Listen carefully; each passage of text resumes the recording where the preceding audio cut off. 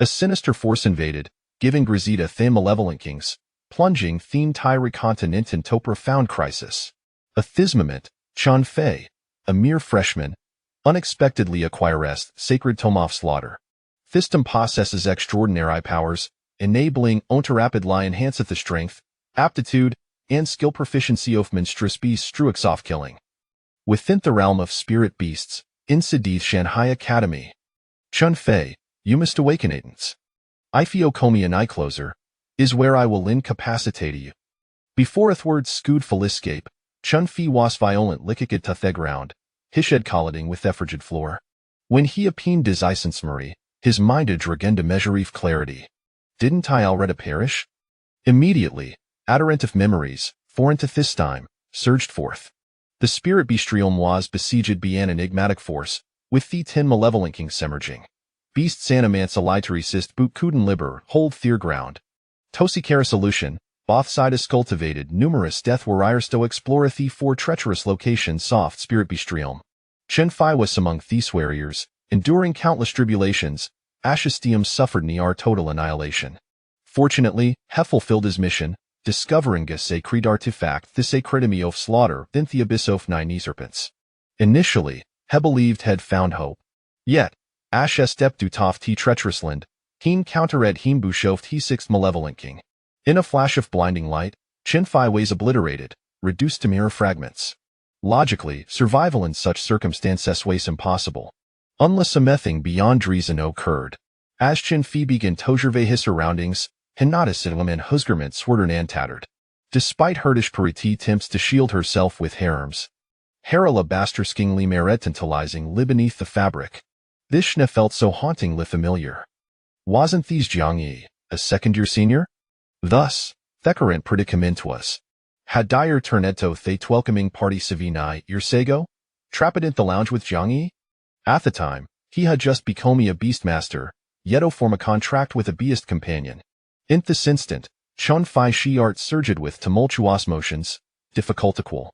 Just as she was reeling in shock, a malevolent desire ignited within him, ironing to approach Jiang Yi resurfacing. Suddenly, it dawned upon Chun Fei that Savinir Sprier, both hinge Jiang Yi had been ensnared beyond aphrodisiac known as floating life, a dream. Jiang Yi isply tad been vinmar tragic, as Sibari binding curseth a trender runnable tawield spiritual power. In thys extraordinarem of beastmasters, then ability to summon a beast companion nor utilize a spirit energy signified peril.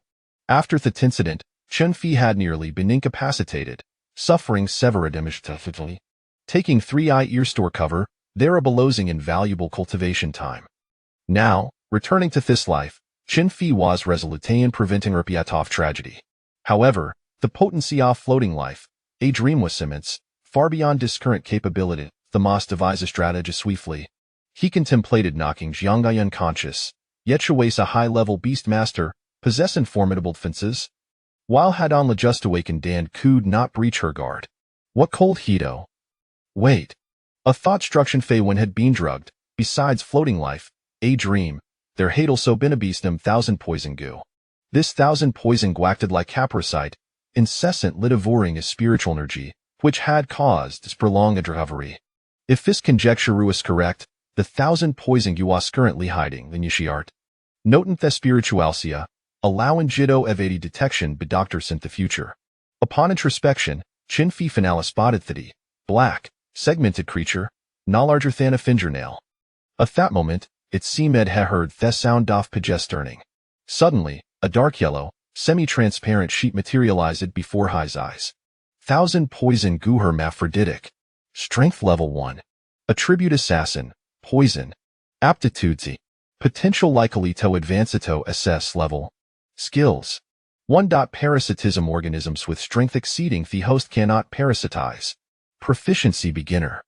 2. Devour can absorb spiritual energy, toxins, etc., converting theme in toit sound strength. Proficiency beginner. Beast companion aptitude levels E, D, C, B, A, S, SS, SSS, celestial beast, divine beast.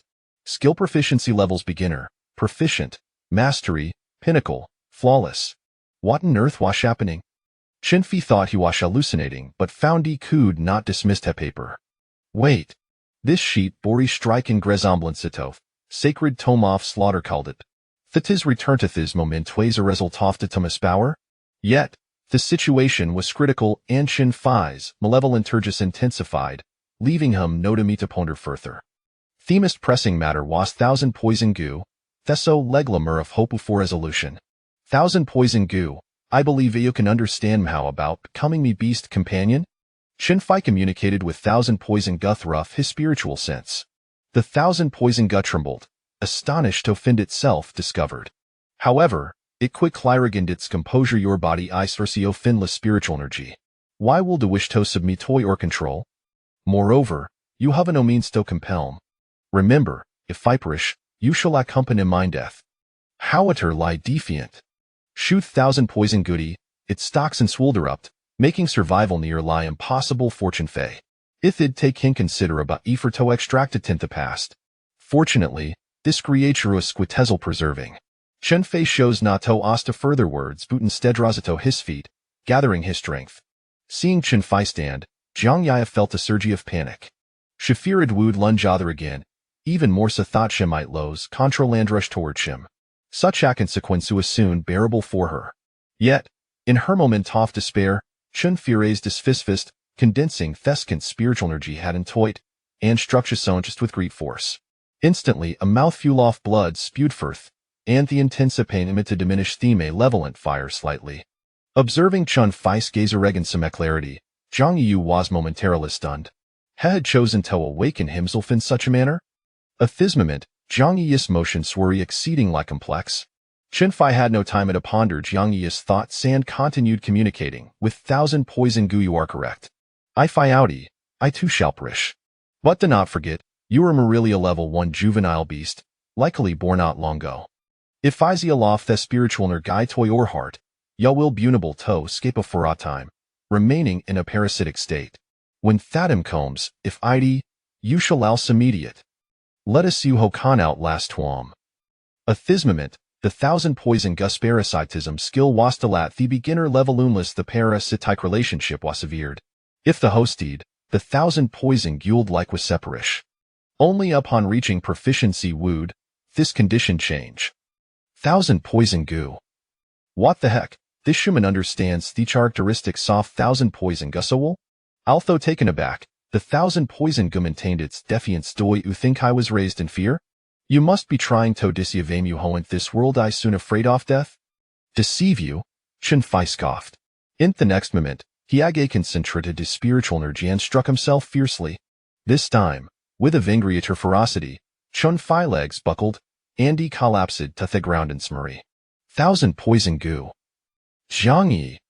Both Theman and the beast simultaneous light hot, this Gaia Strulai ruthless stored Shimzulf. Chapter 2. The contract with the thousand poisons goo. The thousand poisons goo felt a surge of panic. This human was clearly not adhering to the usual conventions. He was truly willing to inflict harm upon himself. As if he had no regard for his own body. Are you seeking death? The voice of the thousand poisons goo trembled noticeably. Life. Ha ha ha. Chen Fei's laughter was utterly maniacal. That frenzied cackle reached the ears of the thousand poisons goo, rendering it momentarily dazed. Something was amiss. Clearly, it was the villain in this scenario, yet it now felt more like the victim.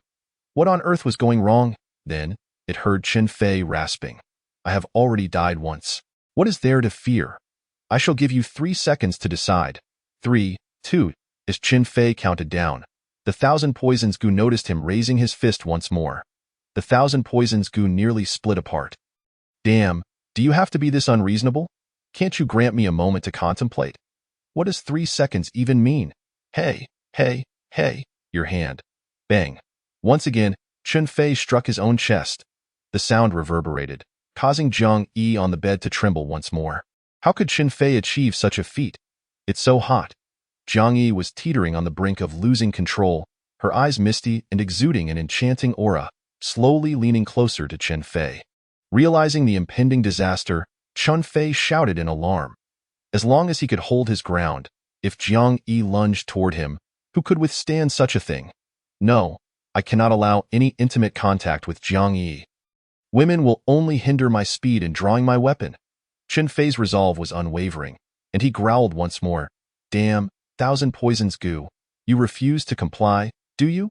With that, he raised his fist again. Panic set in. The Thousand Poisons goo was utterly alarmed. It could distinctly sense Chen Fei's life force dwindling. If this continued, with just 2 more punches, he could send it to its demise. Chen Fei might desire death. But the Thousand Poisons goo certainly did not.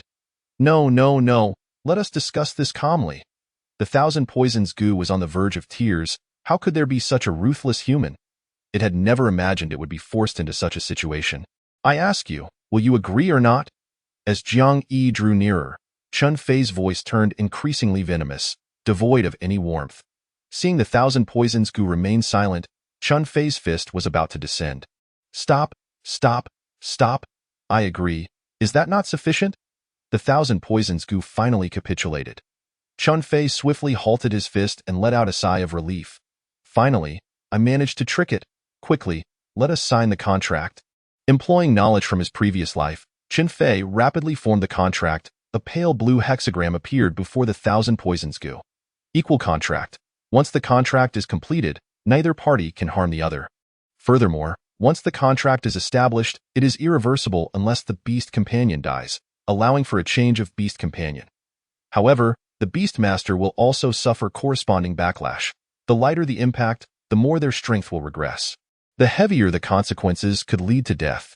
With no retreat left, the contract was established. Gu, ancient, henceforth you shall be known as Xiao Gu. Chen Fei swiftly summoned Xiao Gu from within himself into the Beastmaster space. It was Xiao Gu's first encounter with the Beastmaster space, which contained a pool for beast companions. Upon entering, it could feel the water in the pool possessed healing properties, even incrementally enhancing its cultivation. Albeit at a rather slow pace. However, uncontrollable events unfolded once more.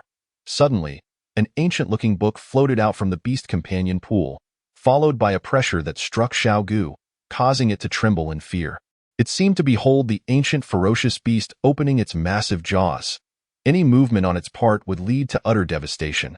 How could this human's beast master space contain such a thing? Xiao Gu went into a frenzy. To make matters worse, the Book of Slaughter had allocated a territory for itself. It was but a mere 9, and Xiao Gu received only a fraction in an instant. Xiao Gu was in tears. This is no way to treat a beast. Chen Fei, too, noticed the commotion within the Beastmaster space. The Book of Slaughter indeed still existed, though it was unclear why it had found its way into the Beastmaster space, which filled him with an indescribable sense of relief. However, the Book of Slaughter was entirely unresponsive, leaving him feeling helpless. Xiao Gu, let us proceed with this for now.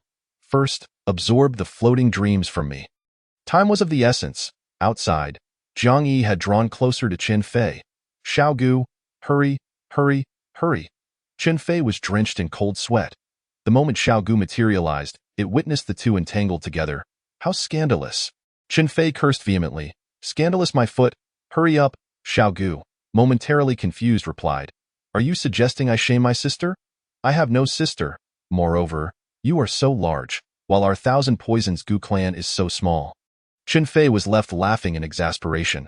How could Xiao Gu's thoughts be so askew? Are you out of your mind? If you do not act soon, I shall let Brother Slaughter deal with you. Upon hearing this, Xiao Gu trembled once more, frightened, and exclaimed, All right, I will work, devour, release.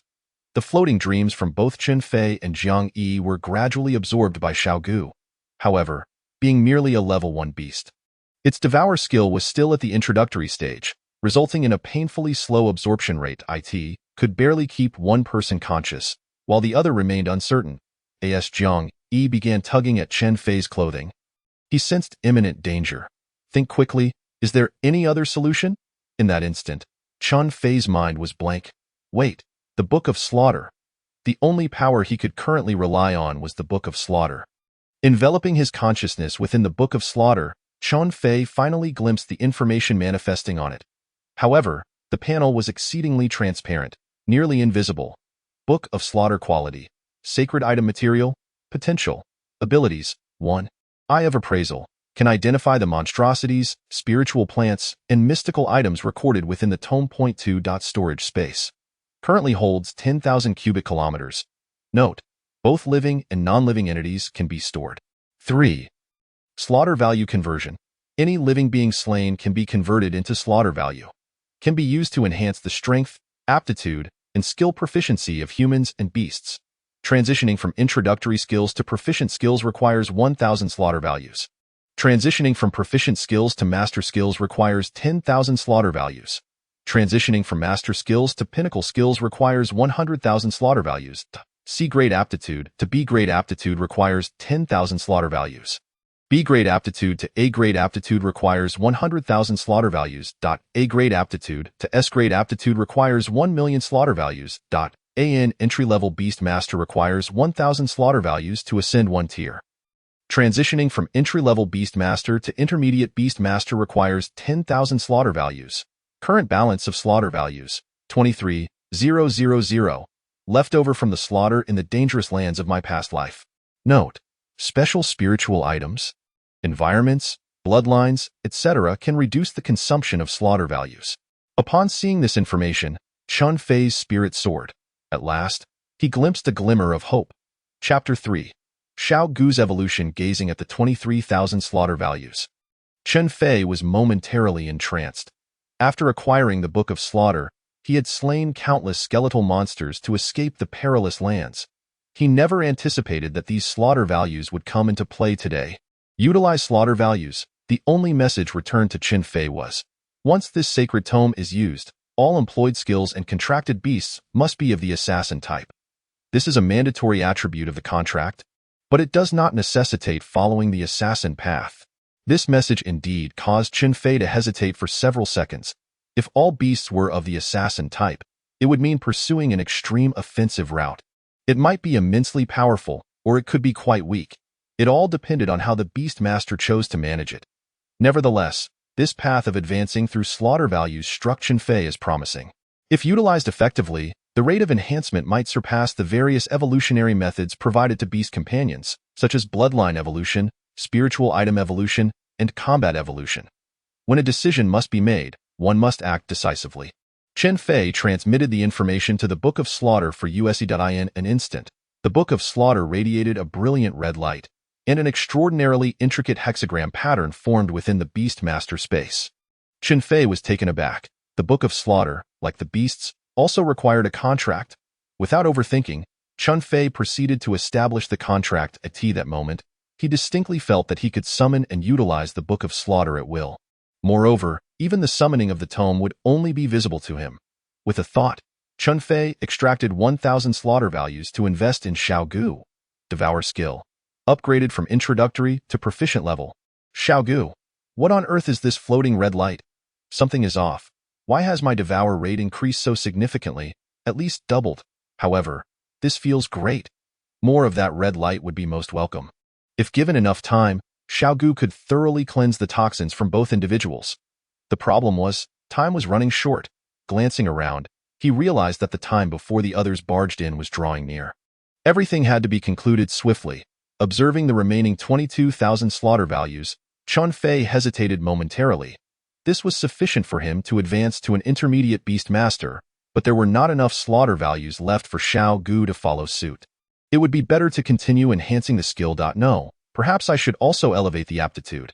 Extracting another 10,000, he invested it in Xiao Gu. Devour skill. Upgraded from proficient to master level. Enhanced skill effects. 1. Significantly increases the efficiency of absorbing spiritual energy and toxins. 2. Can absorb all toxins except for unique ones related to the soul, time, space, and reincarnation. The effects of the master level skill were indeed formidable. This meant that aside from unique toxins, Chun Fei had nothing to fear regarding poison. Time to enhance his aptitude. The Codex of Slaughter began to turn its pages, revealing the section on the 1,000 Poisons Gu, which delineated its evolutionary pathways into 8 distinct categories: poison, devouring, Gu, reproduction, dominance over insectoid species, physical enhancement, speed, and perception. In this evolution, one may only select 5 out of the 8 categories. Due to the complexity of the evolutionary combinations, the results remain uncertain. Selecting 5 from 8, that certainly holds great potential. The hallmark of the 1,000 Poisons Gu lies in its ability to absorb and release toxins. Thus, the retention of poison is imperative. Reproduction could yield an army of 1,000 Poisons Gu, making it a viable choice. The path of devouring, which involves consumption, must also be preserved. At this juncture, the dominance over insectoid species proves of little use to Xiaogu. Given its low power level, however, in later stages, it could be immensely beneficial. If utilized properly, it could summon a formidable insect army. As for the final direction, Chun Fei felt a twinge of hesitation. Xiaogu's perception is not particularly strong, inferior to that of perception-oriented beasts, and thus should be disregarded. Moreover, its speed is lacking. Even with enhancement, it would not improve significantly. Strengthening the physical form is indeed a commendable option, yet the Gu characteristic appears to hold greater promise. Gu can not only lie dormant within living beings, but can also exert control over them, representing a fascinating avenue. The crimson light once again penetrated Xiaogu's form, but this time the sensation was entirely different. Xiaogu felt as though it had undergone a transcendence from flesh to soul. Its diminutive body rapidly expanded, eventually reaching the length of a fingered. Armor-like substances began to sprout from its joints, signifying an enhancement in both vitality and resilience. Most notably, a curved, blade-like horn emerged from its head, emanating a sharp, obsidian light, likely intended to better penetrate the flesh of beasts for the purpose of parasitism.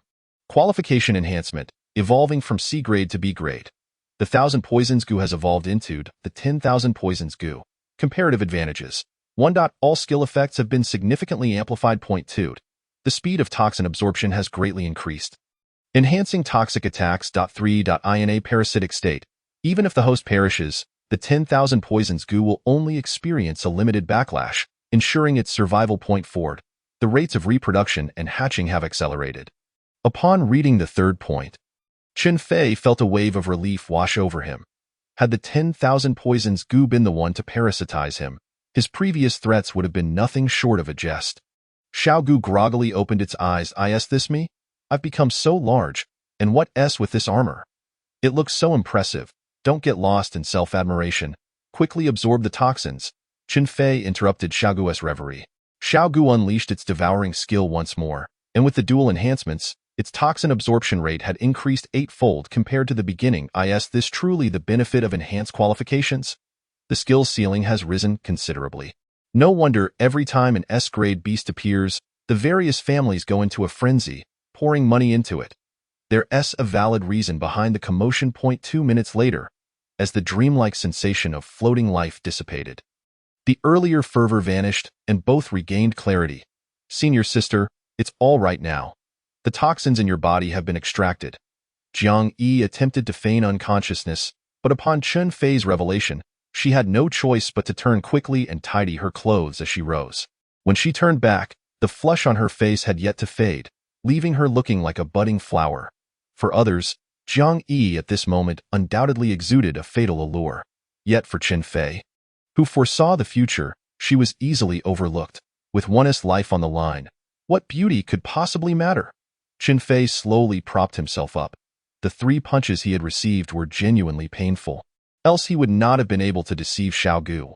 Meanwhile, Jiang Yi felt as though Chun Fei had transformed into a different person.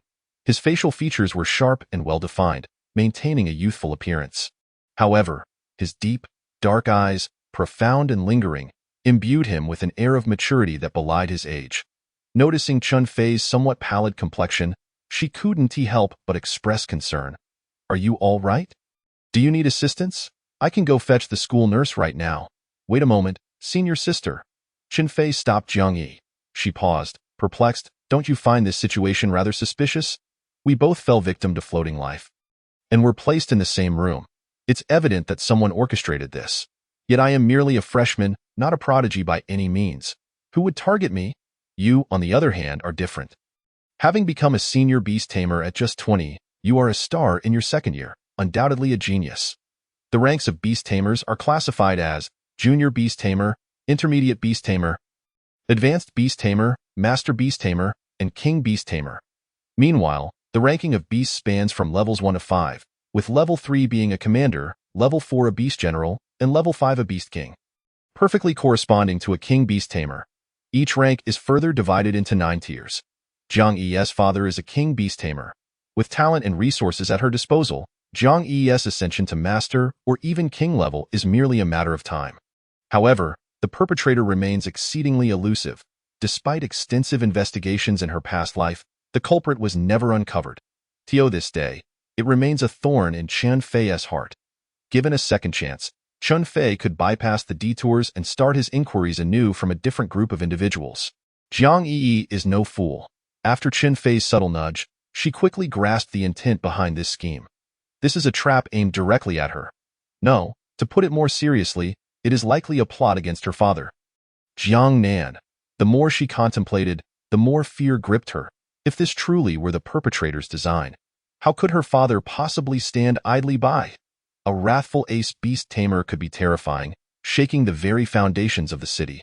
Taking a deep breath, Jiang Yi turned to Chen Fei. So, do you have any suspects? Chapter 4. When cowardice strikes, it strikes deep. Upon realizing Jiang Yi had finally caught up with his line of thought, Chen Fei began to summarize the investigative paths from his previous life. Your competitor is Xia Zhujun from the Xia family. She too is the daughter of a king beast tamer. Although she has faced defeat at your hands multiple times, she possesses her own pride and integrity and is unlikely to resort to such underhanded tactics. Your family has a long-standing feud with the Nailin family. It stands to reason that Nailin Wu might target you. But is he truly cunning enough to orchestrate such a plot? Does he have the time to procure forbidden drugs? In his past life, Chen Fei's investigative targets were Xia Zhujun, while Jiang S were Nailin Wu. Both investigations led to dead ends until the emergence of the 10 great evil kings caused the matter to fade into obscurity. Having experienced the dark times of his previous life, Chen Fei's perspective has broadened. Who says the culprit must be a student? Must they necessarily be an adversary? Could it be a teacher? Or someone inconsequential? As Chen Fei dismissed those two, Jiang Yi appeared even more bewildered. She rubbed her temples in frustration. So what now? Chen Fei remained silent for a while before solemnly uttering, Teacher Song Gong, or Teacher Shuelei. Jiang Yi froze. These two were precisely the teachers responsible for the freshman gala alongside her. They indeed possessed the opportunity and capability to orchestrate a plot, but what would their motive be? Jiang Yi's voice grew heavy and hoarse as she struggled to accept Chen Fei's conjecture. Motive? Heh. Chen Fei chuckled darkly. Does eliminating geniuses count as a motive? You. Jiang Yi was taken aback. How could your thoughts be so dark? Dark? Chen Fei was too weary to respond. He did not wish for it to be so, but he had encountered far darker occurrences in his previous life. Sharing this with Jiang Yi was merely a means to enlist the Jiang family's support in investigating these two. Whether Jiang Yi believed him was of no concern to him.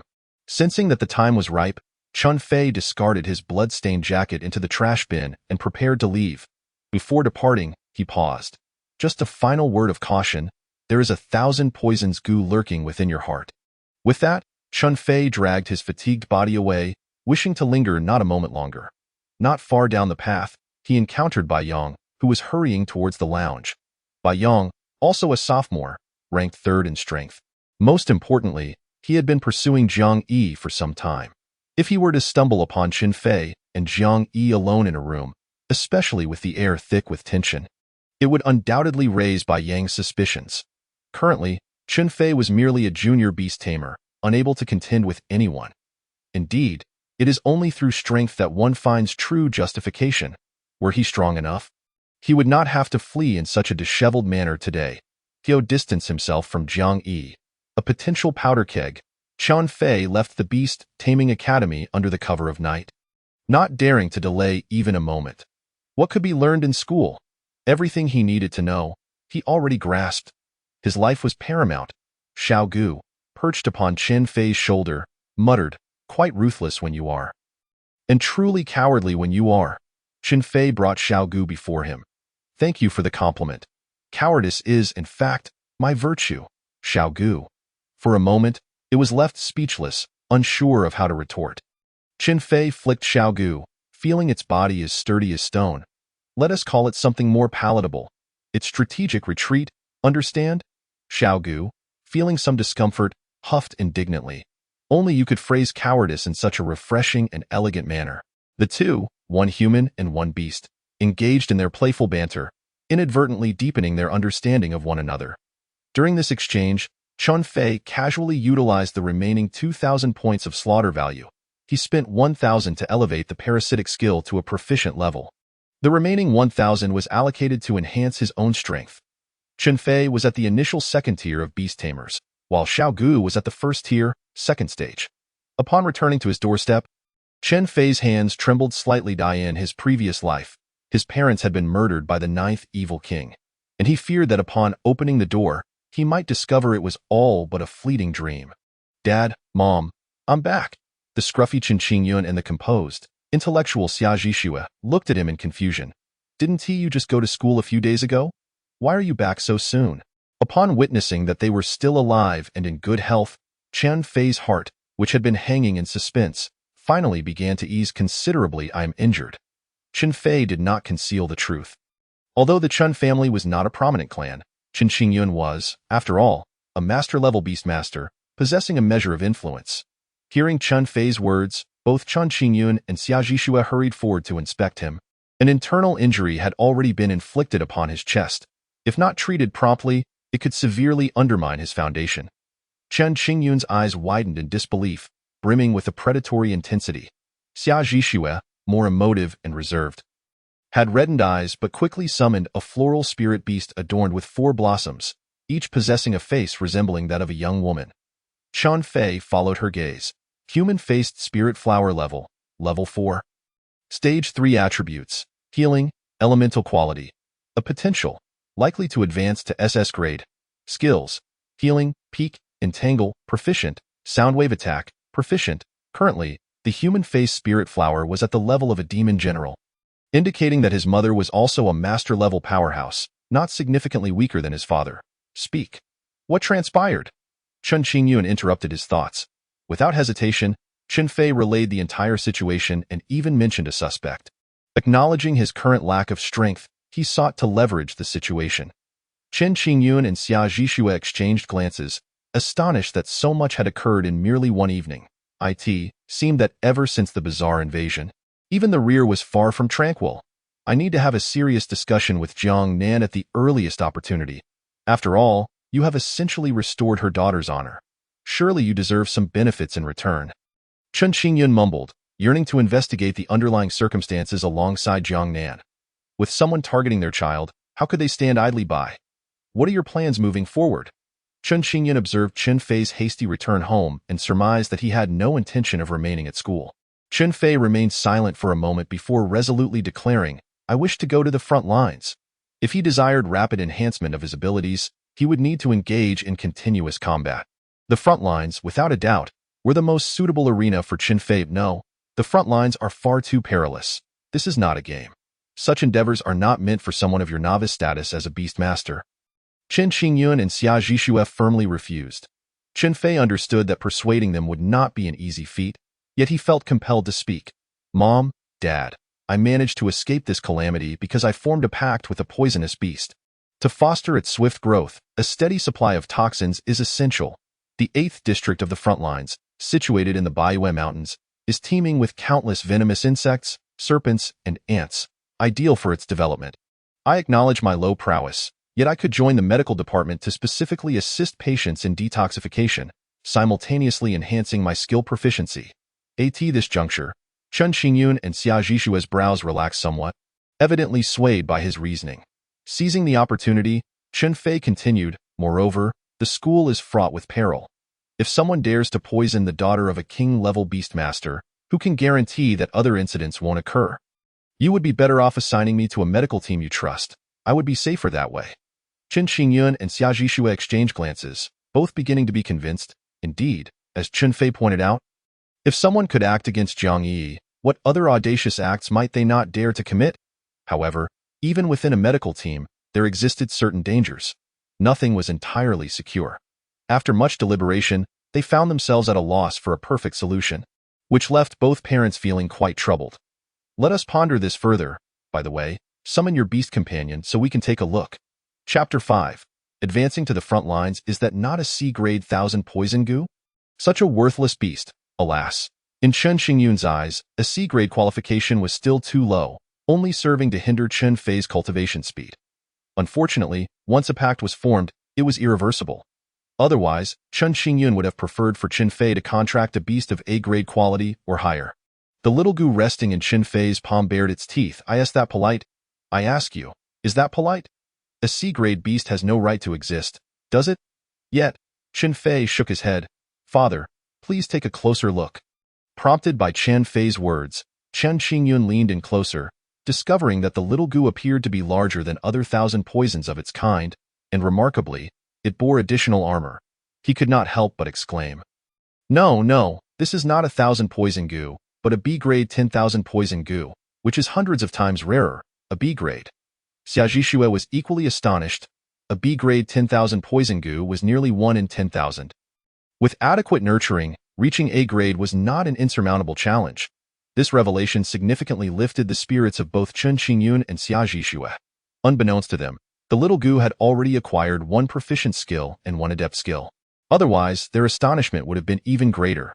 The following day, upon learning that Jiang Yi had spent time alone with Chen Fei, Bai Yang began to take notice of this individual, investigate Chen Fei's background, and ensure he does not get close to Jiang Yi any longer. Numerous followers trailed Bai Yang, drawn by the formidable king-level powerhouse behind him. With a mere command, many would eagerly attend to his bidding.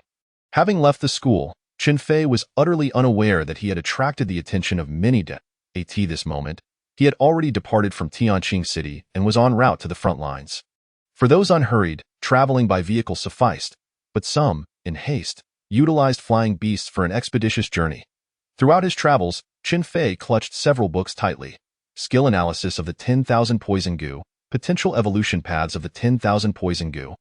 Harnessing the 10,000 poison goo effectively will lead to nightmarish outcomes. The collection of over a dozen volumes on the vehicle revolved around the developmental trajectory of the little goo and the skills it could learn. Among them were several aspects that greatly intrigued Chen Fei, such as the skill, Toxic Kiss. The little goo could utilize its inherent ability to absorb toxins, accumulating them to forge more potent substances. The greater the variety of toxins, the stronger the resultant poison. Subsequently, it could employ various methods of attack such as venomous sprays, toxic mists, and poisonous spines, inflicting either single target or area damage, rendering defenses futile. Poison, in essence, constituted a formidable weapon, favoring stealth, surprise, and lethal assassination. When wielded adeptly, it could rival explosive fire elemental attacks or the frenzied strikes of lightning elemental assaults. Additionally, the little goo had already mastered the skill, Parasitism. Upon advancing to adept level, the little goo could employ egg-laying parasitism. Currently, Ichus allowed it to split into 2 eggs. These eggs would hatch into lower-tier 10,000 poison gusts to parasitize enemies, thereby sparing the little goo from unnecessary risks. The energy and toxins absorbed would then partially be relayed back to the mother goo. The higher the skill proficiency, the stronger the parasitic offspring, with a greater quantity of eggs produced. Moreover, the mother goo could impart its acquired insights to its progeny, enhancing their skill proficiency. Once sufficient power was amassed, it would lead to an army of 10,000 poison gusts. Just the thought of it was exhilarating. There was also the skill, Devour.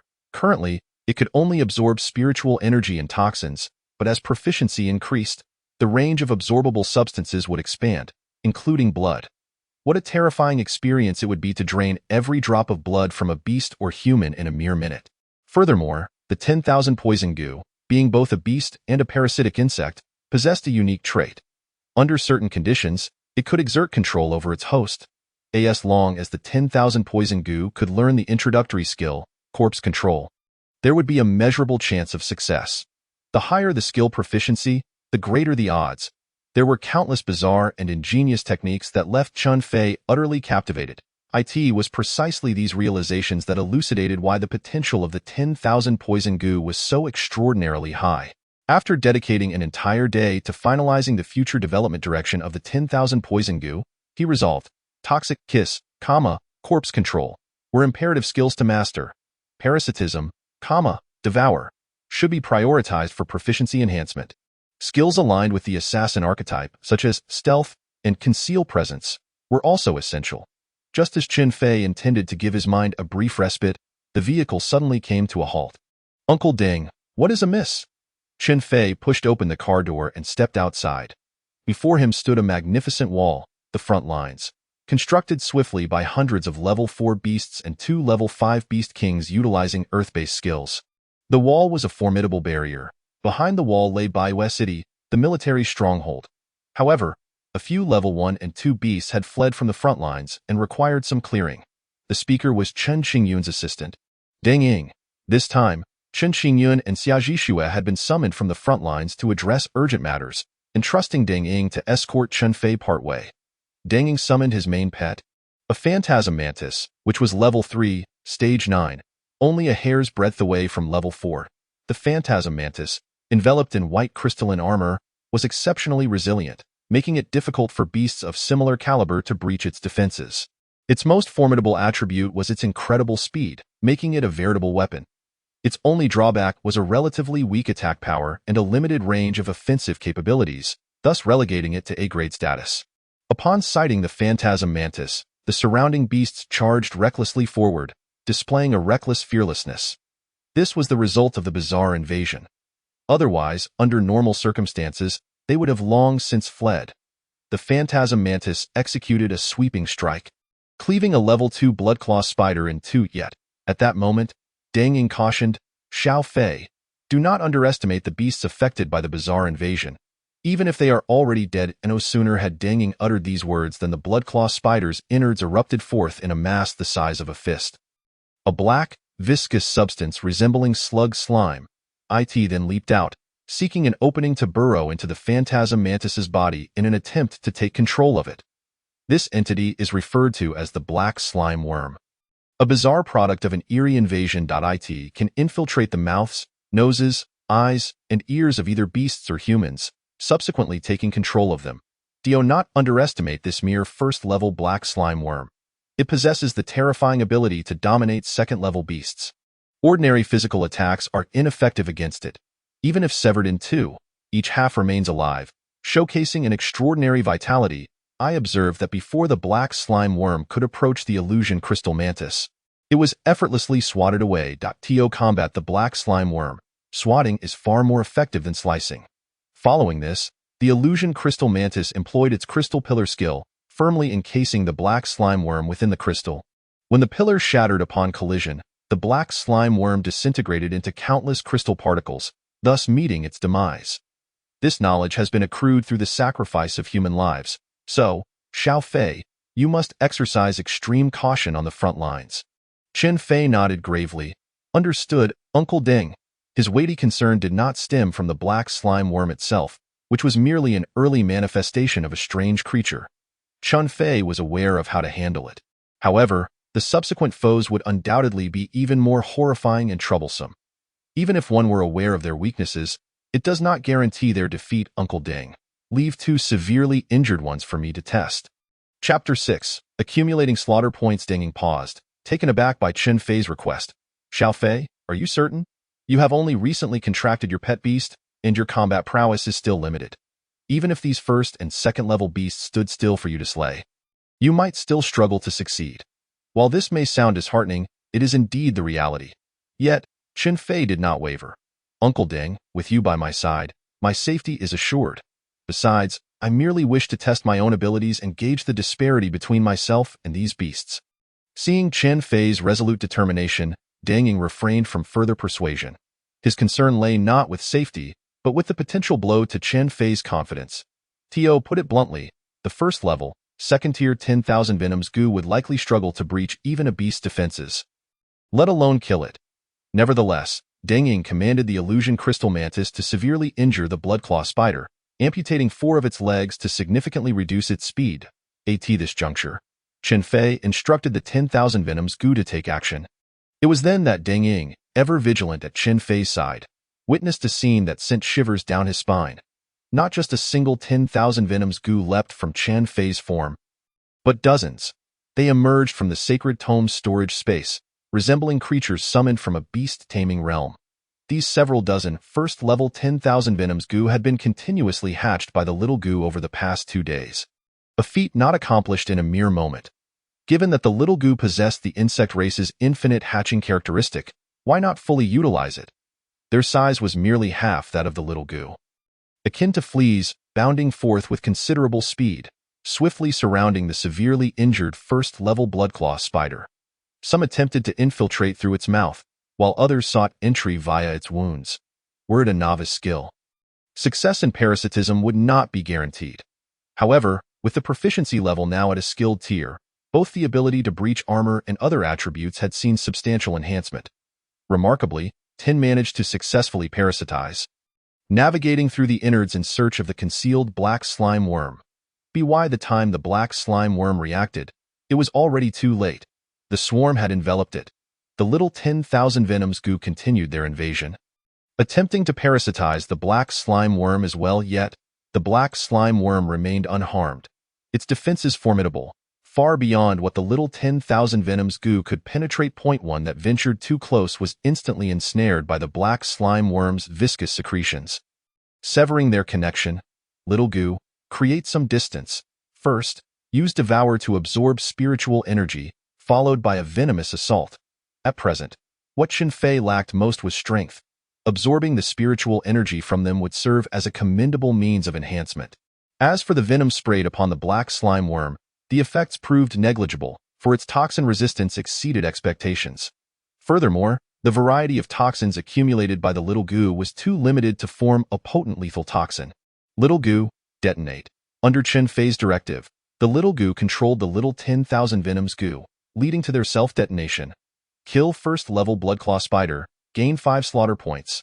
Kill first-level Black Slime Worm, gain 5 slaughter points. Chen Fei. Wow, just 5 points. In that moment, Chen Fei realized that acquiring slaughter points was far more challenging than anticipated. Had it not been for his prior existence as a second-tier master, how could he have amassed 23,000 slaughter points in just half a day since obtaining the slaughter scripture? It appears that future slaughter points must be allocated with greater prudence.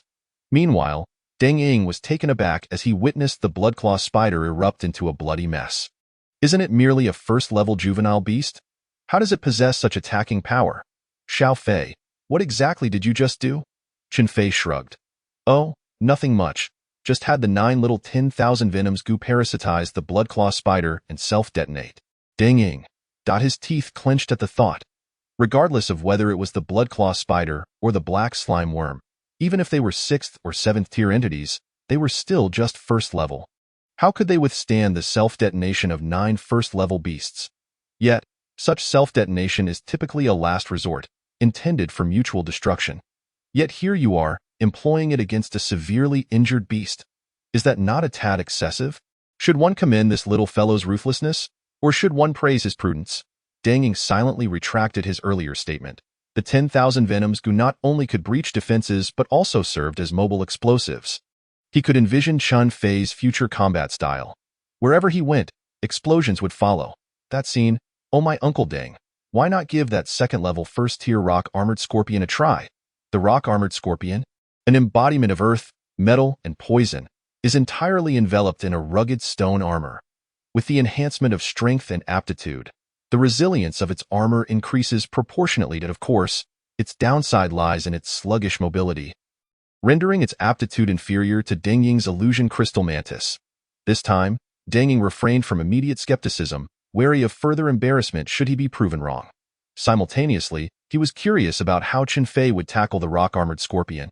Immobilized by the crystal pillar, Chen Fei swiftly commanded, "Little goo, attack the sides of the rock-armored scorpion." The sides, where the armor is particularly weak, represent its vulnerability. Yet, even at its most feeble, it is not something the little 10,000 venoms goo can simply touch. Thus, another self-detonation commenced. 5 little 10,000 venoms goo formed a circle, then detonated closely against the side, creating a minuscule breach. For the little 10,000 venoms goo, this small opening was more than sufficient. A swarm of 10,000 venoms goo surged forth once more. Employing the same tactic, Deng Ying observed this scene with an expression that said, as expected. This combat style was rather unscrupulous, was it not? Soon, the little goo relayed information. Chen Fei, the black slime worm inside is first level 9th tier, not yet second level. Call it master? I refuse. Chen Fei felt a headache coming on. While others beasts called them master, why was this little goo so rebellious? Control the number of self-detonations. Do not kill the black slime worm outright. The little goo commanded the remaining 10,000 venoms goo to retreat, leaving only 6 after another self-detonation. The black slime worm remained alive but severely injured. The external armor of the rock-armored scorpion remained unscathed, demonstrating its formidable hardness. However, despite the exterior's resilience, the internal organs were shattered, teetering on the brink of death. Little Goo, parasitize the black slime worm. Then execute corpse control. The proficiency in corpse control was not high, barely reaching the novice level, and still in the exploratory phase. The first attempt quickly ended in failure, and no worries, Little Goo. We still have ample spiritual energy left from the previous devour. If it doesn't work, we can continue once the energy is sufficient. After numerous attempts, success finally came on the 24th try, marking a significant moment in Chun Fei's experiment. He sought to determine whether the black slime worm, a product of eerie invasion, could be controlled. Now it appeared feasible. Kill second-level first-tier rock-armored scorpion. Gain 20 slaughter points. Only 20 slaughter points for a second-level first-tier beast. To elevate the parasitism skill to mastery, one would require 10,000 slaughter points, equivalent to slaying 500 second-level beasts. The Little Goo managed to defeat the rock-armored scorpion due to Deng Ying's assistance. Otherwise, it would likely have met its own demise. A long road lies ahead. Deng Ying stared in astonishment at the Little Goo in Chun Fei's hand. Did he truly accomplish that? Even with his help, it was genuinely a first-level defeating a second-level. Were another first-level beast to face the rock-armored scorpion, it would be utterly powerless. In that moment, Deng Ying grasped the true terror of the Little Goo. After clearing the battlefield, Deng Ying led Chun Fei to report to the medical team. However, unbeknownst to Deng Ying, a black slime worm was rapidly making its way toward the mist in a corner. Chapter 7. Medical Team Number 49. Deng Ying did not take Chun Fei directly to the medical department. Instead, he brought him up to the city wall, pointing toward the dense, gray, mist-filled forest ahead. Beyond this point lies the Baiyue mountain range. 5 years ago, the western part of the continent began to be shrouded in mist, leading to the demise of many humans. Some perished, while others fled. The mist has since spread unchecked, with no one able to halt its advance, not even the mightiest of kings who ventured to investigate, returning gravely injured. Fortunately, after a certain extent, the mist ceased its advance, yet it gave rise to numerous peculiar and eerie life forms, frequently triggering beast tides. Along the mist's periphery, humans established 12 battle zones, with the Baiyue mountain range being the 8th. Therefore, Xiao Fei, do not be too curious about what lies within the mist. Particularly before you have matured, do not step even a foot inside. This much? Even without Deng Ying's admonition, Chun Fei comprehended. The dangers lurking within the mist were perhaps better known to Deng Ying than to Chun Fei. This is the medical team. I will have them assist you with the necessary paperwork.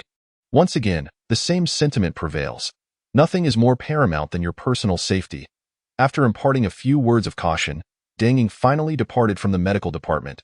You must be Chun Fei? Before Chun Fei sat a woman of exquisite features and an aura of cold elegance. The black-framed glasses perched upon her nose enhanced her sophistication and maturity. In his previous life, Chun Fei had encountered this individual. Known as Chang Jingjing, the head of the medical department, a master-level beast tamer yet still under 30 years of age. Reporting to you, sir, I am Chun Fei. The commanding presence, posture, and manner of speech exhibited by Chun Fei did not resemble that of a mere newcomer to the military, prompting Chang Jingjing to regard him with newfound respect. Initially assuming he was yet another military second generation forced in by his parents, it now seemed that his demeanor was quite acceptable, at the very least superior to those frivolous individuals. After his recovery, Chun Fei had also entered the military, well versed in the ways of soldiers. Now, tell me, what abilities do your beasts possess? I need this information to determine your assignment. Since Deng Ying had already provided instructions, Chang Jingjing was disinclined to inquire further why beast can absorb various toxins. Chang Jingjing's interest was piqued.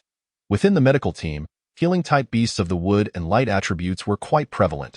Wounds of significant severity, such as severed limbs, were manageable. However, here in the Baiyue mountain range, a haven for all manner of toxic beasts, poisoned beasts and soldiers were all too common. Some toxins could not be resolved by wood or light attributes, which could be quite troublesome. Baiyue City boasted 50 medical teams, each comprising 20 members, yet only 48 toxin specialists were present, underscoring their rarity. After all, toxins were typically associated with causing harm rather than healing. With Chun Fei's arrival, a position could be filled.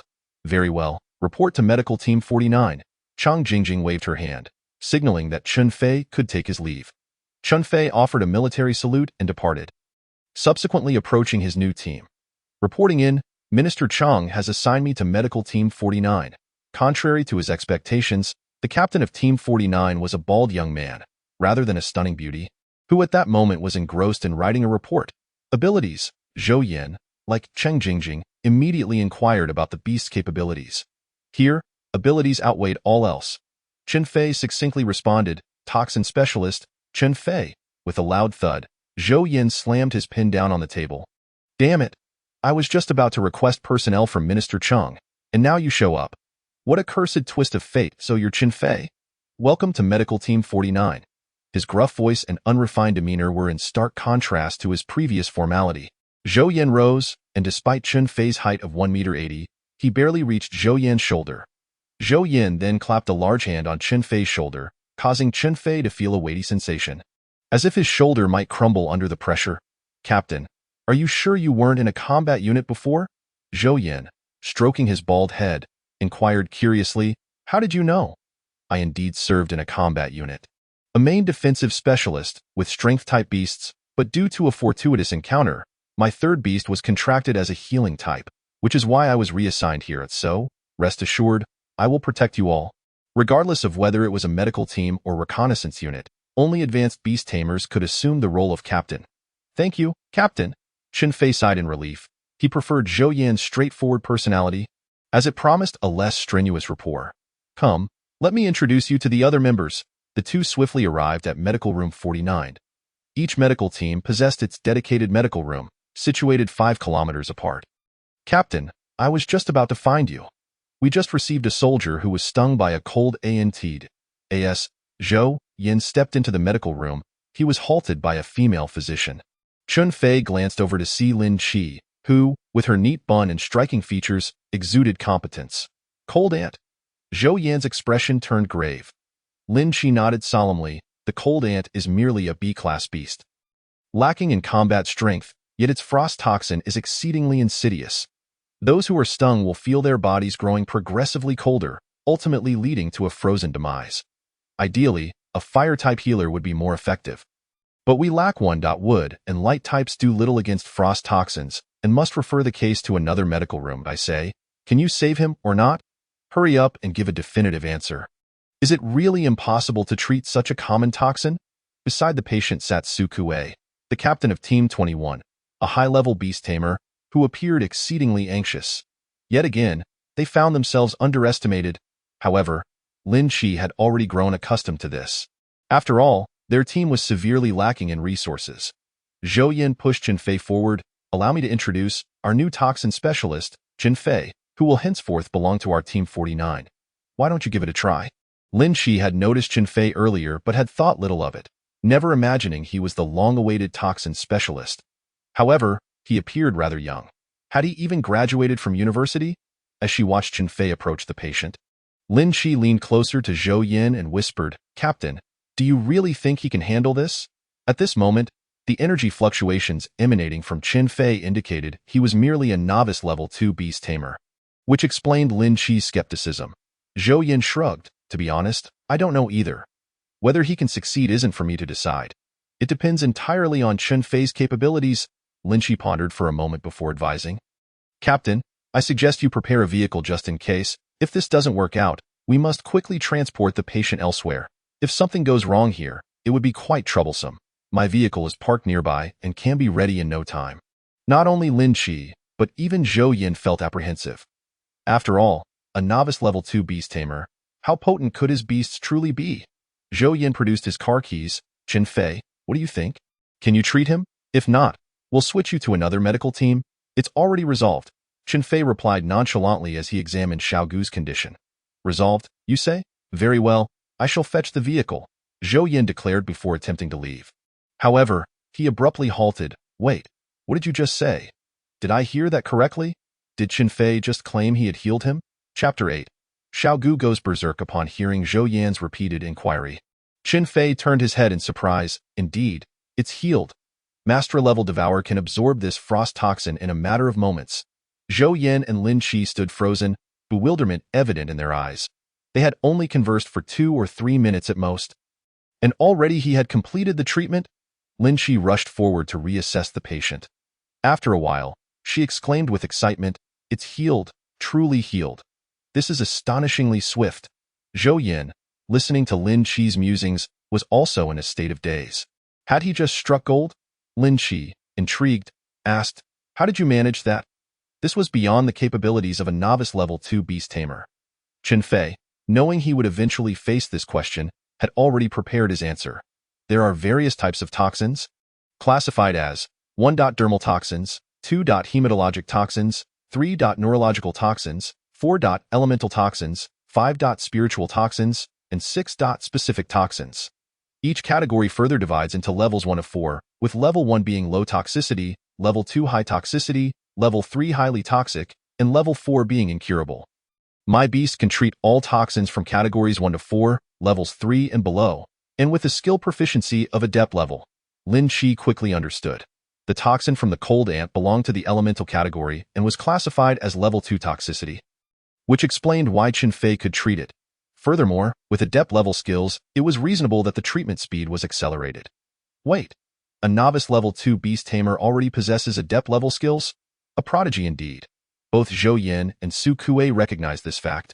Typically, a beast tamer would need to reach at least level 2 to learn adept level skills, but prodigies often defy such norms. Chen Fei smiled, choosing not to elaborate. After all, he couldn't divulge that Xiaogu already possessed master-level Devour, for that revelation would incite more shock than awe. Impressive, Chen Fei! Zhou Yin exclaimed, his spirits lifted. With such a formidable toxin specialist on their team, they would no longer need to constantly refer patients elsewhere. It was high time for Team 49 to make a name for itself.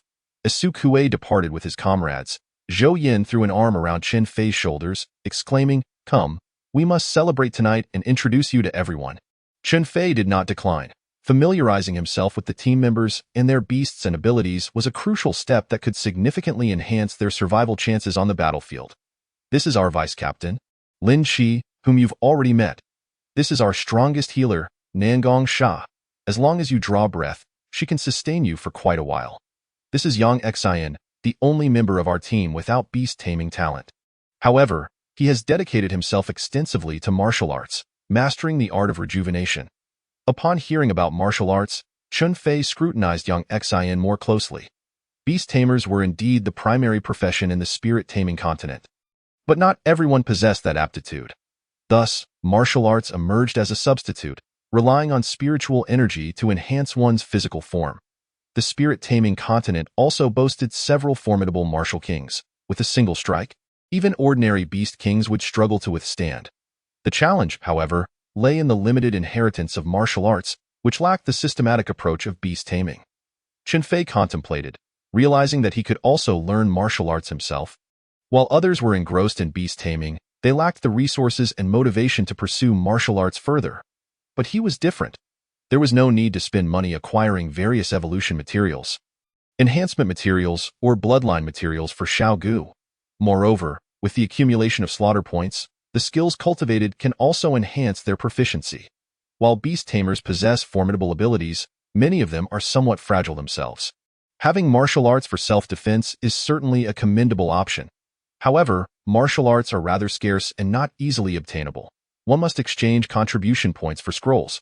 These contribution points, naturally, are earned by making certain contributions at the front lines, such as fending off beast tides, capturing live specimens of bizarre creatures for military research, or delving into the misty regions to scout for any unusual movements of demonic beasts.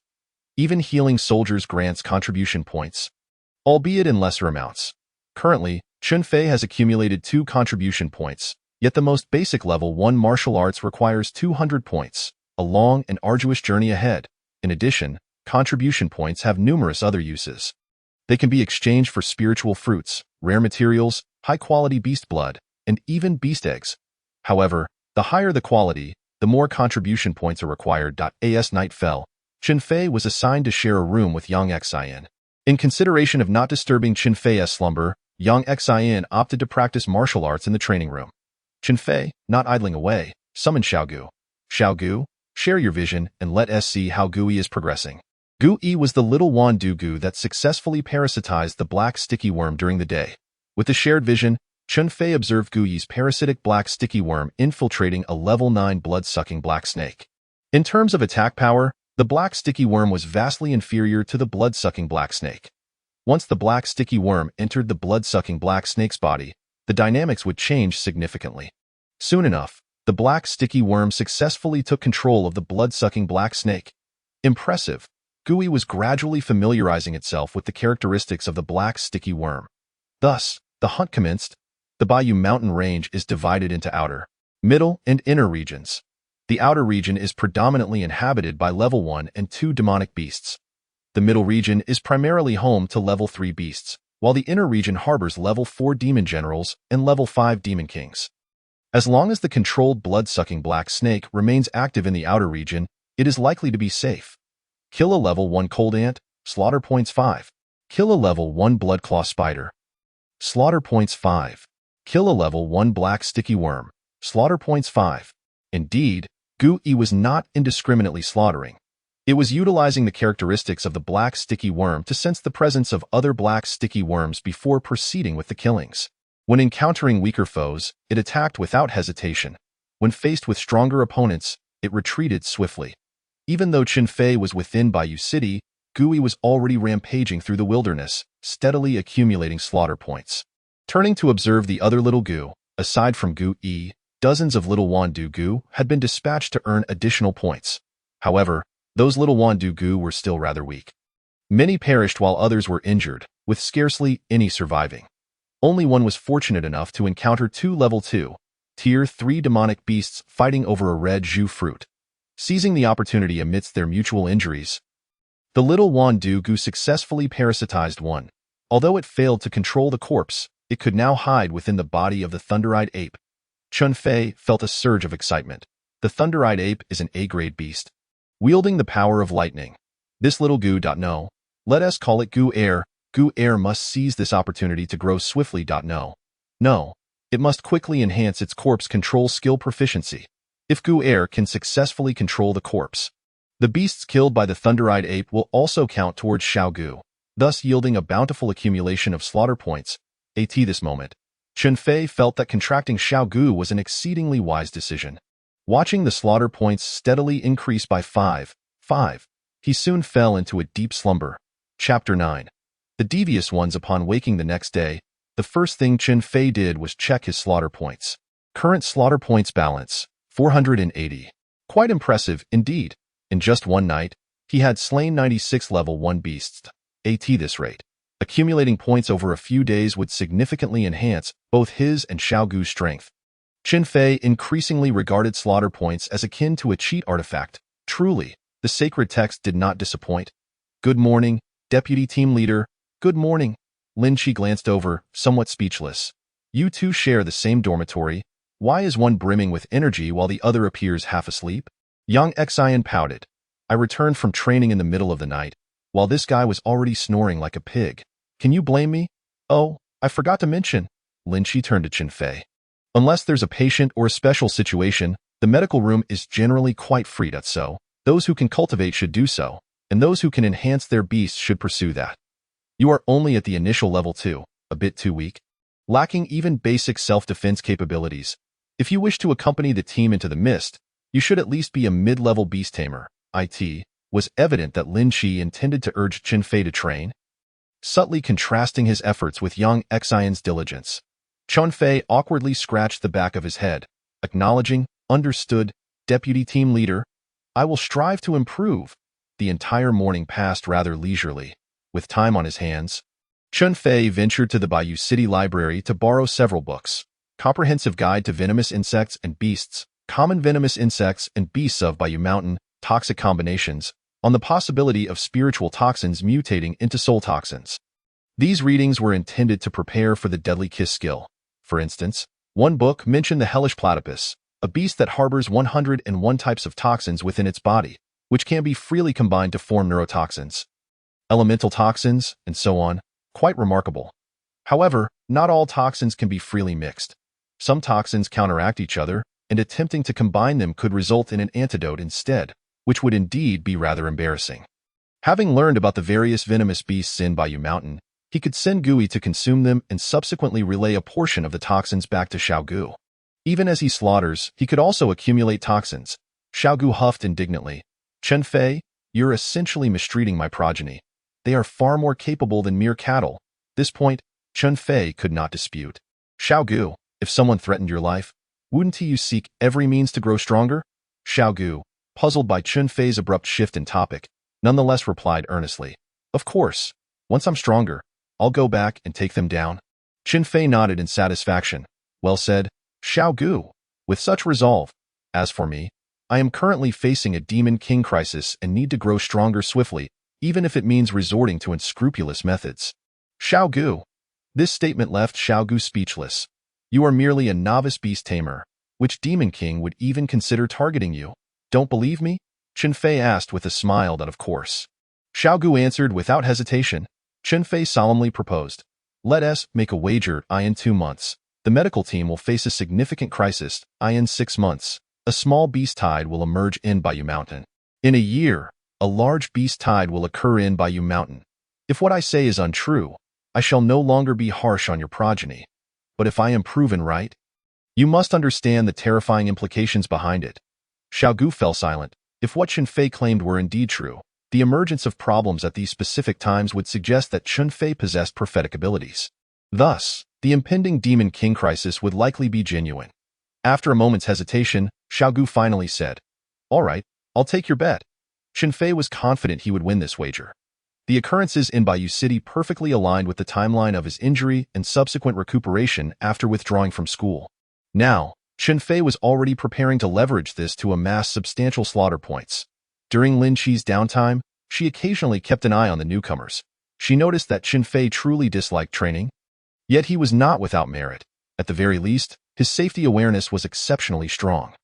The books he borrowed seemed quite essential, and she believed not only Chen Fei but all other team members should peruse them.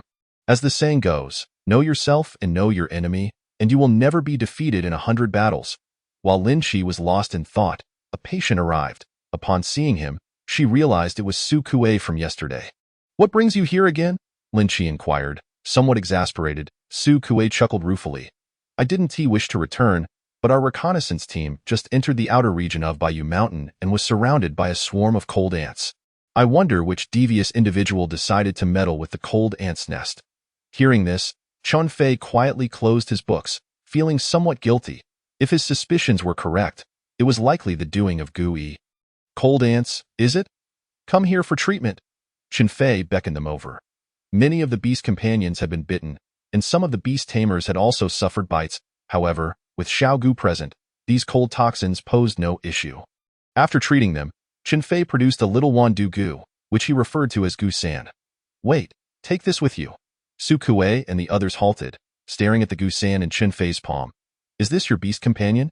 Chen Fei nodded. It's a descendant of my beast companion. Bringing it along should mitigate the effects of ordinary toxins for you. Su Kuei's eyes brightened instantly. As scouts, they ventured into the mountains daily, even if only the outskirts, and the likelihood of encountering venomous insects and beasts was still quite high. Having such a little creature capable of antidoting toxins at all times would greatly enhance their safety. Thank you. I previously mentioned that your medical team was ineffective, but I was mistaken. Your medical team is truly remarkable. Su Kuei gave Chen Fei a thumbs up. I haven't finished speaking. I have conditions. Chen Fei's words caused Su Kuei's smile to gradually fade. Indeed, there is no such thing as a free lunch in this world. What are your conditions? If we can accommodate them, we'll consider it. Su Kuei reluctantly returned Gu-san. Chen Fei waved his hand helplessly, urging them not to feel such immense psychological pressure. This is a list of toxic plants and flowers I compiled, complete with physical characteristics and images. If you happen to encounter these plants during your reconnaissance missions in the future, simply let Gu-san take a few bites. It will save time, of course. If you can bring some back, that would be even better. Chen Fei held great admiration for these scouts who often ventured into the mist. Their survival until now was truly remarkable, and any assistance he could provide would be a boon for them. As for his request, it would likely be a mere afterthought for them, and he was certain they would not refuse. Indeed, after hearing this, Su Kuei thought he had misheard. Just like that, Chen Fei found their reaction somewhat strange. Yes? Otherwise, what do you expect? Su Kuei and the other scouts exchanged glances, seeing relief in each other's eyes. Tio, be honest, your request hardly qualifies as a request. For us, it's simply a matter of convenience. Rest assured, we will take care of it. Lin Chi and Yang Xian felt much more at ease. At least from their current observations, Chun Fei's character seemed entirely trustworthy, even somewhat noble. Tio them, Gu San was no different from a detox potion given freely to Su Kuei. Watching Su Kuei and the others depart, Chun Fei rubbed his chin in contemplation. In this way, Gu San remains relatively safe with Su Kuei and the others, while also accumulating toxins, an excellent path for growth. But what should be the next step? Chapter 10. Sanyi. Half a month later, with the accumulation of slaughter points, Chun Fei had elevated his strength to the initial level of a Tier 7 Beast Master. While Xiaogu had reached Tier 7, Level 1. Notably, Chun Fei did not invest any slaughter points into Xiaogu. Xiaogu's advancement was entirely dependent on the kills made by Gu Yi and the energy devoured from the Thunder Eye Ape by Gu Air. Had it not been for the limitation that a beast's strength could not surpass that of its beast master, Xiaogu's growth rate might have been even swifter. Current balance of slaughter points, 2045. Over the past half-month, both the Toxic Kiss and Corpse Control skills had reached the beginner level. Chun Fei decided to use the final 2,000 slaughter points to enhance the proficiency of these two skills. Toxic Kiss, upgraded from beginner to proficient. The number of toxins released increases from 3 to 5, significantly enhancing the lethality of the toxins. Corpse Control, upgraded from beginner to proficient. The success rate for controlling beings weaker than oneself is 70. For beings stronger by up to 3 tiers, the success rate is 20. For beings exceeding 5 tiers, the success rate is extremely low. The Thunder Eye Ape, at Tier 2, Level 3, might soon be successfully controlled once Gu Air's strength reached Tier 1. Level 9. Additionally, Chun Fei was particularly excited about the blood-sucking black snake controlled by Gu Yi, which had accumulated peak experience through many days of slaughter. A breakthrough was imminent. The Tier 2, Level 1 blood-sucking black snake could now target many more foes. And occasionally slaying a few Tier 2 beasts would yield considerable slaughter points. Xiaogu released this batch of little Xiaogu. A group of Tier 5 and Tier 6 Wan Poison Gu had gained a measure of self-protection in the periphery of the Baiyue mountain range. At that time, whether through parasitism or corpse control, as long as their safety was assured, it would lead to a steady influx of slaughter points. Baiyue mountain range. Su Kuei was leading his team swiftly through the outskirts. Captain, there's a ghostly ice fruit ahead, which can enhance the success rate of ice-type beasts. Su Kuei raised his fist, signaling everyone to halt. Does anyone need it? Everyone shook their heads, indicating they did not. Then let us bring it back for contribution points. Be cautious. Spiritual plants usually have guardian beasts. Just as Su Kuei finished speaking, a team member was bitten and collapsed instantly. Captain, it's a Tier 2, Level 5 ghostly ice centipede. After landing a hit, the ghostly ice centipede burrowed back underground, poised for another ambush. Su Kuei quickly signaled everyone to retreat. The toxicity of the ghostly ice centipede surpassed that of the chill ant, and saving Xiaoyu was urgent. Please, Sanyi. Gu San, who had been peacefully slumbering, was suddenly pulled from the specialized beast box. Sanyi, please lend a hand and save Xiaoyu. At that moment, Gu San had become the invaluable medic of Team 21. Having rescued them countless times and earning their respectful title of San Ida, Gu San jumped forward and bit into the palm of Xiaoyu's hand, then began to devour the toxin. 2 minutes later, the toxin was almost entirely expelled. Both Su Kuei and the other members were astonished. This Sanyi is quite remarkable. He can even neutralize the poison of a Tier 2 beast. From now on, we can roam freely around the periphery of Baiyue mountain range. I can't shake the feeling that Sanye's skills exceed mere proficiency. You mean to say that a Level 1 beast possesses master-level skills? That seems rather unrealistic, unheard of. Since Gu San is not afraid of the ghostly ice centipede's toxin, the ghostly ice fruit is undoubtedly within reach. That day, Team 21 returned with bountiful spoils, their backpacks filled to the brim. This left other teams in disbelief and envy. The captain of Team 25, Wang Ji, who had a good relationship with Su Kuei, approached. I say, Lao Su, has your team recently hit the jackpot or something? You always return with such full loads. And weren't you all frequently running to the medical room just a few days ago? It's been over half a month, and I haven't seen you get injured. Su Kuei and his teammates chuckled, indeed feeling fortunate. He beckoned Wang Ji closer. Lao Wang, I'll only share this with you, so don't let it slip out. A little genius has arrived at the 49th medical room. His beast is extraordinary. If you can get your hands on a Sanyi, it can neutralize all common toxins. Wang Ji glanced at Su Kuei's teammates, all displaying expressions that confirmed Su Kuei's words. Well then, I'll go take a look. But what exactly is this Sanyi? Oh, it's this. Su Kuei held Gu San in his palm. Upon seeing it was merely a level 1, tier 6 Wan poison Gu, Wang Ji felt skeptical about its capabilities. Noticing Wang Ji's dubious expression, Su Kuei was not surprised. He had initially felt the same. Lao Wang, I'm only telling you this because we're on good terms. Don T underestimates Sanyi. He can neutralize even the poison of a tier 2, level 5 ghostly ice centipede. Can you believe that? Really? This time, Wang Ji was taken aback. Su Kuei countered. Do I have any reason to deceive you? All right, I'll make a trip there. No, I'll go right now. Wang Ji, being a man of action, swiftly made his way to the 49th medical room. Hello, may I ask who the healer Chen Fei is? The receptionist, Yang Xin, paused for a moment before pointing to Chen Fei, buried in a pile of books. Hello, Chen Fei. I'm Wang Ji, captain of Team 25. I'm here to request a Sanyi. Chen Fei closed his book, looking bemusedly at Wang Ji. What on earth is Sanyi? Wang Ji gestured. Just a little Wan poison Gu. Only then did Chen Fei understand. You mean Gu San? Yes, yes. Su Kuei must have sent you, right? Chen Fei inquired again. Wang Ji nodded affirmatively. Chen Fei leaned back in his chair, rubbing his chin. Lending out a beast is not a major issue, but what do I gain from it? With Su Kuei's assistance, Gu San had already organized most of the surrounding toxic plants, rendering any redundant tasks unnecessary. After pondering, Chen Fei stood up. Team leader Wang, I can lend you a little Wan poison Gu. But Wang Ji sensed the forthcoming conditions. Speak. Chen Fei was no longer polite.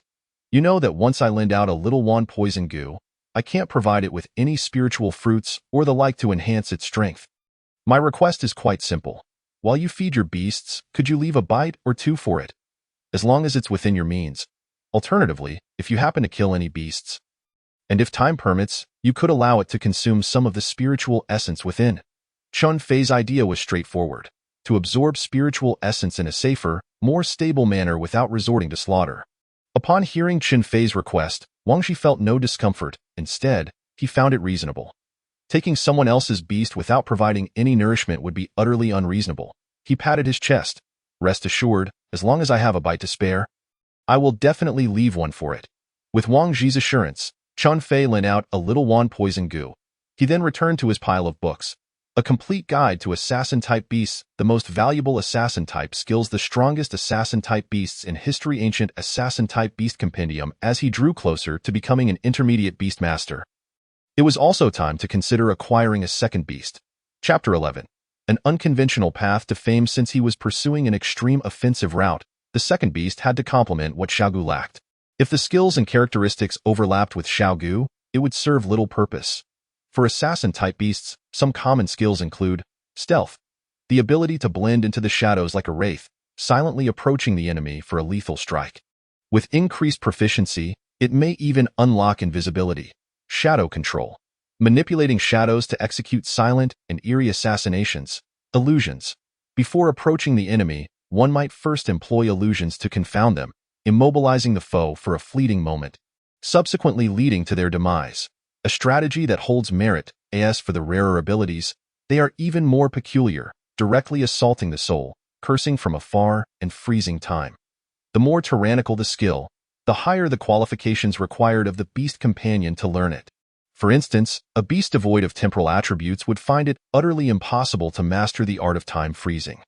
Conversely, those possessing such attributes are, at the very least, of SS rank or higher.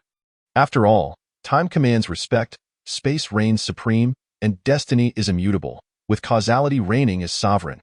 However, the variety of beasts is bewildering, and finding one that is both suitable and resonates with one's essence is no trivial task. One must proceed step by step. By the time midnight arrived, Chen Fei felt a twinge of discomfort in his back and decided to retire to his quarters. Lying on his bed, he instinctively summoned the sacred codex of slaughter. Current slaughter value balance, 1025. This revelation jolted Chen Fei upright. If he had miscalculated, his slaughter value would have dwindled to a mere 45 points. Yet, astonishingly, after just one day, This value had surged by 980. Such a rate is rather terrifying. Upon investigating the sources of his slaughter value, he discovered that Gui had contributed over 400, while the newly dispatched Xiao Wan poison bugs accounted for less than 200. The remaining 300-plus points astonishingly stemmed from the Lei Tong Yuan.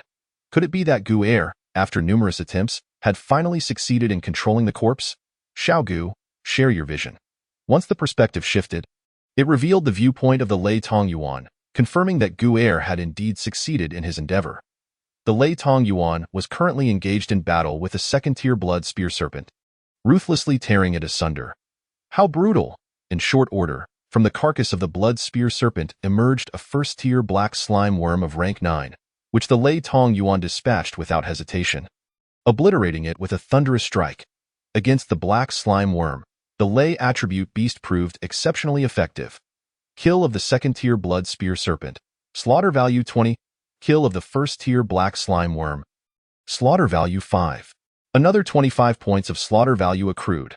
The Lei Tong Yuan was indeed formidable. Without further ado, Chun Fei extracted 1,000 points of slaughter value to bolster his strength. As a novice beastmaster of rank 8. He was merely 11,000 points away from attaining the rank of intermediate beastmaster. Tonight, he could enjoy a restful slumber. Old Wang, from where did you procure this Wan poison bug? It is exceedingly effective. The 60th Reconnaissance Team encountered a misfortune while on a mission, becoming ensnared in the thick fog. The most terrifying adversaries are not always venomous insects or serpents, but sometimes plants. The 60th Team encountered a botanical entity known as the Nine Illusion Flower.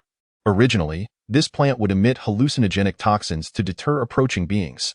Yet, following the incursion of the fog, the Nine Illusion Flower transformed. The mist it exhaled not only induced hallucinations but also possessed corrosive properties. One soldier, tragically ensnared, was reduced to a mere puddle of blood. The members of the 60th Reconnaissance Team dared not approach, yet found themselves unable to escape, remaining trapped for an entire day. Fortunately, they encountered the patrolling Wang Ji. Upon witnessing the situation, Wang Ji immediately summoned the fourth master. Chun Fei had named it Gu Si, yet Wang Ji, like Su Kuei, referred to it as master.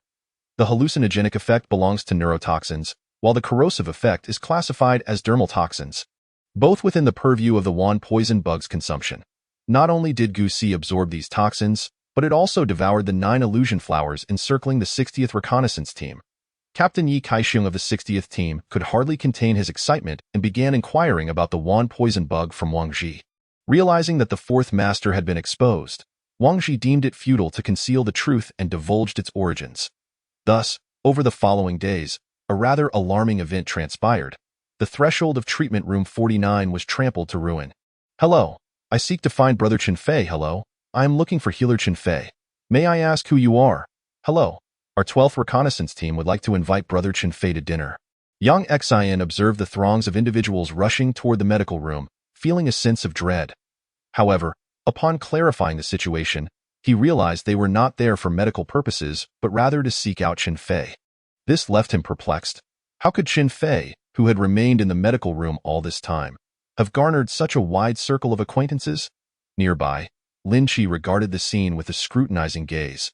Does he possess some special status? Or perhaps his parents are influential figures whose identities have been revealed, prompting so many to seek his acquaintance. Since Zhou Yin took over this medical room, he had never witnessed such a crowd. His expression mirrored incredulity. Surely, his parents are not truly prominent figures? Perhaps, possibly. Lin Chi and Yang Xian were likewise uncertain. Wait, something just occurred to me. Lin Chi clapped his left palm with his right fist, and a look of dawning realization crossed his face. Do you remember that Chun Fei once gifted a small Wan poison bug? Since then, Su Kuei's team has not returned, yet other reconnaissance teams have been consistently arriving. Yang Xian, prompted by this insight, quickly grasped the implication.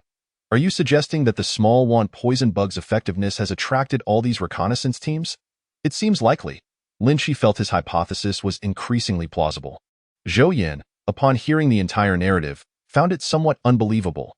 A first-tier Wan poison bug could indeed garner such attention. Chun Fei's rise to prominence is rather unconventional.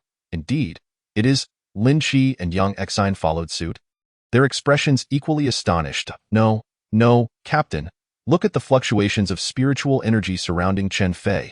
It appears to be something. Zhou Yin, puzzled, turned to observe. What he discovered was astonishing. Chen Fei's spiritual energy fluctuations had indeed reached the level of a novice rank 9. From the time Chen Fei arrived until now, a mere 25 days had elapsed. In less than a month, he had ascended a staggering 7 ranks. Such speed is quite frightening, Zhou Yin remarked. Lin Qi? You were right. This fellow is indeed a prodigious talent.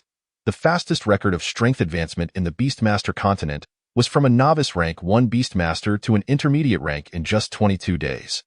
Although Chen Fei may not match that pace, his rate of advancement remains extraordinarily alarming, far surpassing that of the average individual. Many take 4 to 5 months, even half a year or more. To achieve the status of intermediate Beastmaster, even those who utilize resources for advancement require over 2 months. In comparison, Chen Fei's acceleration is truly formidable. The hardest to accept was Yang Xian. Wasn't this fellow supposed to be sleeping every day upon returning home? What does that say about his own efforts? Could it be that hard work truly cannot surpass innate talent? Chapter 12. Head of the Reconnaissance Department. Once Xiao Gu attained the rank of Novice 9, Chen Fei began to alter his combat strategy. The current rank 7 black slime worm no longer sufficed for Gui's needs. It was too feeble. However, he did not wish to waste it. So he instructed Gu Yi to return to the city first. Captain Zhou, I have an urgent matter to attend to. Having been here for nearly a month, Chen Fei had yet to make any requests of Zhou Yin. Conversely, the notoriety of the 49th team had significantly increased due to Chen Fei's influence. Now that Chen Fei finally spoke up, Zhou Yin was eager to hear what he had to say. Captain Zhou, my beast companion has captured a living black slime worm. I wish to provide it to the military for research, but I am unsure if there are suitable containment vessels available. Zhou Yin was taken aback by Chen Fei's declaration. You mean to say you have captured a living black slime worm? Chen Fei nodded. Indeed. Zhou Yin, upon hearing this, was astounded. He instinctively rubbed his forehead. As far as he knew, the black slime worm was known for its robust vitality and its relentless nature. Upon encountering humans, it becomes bloodthirsty.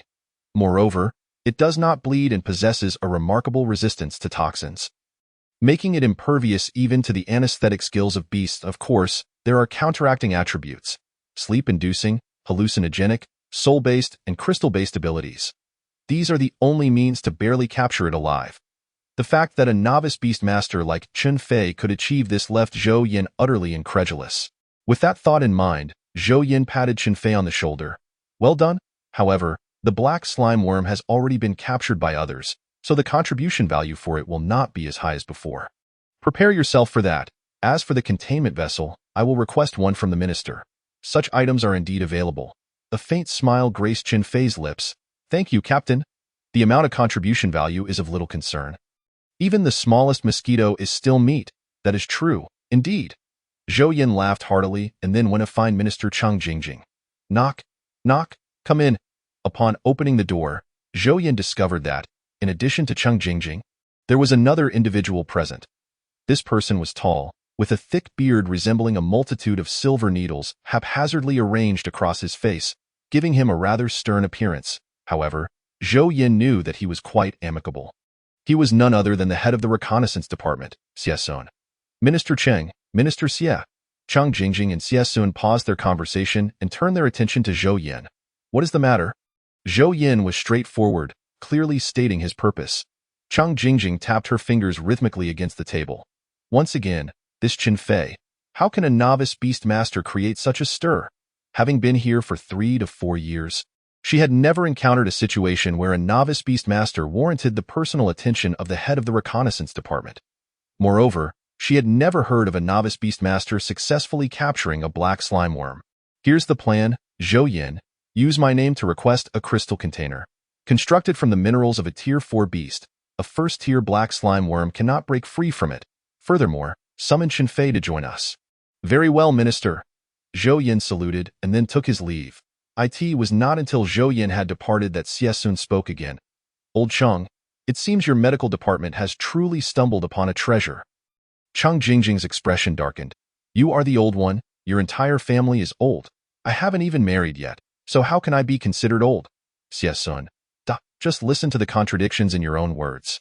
Regarding Chen Fei's talent, we must see for ourselves to ascertain. Before long, Chun Fei pushed the door open and entered. Chang Jingjing's attention was entirely focused on Chun Fei's cultivation. With her master-level prowess, discerning Chun Fei's strength was rather effortless. However, upon closer inspection, she was genuinely astonished. That moment, Chun Fei had actually reached the initial 9th tier, and his energy was remarkably abundant. It seemed likely that he would soon break through to the intermediate Beastmaster level within a matter of days. She distinctly recalled him being merely at the initial 2nd tier upon his arrival. By this calculation, this young man's talent exceeded her own. Chang Jingjing had taken 2 months to become an intermediate Beastmaster, and her family had already hailed her as a genius. Then what of Chun Fei? Was he not a paragon among geniuses? After some time, Chang Jingjing managed to suppress her astonishment and spoke. Chun Fei, this is Minister of the Reconnaissance Department, Xie. He has business with you. Greetings, Minister. Chun Fei was somewhat acquainted with this individual, who had a close relationship with his parents and possessed formidable strength. Having once reached the pinnacle of master level, although regrettably, he had perished at the hands of the evil King No. 9. Xie Sun chuckled heartily. I have never been one to beat around the bush. I shall speak plainly to show my knowledge. Among my 120 reconnaissance teams, 23 are equipped with your Yuan Du Gu. It seems your Yuan Du Gu possesses considerable capabilities, otherwise, they would not place such importance upon it. Might I request a demonstration for myself and Minister Cheng? Chun Fei was unaware of their intentions, but exposing Xiao Gu completely under their scrutiny was not an option. Seeing Chun Fei hesitate, Xie Sun continued, rest assured, we do not wish to pry into the details of your beast companion. We merely wish to observe its detoxification abilities and ascertain their potency. If suitable, I would like to equip each reconnaissance team with a Yuan Du Gu. At that moment, Chun Fei finally grasped Xie Sun's purpose. In the next instant, he summoned Gu Yi. In this scenario, Gu Yi would suffice. With the enhancement of his strength, Gu Yi's physique had evidently grown more robust. Xie Sun and Chang Jingjing could distinctly sense a faint, yet palpable aura of menace surrounding him. It was apparent that he had engaged in considerable slaughter recently. Xie Sun signaled for 2 poisonous beasts to be brought in. One was a 2nd-tier 7th stage red lotus flame butterfly, a common creature found in the central region of the Baiyue Mountains. The other was a 3rd-tier 1st-stage ghost-faced venom spider, located at the intersection of the central region and the inner perimeter of the Baiyue Mountains. After the introductions, Xie Sun turned to Chun Fei. If your Yuan Du Gu can neutralize the toxins from these 2 beasts, it would provide significant support to our reconnaissance division. Chun Fei feigned hesitation and took a moment before responding. Let us give it a try. I too wish to ascertain Xiao Gu's limits. All right. Xie Sun's eyes lit up, as he naturally hoped Chun Fei would not shy away. Under the control of other soldiers, the red lotus flame butterfly flapped its wings, dispersing fine particles resembling pollen. These particles were the toxins of the red lotus flame butterfly, which would induce a severe burning sensation in the internal organs of any creature, human or beast, upon inhalation. If left untreated, it could lead to dehydration and death. Classified as 2nd-tier poison, Gu Yi commenced the process of consuming the flame toxin, albeit at a somewhat sluggish pace, feigning difficulty. Chun Fei, at this point, was still uncertain of Xiao Gu's limits. However, he understood that this 2nd-tier elemental toxin was trivial for Xiao Gu, who excelled in the art of consumption, yet he felt it necessary for Gu Yi to feign some struggle. Appearing too effortless might seem exaggerated. After a full 10 minutes, Gu Yi finally devoured the minuscule remnants of the flame toxin. To be honest, this efficiency was rather slow and aligned with the psychological expectations of Xie Sun and Chang Jingjing. After all, this was still a 1st-tier beast. How strong could it truly be? Should we attempt to test the toxin from the 3rd-tier ghost-faced venom spider? Chun Fei quickly waved his hands and smiled wryly. No, thank you, Minister Xie. Just now, Xiao Gu informed me that the red lotus flame butterfly's toxin was already at its limit for him. It is best to avoid the 3rd-tier beast's toxin, as it crosses 2 major tiers. Upon hearing this, the 2 finally grasped the implication. Indeed, if the Yuan Du Gu could neutralize even the toxins of a 3rd-tier beast, it would be a considerable leap and could only be described as terrifying. Chapter 13. Performing in the Underworld Palace even if the toxins of the 3rd-tier beast could not be neutralized. Xie Sun remained exceedingly pleased. Truly remarkable. This Yuan Du Gu can already neutralize the toxins of 2nd-tier beasts at the 1st tier. Once it reaches 2nd tier, will it not be able to neutralize 3rd-tier toxins? This way, My soldiers could venture deep into the central region without having to circle around the periphery all day. Some reconnaissance teams would also delve into the central region, provided they had poison healers accompanying them. However, they too needed to cultivate and could not follow them everywhere daily. Now, with Chen Fei's beast companion, Xie Sun saw potential.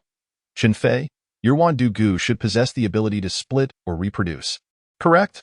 I would like to pre-order a batch. Once it ascends to second tier, ensure that each of my teams is equipped with one. Before Chen Fei could respond, Chang Jingjing interjected forcefully. Xie Sun? This is rather excessive, is it not? You expect my people to serve you without offering any benefits in return. It turned out that Chang Jingjing was advocating for Chen Fei's interests. While Chen Fei was hesitant to voice such demands, Chang Jingjing was not one to indulge the other party. Xie Sun raised his hand to signal Chang Jingjing to calm down. How could I possibly be unprepared? However, I still need to understand what resources Chen Fei requires. Such a fortunate opportunity was one Chen Fei could hardly refuse. I wish to accumulate contribution points to exchange for martial arts.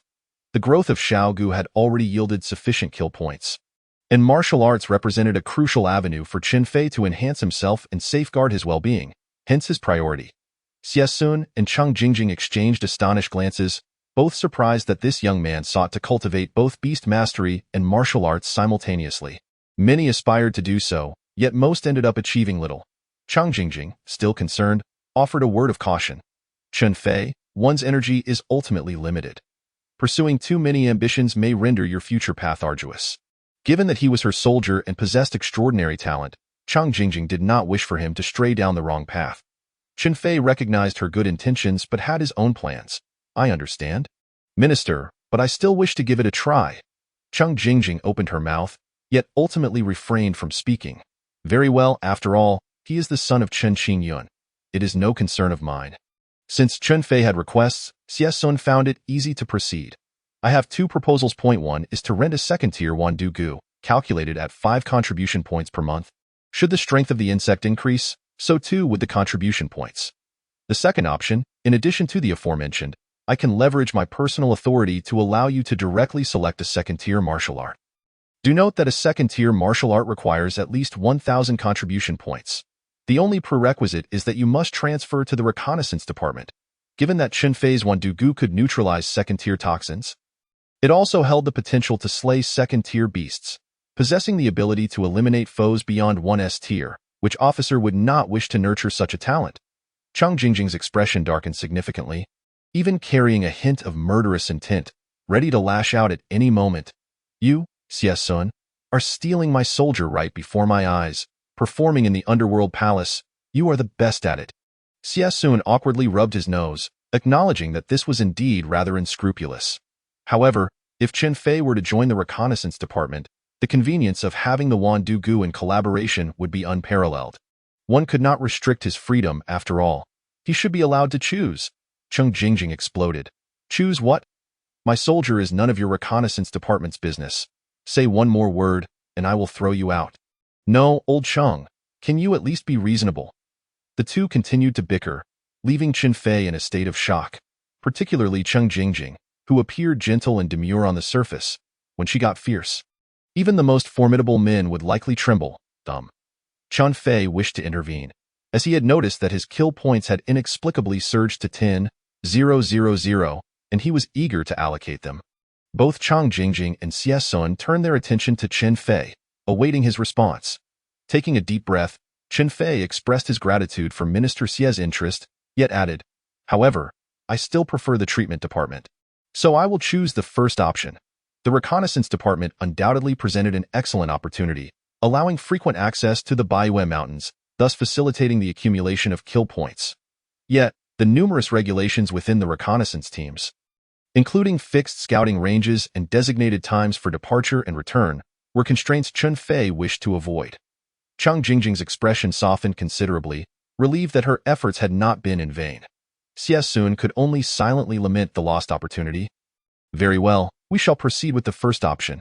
Shortly thereafter, Xie Sun took his leave, leaving only Chang Jingjing and Chen Fei behind. Chen Fei, are you certain you want to pursue martial arts as well?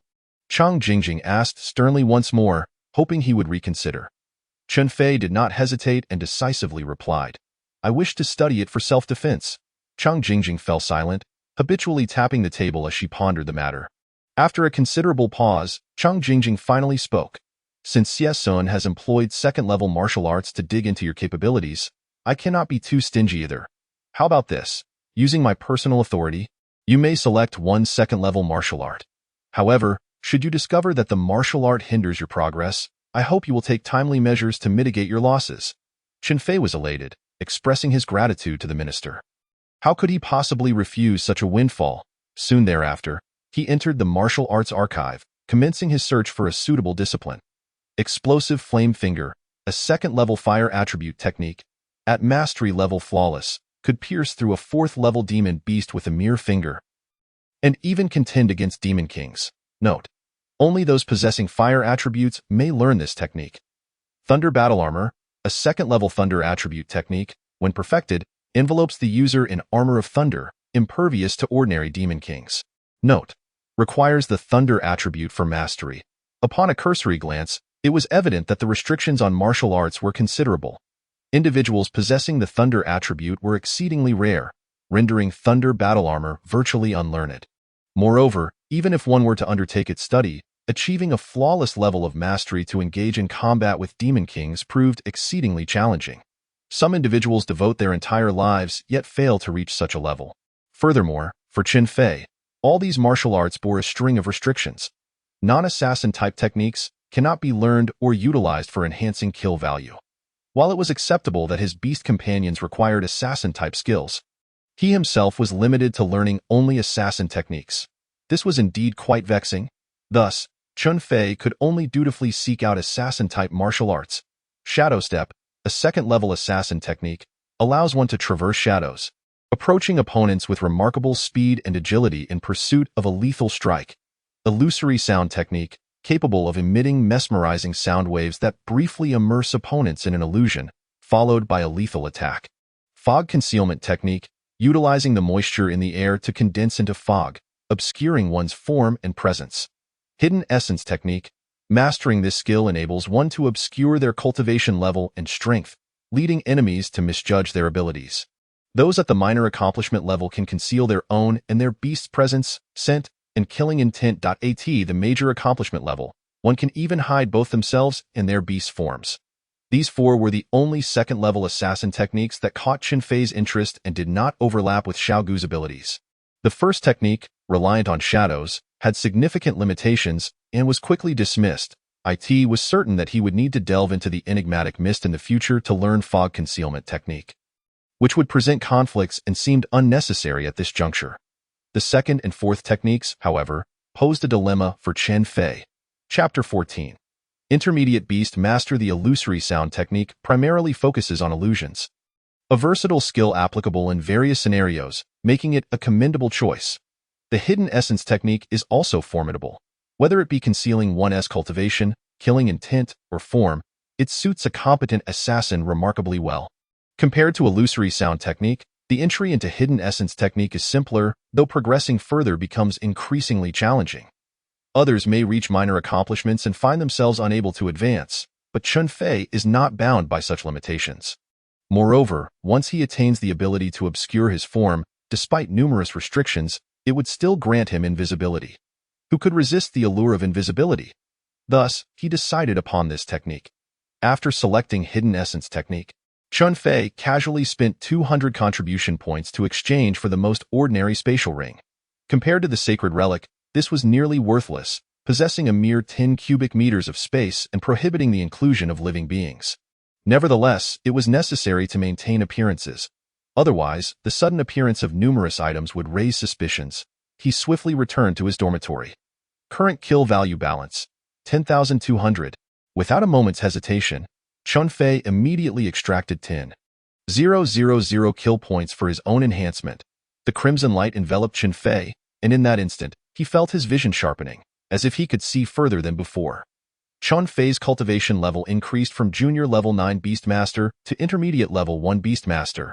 Comparative advantages. 1. A new Beast Companion slot unlocked. 2. Significant enhancements to body resistance, speed, and strength.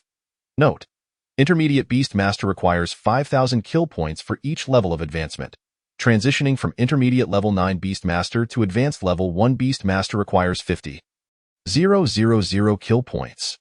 Chun Fei clenched his fists, feeling considerably stronger than before. However, he was not a body cultivator. With his current physical strength, he could only confront demon beasts of level 5 or below. Against demon beasts of the same level, he would be entirely at their mercy. For selecting a second beast companion, he needed to choose wisely, favoring those with superior qualifications to avoid wasting kill points on enhancement. Nevertheless, the immediate priority was to elevate Xiao Gu to a level 2 beast. He released Gui once more outside the city and set about searching for Gu Air. The thunder-eyed ape under Gu Air's command had now risen to level 2. Stage 5, and with its formidable thunder skills, it had essentially become a dominant force in the periphery. It certainly possessed the strength to assist Gu Yi in finding a more suitable host. Chun Fei preferred that this host not be overly large but sufficiently powerful, allowing it to be readily available as a reliable bodyguard when needed. Eureka! A level 2, Stage 7 Baiguang Mantis, BY Night. Its abdomen emitted an eerie green glow, forming a ghostly visage to intimidate foes. In truth, the Baiguang Mantis is a rare light attribute creature found in the Baiyuan mountain range, capable of offensive, defensive, and even healing light-based abilities, remarkably versatile. However, being versatile also meant it lacked a particularly outstanding aspect, hence its qualifications were slightly inferior to the thunder-eyed ape.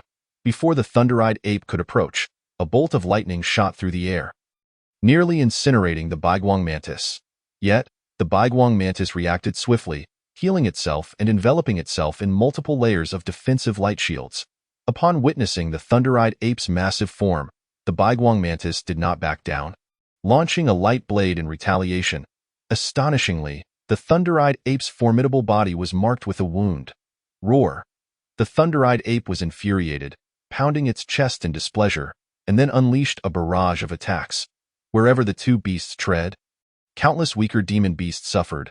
Kill level 1, Stage 5 Rock Armored Scorpion, kill value 5. Kill level 1, Stage 6 Thorn Spider, kill value 5. Is this even possible? Observing the steadily rising kill value, Chun Fei was filled with emotion. Had the Baiguang Mantis not been 2 stages above the thunder-eyed ape, it would likely have been defeated long ago. Now, with their combat powers roughly equal, it was merely a war of attrition until one party could no longer endure.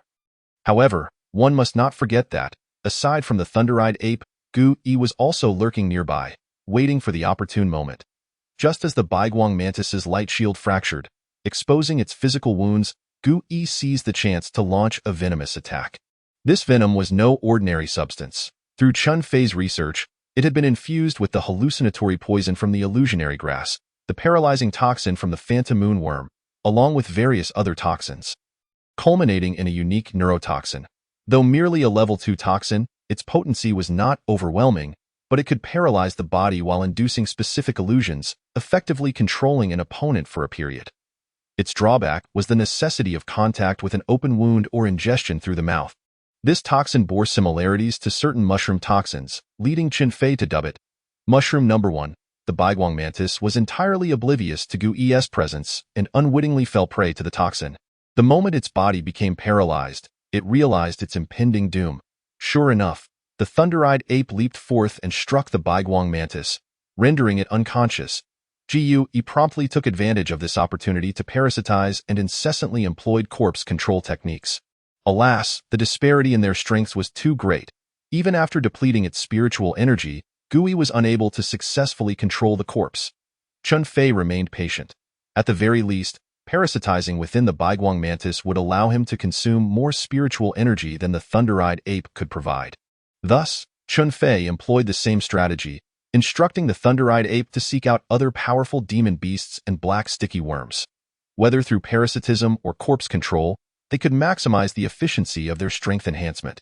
Eventually, within the patrol reconnaissance area of Su Kuei's team, a significant number of level 2 beasts had either been parasitized or controlled. It was at this moment that Xiao Gu truly recognized the terrifying potential of Chun Fei. According to your plan, I believe that in due time, you could even initiate a small-scale beast tide, couldn't you? Upon hearing Xiao Gu's words, a glimmer of starlight flickered in Chun Fei's eyes, followed by an inscrutable smile. Don't you find that entertaining? If someone wishes to confront me, I could unleash an army of demon beasts upon them and observe their panic. Shameless. Cunning. Xiao Gu was filled with exclamations, yet such a master was indeed to its taste. Why engage in one-on-one combat when one could orchestrate a collective assault? Qin Fei's strategy completely compensated for the shortcomings of the Wan Poison Worm's individual combat capabilities. Moreover, the Wan Poison Worm clan had always operated on a shameless principle. If they could parasitize, why bother cultivating themselves? In that instant, the Wan Poison Worm began to understand Qin Fei. Thank you for the compliment. Qin Fei accepted Xiao Gu's disdain with a smile that in his past life. Had someone spoken of him in such a manner, he would have been furious. Yet now, he perceived it as praise. What was wrong with being cunning? What was wrong with being shameless? If it enabled him to rapidly enhance his strength, he was more than willing to employ even the most despicable means. As the Wan Poison Worm began to reassess its view of Qin Fei, he continued to delve deeper into discussions with it, fostering a greater mutual understanding. During the night, Qin Fei began to diligently study hidden essence technique in his previous life. He had practiced a defensive martial art and understood that cultivating martial arts required first channeling spiritual energy into the dantian, then circulating it throughout the limbs and bones, forming a continuous cycle. Some specific techniques even necessitated unlocking the body's acupoints, a process exceedingly complex. Lacking significant martial arts talent, he was unable to achieve even the proficient level of mastery. With the advent of the Assassin's Codex, there is no need for convoluted strategies. A mere initiation suffices, leaving the rest to the accumulation of killing points. Thus, he could dedicate more time to nurturing Xiao Gu. Just as Qin Fei was meticulously interpreting the Yin Yuan Ju, a phone call interrupted his concentration. Chapter 15. Swift response. The killers trail Xiao Fei. We have unearthed clues regarding the matters you asked us to investigate. On the other end of the line was Chen Xingyun. Instantly, Qin Fei straightened his posture. The inquiries he had tasked Chen Xingyun with were straightforward. The origin of the Wan Poison Gu, the channels for the distribution of floating life, dream, and lastly, the site of the first betrayal of humanity in his previous life, known as Ting Yuwu, an elite club. Although he was uncertain whether Ting Yuwu was linked to the Jiangyi incident, Qin Fei still categorized it as relevant. Even if there was no connection, it would be prudent to conduct a preliminary investigation of Ting Yuwu. Father, what have you discovered? Qin Fei's tone carried a hint of gravity. Chen Xingyun recounted what he knew. Xiao Fei, our findings are rather scant. After all, floating life, dream was banned over a decade ago, making its circulation in the market implausible. The only avenue left for its distribution is the black market. My contacts have indeed uncovered an enigmatic entity within the black market, self-styled as the Sower, who seems to possess a plethora of contraband. The Sower. Qin Fei's expression reflected bewilderment. He had never encountered this individual in his past life. However, after leaving Tianqing City due to his injuries, it was only natural that he remained uninformed. Moreover, Chen Xingyun added, the composition of Ting Yuwu is quite intricate. It harbors numerous dignitaries, alongside some military personnel who are members there. The mastermind behind such an upscale establishment is undoubtedly formidable, and it would be unwise to offend them lightly. I initially planned to withdraw my people, but unexpectedly, I discovered that the Sower, in disguise, entered Ting Yuwu through the back door. At that moment, I sensed something amiss with this establishment. Qin Fei exhaled heavily. Indeed, it had ultimately intertwined with Ting Yuwu if he wished to immerse himself in the fog and become a traitor. What was the most imperative course of action? Naturally, it would be to sow destruction, to stifle genius, to incite chaos. Following this line of reasoning, the suppression of Jiang Yi became inevitable. And he, Qin Fei, was merely the most tragic and inconspicuous victim in this elaborate scheme. A faint, chilling smile crept upon Qin Fei's lips. Let me conjecture, might one of my teachers have once frequented Ting Yuwu? Indeed, came Chen Xingyun's emphatic reply from the other end of the line. Qin Fei's brow arched slightly, a glint of cold light flickering past. Was it Song Gong or Shuele? Neither. This revelation left Qin Fei momentarily stunned. Had he miscalculated? If it wasn't these two, then who else could it be? The only individuals capable of leading Jiang Yi to unwittingly consume floating life, dream, were certainly among them. What vital information have I overlooked? Qin Fei's brow furrowed tightly, his face betraying an indescribable sense of reluctance and repression. Sensing Qin Fei's discontent, Chen Xingyun reassured him. Xiao Fei, fret not. The Sower remains under our surveillance, and it is only a matter of time before they reveal their true colors. Besides this, I have good news to share. Jiang Nan is not only a royal beastmaster, but also the president of the Evergreen Chamber of Commerce. Your assistance in helping Jiang Yi avert disaster has earned you favor with the Jiang family. Thus, he has agreed to allow you to select an A-grade beast egg from the Evergreen Chamber at your discretion. An A-grade beast egg? Such fortune. Upon hearing this, Chun Fei's expression brightened considerably, since his second beast slot had already been unlocked. It wouldn't hurt to take a look. Even if it didn't meet his needs, it would make a splendid gift for his parents. If all else fails, selling it for spirit stones would also be beneficial. The currency circulating in the beast tamer continent is spirit stones. After all, whether for beast tamers, demon beasts, or martial artists, they all draw energy from spirit stones. Spirit stones are categorized into 3 grades: upper, middle, and lower. Alongside premium spirit stones, a middle-grade spirit stone can be exchanged for 10 lower-grade spirit stones, with other categories following suit.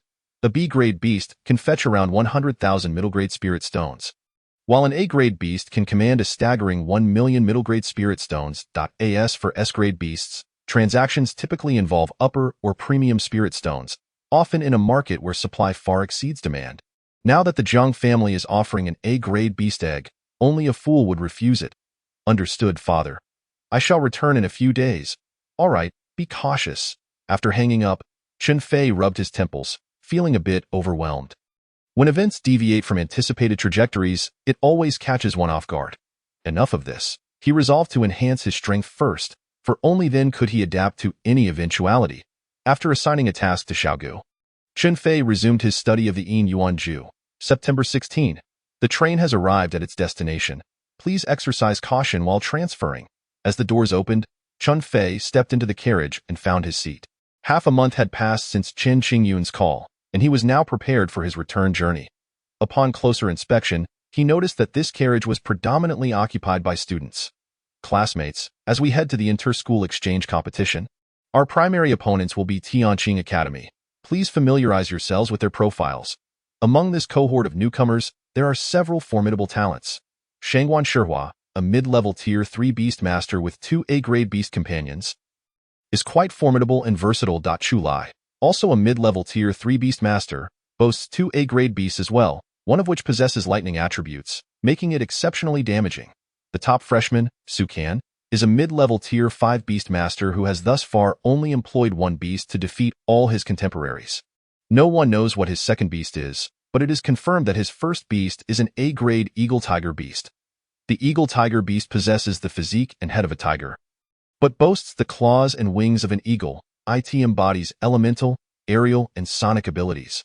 Particularly, its aerial prowess grants it a significant advantage in the skies, making it quite troublesome. The instructor further elaborated. Typically, individuals awaken their abilities at the age of 18, but there are exceptions. This Su can awaken 2 months before reaching 18. Beastmasters who awaken early enjoy a distinct advantage, as their training period exceeds that of their peers.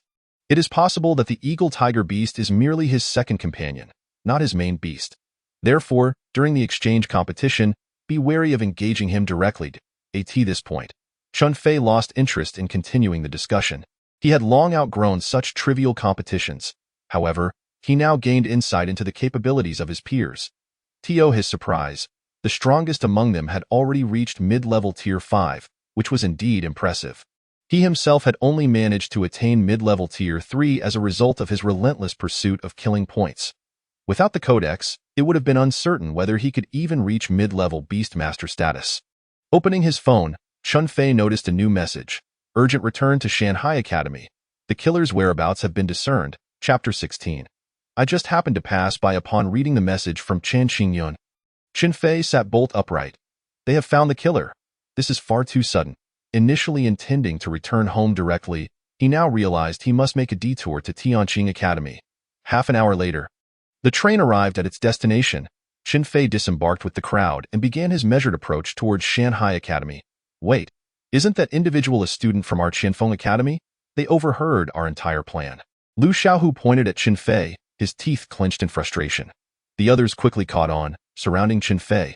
Classmate, are you a student of Shanghai Academy? Chun Fei paused momentarily. I suppose so.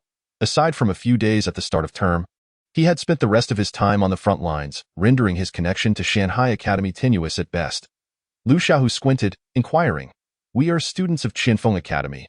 May I ask which year you're in? Could you guide us?" Chen Fei, unsuspecting of their intentions, replied, "I'm a first year. The place you're looking for should be in the Western District's combat arena. Just turn left upon entering, and you will arrive after passing a lake." Upon hearing this, Lu Xiaohu and his companions exchanged knowing glances.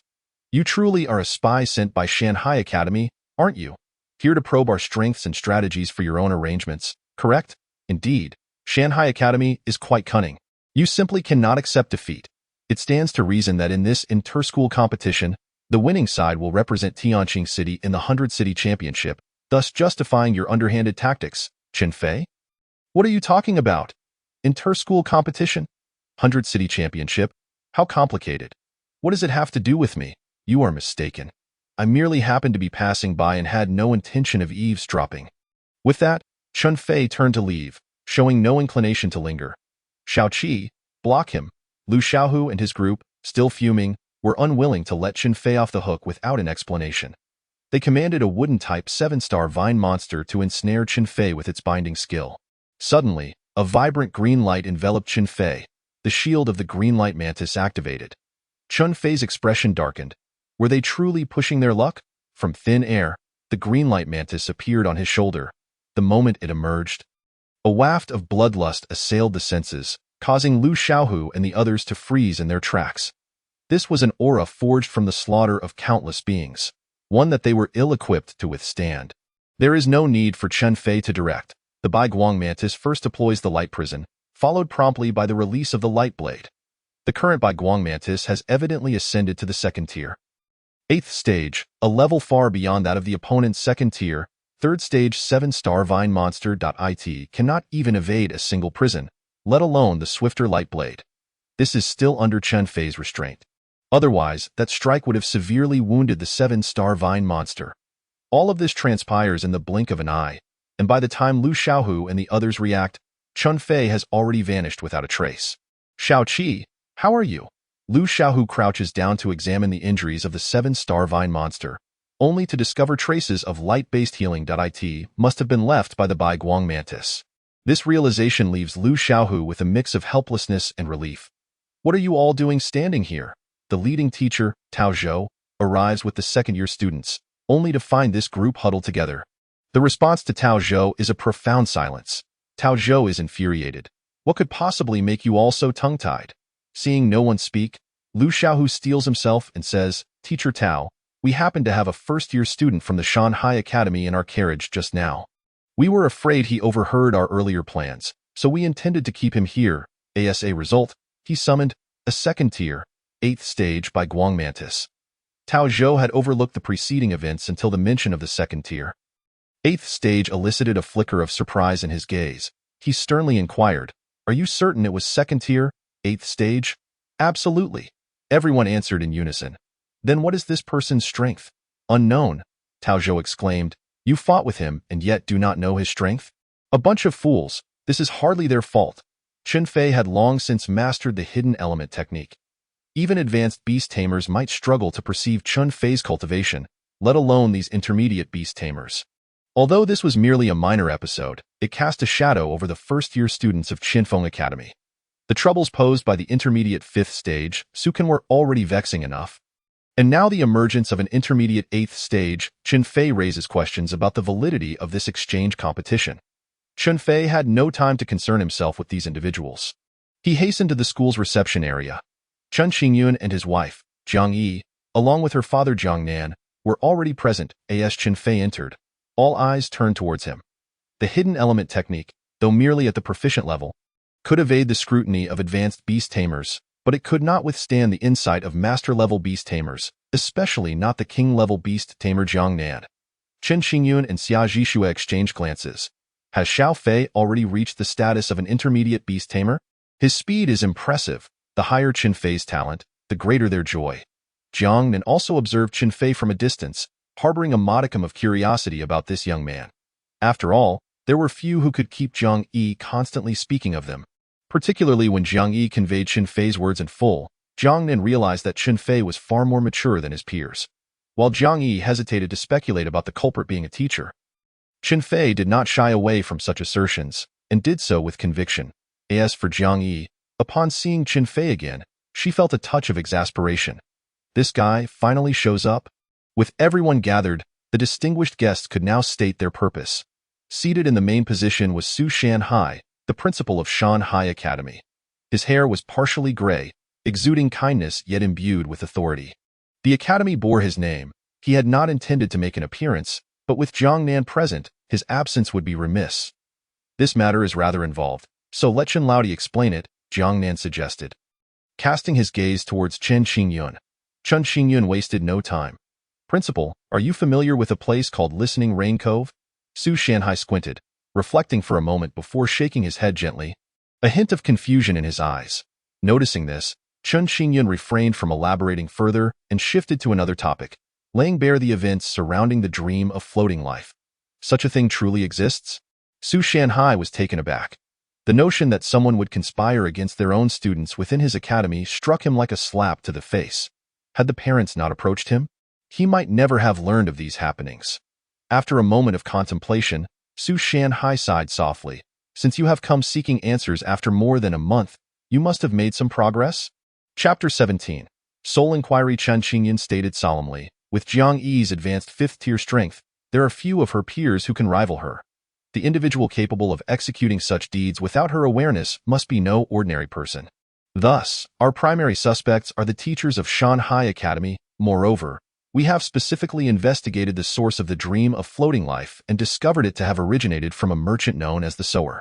At this juncture, Chen Xingyun paused intentionally, gauging Su Shanhai's reaction. Su Shanhai remained as impassive as ever, his brow furrowed in thought with little visible reaction.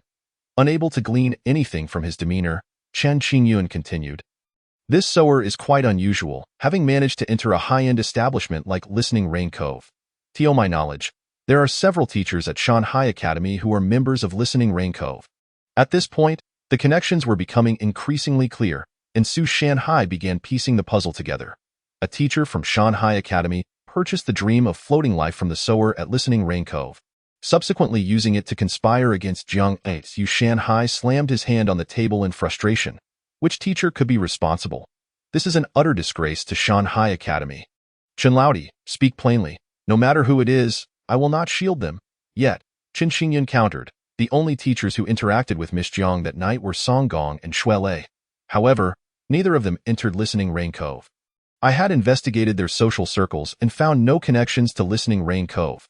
Su Shanhai's expression turned perplexed. Wait a moment, the more I listen, the more confused I become. Are you suggesting that this incident was not perpetrated by the teachers of Shanhai Academy? Were it not for the presence of so many witnesses, Su Shanhai would have cursed aloud. After all this, if the teachers of Shanhai Academy had no part in it, then what was the purpose of this lengthy discussion? At that moment, Chen Fei perked up, realizing that the crux of the matter was about to unfold. Indeed, the very next second confirmed his intuition. Chen Xingyun paused before continuing.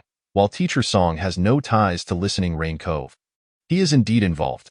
This statement left both Chen Fei and Su Shanhai utterly bewildered. Observing their expressions of confusion, Chen Xingyun simply stated, "Let Teacher Song come, and you will know."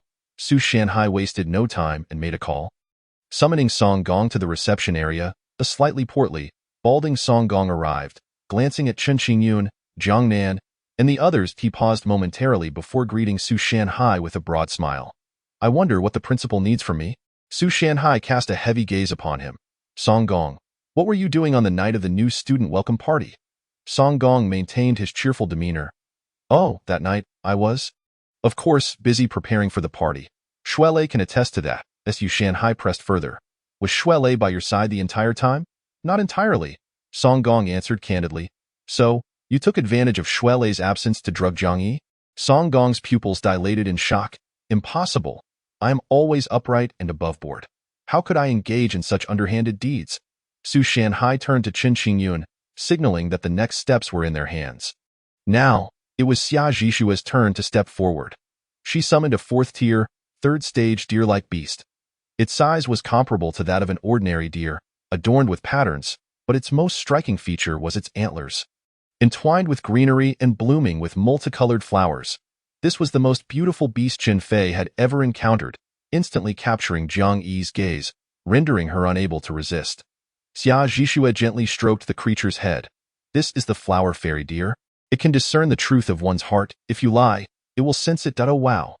Qin Fei gave Xia Zhixue a thumbs up inwardly, thinking, Mom, you're amazing. The ability to discern the truth was an auxiliary skill. Generally, it held little significance, but in this moment, it was undoubtedly the most applicable skill. To his surprise, Song Gong remained remarkably calm. If I have nothing to hide, I fear no inquiry. Ask away. The atmosphere in the room instantly grew tense. Xia Zhixue furrowed her brow, but given the circumstances, she pressed on. I shall ask you, on the night of the new student welcome party, did you administer any drugs to Jiang Yi? No. Did you place any restrictions on Jiang Yi? No. After a series of questions, the flower fairy deer shook its head each time, confirming that he had spoken no lies. Things were becoming increasingly complicated. Qin Fei's expression grew grave. The trajectory of events had veered off course. Just as he was lost in thought, Jiang Nan stood up. Allow me to take over. Upon seeing Jiang Nan stepping in, Xia Zhixue withdrew the flower fairy deer. Jiang Nan summoned a beast resembling a tiger. Though this creature was enveloped in azure flames, obscuring its exact form, if Qin Fei's guess was correct, this was soul fire. Such a rare opportunity to encounter a fifth-tier beast king up close prompted Qin Fei to hastily flip through the sacred text. Brilliant soul beast. Strength, 5th tier, 2nd stage. Attributes, illusion, soul, assassin, qualification. S, potential. Expected to advance to SSS grade qualification. Skill, 1. Soul interrogation. Humans may lie, memories may deceive, but the soul speaks only the truth. Proficiency, peak level. This skill inflicts irreversible harm on the user. Use it with caution. 2. Soul shackles. An invisible chain binds the souls of others, rendering them immobile and tormented. Proficiency, peak level. Qin Fei inhaled sharply. The initial impression this information left him was one of sheer astonishment. Astonishingly powerful. To an absurd degree. Each skill is an insurmountable entity. Is this what constitutes a king-level powerhouse? Is this the pinnacle of combat on the continent? The second impression was an overwhelming desire to possess such abilities. Both soul-based and assassin type, they perfectly align with Qin Fei's standards for a pact. While Qin Fei was still envious, Jiang Nan had already employed soul interrogation on Song Gong. Song Gong, I must ask you, did you poison Jiang Yi that night at the welcome party? I did. The soul of Song Gong finally relayed useful information, invigorating both Qin Fei and Jiang Yi. Could the truth finally be unveiled? Jiang Nan pressed further. Why did you target Jiang Yi and Qin Fei? The fragmented words from the soul came through hesitantly. I severed the path of genius. Our target is Jiang Yi. Qin Fei is merely collateral. Any other male would suffice. Qin Fei's expression darkened several shades, his teeth clenched in anger. I've long known I was merely collateral, but you needn't voice it aloud. Meanwhile, Jiang Yi was engulfed in a profound shock. The information relayed by Song Gong was remarkably similar to what Qin Fei had previously stated Chapter 18.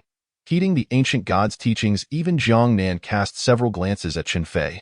Surprised that the young man had accurately deduced this. With the motive established, the next inquiry concerned the source of the ephemeral dream. How did you acquire the ephemeral dream? Upon reaching this question, Song Gong's expression twisted in pain, as if something were wrenching at his features. Surely, the negative repercussions of soul interrogation had begun to take effect. Ephemeral dream. It was given to me by someone. Who? The chef. Everyone was taken aback. This revelation was utterly unexpected. Jiang Nan furrowed his brow, pressing for more details. Which chef? I don't know. It was my first encounter. Then why did he give you the ephemeral dream? Who provided you with the 1,000 poisons curse? Moreover, what organization are you part of, and who else is involved? In that moment, Song Gong's soul stuttered as if it had crashed like a malfunctioning computer, failing to produce any further words. Suddenly, Song Gong's soul trembled, and he forcibly severed the connection with the vibrant soul beast. A peculiar smile crept across his face. Since you've asked so earnestly, I shall graciously enlighten you. We dwell in the interstice of black and white, congregating between chaos and order. Here, we worship and heed the ancient goddess teachings. The god proclaimed that humanity is inherently malevolent and requires arbitration. Ha ha ha ha ha, an eerie laughter echoed. Do you believe I'm merely fabricating this? At that moment, ethereal blue flames erupted from Song Gong's body. His soul was igniting itself, yet Song Gong appeared impervious to pain. Maintaining his sinister grin, Jiang Nan's expression grew inscrutable, followed by a deep sigh. He is already dead. Upon hearing this, the atmosphere grew chillingly tense. What kind of power could dominate Song Gong's soul? Severing his ties to the vibrant soul beast and even slay him before Jiang Nan's eyes, leaving no time for rescue? The implications were profoundly unsettling. No one's expression was pleasant. It was not the strength of the adversary that instilled fear, but the unknown. In that moment, Chun Fei felt as though he had stepped into a dense fog. Everything seemed utterly helpless. After a significant pause, Jiang Nan gathered his thoughts. Song Gong is indeed the perpetrator of the poisoning, but it's highly likely he was unaware of his actions. There are certain unique beasts capable of manipulating human memories. Song Gong may have been hypnotized and subsequently fell victim to the skill known as memory weaving, rendering the flower fairy beast incapable of discerning right from wrong. In his memory, he has not committed any of these acts, which explains his brazen demeanor. Su Shanhai approached Song Gong's lifeless form, closing his eyes and instructed for the body to be transported home. At the very least, his family needed to be informed of the situation. After the body was removed, Su Shanhai's expression remained grim. Such events transpiring on his territory left him feeling unsettled. Everyone, this force is exceedingly frightening. Even a first-tier master like Song Gong fell prey to it. There must be a king-level beast master behind this. I recommend we eliminate this threat swiftly to prevent even more unpredictable occurrences. Just as Su Shanhai concluded his statement, a phone call came through. Chun Qingyun answered, activating the speakerphone. Report. We have breached Tingyu Valley. Aside from a few intoxicated clan offspring, several officials, and some employees, there is no one else present. Long before Song Gong's soul admitted to being the murderer, Chun Qingyun had dispatched people to act. The outcome was clear. They had come up empty-handed. Su Shanhai fell silent, his proposal having been preemptively rendered moot. Sensing the atmosphere grow increasingly oppressive, Chun Fei attempted to speak. Mom and Dad, how can you be so certain that the poisoner is Song Gong and not someone else? I can answer that. Jiang Yi stepped forward. Do you remember the 1,000 poisons curse hidden within our hearts? Of course I do. Chun Fei recalled inquiring about Little Gu, but it had been an egg at the time and had no external impressions. Could the other end have been different? At that time, the 1,000 poisons curse was merely at level 1, tier 6, and its soul was feeble, unable to withstand the soul interrogation of the vibrant soul beast, resulting in immediate demise. Therefore, over the past month, I have continuously nurtured the 1,000 poisons curse, only conducting a soul interrogation after it reached level 2. The result pointed to Teacher Song. Indeed, the strength of the curse against Jiang Yi was considerably higher. By then, it had long since developed self-awareness.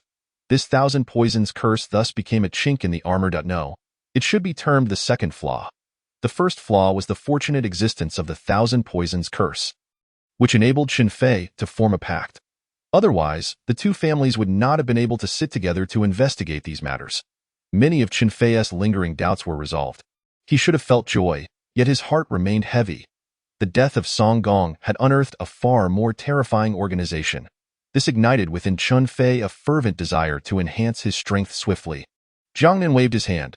All right, let us conclude today's discussion here. You two youngsters should listen and refrain from spreading this information. Take Chun Fei to select a beast egg thus. He ushered them away. It was evident that what followed was not suitable for Chun Fei and Jiang Yi's ears. On the way, the two walked separately, one unsure of how to begin, the other burdened with thoughts. Why haven't you been attending school lately? Jiang Yi was the first to break the silence. I was deployed to the front lines. The front lines? Jiang Yi turned to Chun Fei sharply. Even she, a high-ranking beast master, was barred from going. How could someone who had only recently awakened dare venture to the front lines? Was he courting death? Jiang Yi seemed to realize something. You wouldn't be going to the 8th district? Would you? Chun Fei looked at her in confusion. Why do you guess that? It's simple. Because of the 1,000 poisons curse. Only the Baiyue mountain range harbors such a presence. So, are you investigating the appearance of the 1,000 poisons curse in Tianqing City? Chun Fei fell silent. He had indeed overlooked this aspect. Had it not been for Jiang Yi's reminder, he might not have considered it. This meant that the Thousand Poisons curse likely originated from Baiwest City. In other words, Baiwest City also harbored traitors? This revelation heightened Chen Fei's vigilance. Indeed, nowhere is entirely safe. Only strength reigns supreme. Chapter 19. When did I become a big shot? As they walked, the two happened to pass through the combat zone. Isn't that senior sister Jiang? Who is the person beside her? He is Chen Fei from our class. He took a leave of absence shortly after the semester began. He is Chen Fei? No way. Has senior sister Jiang already been taken? Don't scare me. She is the goddess in my heart. Upon hearing this name, the majority turned to look. After all, everyone remembered Jiang Yi's previous visit to Class 2 to find Chen Fei. Now, witnessing the two laughing together, it was entirely natural for imaginations to run wild. The students from Qianfeng Academy also turned to observe. It was one thing to glance, but upon looking, they were taken aback. Lu Xiaohua blurted out, "Isn't that the one with the level 2, Tier 8 blue glow mantis? Students from Shanghai Academy? Are you mistaken? Chen Fei is just a freshman. How could he possibly possess a beast of such high rank? Even Su Can, the big shot, isn't that exaggerated?" Lu Xiaohua shot a glare at the other. "What do you know? I fought him at the school gate. How could I not know?" To be precise, he had been soundly beaten. Once Lu Xiaohua's words left his mouth, everyone's gaze toward Chen Fei shifted dramatically. It really level 2, Tier 8? How does that seem so unreal? This is absurd. If that's the case, he is even stronger than Su Can. Who exactly is Chen Fei, Lu Xiaohu? The students of Qianfeng Academy. We at Qianfeng Academy are oblivious to this. But why are you at Shanghai Academy so startled as well? At this moment, even the illustrious Shangguan Shihua and Chu Lai turned their gazes toward Chen Fei, only to discover that they could not fathom his cultivation level. This situation could stem from one of two possibilities. Either Chen Fei's cultivation surpasses theirs, or he possesses a hidden cultivation technique. However, how could a beast master have the time to delve into martial arts? The former possibility is more plausible. This implies that Lu Xiaohu's claims might indeed hold truth. This revelation caused the pupils of Shangguan Shihua and the others to constrict. A hidden powerhouse among the first-year students? Oh, no wonder Senior Jiang only sought out Chen Fei, because they are both geniuses among geniuses. Everything makes sense now. Chen Fei, unbeknownst to him, was mistaken for a notable figure simply because he walked alongside Jiang Yi. Is there anything more absurd than this? Indeed, the most lethal aspect is the unwarranted assumptions. Just as they were discussing Chen Fei, another wave of astonished gasps erupted. Su Can's eagle tiger beast was unexpectedly defeated. This was Su Can, a formidable figure at the intermediate 5th rank, who could possibly be this powerful. Upon closer inspection, it was not a student from Qianfeng Academy, but from another institution known as Element Academy. This academy only accepts elemental-type demon beasts, which is somewhat specialized, hence it has never garnered the attention of Qianfeng Academy. Now, however, they have suddenly emerged victorious, even overpowering Su Can's usual beast companion. The opponent was actually at the intermediate 6th rank. When did their school acquire such a formidable beast master? What's going on? There seems to be an overabundance of geniuses these past 2 years, which is rather absurd. I once heard a saying, the greater the number of geniuses, the greater the disasters they herald. They are born in response to calamity. Go away, stop spreading such alarming claims. The students of Shanghai Academy and Element Academy continued to watch the spectacle, while only Qianfeng Academy suffered injuries. Lu Xiaohu displayed a face of despair. Wait, are we truly the weakest? Even the strongest among us is merely at the intermediate 4th rank. At this rate, we are doomed. On the arena, Su Can did not let the defeat of his eagle tiger beast dishearten him. He remained composed, for he still had a trump card. Suddenly, a dragon-like demon beast, white with blue accents and adorned with fleshy wings covered in icy armor, appeared before Su Can, eliciting another round of gasps from the crowd. Its towering height of over 3 meters captivated even Chen Fei and Jiang Yi. Frost giant dragon, subdragon species, strength, intermediate 5th rank element, elemental, flying quality, S potential, expected to ascend to SSS level. Skills, 1. Arrow rain, composed of countless icy arrows formed from extreme cold, cascading down like shooting stars. Proficiency. Proficient 2. Pure ice barrier, a shield of ice crystals formed from the moisture in the air. Particularly effective against fire-based attacks. Proficiency. Proficient Even as a sub-dragon, it is still a dragon. Its minimum quality is at least S-rank. Yukon is certainly not someone who hails from an ordinary family. Coincidentally, the demon beast he faced was a fire type, which was severely restrained and quickly defeated. How intriguing! This is what makes it interesting. Tang Jian laughed heartily, feeling the thrill of encountering a worthy opponent. The students from Element Academy also joined in the laughter. With Tengu smiling, life and death hang in the balance. It seems he is serious now. Among his peers, Tengu has never tasted defeat. Following this, Tang Jian summoned a bird-like creature with blue-purple feathers and 3 long, beautiful tail feathers. Chun Fei looked over once more, Purple Thunder Phoenix, possessing rare Phoenix bloodline, strength, intermediate 6th rank element, elemental, flying quality, S potential, expected to ascend to SSS level. Skills, 1. Thunder Cage. Constructs a cage woven from lightning, trapping the enemy within. Proficiency.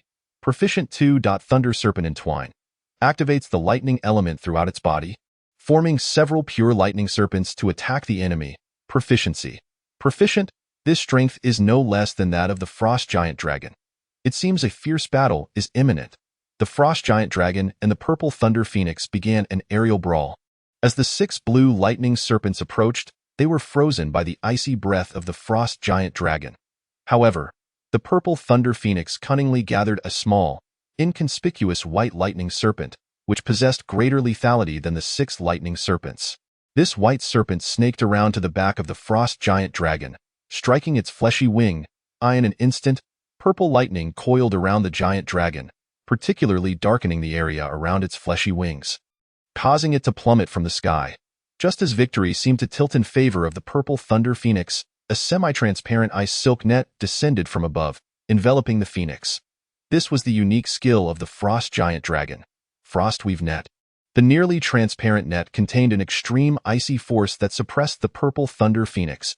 As the 2 colossal beings crashed to the ground, a cloud of dust erupted. Initially thought to be a mutual defeat, it turned out otherwise. The Purple Thunder Phoenix emerged unscathed, having maneuvered to approach the giant dragon and activated an electric magnetic field. Even as the Frostweave Net fell, the Purple Thunder Phoenix had already conjured a white lightning cage, which collided with the net. The reason it fell was due to the impact of their collision. Utilizing this momentum, it rapidly closed the distance to the dragon. Once the electric magnetic field was activated, the Frost Giant Dragon's defeat became apparent. Yet, no one anticipated that the Frost Giant Dragon was merely feigning its fall.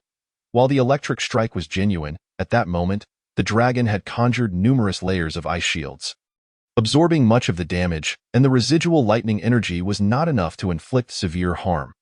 Thus, at the moment the Purple Thunder Phoenix descended, the Frost Giant Dragon lunged at it, relying on its thick ice armor for close combat. To their surprise, the Purple Thunder Phoenix possessed close combat techniques as well. Consequently, the Frost Giant Dragon bit down on the neck of the Purple Thunder Phoenix, continually unleashing icy energy, while the electric magnetic field from the Phoenix relentlessly acted upon the Frost Giant Dragon. Neither side was willing to back down. It was a spectacular showdown, filled with twists and turns. Both cunning fighters pretended to be injured, and now, they found themselves forced into close-quarters combat when they could have flown. It now came down to which beast could endure longer. Just as the words fell, the Frost Giant Dragon collapsed. With comparable quality and skills, it all boiled down to who gained the initial advantage. If neither side held the upper hand, strength would dictate the outcome. The Frost Giant Dragon was intermediate 5th rank, while the Purple Thunder Phoenix was intermediate 6th rank. That single rank advantage is an absolute edge in such circumstances. Sukin opened his mouth, yet no words escaped. Ultimately, he withdrew the Frost Giant Dragon into the Beast Master space to recuperate. He felt somewhat dejected, leaving only a lonely figure in the corner. Meanwhile, the Purple Thunder Phoenix circled triumphantly in the air, a ritual befitting a victor. The students of Shanghai Academy were also reluctant to accept defeat. So close, so very close to defeating the Purple Thunder Phoenix. Even a draw would suffice. This way, neither Shangguan Shihua nor Chu Lai would face pressure against others. Indeed, who can stand against this Tang Jian now? Wait, don't we still have the illustrious Chun Fei? Why the long faces, everyone? Oh right, isn't the illustrious Chun Fei here? Chun Fei, go forth and crush that Purple Thunder Phoenix. Yes, yes, it all rests upon you, illustrious Chun Fei. Chen Fei. No. When did I become an illustrious figure? I am completely unaware of it. Zhang Yi looked over as well. It seems the junior has garnered quite a reputation among the freshmen. Chapter 20. Chen Fei takes action. Chen Fei shook his head vigorously. No. No, this is all a misunderstanding. The 1,000 Poison Gu cannot possibly contend with the intermediate 6th rank Purple Thunder Phoenix. Zhang Yi considered this, realizing that the 1,000 Poison Gu could not have grown significantly in such a short time, as she had been nurturing it for over a month and was well aware of its quality and potential. Therefore, she spoke up to extricate Chen Fei. Have you perhaps mistaken the person? Yet, the crowd shook their heads vigorously. No mistake, it is indeed this Chen Fei. Stop hiding. Summon your intermediate 8th rank by Guang Mantis. Indeed, since it has been seen, there is no need to keep it under wraps. Chen Fei felt helpless. Had it not been for Liu Xiaohu's sneak attack, the Bai Guang Mantis would not have been exposed while protecting itself. Just then, Su Shanhai happened to approach. Oh, what a lively scene. In the second-year match, Shanghai Academy has claimed the final victory. If we secure the first-year match as well, we shall obtain the qualification. Chen Fei glanced at the second-year students behind him. Even without Zhang Yi's participation, they managed to win the match. It seems these seniors possess considerable strength. As Chen Fei pondered, Su Shanhai shifted the conversation. So, Chen Fei, if you can secure a win, then proceed. I'll support you. So what is there to fear? If it truly comes to it, there is still the Jiang family. Yu Shanhai left his statement vague. Without a moment's hesitation, Chen Fei rejected him. Sorry, principal, I truly cannot manage this.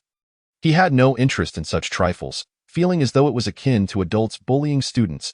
Yu Shanhai remained unfazed, smiling. A level 2 Bodhi fruit.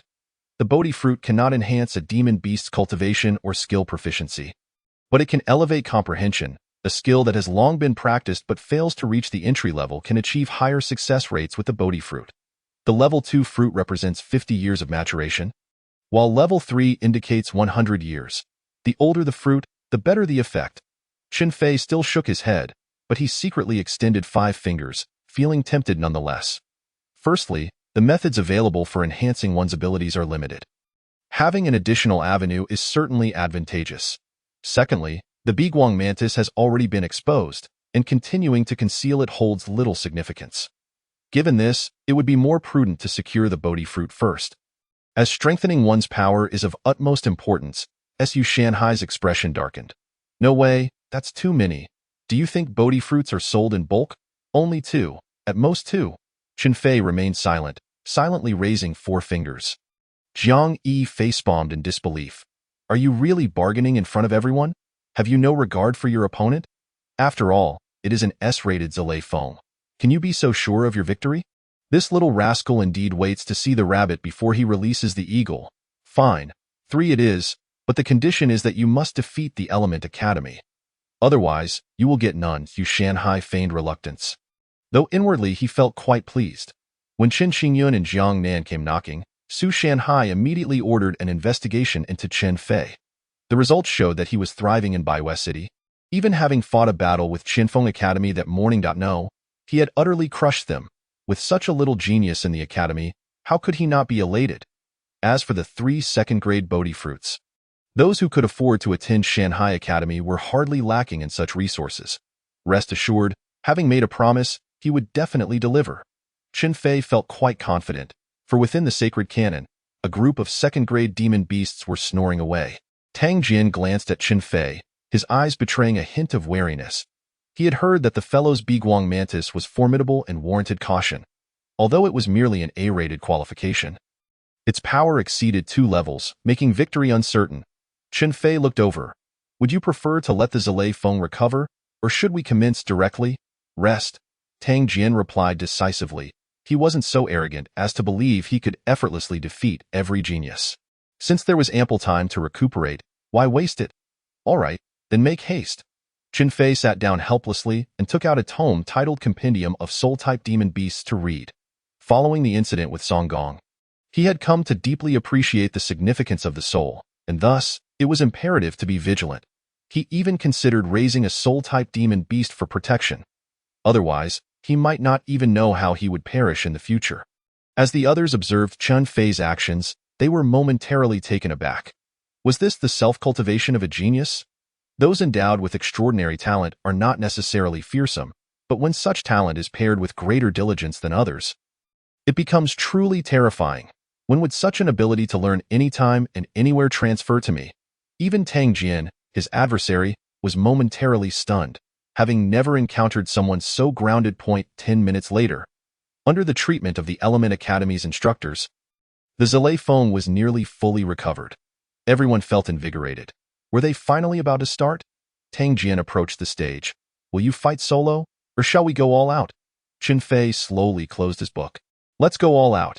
It saves time and effort. Upon hearing this, Tang Jian immediately summoned both the Zilei Feng and the Xuanqi Fire Bat. Qin Fei directly pulled out 2 demon beasts from the sacred cannon. The crowd gasped. Indeed, it was a second-grade, 8th-tier Biguang Mantis, alongside a second-grade, 6th-tier Lei Tong Yuan. Although the Lei Tong Yuan was also of A-rated qualification, its aura was not significantly weaker than that of the Zilei Feng. After all, the Lei Tong Yuan had matured amidst life and death struggles. Upon seeing the Lei Tong Yuan, Tang Jian's expression turned pale. Truly, fear begets fear. His strongest beast was merely the Zilei Feng, yet the Lei Tong Yuan was also a lightning attribute demon beast, possessing at least a fair resistance to lightning. Tang Jian had initially intended to eliminate the Lei Tong Yuan swiftly and then focus on the Biguang Mantis, but now that seemed rather challenging. Biguang Mantis, initiate a dazzling strike. Just as Qin Fei was about to command the Biguang Mantis to engage, he was interrupted. Wait. The team leaders of Qinfeng Academy, Tao Zhou, and Element Academy, Du Shengjia, approached in unison. Both were masters of formidable strength, rendering Qin Fei's hidden element technique virtually ineffective in their presence. Tao Zhou turned to Su Shanhai. I have always harbored a question. How can a mid-level 3rd-tier Beastmaster control a 2nd-grade, 8th-tier Biguang Mantis? Or is it that this Biguang Mantis does not truly belong to him? The crowd erupted in astonishment. What? Qin Fei is only a mid-level 3rd tier. How can that be? It is common knowledge that a beast's strength cannot surpass that of its Beastmaster. Even if it does, it merely serves to benefit the Beastmaster, ultimately resulting in parity. There should never be a case where a beast surpasses its master, so what is the situation here? All eyes turned to Qin Fei. Eager to hear his explanation, Qin Fei remained unfazed. He had anticipated this moment from the instant he stepped onto the stage. I have long claimed that I am no great figure. I truly am only a mid-level 3rd tier. You simply did not believe it.as for the Biguang Mantis and the Lei Tong Yuan. They are not mine. Rather, they are the dependents of my beast. With that, Qin Fei summoned the Biguang Mantis to his side. Immediately, everyone beheld a small, peculiar insect crawling out from the Biguang Mantis's body. Chapter 21. Truly a talent. It was none other than Gu Yi. This is my beast. They are merely parasitized. In that moment, everyone experienced a profound sense of realization. A 2nd-grade, 3rd-tier parasitic insect controlling a 2nd-grade, 8th-tier Biguang Mantis. What a substantial investment. Indeed, is this not sheer waste? The Biguang Mantis's qualifications far surpass that of this insect. Initially, I thought Qin Fei was a remarkable figure, but it turns out he was merely resorting to trickery in this light. Qin Fei's potential seems to fall short of Su Can's. Once the crowd grasped Qin Fei's ruse, their interest in him waned instantly. His strength could only be temporary. As everyone's power increases, the gap between them and Qin Fei would gradually widen. Tao Zhou scoffed a few times before deriding. I once thought Shanghai Academy had produced an extraordinary genius, but it appears he is merely a cunning trickster. You will go to any lengths to win? Won't you? Su Shanhai continued to respond with a smile. I see nothing wrong with Qin Fei's ability to parasitize the Biguang Mantis and the Lei Tong Yuan. It seems there is no rule against such actions. Is there? Utilizing the rules to one's advantage is also a form of strength, is it not? Su Shanhai relished watching them gnash their teeth in frustration, powerless to retaliate. Tao Zhou's face darkened. Indeed, he had not violated any rules. But what significance does this approach hold? Come next spring's 100 Cities tournament, do you think he can keep up with Tang Jian or Su Can? After finishing, Tao Zhou bowed to the sky. I implore the City Lord to intervene. The 3-school exchange event concerned Tianqing City, and the City Lord, Huangfu Mingfei, was naturally observing from the shadows. After Tao Zhou's voice fell, Huangfu Mingfei descended onto the stage, standing with his hands clasped behind him, exuding a formidable aura. His strength surpassed even Jiang Nan's. Qin Fei looked at Huangfu Mingfei. Though he was merely middle-aged, he bore an air of weariness, with a distinctive broken eyebrow easily recognizable, for he was often referred to as the Broken Eyebrow City Lord. Huangfu Mingfei spoke coldly, devoid of any emotion. Since this falls within the rules, there is no issue. Should others employ similar tactics in the upcoming 100 Cities tournament, do you mean to forfeit without contest? Upon hearing this, Tao Zhou opened his mouth but found himself at a loss for a rebuttal. Indeed, while such tactics may be unscrupulous, who could guarantee they wouldn't appear in the tournament? Huangfu Mingfei continued. Today's events serve as a reminder. Higher beast qualifications and levels do not necessarily equate to greater powered. It also depends on how the beast master operates them. There are numerous instances of B and C grade demon beasts defeating S grade ones. Venture out into the world more often and broaden your horizons. Tianqing City is still too small. With that, Huangfu Mingfei vanished from sight. Tianqing City was merely a second-tier city. When compared to first-tier cities, it indeed lagged considerably. Shanghai remained all smiles. Since the city lord has spoken, let the competition continue. At this point, what could Tao Zhou possibly say? However, the gazes from both the Element Academy and Xinfeng Academy toward Chen Fei had shifted. They were filled with murderous intent. If glances could kill, Chen Fei would have perished countless times already. The students of Shanghai Academy exchanged glances, finding the situation difficult to assess. Thankfully, Chen Fei belonged to their Shanghai Academy. Otherwise, they would have to berate him fiercely. This method was indeed underhanded, yet at this moment, they still supported him. It was far better than being ruthlessly beaten by the Element Academy. A moment of heroism is still heroism. Amidst the discussions, the stage was once again handed over to Chen Fei and Tang Jian. The match was officially underway. With the referee's command, everyone fell silent. However, at that moment, Chen Fei spoke up. Wait. Now that my secrets have been laid bare, I have nothing left to conceal. Come forth to my comrades. As Chen Fei's voice echoed, the audience witnessed a sudden emergence of over a dozen demon beasts on the stage. Second grade, 4th tier rock armored scorpion. Second grade, 5th tier cloud swallowing locust. Second grade, 6th tier bitter woe bird. Second grade, 5th tier illusory sound leopard. Second grade, 7th tier purple lightning 9 heavens lion, together with the Lei Tong Yuan and Biguang mantis. A total of 16 second grade demon beasts stood before Tang Jian. The scene was truly magnificent. Both first-year newcomers and second-year veterans gaped in astonishment. The shock brought by 16 demon beasts was overwhelming. Su Qian, Tang Jian, and Shangguan Shihua all felt a shiver down their spines. In a way, can it be played like this? How can we even fight? We might as well surrender. Who wouldn't tremble at the sight of those 16 monstrous beasts? Damn it, why am I feeling so pumped up? I share your sentiments, but my desire lies with those 16 beasts. The weakest among them is at least B grade. Can you imagine how infuriating that is? This cannot be deemed as disgraceful. Rather, it is a grand showcase of the Beast C strategy. The students gazed at Chen Fei with renewed admiration.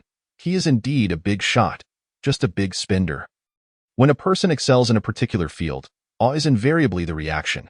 Jiang Yi, however, stared at Chen Fei in disbelief.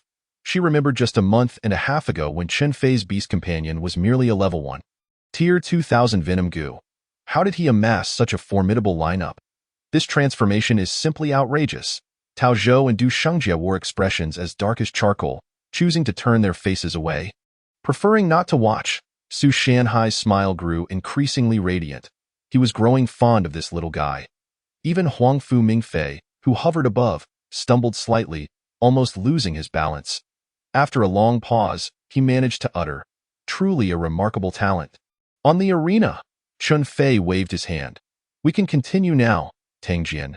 His mind was already filled with curses. This is outrageous. I may not even stand a chance against the Biguang mantis and the Lei Tong ape. And now I'm expected to take on 16?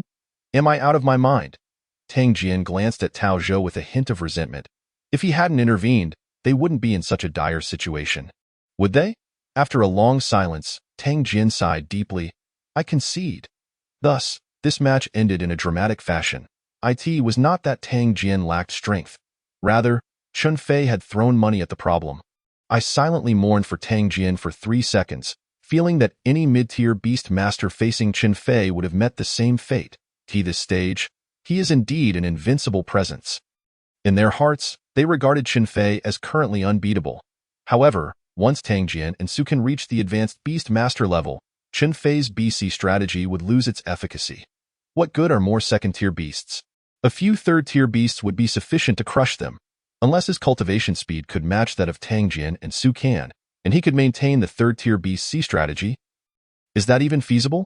Not to mention the financial aspect. Can a B-grade 1000 Venom Goo keep pace with the cultivation speed of an S-grade Purple Thunder Phoenix? Just thinking about it seems impossible. In the minds of many, Chen Fei's potential still pales in comparison to that of Tang Jian and Su Can. I'll take my leave now. You all continue.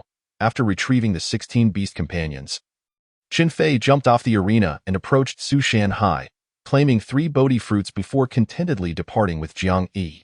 The crowd watched his departing figure with a mix of awe and admiration. Chapter 22. Heart of the Goo King. By the way, here is something for you. Thank you for saving me that day. Jiang Yi handed over a box. Chen Fei turned his head. What is it? A level 4 Heart of the Goo King. Upon hearing the term Heart of the Goo King, Chen Fei abruptly paused, his expression reflecting a hint of astonishment. There exists a profession dedicated to cultivating goo worms. Numerous poisonous insects are placed within a vessel to fight one another, and the victorious one becomes the Goo King. These Goo Kings possess a minimum qualification of A grade or higher. The level 4 Heart of the Goo King is left behind by a Goo King of the Demon General level. If it were a level 5 Heart of the Goo King, it would be the King of Kings, even more remarkable, with a value surpassing that of S-grade beast companions. Beyond the evolution gained from slaughter points, the level 4 Heart of the Goo King can undoubtedly elevate Xiao Gu further. This is immensely precious. The value of this Heart of the Goo King even exceeds that of an A-grade beast egg. After all, a beast egg has yet to hatch. Who knows what it will become? Whether it can grow to the level of a 4-star demon general remains uncertain. However, this Heart of the Goo King is undeniably the genuine heart of a demon general. Initially, Jiang Yi had hesitated about whether to give away the Heart of the Goo King. Yet, after the Song Gong incident and witnessing Chen Fei's displayed prowess, she transformed her uncertainty into resolve. Leaving aside other considerations, this investment is certainly worthwhile. Jiang Yi smirked slyly. Didn't you contract the 1000 Venom Goo? This is precisely the most crucial element in its evolution process. Are you sure you don't need it? Moreover, while you may perceive the level 4 Heart of the Goo King as valuable, it is merely a decorative piece in my household. Chen Fei. Seriously? Is this even a conversation? This is nothing short of Versailles literature. Or do you believe my dear lady's purity is not worth a Heart of the Goo King? All this talk is merely to persuade Chen Fei to accept it. I don't mean it that way. Chen Fei scratched his head in confusion. Of course, I know you don't mean it that way, so just accept it without worry, and we shall owe each other nothing. Owe each other nothing? That's fine. This way, there won't be any excessive entanglements with her in Chen Fei's mind. Jiang Yi remains a ticking time bomb. Having dodged this ordeal, he is still uncertain where the next calamity lies. After accepting the Heart of the Goo King, the sacred text reappeared before him. Heart of the Goo King quality, level 4 source, Demon Spider Goo effect, has a certain chance to allow the 1000 Venom Goo to evolve. Note, combined with 20,000 slaughter points to compensate for deficiencies, it can elevate evolution to flawless grade.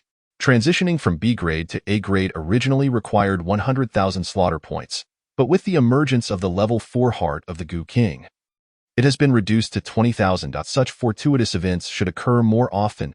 Thank you. Chen Fei's expression was tinged with excitement. He feigned placing it into his spatial ring, but in reality, he stored it directly within the sacred text. Such a precious item is better kept within the sanctity of the sacred text. The Evergreen Chamber of Commerce. Chen Fei had merely come to this branch in Tianqing City. There are numerous other branches in different cities. Miss, you have arrived. An elderly man, slightly hunched yet impeccably dressed, came out to greet them. Fu Bo, I've brought you some pear blossom cakes. Jiang Yi handed over the bag she was holding. Thank you, miss. Fu Bo smiled as he accepted it. Come, let us head to the 3rd floor. With that, Fu Bo led the way. As Chen Fei looked around, he saw that the 1st floor housed various demon beasts, the lowest quality being C grade, with quite a few A grade beasts as well. This was only what he could see. There were many more unseen. The 2nd floor primarily contained spiritual flowers and herbs for beast evolution, as well as high-grade bloodlines. All of great value. Seeing this, Chen Fei thought of the slaughter sacred text. This method of advancing via slaughter points is not only effortless but also cost-effective. Silently, he praised the slaughter's sacred text in his heart. The third floor featured various beast eggs, categorized by quality, all stored in specialized incubation boxes. Jiang Yi pointed to the second area, which housed the A-grade beast eggs. Do you want to pick one yourself? Or should Fu Bo assist you? Chen Fei glanced over. The area displayed around 50 to 60 beast eggs, which was quite a number. As for the adjacent first area, it contained only 3 eggs. Chen Fei curiously inquired, could that be S-grade beast eggs? Jiang Yi did not deny. That is indeed S-grade eggs, but they are all auxiliary-type demon beast eggs. Instantly understanding. No wonder they have yet to sell. Even with S-grade qualifications, their combat power is likely low. And the price is exorbitantly high. In a world where only strength matters, combat prowess reigns supreme. Very well, I'll choose on my own for now. This is something best done personally. Quality is one aspect, but affinity is another. After Jiang Yi and Fu Bo retreated to the side for tea, Chen Fei began to select slowly. By Yin Feng Miao, Demon Beast Egg, Attribute, Elemental, Flight Quality, a potential, likely to advance to SS grade quality. Note, contains a trace of Phoenix bloodline, capable of evolving towards Phoenix, Xian Yao, etc. This by Yin Feng Miao could be considered a potential stock, but regrettably, it is elemental, not aligning with Chen Fei's contractual requirements. He gently set it down, continuing his search for assassin-type companions.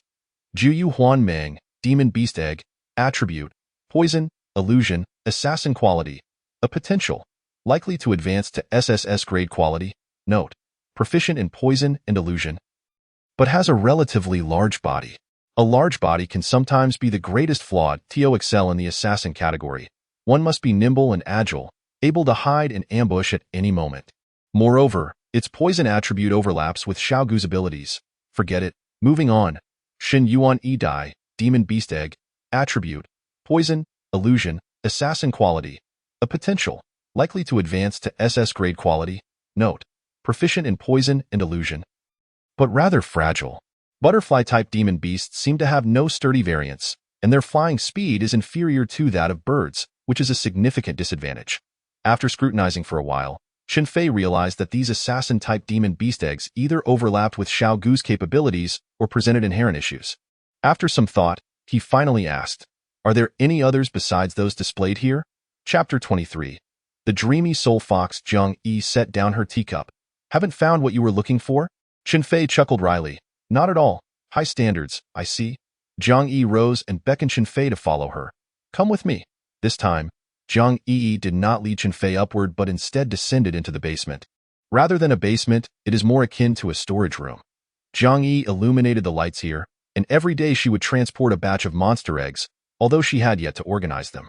Eggs ranging from C grade to A grade were all jumbled together, making it highly likely that the one you selected was merely a B grade egg. Are you still interested? Chen Fei did not refuse. Let me take a look first. If I can't find anything satisfactory, I can always return to the third floor later. As he searched, half the day slipped away, yet he remained unsatisfied with his choices. After all, some monsters were born live and did not possess eggs. The ones that did were primarily avian, reptilian, or venomous insects and serpents, many of which conflicted with Xiaogu. Suddenly, a blue and black monster egg in the corner caught Chen Fei's attention. He hurried over, cradling it in his arms, and discovered that it was unusually heavy, much heavier than a typical egg. The surface of the shell was rough, resembling stone rather than an EGG. It bore unique patterns. Exuding an air of mystery, Chen Fei summoned the Holy Codex to see if there were any records of this entity. Yuming Huanhu, Fossil, Attributes, Illusion, Soul, Dream, Assassin Qualification, a potential, promising to advance to SSS level qualification. Remarks. Yuming Huanhu is an ancient and exceptionally rare soul beast. Even the weakest Yuming Huanhu should be S level. This beast suffers from congenital deficiencies, resulting in its A-level qualification and a shorter lifespan. It was subsequently sealed by a grand sealing technique, imprisoning its time and life, and over the tides of time, transformed into a fossil. However, if the seal can be broken, this beast may awaken once more. Special note. 100,000 points of kill value are required to break the seal and compensate for its congenital deficiencies to advance to S level. Chen Fei's jaw dropped in astonishment. This was the longest remark he had ever encountered. Without exception, it turned out to be a fossil formed after being sealed. Yet its exterior resembled an egg, which explained its presence here. What excited Qin Fei the most were 2 points. First, the attributes of Yuming Huanhu. The fusion of illusion, soul, dream, and assassin attributes was unparalleled, even more extravagant than Jiang Nan's multicolored soul beast. The greater the number of attributes, the more skills it could learn. In due time, a Yuming Huanhu could fulfill the skills of the 3 extraordinary attributes. How immensely powerful! The second point was that while advancing from A-level qualification to S-level required 1,000,000 points of kill value. Awakening Yuming Huanhu and elevating it to S-level qualification only required 100,000 points. Why this calculation? It was an incredible bargain. Upon examining the illustration in the Holy Codex, Qin Fei noted that the size of Yuming Huanhu was comparable to that of an ordinary fox beast. Initially, he had imagined it burning with azure flames, obscuring its true form, but that was not the case. Instead, it had white fur and a long white tail, with only its face and feet adorned with dark fur. Unlike other foxes, it possessed twin horns of the same hue as its face, with peculiar patterns flowing along the horns, remarkably similar to the patterns on the fossil Qin Fei held. Truly striking. It's decided, you shall be mine. The appearance of Yuming Huanhu fulfilled all of Qin Fei's fantasies regarding soul-type monsters, even exceeding his expectations. Senior sister, this is the one. When Qin Fei found Jiang Yi, he did not display exuberance. Rather, he wore a hint of dejection. If she sensed his unease and hesitated to part with it, that would spell trouble. Jiang Yi took the fossil, examined it, and then handed it to Uncle Fu. Uncle Fu is an expert in this area. Let him take a look. Qin Fei's heart sank at this, sensing potential trouble. Uncle Fu summoned a small monkey-like beast, quite petite, comparable to a squirrel monkey. Jiang Yi introduced, this is Ling Xian Monkey, a support-type beast. It may not excel in combat, but it possesses a unique skill, Life's Eye. This skill allows it to sense the life force within monster eggs, forming a resonance that enables it to assess the general attributes and qualifications. Such a marvelous skill. This was the first time Qin Fei had heard of it, prompting a sense of awe. A faint green glow enveloped the Ling Xian monkey's eyes, and then it shared its vision with Uncle Fu. I can see that it is likely a fox-type beast. As for its qualifications, it appears to be fluctuating around A-level, probably a mix of soul and illusion attributes. Uncle Fu's insights astonished Qin Fei, aligning almost perfectly with the descriptions in the Holy Codex. Indeed, there were countless talented individuals in this world. One must not underestimate anyone. The fox beast qualifications were acceptable, but, hearing Uncle Fu's hesitation, Qin Fei shot him a sharp glance. Could it be that Uncle Fu had discerned the origins of Yuming Huanhu? However, this little fox seems to possess somewhat frail life force. Even if it hatches, it may suffer from congenital deficiencies. Upon uttering this, the Ling Xian monkey retracted its skill, and Uncle Fu similarly shielded his eyes with a warm towel. While the skill was indeed useful, it demanded considerable focus. Prolonged use would strain the eyes. At this point, Qin Fei could finally breathe a sigh of relief. Uncle Fu's observations were largely accurate. The only drawback was that he had not identified Yuming Huanhu's origins. If they were to discover it was an ancient beast, they would surely be reluctant to part with it. Jiang Yi turned to Qin Fei Jr. Are you certain you want to choose this one? Its congenital deficiencies make subsequent recovery quite challenging. Qin Fei nodded earnestly. This is the one. I will find a way to address its congenital issues. However, soul and illusion-type beasts are exceedingly rare. Indeed. Jiang Yi concurred without objection, considering her father's multicolored soul beast possessed only these attributes. Very well, it is yours. If you return to the Evergreen Chamber of Commerce, I will give you an 8.8 discount. An 8.8 discount was already the price for regular members, yet their shared experiences of life and death warranted this concession. All right, thank you, senior sister. Without lingering, Qin Fei departed the Evergreen Chamber of Commerce, eager to return and enhance Xiaogu. However, as he traversed a more secluded area, he found himself encircled by several individuals. Are you Qin Fei? The speaker, bearing a hint of a rogue demeanor, introduced himself as Mozi. Upon seeing their demeanor, Qin Fei realized they were not friendly. And you are? The group remained silent, directly summoning their beasts. 8 second-tier beasts and 3 third-tier leader-level monsters. Mozi continued, we know you can summon 16 second-tier beasts, so we haven't taken this lightly. We've brought high-level beast tamers. 3 third-tier beasts will easily handle you. Qin Fei grasped the situation. They did not intend to take his life. which made it easier to handle.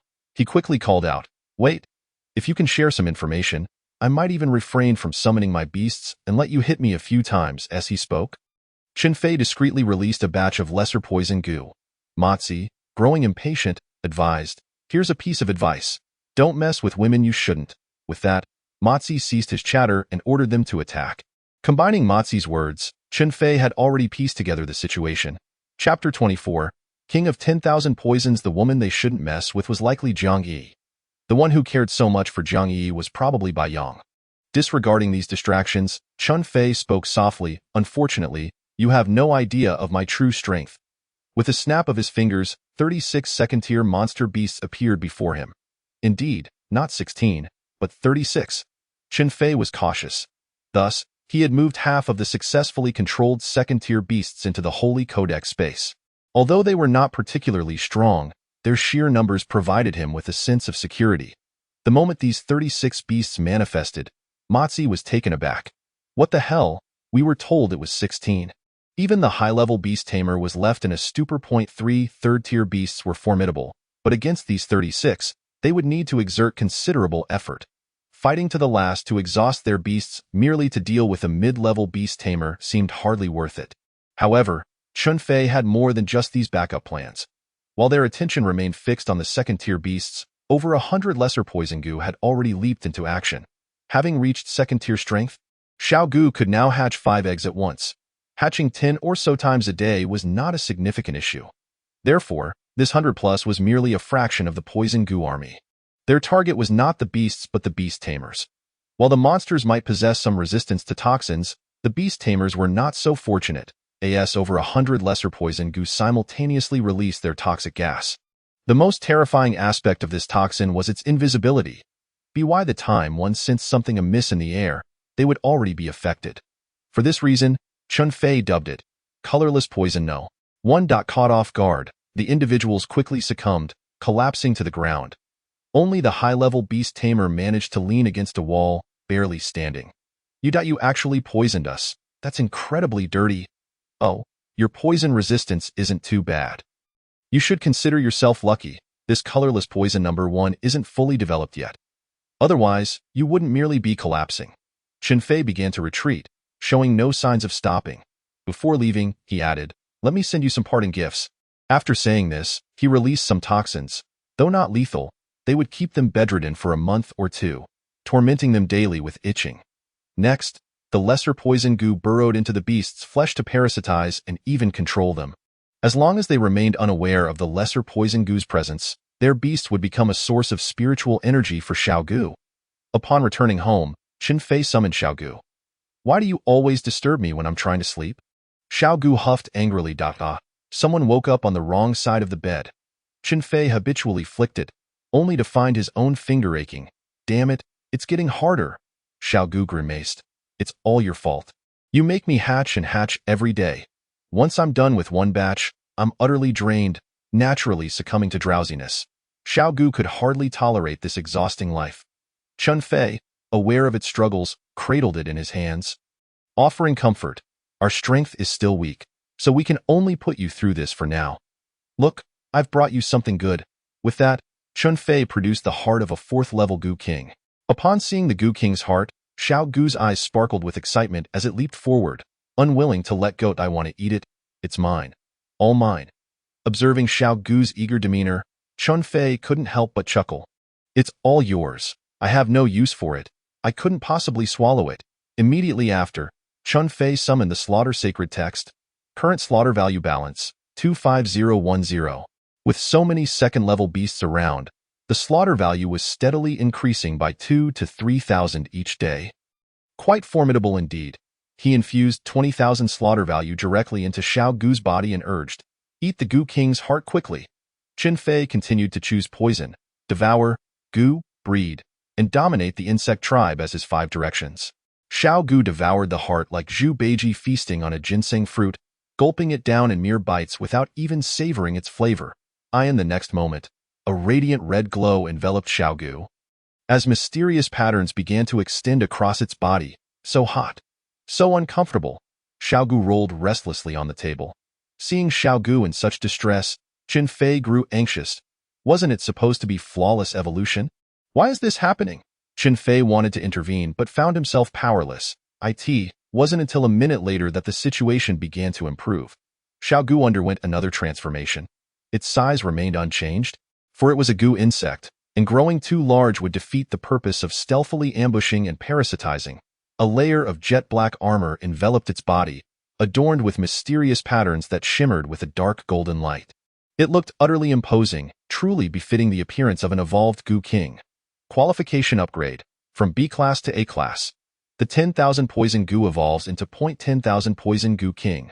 Comparative advantages. 1. All skill effects significantly enhanced. 2. The speed of toxin and spiritual energy absorption greatly increased. Enhancing toxin attacks. 3. Breeding and hatching speeds accelerated. With an increase in numbers. 4. Can hatch 10 special incubated Gus to propagate the 10,000 Poison Goo King's lineage. The energy required for propagation, supplied by parasitism and devouring, and can also utilize the energy from spirit stones. 5. Has a certain degree of dominance over insect tribes weaker than itself. 6. Due to the fusion of the demon spider goo's heart, it gains the skill of silver thread binding, beginner level. Looking at Xiao Gu's data, Chen Fei felt an exhilarating rush. This enhancement was incredibly powerful, with the ability to hatch 10 Gus. Xiao Gu would no longer need to toil daily, achieving complete liberation. Moreover, this new silver thread binding skill was characteristic of spider-type demon beasts, serving as an excellent control skill. First, control, then poison, followed by parasitism and corpse control. A seamless sequence indeed. Consequently, Xiao Gu's evolutionary direction now included a ninth aspect, control. This evolution was crucial for Xiao Gu. Checking Xiao Gu's information revealed, parasitism, devour, corpse control, toxic kiss, were all at the mastery level. Tio advanced further. At least 100,000 slaughter value was required. Transitioning from A class to S class qualifications necessitated 1,000,000 slaughter value. Such accumulation was not feasible in the short term. Indeed, the most pressing need was still slaughter value. Chen Fei sighed and then took out the fossil of the dreaming soul fox, placing it on the table. Next, he would prioritize elevating his strength level. Additionally, he needed to amass 100,000 slaughter value to revive the dreaming soul fox. The strange abilities associated with the soul and dreams had always made Chen Fei wary. Chapter 25. Dream Crisis in the Dead of Night. All was silent. The pale red full moon in the sky appeared somewhat enchanting. In the less populated areas of Tianqing City, graves stood solemnly under the moonlight. The black soil and trees rendered the place even more profound. This darkness persisted until it reached a church. The white walls made it look so pure, with stained glass windows arranged in an orderly fashion, forming mysterious patterns as if they were vessels of some belief. The intersection of the graveyard and the church starkly defined the contrast between black and white. Should Chen Fei arrive here, he would recall the saying, "We dwell in the realm where black and white intertwine." Inside the church, a round table had been deliberately set up, with 5 individuals seated around it. The one in the main seat was a figure cloaked in black, wrapped in bandages, revealing only one eye. The people present referred to him as the High Priest. "Arbiter, why did your execution fail?" His voice was hoarse yet sharp. The Arbiter, as referred to by the High Priest, wore a grim reaper mask, exuding a heavy aura of death, reminiscent of a demon from hell. He too was puzzled. Everything was proceeding according to plan. He could not fathom where the issue arose. His voice carried no warmth. A person squatting on a chair, wearing a jester mask, raised a hand. "I can testify. We watchers did not detect any problem in any link. Is it possible that Jiang Nen left a trump card on Jiang Yi?" Silence fell once more. The High Priest tapped the table, deep in thought. After a long while, he spoke again. If the trap aimed at Jiang Yi had succeeded, listening Rain Doc would not have been taken down so soon. "Never mind, we shall create another." "Sower, how is your research on the potion progressing?" Everyone's gaze turned to the sower, the only one unmasked.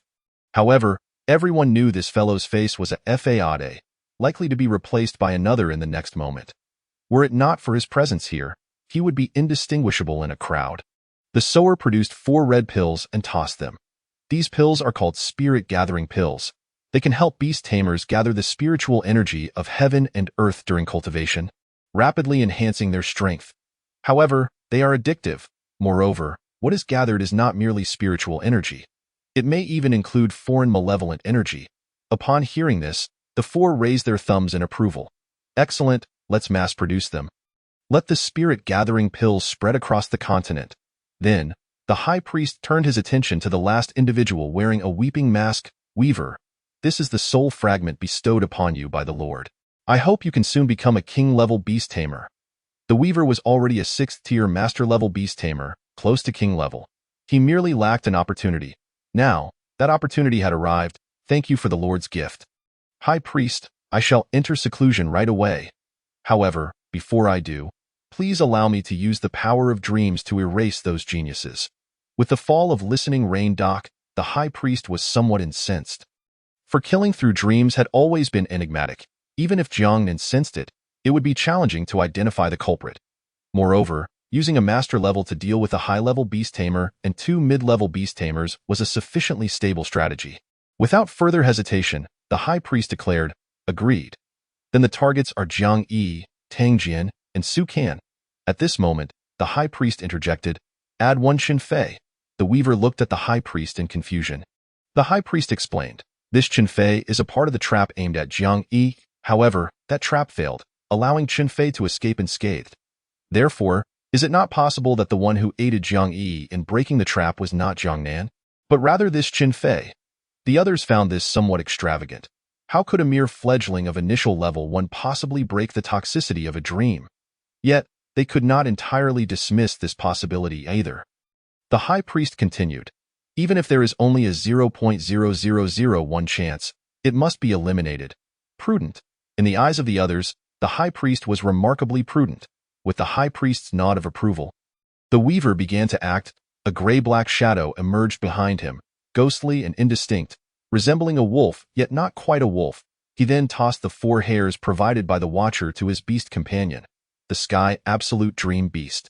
Utilizing the essence of the hairs, he began to infiltrate the dream. Qin family. Qin Fei was still sound asleep when he was suddenly pulled into a dream. Naturally, he was unaware of this manipulation.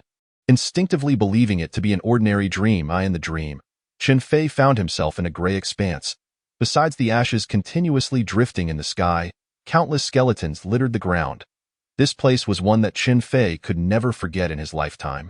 It was the 9 Nether Horrors, one of the 4 great cursed lands, so it was a nightmare. Qin Fei murmured to himself. The 9 Nether Horrors, indeed, were the nightmares of his life, as he had perished here in his previous existence. Just as Qin Fei was lost in thought, a massive skeletal figure approached him. Its foot was larger than Qin Fei's entire body. Although it was a dream, he certainly did not wish to be crushed. After rolling away several times, he barely escaped. Why is this dream so long, so vivid? At this moment, he had yet to realize that his dream was being artificially controlled. The gigantic skeleton appeared. The skeletons on the ground began to tremble. They slowly assembled into skeletal monsters, including bone tigers, bone bulls, bone snakes. Thousands upon thousands of skeletal beasts charged toward Qin Fei. What transpired was precisely what Qin Fei endured in his previous life. A harrowing experience indeed. If he did not flee now, when would he? It was merely a dream. Yet he found himself reliving the great escape of his past.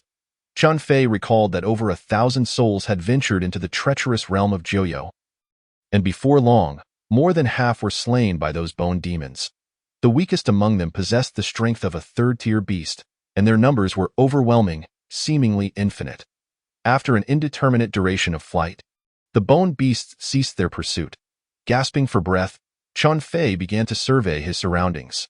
The ground was still littered with beast bones, yet upon those bones bloomed a profusion of blood-red resurrection lilies. This marked the 2nd perilous zone of the cursed land. Suddenly, Qin Fei noticed blood trickling from his arm, likely a remnant from his recent escape. Remarkably, this dream felt astonishingly real. He could even sense a hint of iron in the air. Wait! Qin Fei's entire being jolted. He finally sensed something amiss. Awakened. In reality, Qin Fei's body trembled uncontrollably. Unable to rouse himself, as one who had lived 2 lives, he felt an acute sense of dread. If his suspicions were correct, someone was attempting to obliterate him through the dreamscape. Xiaogu, sleeping nearby, also sensed Qin Fei's distress and urgently called out, Qin Fei, what is the matter? Qin Fei, Respond to me. However, Chen Fei offered no reply. Xiao Gu hopped anxiously, its eyes filled with worry. It seemed to have an epiphany, then suddenly bit down hard on the webbing of Chen Fei's arm, yet discovered no trace of poison. Chen Fei, you must not come to harm. Though this individual was somewhat troublesome, Xiao Gu still held respect for his methods. Upon realizing Chen Fei was in danger, Xiao Gu felt an unprecedented sense of helplessness. Chapter 26. The Farewell Letter. There are many forms of dream-induced murder. Under an average level of proficiency, one can merely intervene in dreams, blurring the line between illusion and reality, allowing deaths within the dream to manifest as true demise. When one's skill is sufficiently advanced, it transcends mere intervention, enabling the manipulation of the dreamscape at will. The most terrifying ability is to ensnare the dream in a perpetual cycle, leading to the collapse of consciousness, rendering the victim a living death. However, this power is only accessible to those with flawless proficiency or higher. As it stands, this crisis belongs to the former category, intervention without alteration, indicating that the practitioner is unaware of the dream's content. Otherwise, Chen Fei would have likely succumbed to the dream long ago. Yet, even so, this dream remains exceedingly perilous, as Chen Fei is unable to summon his beast companions or the sacred codex of slaughter. What to do? Since his rebirth, Chen Fei felt an intense sense of impending doom once more. The blood on his arm caused the resurrection lilies to tremble, releasing numerous spores that surged forth with the fervor of sharks detecting blood. Run! There was no room for contemplation. Following the escape route from his previous life, Chen Fei sprinted towards the depths of Jiuyo's cursed land. Apart from avoiding the spores of the resurrection lilies, he must not touch any thorny vines on the ground. The moment he did, it would awaken these nightmarish plants, ensnaring even a fourth-tier beast in an instant, draining it of its lifeblood. By the time Chen Fei reached the inner sanctuary, he was already battered and bruised. Even as spores drifted toward him, he evaded them with all his might, daring not approach a central bone temple, for within that temple resided a formidable guardian beast. The Hidden Void Skeleton King, a unique entity embodying spatial, necromantic, and assassin attributes. Though merely a fourth-tier skeleton king, it was invincible among its peers. When they had ventured here in the past, the once 1,000-strong group had dwindled to a mere 61, with one individual commanding 4 beast companions, totaling 264. Only 9 remained after facing its wrath, 61 reduced to 3.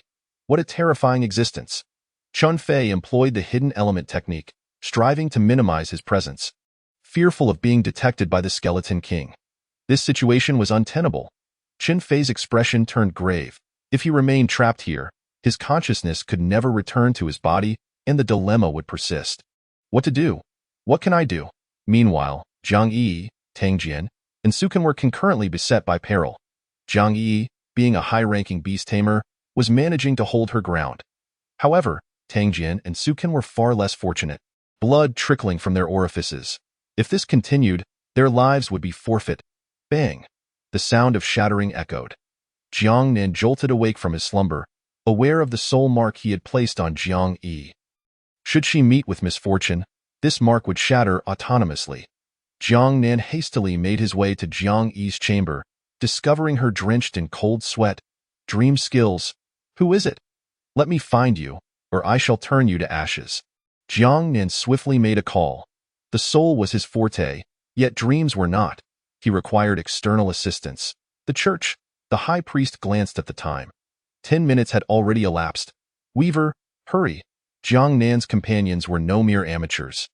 Let us not have our stronghold compromised. I shall take charge. The watcher approached the weaver, summoning a black unicorn. With the body of a horse, a single horn, dog ears, a lion's tail, and Qilin-like hooves, the earthly guardian unicorn possessed S-rank qualifications and a trace of divine bloodline, capable of discerning truth from falsehood. Thus, the beast tamer of the earthly guardian unicorn became the watcher of this organization. In addition to its surveillance capabilities, the earthly guardian unicorn possessed a unique skill, amplification. As a gray light enveloped the weaver and the heavenly dream beast, he felt a significant enhancement in his dream interference ability, even granting his beast companion the power to alter a fragment of the dream's content. This thrilled the weaver, for this experience would undoubtedly grant the heavenly dream beast access to the pinnacle of dream abilities. At that moment, Chen Fei sensed his dreamscape beginning to tremble. The ground quaked violently, cracking open and sinking. By the heavens, this was excessive. It offered no chance of survival. Should he fall into these chasms, the outcome was all too predictable. Chen Fei surveyed his surroundings, noting that only the Bone Temple seemed to possess some mysterious protective force. Remaining utterly still, aside from that, the entire cursed land had nearly collapsed. This dire predicament left him with despair, utterly despondent. Was he to confront Yama once more, barely 2 months after his rebirth? Chen Fei's heart brimmed with helplessness and seething rage. He had never instigated conflict, nor engaged in any heinous acts. Why did fate mock him so cruelly? Gazing at the immovable Bone Temple, Chen Fei leaped forth. Even in death, he would do so with dignity.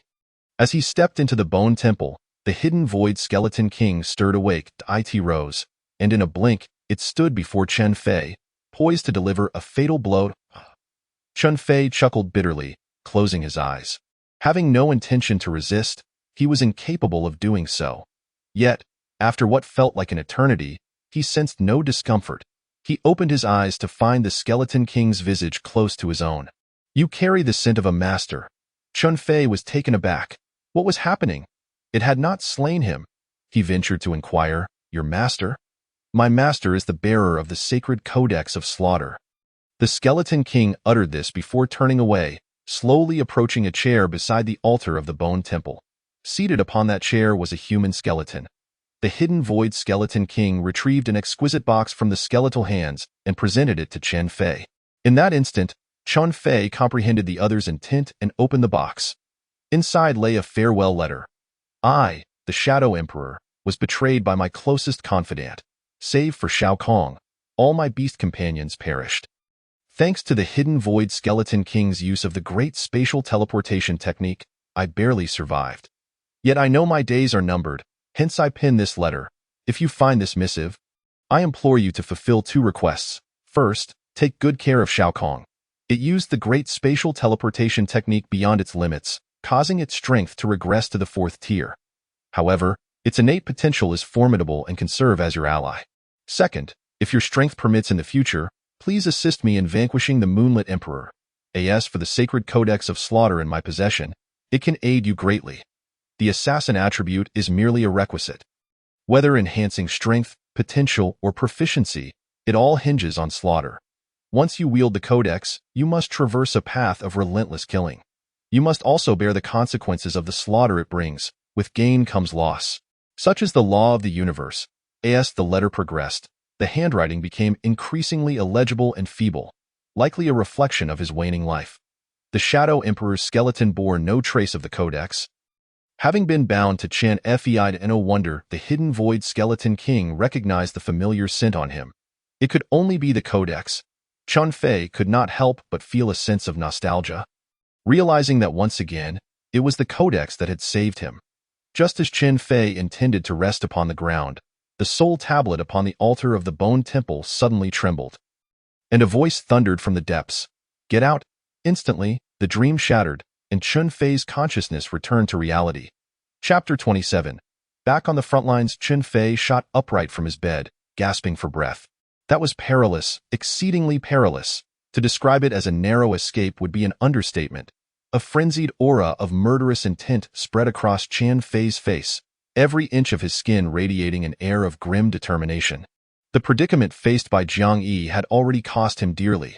This time, it sought to sever his path completely. This was no mere skirmish. It was a deep-seated vendetta. Given the chance, I shall uproot this organization and reduce it to ashes. Chen Fei's eyes were filled with a bloodthirsty glint. He never regarded himself as a virtuous person, for in such an environment, the righteous seldom survive. In the past, Xiao Gu would be frightened by Chen Fei in such a state. However, ever since the contract was formed, Xiao Gu no longer feared him, as it understood that Chen Fei's bloodlust was directed at others, not at itself. "Chen Fei, what has happened to you?" That was terrifying. "Quick, check yourself." It was the first time Chen Fei had heard Xiao Gu speak with such urgency, and his heart warmed, the murderous aura around him gradually receding. "Do not worry, I am fine." After calming down, Chen Fei attempted to wipe the sweat from his brow, only to realize he seemed to be clutching something in his hand. Upon closer inspection, it was the letter he had seen in his dreams. Wait, could this be more than just a dream? What was that final roar about? Could it be that the 9 nether beasts are unrelated to the Shadow Emperor? What realms exist beyond a king-level beast master? A cascade of questions flooded Chen Fei's mind, rendering it a muddled mess. The only clear thought he had was that he could not afford to sleep again tonight. He must endure I in the church. The weaver felt as though her head had been struck by a hammer, blood seeping from beneath her mask and soaking her garments. The silhouette of the dream beast had also faded, clearly suffering severe damage. The high priest could no longer remain seated and stood up abruptly, demanding, "What is going on?" The sewer quickly produced a dark yellow pill, removed the weaver's mask, and forced it into her mouth. Indeed, she was a woman, appearing to be in her 30s. After a considerable time, the weaver wearily leaned back in her chair, saying, "The dream.it was forcibly shattered. This is my first encounter with such a situation.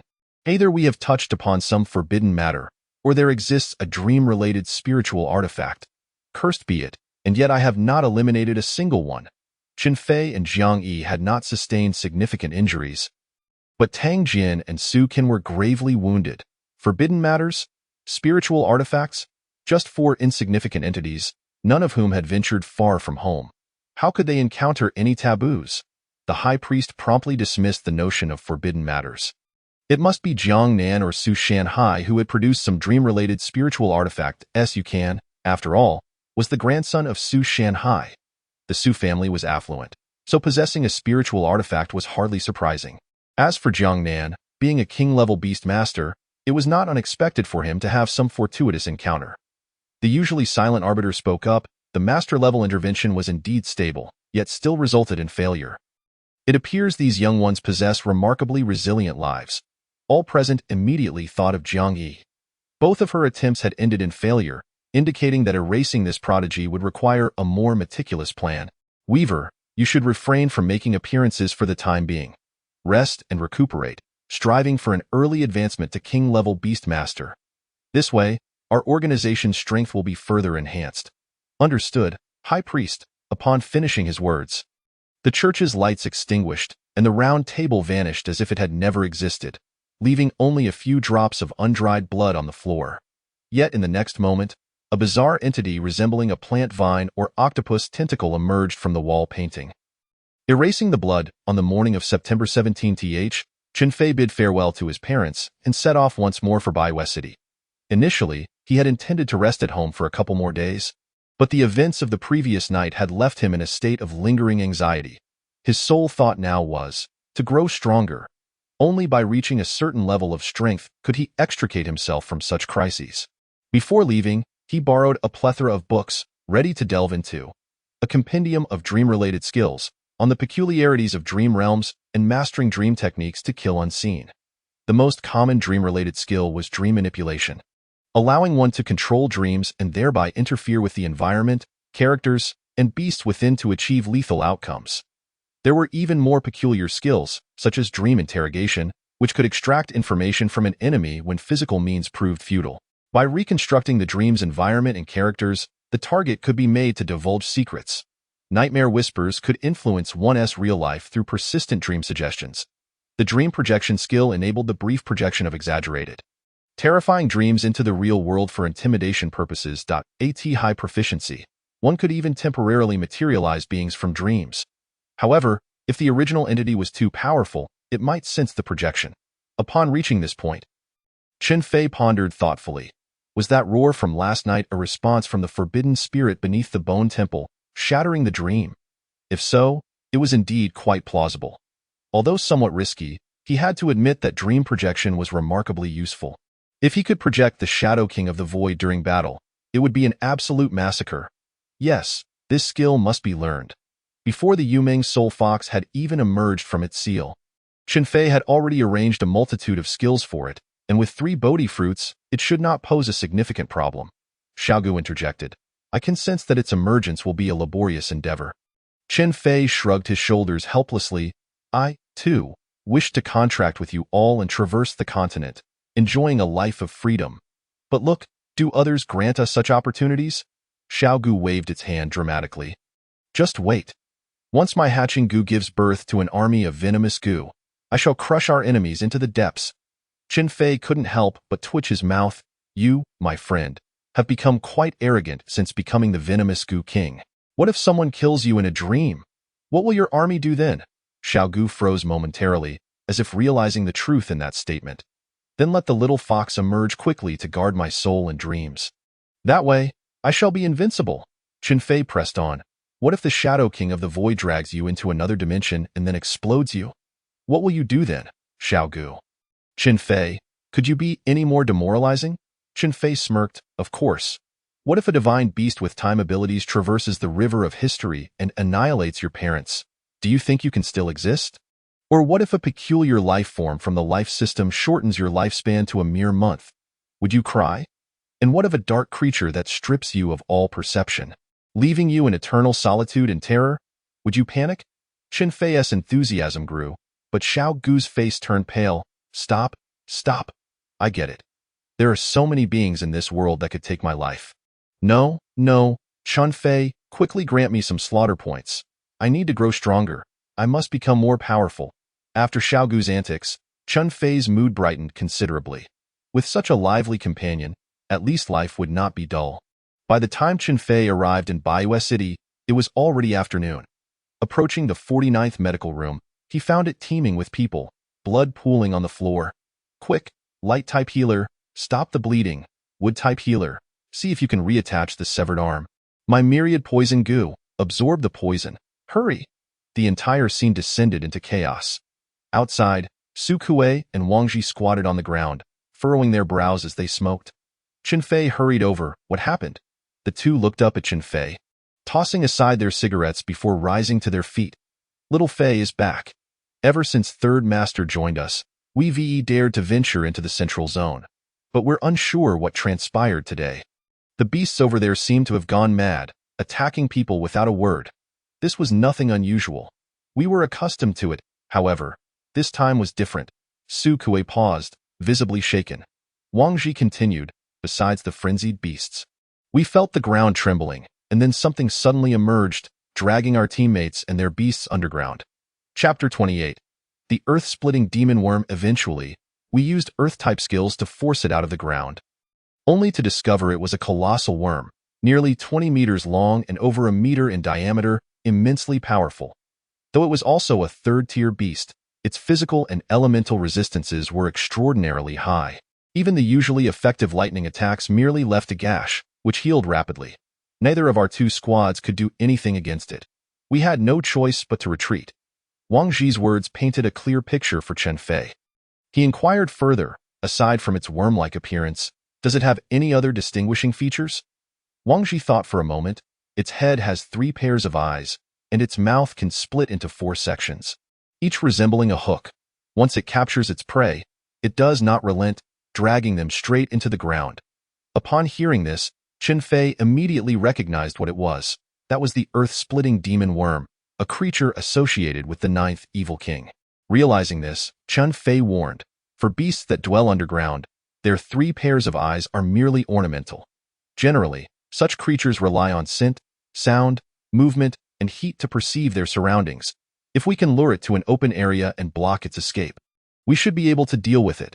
Qin Fei paused, refraining from elaborating further. Everyone present was astute enough to grasp the implication. Since the earth-splitting demon worm lacked vision, they could exploit this weakness for their hunt. Su Kuei sighed and patted Qin Fei on the shoulder, saying, if only I had brought you along back then, we wouldn't have been in such a dire situation. Old Wang, it turns out one must indeed read more. Look at Qin Fei, he holds a book in his arms every day. He is clearly ahead. Wang Ji wholeheartedly agreed, indeed. It seems that in my spare time, I must also borrow some books to read.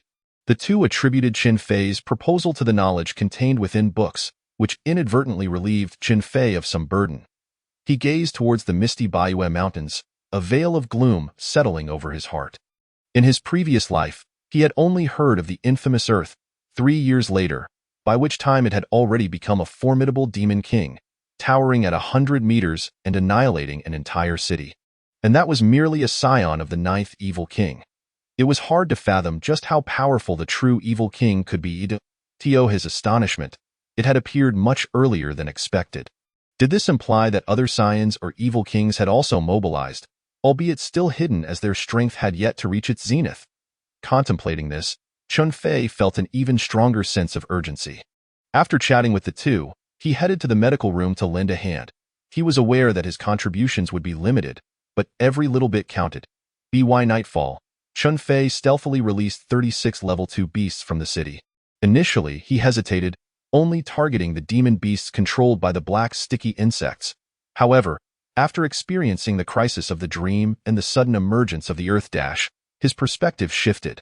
Since those demon beasts were already ensnared in the mist, they had become the very blades of that mist, poised to erupt at any moment. Even those not under the control of black sticky insects could fall prey to other evil beasts. Rather than risk it, it would be wiser to eliminate them early. Who knows, some of those slaughtered might have been future renowned demon kings? To survive, Chun Fei resolved to be more ruthless. Xiaogu, issue the command. Let the little Xiaogu no longer focus solely on the black sticky insects' extermination. Everything within the mist is fair game. Oh, and what about the 10 hatching goo? Chun Fei had placed them in a designated area of the Holy Scripture space. Xiaogu sensed for a moment. One hatching goo could produce 100 small Wandu goo kings in a day, which meant a total of 1,000 could be hatched each day. Since they were hatching goo, their strength was all at level 2, first tier. 1,000. This figure left Chun Fei utterly astounded. If he were to accumulate for 10 days, wouldn't that amount to 10,000? This army of 10,000 small Wandu goo kings could encircle the Earth Dash. Even if they couldn't kill it, they could at least tear open a breach, right? Such an exaggerated figure. Such thrilling data. Xiaogu, release this batch today. Do not rush to kill. Instead, seek out stronger demon beasts for parasitism. If these 1,000 small Wandu goo kings can be transformed into 100 level 2, 5th tier demon beasts, that would be immensely valuable. Moreover, the hatching goo will continue to hatch endlessly. As their strength and skill proficiency increase, the number of hatchings will only grow, becoming ever more terrifying. Kill a level 2, 2nd tier lion scorpion demon, kill value 20. Kill a level 2, 3rd tier purple-eyed silver snake, kill value 20. Kill a level 2, 5th tier frost demon bull, kill value 30. Oh, this was the first time Chun Fei saw the kill value exceed 20. This indicated that the higher the tier, the greater the kill value earned.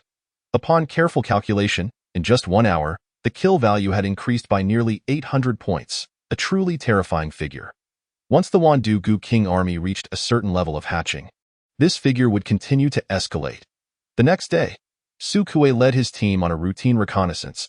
As they entered the outermost part of the mountain range, they were met with an overwhelming and pungent smell of blood. Causing their brows to furrow, countless demon beast corpses lay scattered about. Even Su Kuei felt a sense of suffocation and discomfort. Captain, it seems a frenzied slaughter has taken place here, bodies strewn everywhere. Even the chilling ant nests we usually steer clear of have been completely obliterated. What kind of monstrous creature could have committed such a massacre? Su Kuei, too, was at a loss for answers. It was his first encounter with such a scenario. He instructed his team to remain on standby while he led the speed-type demon beasts to swiftly traverse the periphery, surveying the entire area. Indeed, as the team member had stated, it was a veritable mountain of corpses. This filled Su Kuei with grave concern. This was not the same as an impending beast tide. Whenever a beast tide approached, the outskirts would fall eerily silent, so quiet that even the sound of birds taking flight could not be heard. The vast majority of demon beasts would be concentrated in one area, poised to strike at any moment. That today's situation, however, resembled more of a slaughter conducted by a particular demon beast to enhance its strength. Having decimated such a vast expanse, it was difficult to imagine just how powerful this demon beast had become.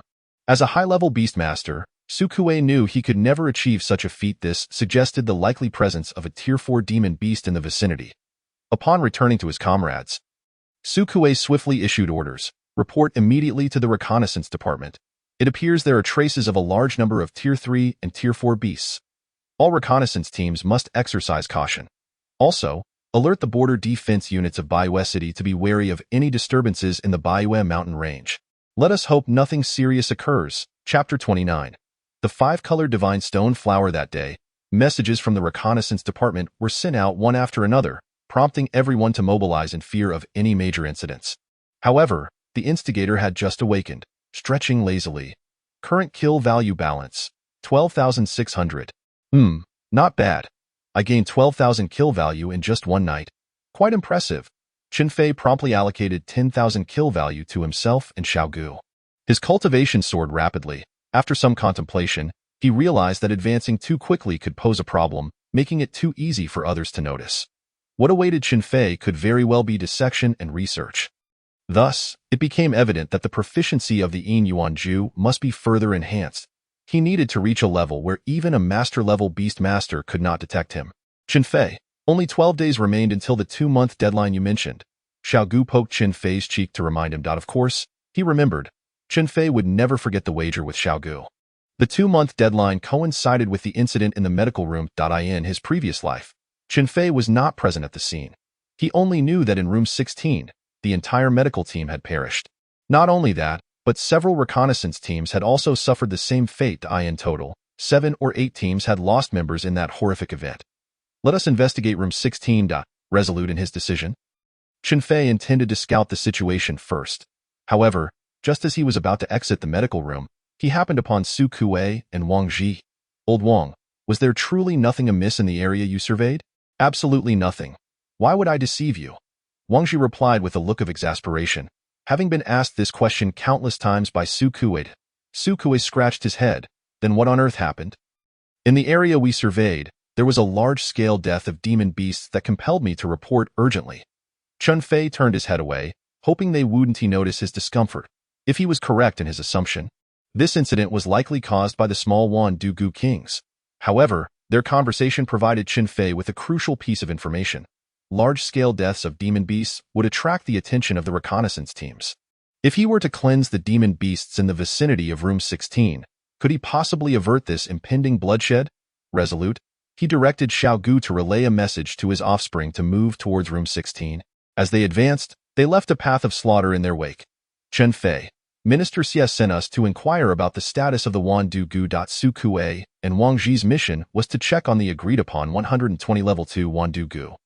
Here, treat them well. When the 120 level 2, first-tier small Wan Du Gu kings appeared before Su Kuei and Wang Ji, their eyes widened in disbelief. Wow, Chen Fei, have you become a mid-level beast master? Their astonished exclamations failed to attract the attention of Zhou Yan, Lin Qi, and the others, who had already expressed their surprise. Especially Yang Xian, who looked as though he had seen a ghost, that moment. He confirmed that talent indeed surpasses hard work. Chen Fei waved his hand. Let us keep a low profile. After exchanging a few words, they proceeded towards room 16. Room 16. Upon Chen Fei's arrival, he discovered that only 2 medical practitioners remained in the entire facility. He approached one of them, a curly-haired young man. Hello, where's your team leader? Why are there only the 2 of you? Ji Tairong replied lazily. The team leader went into the mountains. Are you here for treatment, or something else? Into the mountains? At this moment, Chen Fei could not help but entertain some peculiar thoughts. No, I'm looking for your team leader about something. Did he mention when he would return? Ji Tairong shook his head. Not really. He just said he went into the mountains to find materials for beast evolution. Upon hearing this, Chen Fei felt something was amiss. It was one thing for a medical team leader to venture into the mountains for evolution materials. But why bring along team members? After some thought, Chen Fei pulled out a few low-grade spirit stones and discreetly handed them to Ji Tairong. What materials are they seeking that are so shrouded in mystery? Ji Tairong subtly accepted them, his movements carefully concealed. Then, he whispered, I heard that the 5-colored divine stone flower has appeared in the mountains. You know how precious it is. Many medical and reconnaissance teams have gone to contend for it. The 5-colored divine stone flower? Chen Fei had no recollection of such a spiritual flower and could only summon the holy scriptures. 5-colored divine stone flower qualification. A-class spirit plant description. This flower blooms exclusively atop 5-colored soil. Its 5 petals symbolize the 5 elements: gold, wood, water, fire, and earth. Usage. When combined with corresponding materials, there is a chance to enable elemental beasts to evolve. Beasts that undergo evolution may awaken new elemental attributes. In addition, there exist 6-colored and 7-colored flowers. For each additional petal, the qualification increases by 1 level, significantly enhancing the probability of awakening new elements. Note: Five-colored soil is also a rare spirit soil, so do not squander it. After reviewing the information on the five-colored divine stone flower, even Chen Fei found himself rather intrigued. Elemental beasts are exceedingly common, yet they typically embody either a single or dual attribute, with tri-elemental or higher variants being a rarity. If, indeed, the five-colored divine stone flower could facilitate the awakening of three elemental attributes, that would be quite remarkable. Even if it does not reach S-class qualification, it would surely be exceedingly close. This context makes it understandable that even the medical team is involved. Given its preciousness, why not pursue it? Ji Tyrone looked at Chen Fei with an expression of disbelief. Whether the five-colored divine stone flower is genuine or not is still a matter of concern. Why should I go and take a chance? Even if there are benefits, they won't be mine to claim. Besides, look at me. I'm a mid-level 7th rank healer. What purpose would I serve in the mountains? To court death, Chen Fei regarded Ji Tyrone with renewed respect. At least he possessed a sense of self-awareness and was not blinded by the allure of the five-colored divine stone flower. The final question remained. From where did the news of the five-colored divine stone flower originate? Ji Tyrone was equally in the dark. I only know that this information suddenly emerged. I cannot ascertain from whom it was first disclosed. Before long, Chen Fei departed, yet he could not shake the feeling that something was amiss. Firstly, the five-colored divine stone flower is exceedingly rare and valuable, requiring five-colored soil for its cultivation. However, where in the Baiyue mountain range could one find five-colored soil? Secondly, the timing is suspicious as it closely coincides with the onset of the bloody incident. Thirdly, the news arrived too abruptly and is limited in scope. Only a few teams are aware of it, while others remain oblivious. There is something amiss, a significant issue lurking beneath the surface. Xiaogu, select a few swift-moving corpse-controlling beasts and swiftly proceed to the area of Medical Room 16 to locate the whereabouts of these teams. Share visual feeds immediately upon any developments. Having sensed the problem, Chen Fei naturally could not stand idly by. Yet, this search stretched on for several days. Chapter 30. Delving into the Inner Enclosure, September 23rd. With no trace of Medical Team 16 found, Chen Fei had no choice but to shift his focus toward enhancing his own capabilities. To conceal his cultivation level as much as possible, he prioritized allocating his kill points to the Hidden Element Art. Proficiency of Hidden Element Art has advanced from skilled to proficient. Benefits of this enhancement. 1. In addition to concealing cultivation, it also masks aura and killing intent. 2. Besides hiding oneself, it can also cloak one's beast companions. Note: master-level individuals below 5th rank cannot detect hidden cultivation levels. The 5th rank of the master level indeed serves as a critical threshold. Cheng Jingjing remains at 3rd rank, while Xie Sun is at 4th rank. As long as he presents himself at mid-level 3rd rank, he can evade the scrutiny of many. He then elevated his cultivation to mid-level 9th rank, depleting his kill points once more. At this juncture, Chen Fei decided against further cultivation enhancement. He intended to wait until Xiaogu reached 2nd rank 9th level and accumulated 100,000 kill points. It was time for the Phantom Dream Soul Fox to emerge. Chen Fei, our main force has arrived in the area managed by Medical Team 16. Xiaogu dove into the low-grade spirit stones, reveling in the abundant spiritual energy. After several days of relocation, the Wan Poison Gu King's forces had thoroughly traversed the area and finally reached this region. Chen Fei nodded. Continue the slaughter. Do not halt. Let us see if we can alert Medical Team 16 and Recon Teams 86 and 87, who are responsible for this area. 5 days have elapsed, yet Medical Team 16 has yet to return. If someone were to report this, it would undoubtedly lead to disciplinary action for negligence. With such an attitude, it is no wonder that this area was the first to witness the outbreak of the bloody incident. Suddenly, Xiaogu emerged from the spirit stones. Chen Fei, the advanced team has discovered a group of individuals. This advanced team consisted of the swift-moving beast Chen Fei had dispatched to locate Medical Team 16. Chen Fei straightened in his seat. Share the visual feed. Visual connection established. Chen Fei beheld a group of individuals fleeing in a state of frenzy. Some were missing an arm, others were tattered and disheveled, while a few had broken legs and could only rely on their companions for support. These individuals were caked in dust, their hair in disarray, and their clothing in tatters, presenting a most dismal sight. Chen Fei noted the emblems adorning them. Medical Teams 15, 16, and Recon Teams 86, 87, and 88 fully staffed. There would have been at least 50 individuals, yet it appeared only around 20 remained. They had suffered a loss of more than half their soldiers. A glance around revealed they were situated at the juncture between the middle zone and the inner enclosure. How dare they? How could they venture so deep into the inner enclosure? Even master-level beast tamers like Cheng Jingjing and Xie Sun would not dare to step foot in there. Even the king-level beast tamers would proceed with extreme caution. Chun Fei finally grasped the severity of the bloody incident. The outer area is fraught with black sticky worms, the middle zone teems with earth-splitting demon worms. And who knows what bizarre and treacherous entities lurk within the inner enclosure.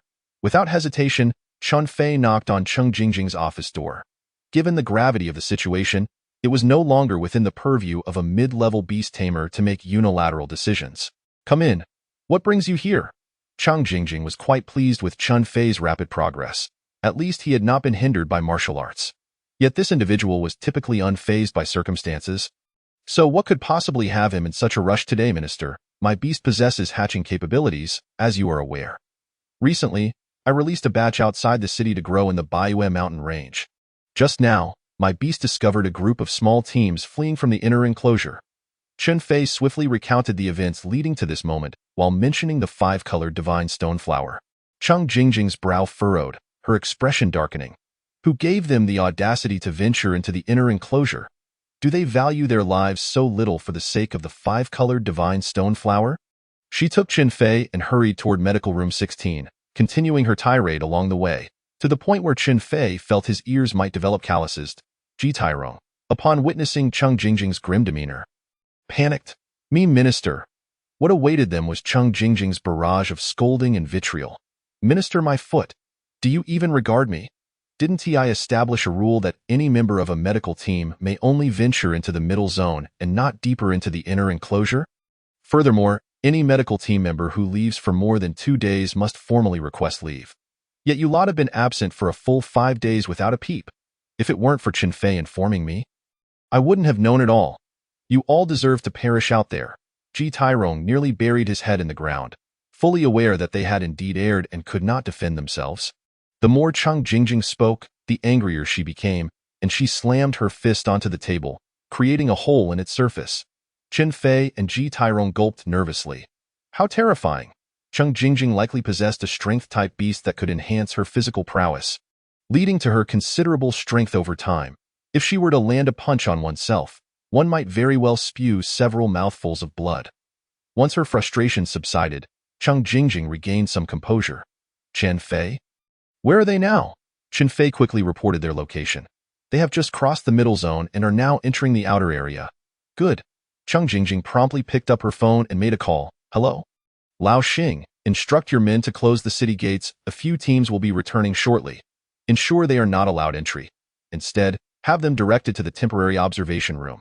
Also, keep your men at a distance to prevent any contamination or parasitism from unclean entities. On the other end of the line was Xing Shaoshan, the Minister of City Defense in Baiyue City, a master-level 8th rank with the responsibility of being the first line of defense for the city. Typically, king-level beast tamers do not take charge, appearing only during significant incidents or beast tides. Xing Shaoshan was taken aback by Cheng Jingjing's serious tone. What's going on? Is it that severe? Not wanting to hold back, Cheng Jingjing's frustration spilled over. Damn it, these little rascals dared to venture into the inner enclosure. How could that not be serious? Having grown accustomed to Cheng Jingjing's scolding demeanor, Xing Shaoshan was unfazed. However, the notion of entering the inner enclosure sent a chill down his spine. His left eye had been lost as a result of such a venture, and he now wore an eye patch year-round. If even a master-level beast tamer faced such peril, what fate awaited these small teams? Understood. I will make arrangements. You and Xie Sun should also come over. The situation was more dire than anticipated. Preparations must be made. After hanging up, Cheng Jingjing prepared to head to the temporary observation room but was halted by Chun Fei. Minister, take me with you, he quickly elaborated. I can't allow my beast to enter the temporary observation room and subsequently share visual feeds with everyone. This way, we can avoid any direct contact with them.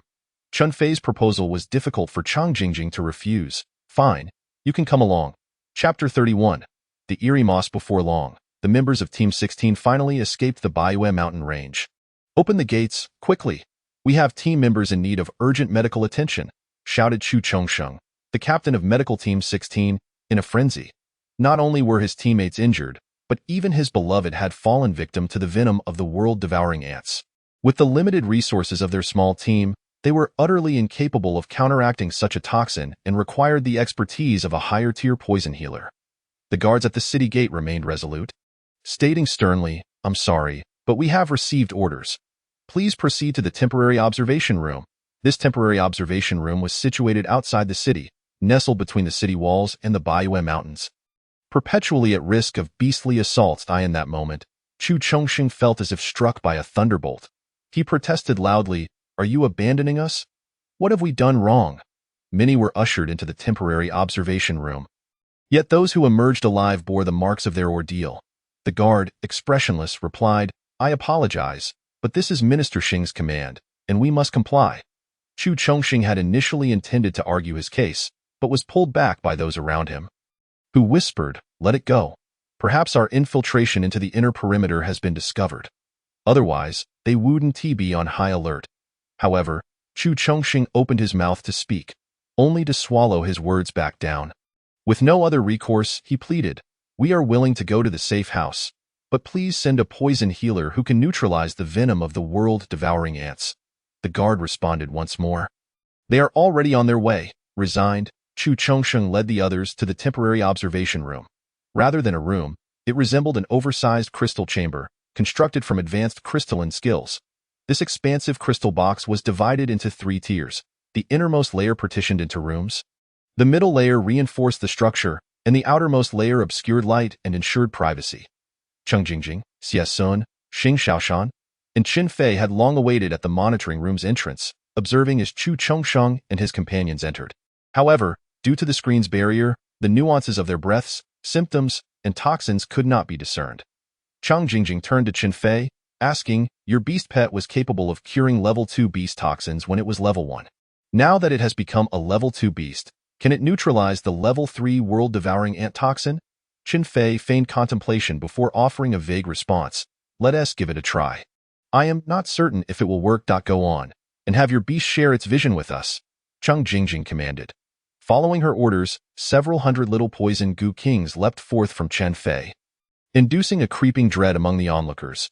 Xie Sun could not suppress his curiosity, asking, "Qin Fei, how many offspring has your wand poison goo hatched?" About 10,000, I suppose." This question stumped Qin Fei, as he truly had no idea how many had been hatched, only that it was an immense number. Upon hearing this figure, the 3 esteemed masters wore expressions of astonishment. If 10,000 were to charge forth, any mid-tier beast master would likely be overwhelmed. "Your hatching speed is rather extraordinary," Xie Sun remarked, skepticism evident. Qin Fei simply replied nonchalantly, "Some opportunities arise. My beast pet is now an A-level 1 poison goo king." He wished to conceal the rapid advancement of his cultivation, but he had no intention of hiding his innate talent. Revealing his potential to these masters sooner rather than later was not a detrimental move. He required a certain allocation of resources. Upon learning it was a goo king, Xie Sun refrained from further questioning, merely lamenting inwardly why such talent was not under his command. Cheng Jingjing also took note of this, resolving to keep a closer watch lest this old fox, Xie Sun, whisked him away. Qin Fei, however, had no time to dwell on their thoughts, as his focus remained on Chu Chongsheng and the others in his past life. Chu Chongsheng did not perish within the Baiyue Mountains, but rather in the medical room. Suggesting that horrific events had transpired as the little goo entered, their vision was shared. The first task Qin Fei undertook was to have the little Gus neutralize the poison afflicting Chu Chongsheng and his companions. Even the weakest world-devouring ant possessed A-level attributes, while the queen boasted S-level. The group they encountered comprised level 3, ranks 5 to 7, of the world-devouring ants. One was sufficient to pose a threat, let alone a swarm. Not even a level 4 demon general would dare confront this horde head-on, particularly since the world-devouring ants possessed potent blood toxins, classified as level 3. These toxins could induce blood degeneration, necrosis, and paralysis of the cardiovascular and respiratory systems. Timely treatment was essential, otherwise, death was inevitable. Unfamiliar with the little wand poison goo king, Chu Chongsheng summoned his beast pet, preparing for battle. After spending several days in the Baiyue Mountains, he felt increasingly on edge, A reconnaissance team halted him, declaring, "This is a beast pet sent by poison healer Chen Fei. They are our own." Chu Chongsheng breathed a sigh of relief but still did not retract his beast pet. The toxin from the world-devouring ants was not overly challenging for the little goo, although Chen Fei insisted on moderating the healing speed. Simultaneously, Chang Jingjing's voice resonated through the monitors. "Now, tell us what transpired. Why did you venture into the inner perimeter?" The group exchanged glances, unsure of how to explain. "Allow me to speak." Chu Chongsheng retracted his beast pet and sank into a dejected posture, organizing his thoughts before continuing. "We heard that the central region of the Baiyue Mountains had revealed 5-colored divine stone flowers, and all 5 of our teams succumbed to temptation, setting out in search of treasure. We only brought core members.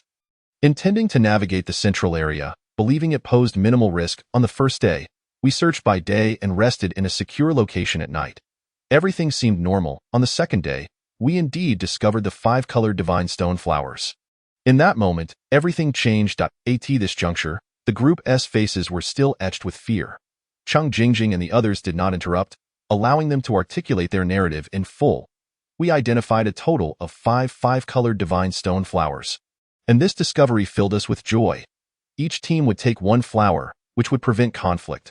However, as we cautiously approached the flowers, the surrounding environment shifted dramatically. At that moment, we realized it was merely a mirage. A mirage, originally a natural geographical refraction phenomenon, could be manipulated by certain beasts who possessed natural affinity for this occurrence. Such skills were akin to illusions, possessing low lethality but creating an environment that was strikingly realistic and difficult to discern. Chu Chongsheng continued, "Once we recognized the deception, we attempted to retreat immediately, but it was too late. The moss beneath our feet seemed to come alive, writhing and rapidly expanding towards us. At that moment, Xiao Yuan, who was closest, inadvertently made contact with the moss. Mere seconds later, he began to roll on the ground, screaming. Our medical team employed various light and wood-based skills, but to no avail. Yet before he could utter more than a few cries, Xiao Yuan could no longer speak, having merged with the moss, becoming its sustenance as more moss proliferated from his body. We had never witnessed such a phenomenon and could only flee for our lives. Chapter 32. The Eighth Evil King and the Skill of Stitching. "I have encountered this moss before," spoke Xing Xiaoshan.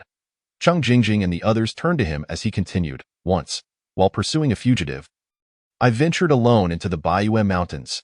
Yet before reaching the inner perimeter, I encountered this moss. I witnessed a high-level rank 9 beast master being devoured by it, with no chance of resistance." Xing Xiaoshan's words cast a grave pall over the assembly. If even a high-level rank 9 could be consumed, then Chu Chongsheng and his companions had little hope of survival. Indeed, the most frightening adversary was not the strength of the enemy, but the unknown. After a moment of reflection, Chang Jingjing gestured for Chu Chongsheng to proceed. That sinister, bloodthirsty moss obstructed our escape route. We had no choice but to evade it. However, we soon realized a fatal problem. We had lost our sense of direction. It was as if we had inadvertently stumbled into an illusion, for no matter how far we ran, the environment remained identical. At that point, we confirmed we had encountered a ghost wall. With mirages occurring, encountering a ghost wall seemed unsurprising. However, Chen Fei found this coincidence too peculiar. It was all too fortuitous that where the 5-colored divine stone flowers appeared, the moss was also present. And where the moss thrived, a ghost wall loomed. It all sounded like a trap. I don't know how much time passed, but we finally escaped this ghost wall, only to discover we had inadvertently entered the inner perimeter. There, level 4 demon beasts roamed freely, and we could occasionally hear the roars of level 5 demon kings. The most terrifying aspect was the abundance of unknown creatures. Monsters with human bodies, but heads adorned with red lanterns. Walking tree spirits bearing human faces on their trunks. The most horrifying were those faces, which bore a grotesque resemblance to our own. Every visage twisted beyond recognition. There was even a normal Capricorn lion. Yet it sported the head of a leopard and the head of a monkey. A storm serpent had bat-like wings and a scorpion's tail. Everything appeared exceedingly bizarre. We were utterly terrified and fled without a moment to spare. Yet, as we ran, we noticed our numbers dwindling. From an initial 42, only 18 of us remained, all bearing varying degrees of injury. As he recounted this, Chu Chongqing's face was visibly marked with lingering terror and a hint of despair. Chang Jingjing and Xie Sun turned their gaze to Xing Xiaoshan, who simply shook his head. The last time I entered the inner perimeter was a year ago. What changes have transpired since? I cannot say. Xing Xiaoshan remained in the dark, yet Chen Fei appeared to be deep in thought in a previous life. He had heard whispers regarding the 8th of the 10 evil kings, who possessed the unsettling ability to stitch together demon beasts, by merging 2 or more unrelated demon beasts. The resulting aberrant creature would experience a significant enhancement in power while retaining the unique traits of each original beast. The concept was undeniably bizarre. Based on Chu Chongqing's descriptions, it was highly plausible that the strange beings he had encountered were mere experiments conducted by this malevolent king. To his astonishment, this king had emerged so swiftly, likely amassing strength in the shadows. The mere thought of this left Chen Fei feeling stifled. He yearned to share his knowledge with Chang Jingjing, Xing Xiaoshan, and the others, hoping to heighten their vigilance. However, he was at a loss for words and could not articulate how he had come by this information. Surely, he could not claim to have been reborn, could he? After much contemplation, Chen Fei ultimately decided to swallow his words. Wait. If only the Xiao Gu could delve deeper into the inner sanctum and then share their vision, the evidence they gathered would be irrefutable. What he lacked now was power.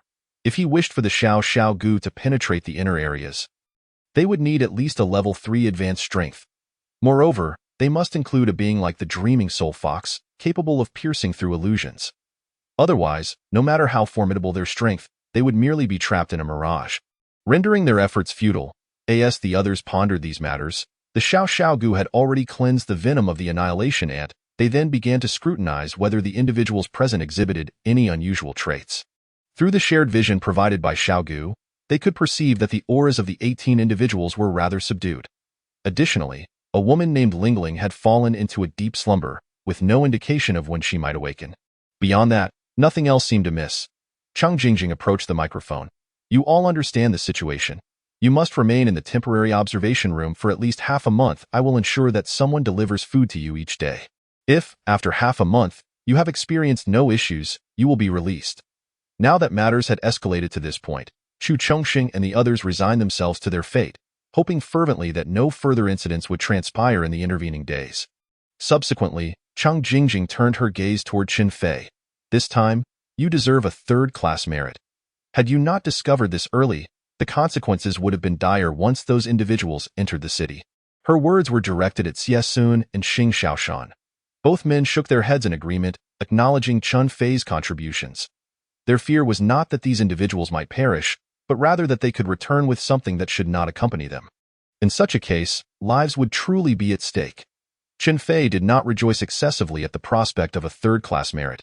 He felt an unsettling sense that matters were not so straightforward.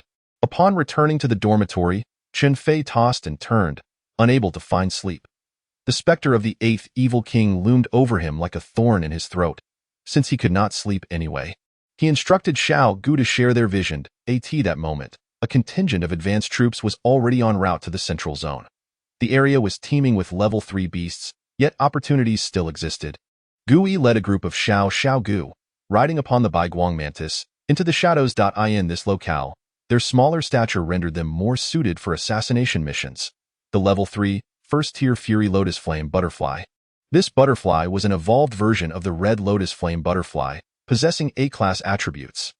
Its fiery venom had escalated from level 2 to level 3. Even without inhalation, mere contact with the skin would provoke intense burning sensations, searing through layers until it reached the bone. The Fury Lotus Flame Butterfly also possessed numerous fire-based skills and typically traveled in groups of 3 to 5, making it one of the more dangerous inhabitants of the central zone. Its greatest weakness, however, lay in its frail constitution, which presented Gu Yi with a singular opportunity. Thousands of little Wan Poison Gu Kings stood ready, awaiting Chen Fei's command. As the Fury Lotus Flame Butterfly approached, Xiao Gu issued the order. Little ones, use silver threads to ensnare. As thousands of spider webs shot forth, the spectacle was nothing short of magnificent, sending shivers down the spine. If Tang Jian's Purple Thunder Phoenix were to face this deluge of webs, it would surely be left in a state of shock. At times, a quantitative change can indeed lead to a qualitative leap. Moreover, the Silver Thread skill had reached an advanced level of mastery. Level 2 beasts would find it arduous to escape, while Level 3 beasts would require some time. However, with over 1,000 webs simultaneously ensnaring the Fury Lotus Flame butterfly, escape would be nearly impossible. Chapter 33. A new mutation soon. 3 large cocoons appeared on the ground. The Fury Lotus Flame butterfly would not resign itself to inaction. It activated the Red Lotus Bloom skill, conjuring a blazing red lotus around itself. Exuding immense heat, this lotus not only provided a degree of defense, but also incinerated anything in its vicinity. In less than half a minute, it could break free, leaving Gu Yi with little time. Gu Yi's sole task was to swiftly drag the 3 cocoons outward. Engaging in battle on the spot would likely attract more Fury Lotus Flame butterflies. The little wand poison Gu Kings would not relent, quickly launching a second wave of attacks against the 3 cocoons. Their weapon of choice? Poison. Poison was their forte, and Mushroom No. 1 initiated the assault. The combination of paralysis and hallucination aimed to buy even a second more. Following that, the second wave of poison, Poison Insect No. 1, was unleashed.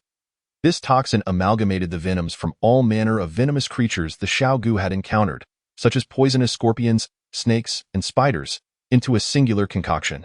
This was not a random mix, only those with compatible toxicities were combined. Ultimately, 49 varieties of venom were selected and fused. The emergence of Poison Insect No. 1 brought forth a level 3 blood toxin and neurotoxin. Those afflicted would feel as though their entire meridian system was ensnared by countless threads of venomous silk, rendering them immobile. Soon after, the toxin would gradually erode bodily functions, inducing excruciating pain, ultimately leading to death due to respiratory failure and cardiac arrest. Though the Fury Lotus Flame butterfly was shielded by its red lotus, it was not guaranteed to be slain. Yet what Chen Fei sought was merely the effect of the meridian entrapment. Intending to prolong the time further, next came Nightmare No. 1. This toxin was derived from various rare plants. Once afflicted, the victim would be plunged into an endless nightmare. The terror and agony experienced within the dream would gradually corrode their sanity until consciousness crumbled, awaiting the inevitable arrival of death. With the continuous accumulation of toxins, Xiao Gu's kiss of venom grew increasingly formidable. Coupled with the prior, colorless No. 1, the combination of 4 potent poisons would surely wreak havoc upon any unprepared demon beast. Moreover, by the time these toxins began to wane, the Xiao Gu would have already prepared a second batch of spider webs, ready to strike once more. Thus, after this entire sequence, the 3 Fury Lotus Flame butterflies were left questioning their very existence.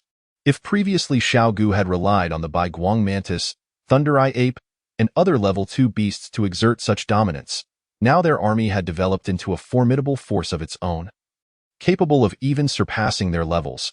After all, how many could cultivate 5 level 2 beasts, each with advanced skills, in this world? As the 3 Fury Lotus Flame butterflies encroached upon the territories of the Thunder Eye Ape and Bai Guang Mantis, they were met with a relentless barrage of assaults. Ultimately, 2 Fury Lotus Flame butterflies were captured alive, while one succumbed to the poison en route. Kill Level 3, First Tier Fury Lotus Flame Butterfly, Murder Value 100. A direct gain of 100 murder points. Level 3 beasts were indeed quite lucrative. If he could slay 1,000 of them, that would yield 100,000 murder points, paving the way for the emergence of the Dreaming Soul Fox. However, Chen Fei opted against such a course. Directly killing the 2 Fury Lotus Flame butterflies could not compare to the benefits of parasitizing them. Seizing the moment while they were at their weakest, he would parasitize and control their corpses. By mastering them, he would effectively possess the combat strength of 2 level 3 beasts. Subsequently, he would leverage their might, along with the overwhelming control of the Xiao Gu army, to draw in level 3 beasts in waves. Though the process was exceedingly intricate, it would not be long before an army of level 3 beasts was amassed.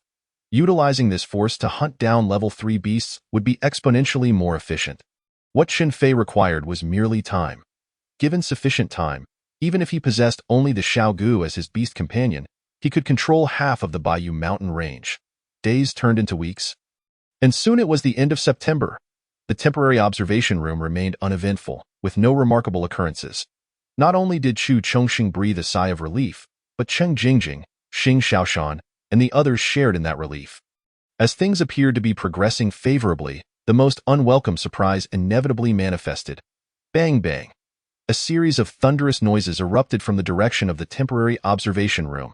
Chang Jingjing and the others hurried to the city wall, only to discover that the entire observation room had been displaced from its original position.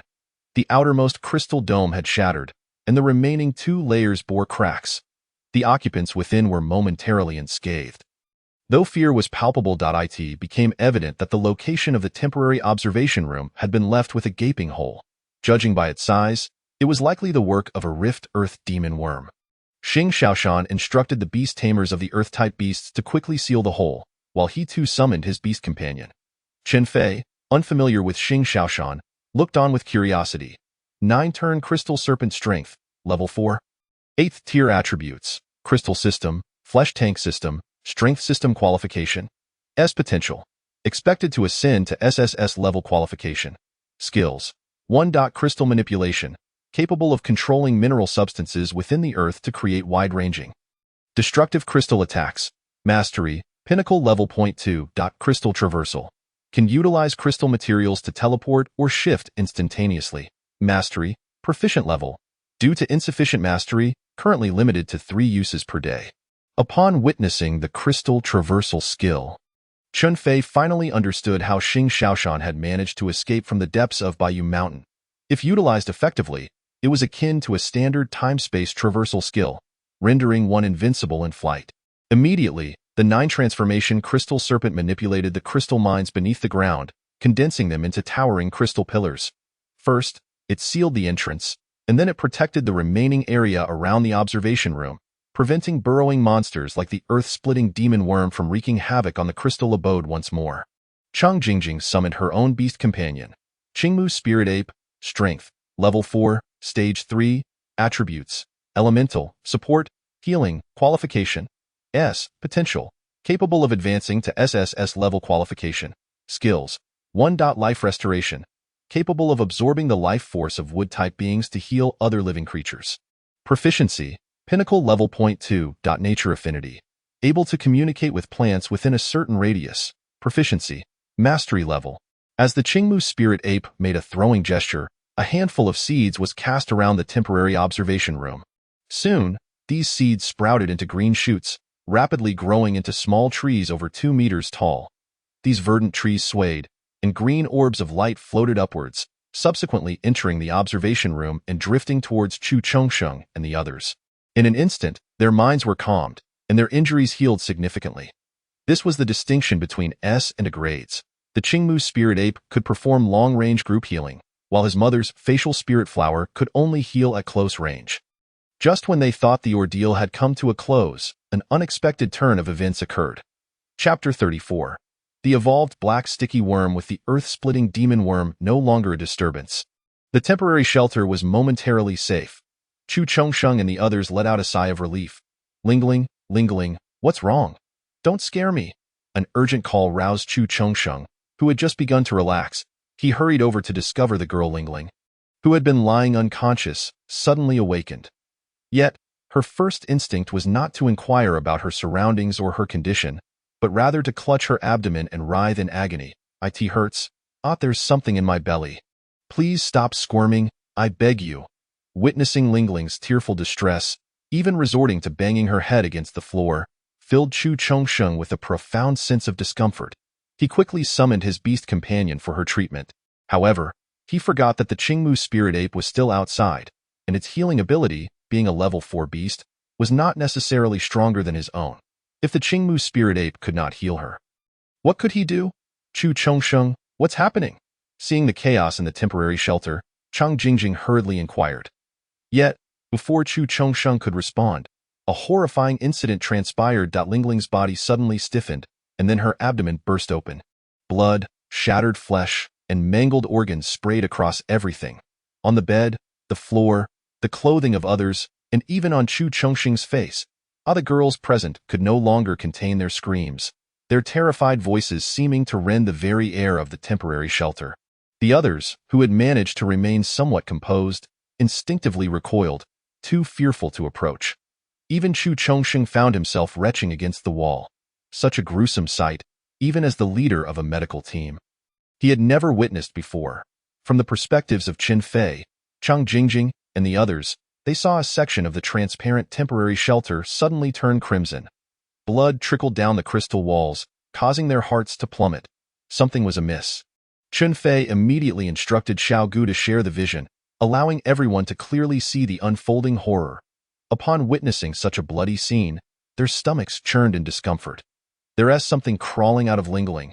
The girl Ding Si, who had been closest, suppressed her trembling and fled in a panic. Chu Chongsheng looked over to discover a black sticky worm. In a wonder Lingling had met such a tragic fate.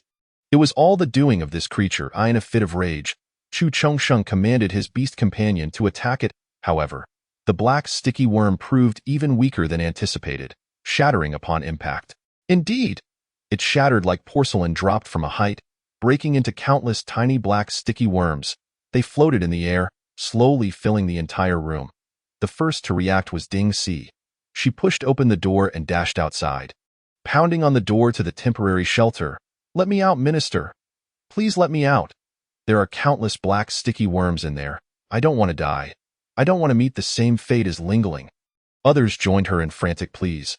"Minister, please open the door. Those black sticky worms are coming. Minister, I beg you. Are you really going to watch us be killed by the black sticky worms?" At this moment, Chang Jingjing wore a grim expression. She desperately wanted to save them, yet felt powerless to do so. If it were merely ordinary black sticky worms, it would be one thing, but what they had stirred up this time was the evolved form of the black sticky worm.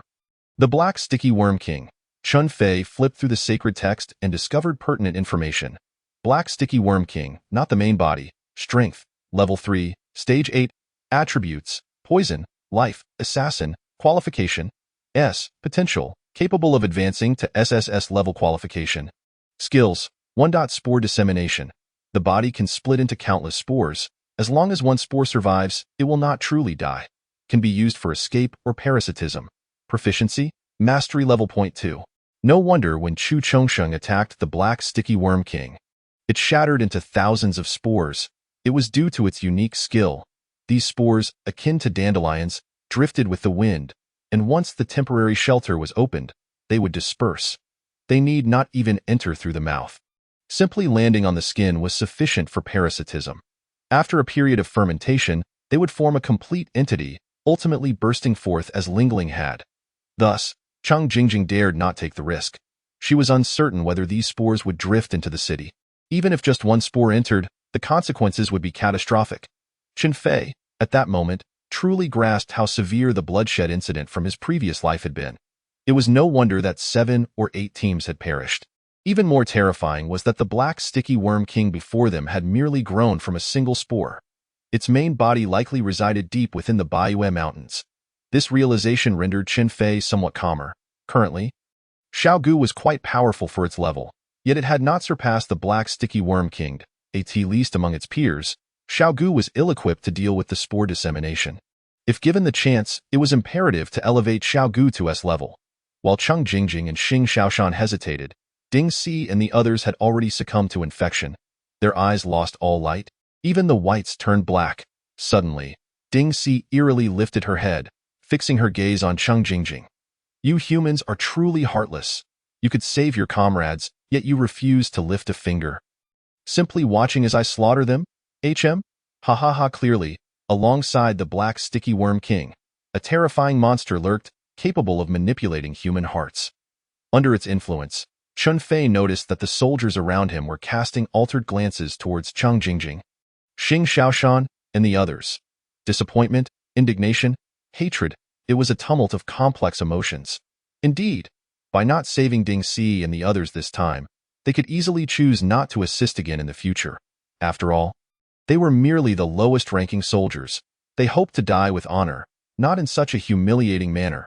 As this thought crossed his mind, cold sweat began to bead on Qin Fei's forehead. This was a blatant conspiracy. If Chang Jingjing and the others did not save Ding Si, did not save Chu Chongsheng, the soldiers would undoubtedly bear resentment towards them, earning the disgraceful label of witnessing death without offering help. However, if they intervened, the danger would only escalate. Should a crisis arise in the city, Chang Jingjing and the others would still face blame. it was akin to roasting them over an open flame. If they succeeded in their scheme, the morale of Baiwei City would be severely undermined. Xing Xiaoshan could have commanded the 9-transformation crystal serpent to crush the temporary observation room. Yet, the problem was that the Black Sticky Worm King deliberately chose not to parasitize Chu Chongsheng, wanting him to struggle to be seen by all the guards on the city wall. Make your move. Xie Sun gritted his teeth. If we don't act now, the consequences will only worsen. Xing Xiaoshan shared this sentiment, preparing to allow the 9-transformation crystal serpent to deliver a fatal blow. However, before he could act, they witnessed the temporary observation room being enveloped in a grayish-purple haze, with each infected individual collapsing one after another. The source of the toxins was none other than the Xiaogu that had remained inside the temporary shelter.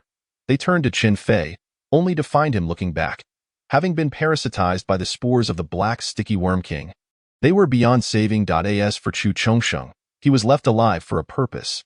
Xing Xiaoshan, what have you discovered? Chapter 35. Human puppet Qin Fei fixed his gaze on Chu Chongsheng and slowly spoke.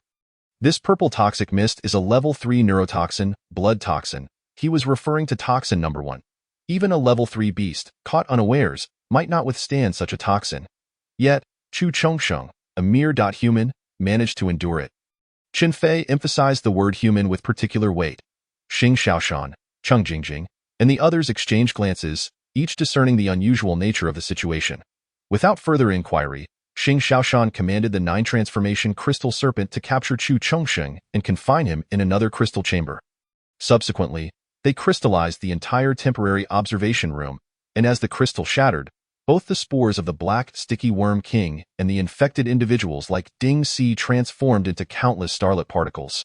However, some black, shadowy powder remained, which the Xiaogu diligently collected. Chu Chongsheng pounded against the crystal chamber in fury. Minister, why are you so cruel?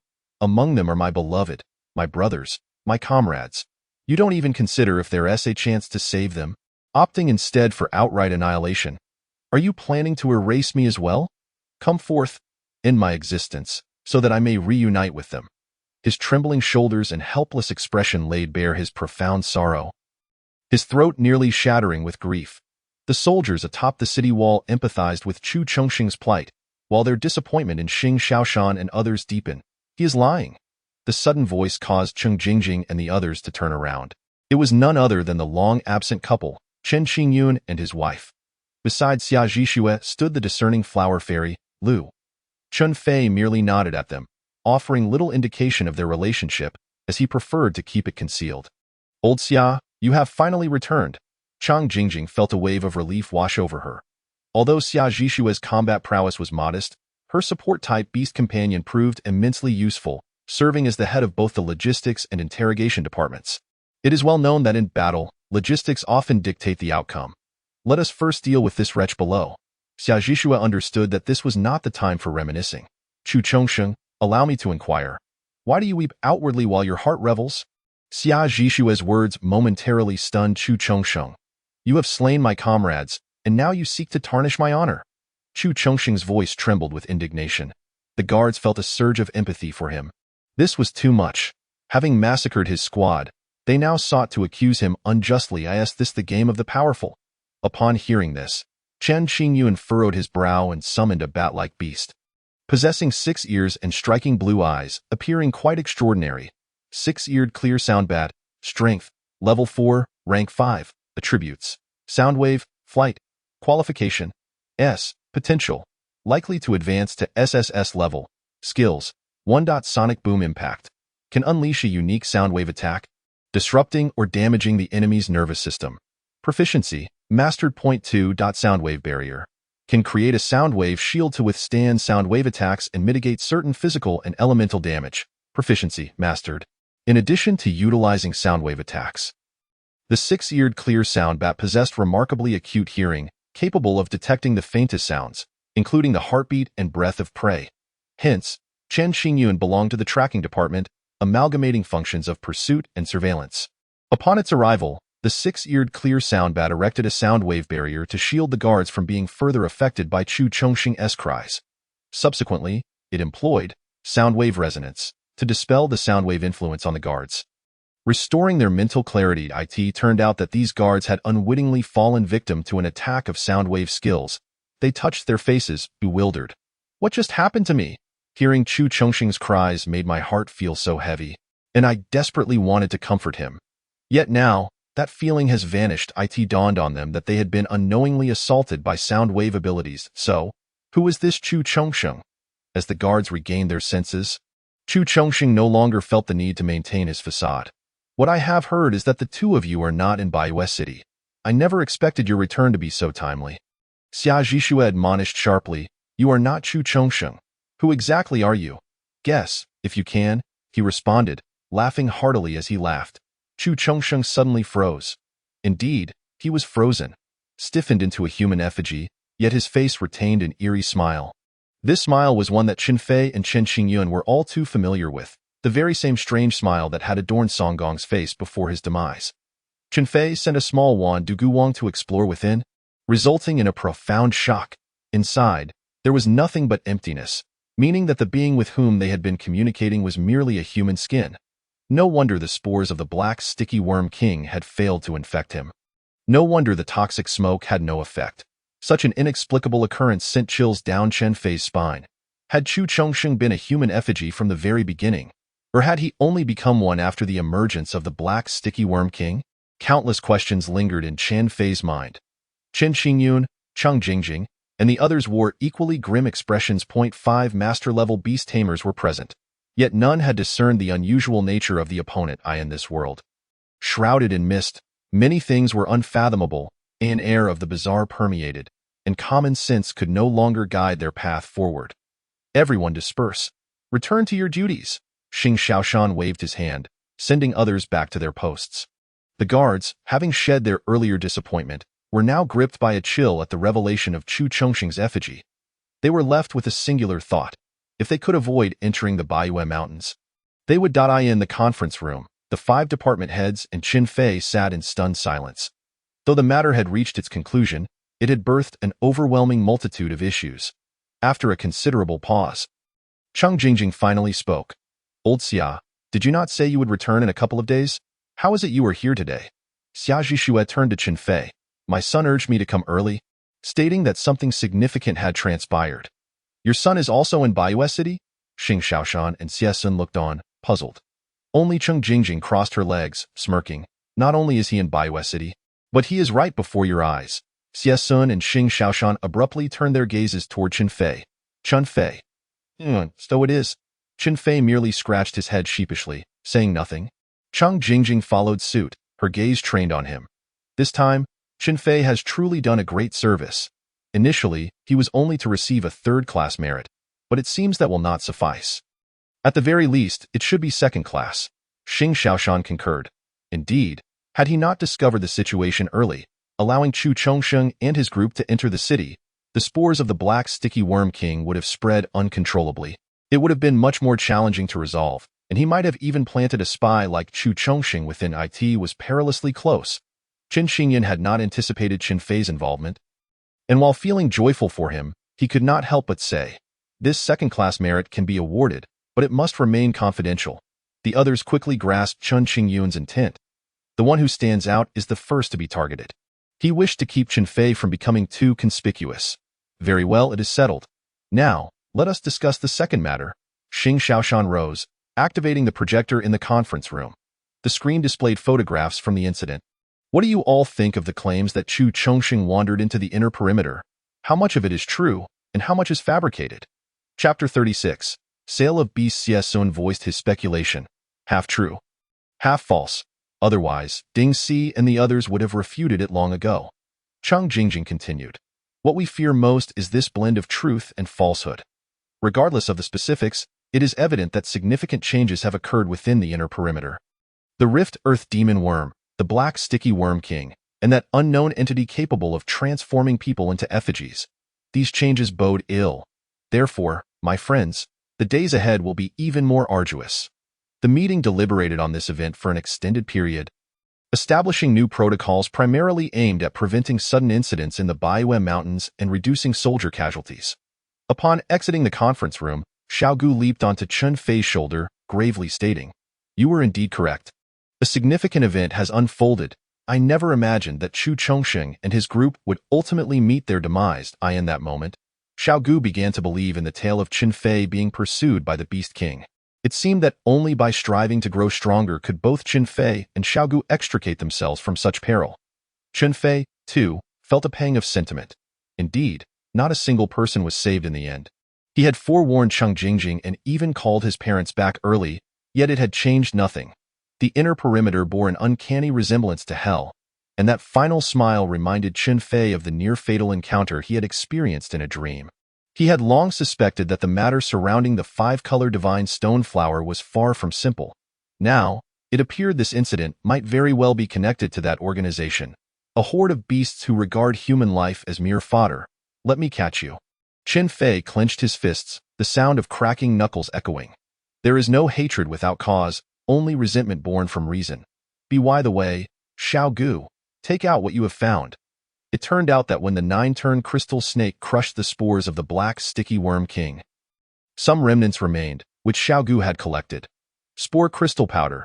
Among tens of thousands of spores, only one or two can produce a crystal powder. Due to insufficient quantity, it cannot enable the Gu worm to learn the spore diffusion skill. Oh, what a discovery! Qin Fei's heart raced upon seeing this skill for the first time. This meant that when the quantity was sufficient, it could allow Xiao Gu to learn this skill, a veritable life-saving artifact. Splendid, splendid. This incident was not entirely without merit. This singular discovery justified all the effort Qin Fei had expended. As for the subsequent acquisition of crystal powder, he had already devised a method. In the following days, Qin Fei relentlessly sought to enhance his strength. Over the past week, his kill count had amassed to 90,000. For the final 10,000, Qin Fei was determined to toil without rest. Xiao Gu's cultivation gradually caught up. Reaching a level 2, rank 7 strength, the qualifications and potential of the green light mantis and thunder eye ape were quite commendable, but they were evidently unable to keep pace with Qin Fei's progress. Through their recent interactions, Qin Fei had developed a certain affection for them. He would never harm them, yet he also would not return them to the Baiyue Mountains if allowed to remain there. They would surely meet their end one day. After some contemplation, Qin Fei sought out Su Kuei and Wang Ji, both old acquaintances, with whom he could speak freely. Qin Fei, my brother, what brings you to us today? The two individuals expressed their gratitude towards Qin Fei regarding the matters involving San Yi and Si Yi, as he was always available at their beck and call. Qin Fei wasted no time and got straight to the point. Sugo. Wang Gu, I have a batch of demon beasts that I wish to sell. Would you be interested? Su Kuei and Wang Ji exchanged glances, uncertain of Qin Fei's intentions. However, they refrained from jumping to conclusions. Given that matters concerning this young man often took unexpected turns, Qin Fei proceeded to showcase several demon beasts from the sacred space. Having been previously controlled by Xiao Gu, these creatures bore certain imprints. And after spending time with Qin Fei, their wild instincts had been significantly suppressed. They no longer lunged at humans, but had begun to warm up to them instead. Su Kuei and Wang Ji, who had initially been jovial, were left utterly speechless. A level 2, stage 8, A grade by Guang Mantis. A level 2, stage 6, A grade Lei Tong Ape. Hiss. The two gasped in astonishment. Did our little brother just empty a merchant association?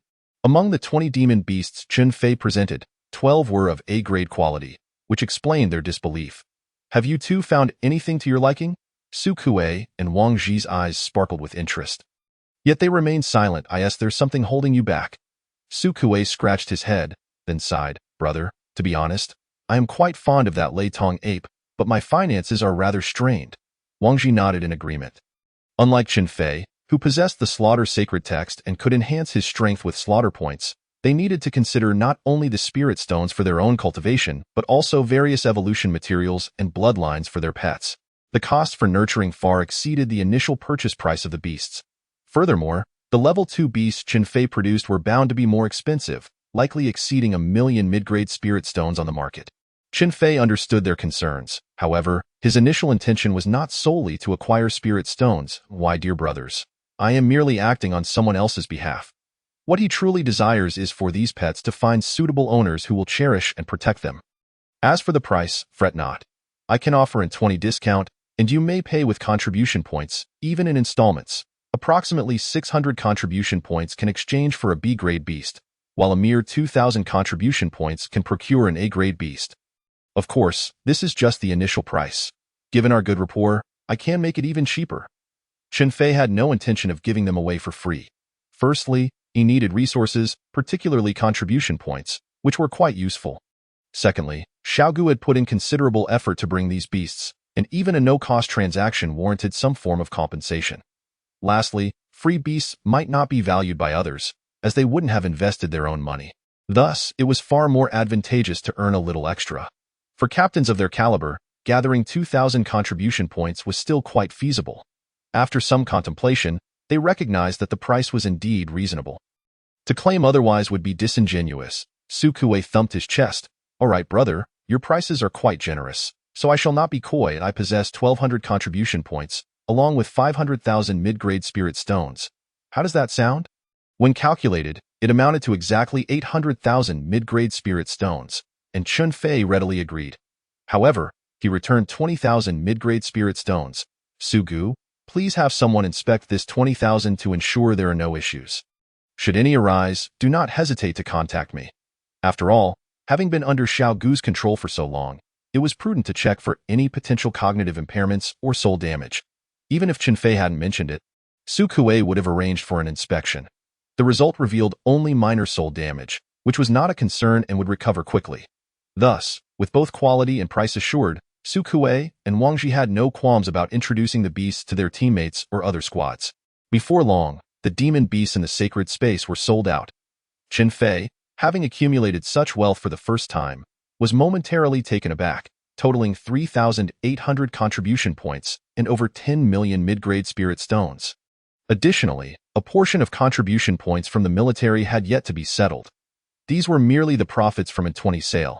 It was unfathomable how much those large merchant associations had earned. With 3,800 contribution points in hand, Chen Fei eagerly rushed into the exchange area, hoping to procure some valuable items.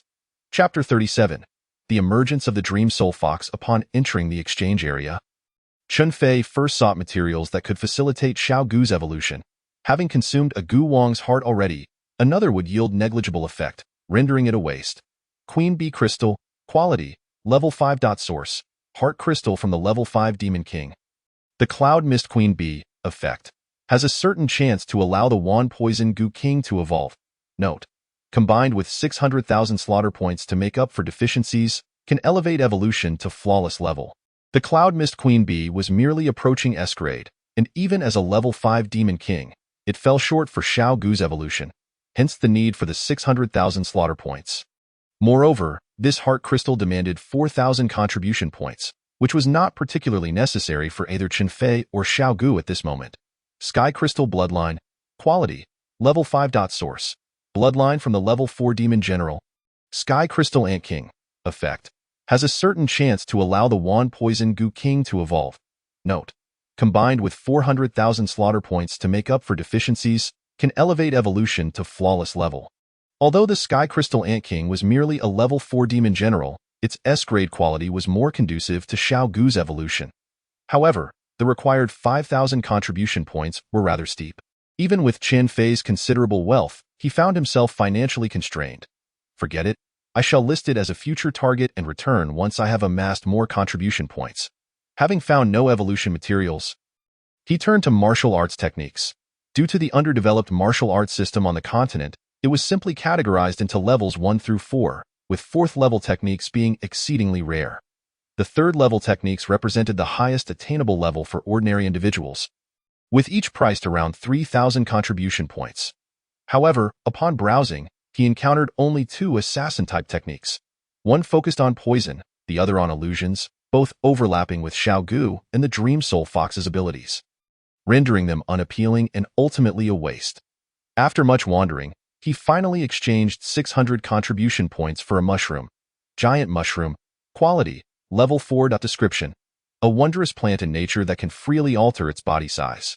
Effect, has a certain chance to grant Xiaogu the giant skill or enhance the silver silk entanglement skill to a larger scale. Note, combined with 100,000 slaughter points to make up for deficiencies, can allow Xiaogu to acquire the giant skill, combined with 10,000 slaughter points to enhance the silver silk entanglement skill to a larger scale. Granting Xiao Gu the giant skill was not particularly necessary. Being inherently fragile, enlarging it would only expose more vulnerabilities. Furthermore, after giant transformation, the notion of parasitism felt inherently flawed, straying from the essence of an assassin-type demon beast. However, enhancing the silver silk entanglement skill to a larger scale was indeed essential. Xiao Gu, consume it. As Xiao Gu munched on the mushroom, Chun Fei allocated 100,000 slaughter points to compensate for the giant mushroom's deficiencies. Silver silk entanglement, mutation, skill proficiency, master level, increased skill effect. After launching the web, can freely control its size, current maximum enlargement factor, 4 times. Note: once the enlargement factor is chosen, it cannot be reduced. This process is irreversible. The factor can increase with skill proficiency. When Xiao Gu unleashed a web towards its enemies, they would assume they could evade, only to be caught off guard as the web suddenly expanded to 4 times its size, significantly increasing the success rate. Xiao Gu was now undeniably more formidable than before. With the mutated silver silk entanglement skill, Xiao Gu could hunt higher-level demon beasts. During the shared vision, Chun Fei spotted a level 3, stage 3 Ghost King duck. While the Ghost King duck possessed A-grade quality, it harbored potential in certain aspects equivalent to S-grade, particularly in poison resistance. Surviving in the Bayou Mountains was attributed to its exceptional poison resistance, preying upon toxic insects, snakes, and ants, making it a natural enemy to such creatures. However, today, it faced an extraordinary challenge in the form of the diminutive Xiao Gu. With over 100 webs launched, the Ghost King duck merely scoffed before attempting to utilize the forest, terrain, and its agile movement to evade. Suddenly, the webs enlarged. The Ghost King duck was taken aback as the webs expanded to 4 times their original size, each now measuring 4 meters in diameter. Grotesquely large, it sought to evade but found no escape route. In that moment, it realized it had underestimated its opponent, but it was too late. Even with its formidable poison resistance, it was overwhelmed by the assault of other controlled level 3, stage 1 demon beasts. As the Ghost King duck succumbed to unconsciousness, Gui swiftly infiltrated its body. Due to the significant power disparity, it could only parasitize and was unable to control the corpse, yet this still marked a considerable advancement. Gu'er had been fortuitous as well, successfully seizing control of a level 3, stage 2 spectral honeybee. Ordinary spectral honeybees possessed A-grade quality, while only their queen boasted S-grade quality. However, A-grade quality was sufficient for it to roam freely in the mid-tier. Its swiftness was remarkable, rendering it elusive. Few demon beasts could catch up to it in the mid-tier.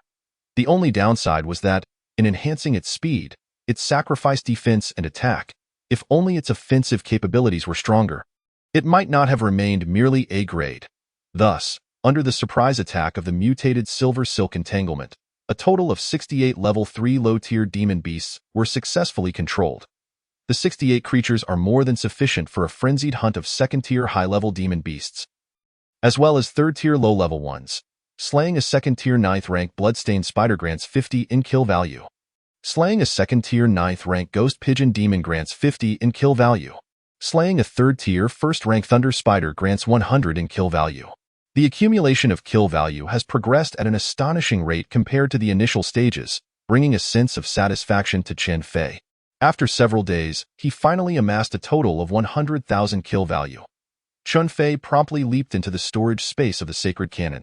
Inside, it radiated a bright whiteness, devoid of any other color. The great sealing technique of the Dream Soul Fox, being an ancient relic, made Chun Fei wary of unsealing it carelessly in some corner of the city. Such a commotion would be far from ideal. He drew forth the 100,000 kill value, and the brightest crimson light in history struck the sealing fossil. In an instant, the fossil began to tremble, followed by the emergence of several fissures. A watery crimson light erupted from the cracks, casting a vivid hue across the storage space. Chun Fei let out a silent sigh of relief. It was fortunate to unseal it here, or else there could have been dire consequences. After waiting a moment longer, the cracks widened, ultimately shattering into fragments that scattered across the ground, leaving behind a profoundly intricate pattern resembling the Big Dipper. Subsequently, this Big Dipper was gradually torn apart, revealing a Dream Soul Fox, no larger than an ordinary cat, with snow-white fur and twin horns atop its head. Between its 2 eyes, there seemed to exist a vertical pupil. Chun Fei's gaze was instantaneously captivated by the Dream Soul Fox, which proved to be even more stunning than the illustrations depicted. Dream Soul Fox Strength, Second-Tier First-Rank Attributes, Soul, Illusion, Dream, Assassin Qualification, S Potential, likely to advance to SSS level. Skills, 1. Soul Separation, temporarily dislodges the target soul from its body, causing it to lose control over its physical form. Proficiency, Skilled Level, due to low proficiency, the current separation effect lasts only 0.2 seconds. 2. Phantom Clone, utilizes illusion to create identical clones of itself, possessing 50 of its attack power. Proficiency, Skilled Level, due to low proficiency, currently can only create 1 clone.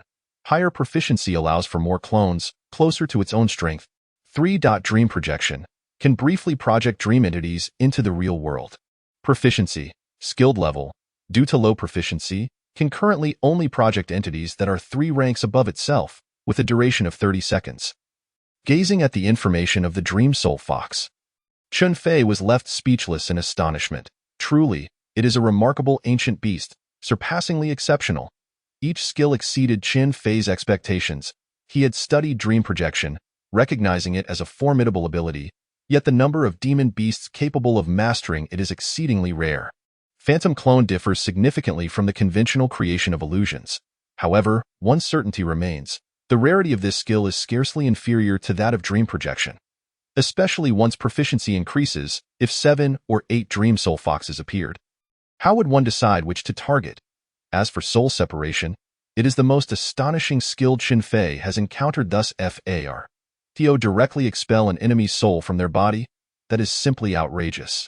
Just imagine if he were to learn a binding skill to restrain the expelled soul, preventing it from returning to its body for 1 to 2 minutes. What would transpire? Or if he acquired a more potent soul technique to obliterate the expelled soul, would the body not collapse entirely? The thought alone is preposterous. The more Chun Fei observed the Dream Soul Fox, the more he found himself enamored. Just as he contemplated approaching to embrace it, the Dream Soul Fox opened its eyes. Chapter 38. Soul Separation. Upon seeing Chun Fei, the Dream Soul Fox attempted to rise and take a few steps backward. However, years of sealing had rendered it temporarily incapable of fully controlling its body. Chun Fei, noticing the Dream Soul Fox's wariness, refrained from approaching any closer and instead communicated with it through his consciousness. Little one, your seal has been lifted, and your inherent deficiencies have been remedied. The world outside is vast. Shall I carry you to see it? The Dream Soul Fox, although still cautious, did not sense any malice in Chun Fei. Rather, it detected a certain warmth of familiarity emanating from him. Having been healed by the sacred canon, the Dream Soul Fox bore its imprint. Since Chun Fei had already formed a contract with the sacred canon, it naturally felt a sense of closeness towards him. With a thought, Chun Fei and the Dream Soul Fox found themselves in his dormitory. The Dream Soul Fox glanced around, still not in an environment it recognized, and appeared somewhat disappointed. How long has it been since I was sealed? This question was challenging for Chun Fei to answer. After all, the ancient times were so distant that no one could ascertain the exact number of years. The best he could provide was a rough estimate. It should have been about 1,000,000 years. Upon hearing this, the Dream Soul Fox's pupils widened in shock. 1,000,000 years. Does my clan still exist? After the initial astonishment, its expression shifted to one of despondency. Chun Fei could roughly infer its thoughts and consoled. Your Dream Soul Fox clan still exists in the world, albeit in significantly reduced numbers. If you are willing to follow me, once we grow stronger, we can search for your Dream Soul Fox kin together. However, we currently face immense danger, and whether we can survive this catastrophe remains uncertain. The prerequisite is that we both stay alive. Chun Fei had no intention of deceiving the Dream Soul Fox. Establishing a relationship hinges on honesty and transparency. The Dream Soul Fox sensed Chun Fei's goodwill but still required time to ponder. You are still unable to move. Shall I carry you outside to take a look? The Dream Soul Fox fixed its gaze upon Chun Fei's eyes and finally nodded gently. Chun Fei cradled the Dream Soul Fox in his arms, gently stroking its fur. The Dream Soul Fox felt the warmth of Chun Fei's embrace, instilling a sense of security within it. Upon reaching the city walls, the Dream Soul Fox gazed at the misty Baiyue mountain range and the bustling Baiyue city behind it, where soldiers chatted merrily while training their beast companions. Alongside vehicles it had never seen before. Everything imparted an utterly foreign sensation, as though it were an outsider in this world.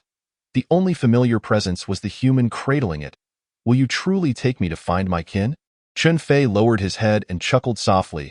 If we can both survive the impending catastrophe, I will accompany you in searching for your kin. With that, Chun Fei bit his finger, gathering spiritual energy, and inscribed an intricate purple 3-star spiritual formation in the void, within which was the character, Oath. This was a vow formation, similar to a contract formation, a mandatory subject in school. Once the vow formation was established, it was witnessed by heaven and earth. Any who reneged would face divine retribution, making it the only reliable promise in the cosmos. Upon witnessing the emergence of this vow formation, the Dream Soul Fox's heart quivered. This human had not deceived it. He would indeed accompany it in search of its kin. Without further hesitation, the Dream Soul Fox painstakingly extended its paw and placed it upon the vow formation. In an instant, brilliant purple light erupted, sealing the vow. Following that, Chun Fei inscribed the contract formation once more.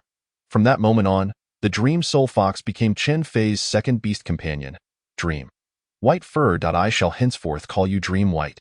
However, the Dream Soul Fox looked at him with disdain. I have my own name, which is Chi-Yu. Moreover, I am female. Dream White sounds so unappealing. A profound embarrassment washed over Chun Fei's face. All right, you should have mentioned that you had a name. Chi-Yu shot Chun Fei a glance. You never asked? Very well, Chi-Yu is indeed a beautiful name, fitting for you. Chi-Yu had lived alongside her clan since childhood, and having her own name was perfectly normal. Unlike Xiaogu, who emerged from an egg and found herself in Chun Fei's body. In that case, Chi-Yu, please return to the beast space to recuperate. It will assist you in regaining control over your body more swiftly. All right, originally, upon Chun Fei's advancement to an intermediate beast master, a second portal would have appeared. Each beast would have its own designated resting area. However, for reasons unknown, the Kill Sacred Cannon had forcibly shattered the second portal. Merging the two pools into one. Chi-Yu could see the Kill Sacred Cannon and Xiaogu soaking in the pool. Oh, by the way, Chi-Yu, that little bug is my first beast companion, named Xiaogu. You two should get acquainted. Chi-Yu glanced at Xiaogu and then mustered a single phrase. So ugly. Xiaogu retorted immediately. What did I do to you? We are of different tribes, so our standards differ naturally. I am quite impressive among the Qin Poison Gu tribe. Yet, Chi-Yu remained unfazed, repeating, so ugly. Xiaogu. This is pointless. The sacred cannon trembled with laughter, clearly unable to contain its amusement. Even Chun Fei couldn't help but chuckle. Xiaogu wore a face of despair. This is outrageous. Chi-Yu, being new, could be excused, but what about Chun Fei and the sacred cannon? What did they mean by that? Comparing the two, in terms of appearance, Chi-Yu was noble and elegant, while Xiaogu, well, the ugly is ugly, but from now on. Chi-Yu, you will call me Big Brother. Chi-Yu shot Xiaogu a contemptuous glance. Why should I? Xiaogu summoned forth dozens of little Xiaogu behind him. Just because I have many descendants. Chi-Yu, expressionless, but the markings on its horns suddenly glowed, sending Xiaogu's soul flying away.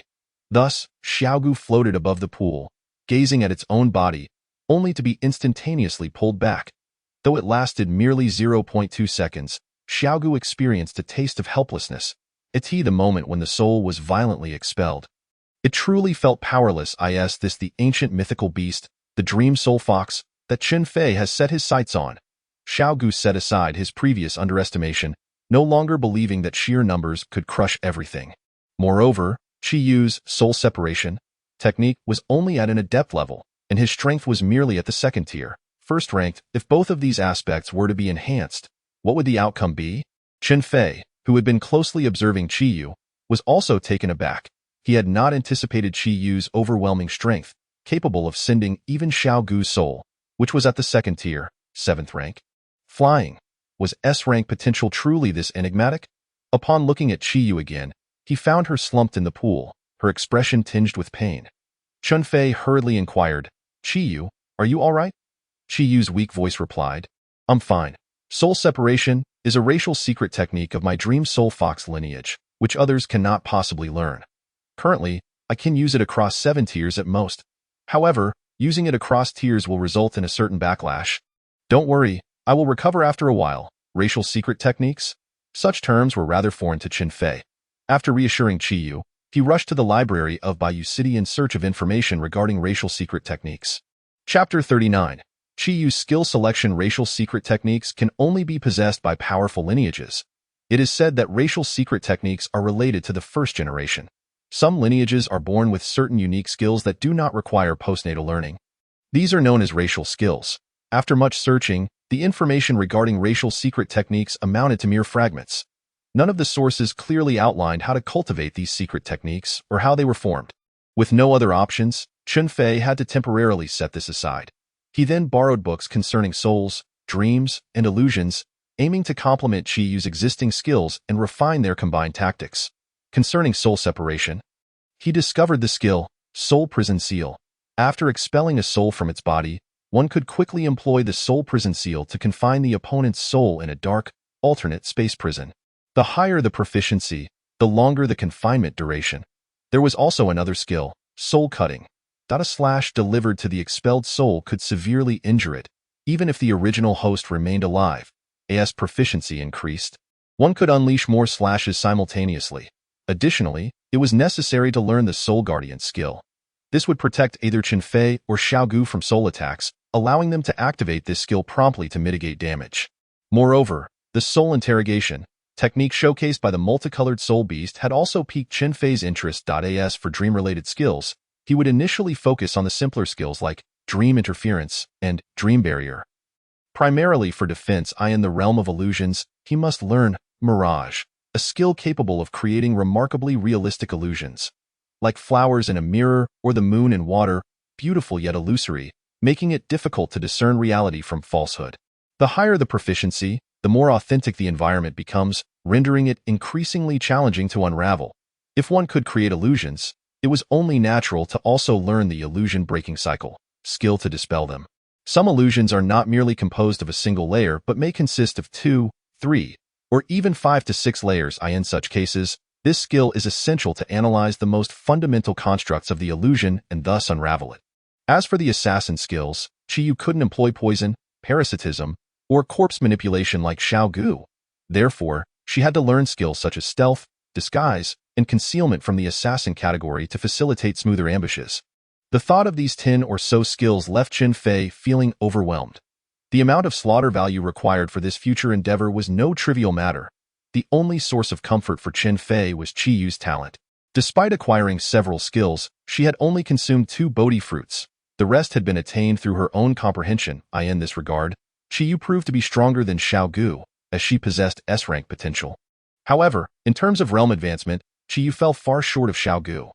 Xiaogu could continuously enhance herself through parasitism, while Chiyu's talent seemed largely restricted to these 3 systems, resulting in sluggish progress. Indeed, nothing in this world is perfect. Fortunately, Chunfei had the slaughter scriptures to compensate for Chiyu's shortcomings. Otherwise, not to mention advancing realms, merely acquiring those 10 or so skills would be a daunting task. Tianqing City, Black Market, Old Jia, I finally found you. My Feng edged closer and then quietly asked, do you have any spirit gathering pills today? Old Jia revealed a set of large black teeth. Yes, of course. My Feng excitedly rubbed his hands together. Quick, give me 10. My Feng had become utterly addicted to spirit gathering pills. He had been stuck at the advanced 9th tier Beast Master level for 3 to 4 years, showing no signs of breakthrough. Recently, he heard someone mention the spirit gathering pill, claiming it had miraculous effects. Driven by curiosity, my Feng purchased one to try, and to his surprise, he felt signs of loosening in his realm, which thrilled him immensely. However, these spirit gathering pills were somewhat pricey, costing 3,000 mid-grade spirit stones for one. A bottle of 10 was a bit cheaper, priced at 29,800 mid-grade spirit stones. My Feng had already bought 3 bottles and felt a breakthrough was imminent. So he hurried to buy another. Once he reached the master-level Beast Master rank, life would be significantly easier. Old Jia, however, grinned and said, you know the efficacy of the spirit-gathering pills. Everyone is scrambling for them. Moreover, this pill hasn't been officially recognized, and the scrutiny is intense, leading to a severe supply shortage. So you understand. My Feng, being astute, could easily discern Old Jia's implication and scowled. Let us cut to the chase. How much has the price gone up this time? Old Jia, still grinning, replied, not much, just a 3-fold increase. Upon hearing this, my Feng felt utterly disheartened. With a business practice like yours, why not just rob people instead? Old Jia, unperturbed, continued to smile broadly. I am robbing people. You can choose to buy or not. There are plenty of others who will. He was so straightforward, without a hint of concealment. My Feng was infuriated. But what could he do? He certainly couldn't resort to outright robbery. The key was that just a few days ago, a second-tier master-level beastmaster had attempted to rob Old Jia, only to have 4 of his beast companions dealt with by a single beast from Old Jia. The power was terrifying. What could an advanced beast master like him do? Yet, the price was exorbitant. 1 bottle of spirit-gathering pills was equivalent to purchasing a B-rank monster egg. Reluctantly, for the sake of breaking through, my Feng gritted his teeth and bought it. After he left, Old Jia packed up his stall, and once he arrived in a secluded area, he gently wiped his face, transforming it entirely. Even his large black teeth vanished. Soon, the long street of the black market was graced by a new seller sporting a full beard. Chapter 40. Drum Master in mid-October.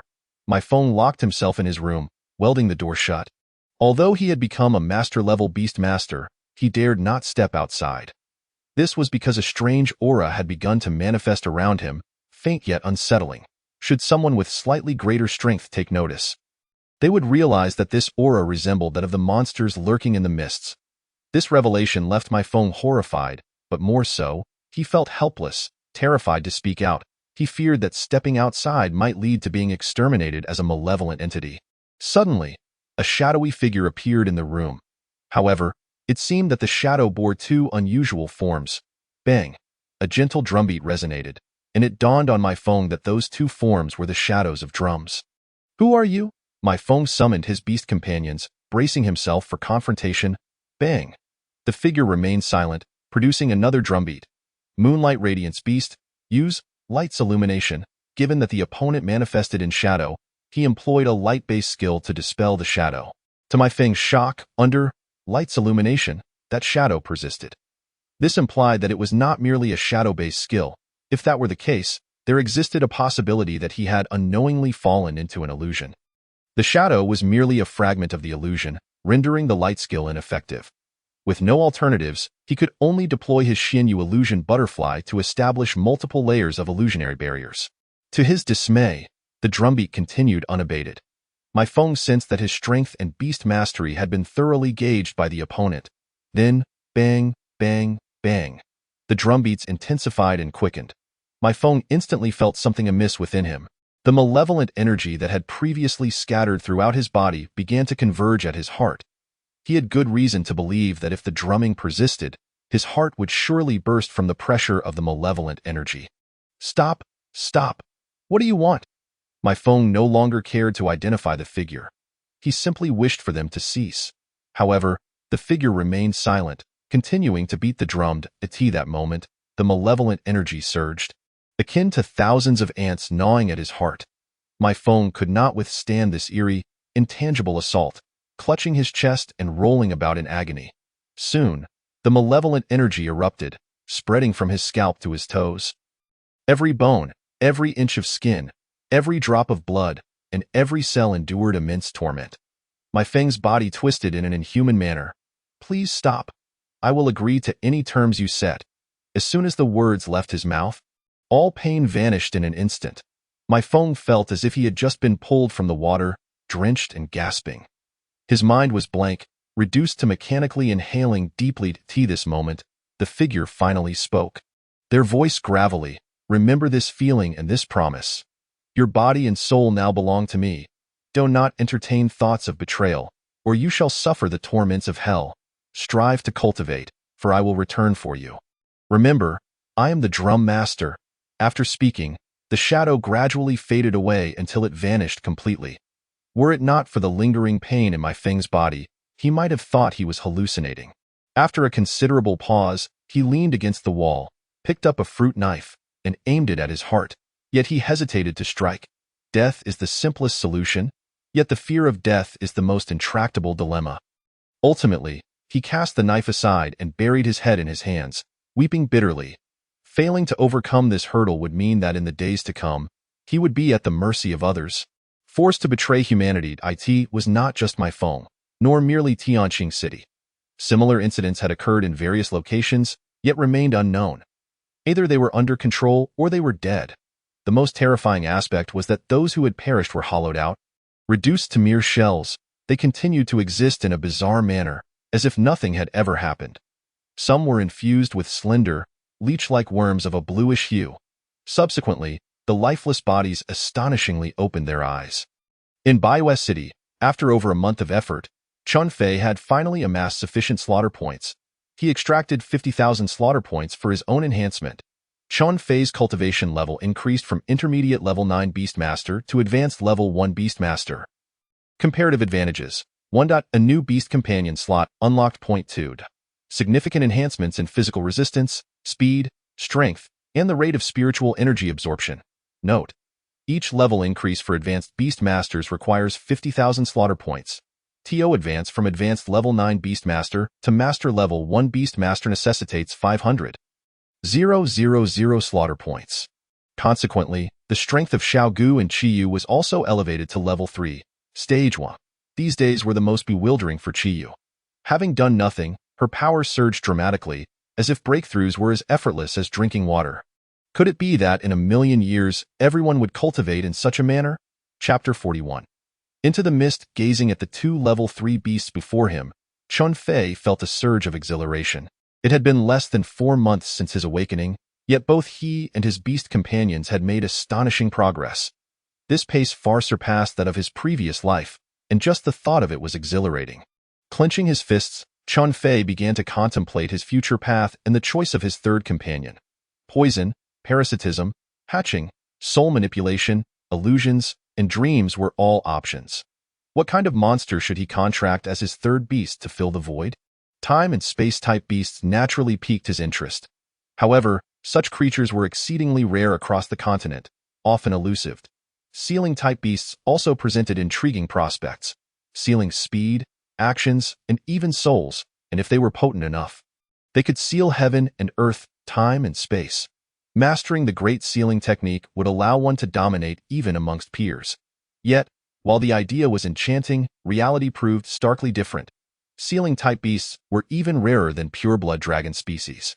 Feeling a headache coming on, Chun Fei strolled through the beast shop in Baiwei City but failed to find a suitable beast for himself. Alas, it seemed he must rely on fate. Some things simply cannot be forced. Now that he had reached the status of advanced Beastmaster, it was time to take Qiyu into real combat. The best choice was the Baiwei mountain range, shrouded in mist before him. However, prior to entering the mountains, preparations were essential. Sufficient food, drinks, and protective gear were a must. He headed straight for the contribution point exchange area. Achieving a second-class merit not only enhanced a soldier's sense of honor but also came with numerous benefits. Most notably, it granted him 600 contribution points, which, after several days of processes, finally landed in Chun Fei's hands. Coupled with his prior earnings, he returned to 3,800 contribution points. Moreover, with this second-class merit, he could prioritize the application for the captain's position once he became an advanced Beastmaster. However, after some contemplation, Chun Fei chose to forego the application. On one hand, he wished to devote himself entirely to the cultivation of his beasts.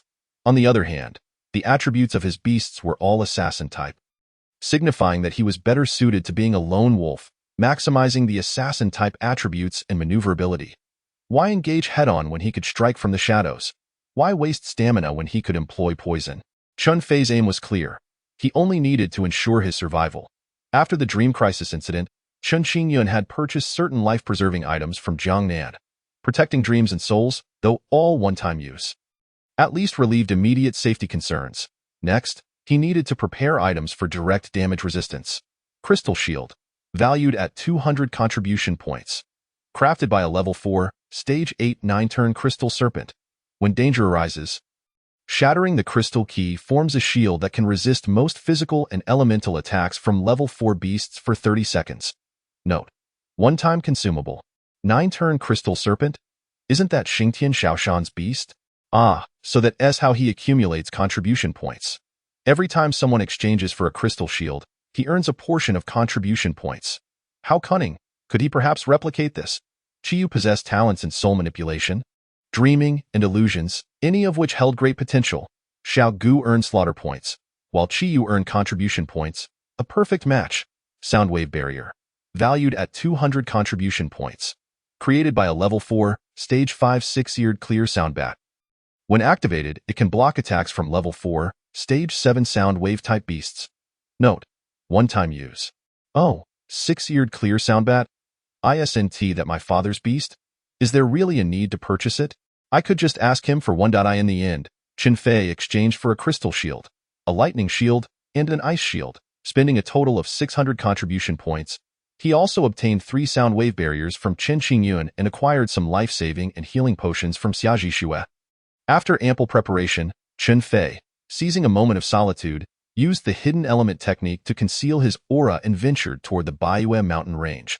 The hidden element technique proved effective, but it required 100,000 slaughter points to reach its pinnacle, which was rather steep. Upon entering the outskirts, Qin Fei summoned Xiao Gu and Qiyu, then gradually made his way toward the central region. The beasts on the periphery were too weak, lacking even the qualification to serve as practice for Qiyu.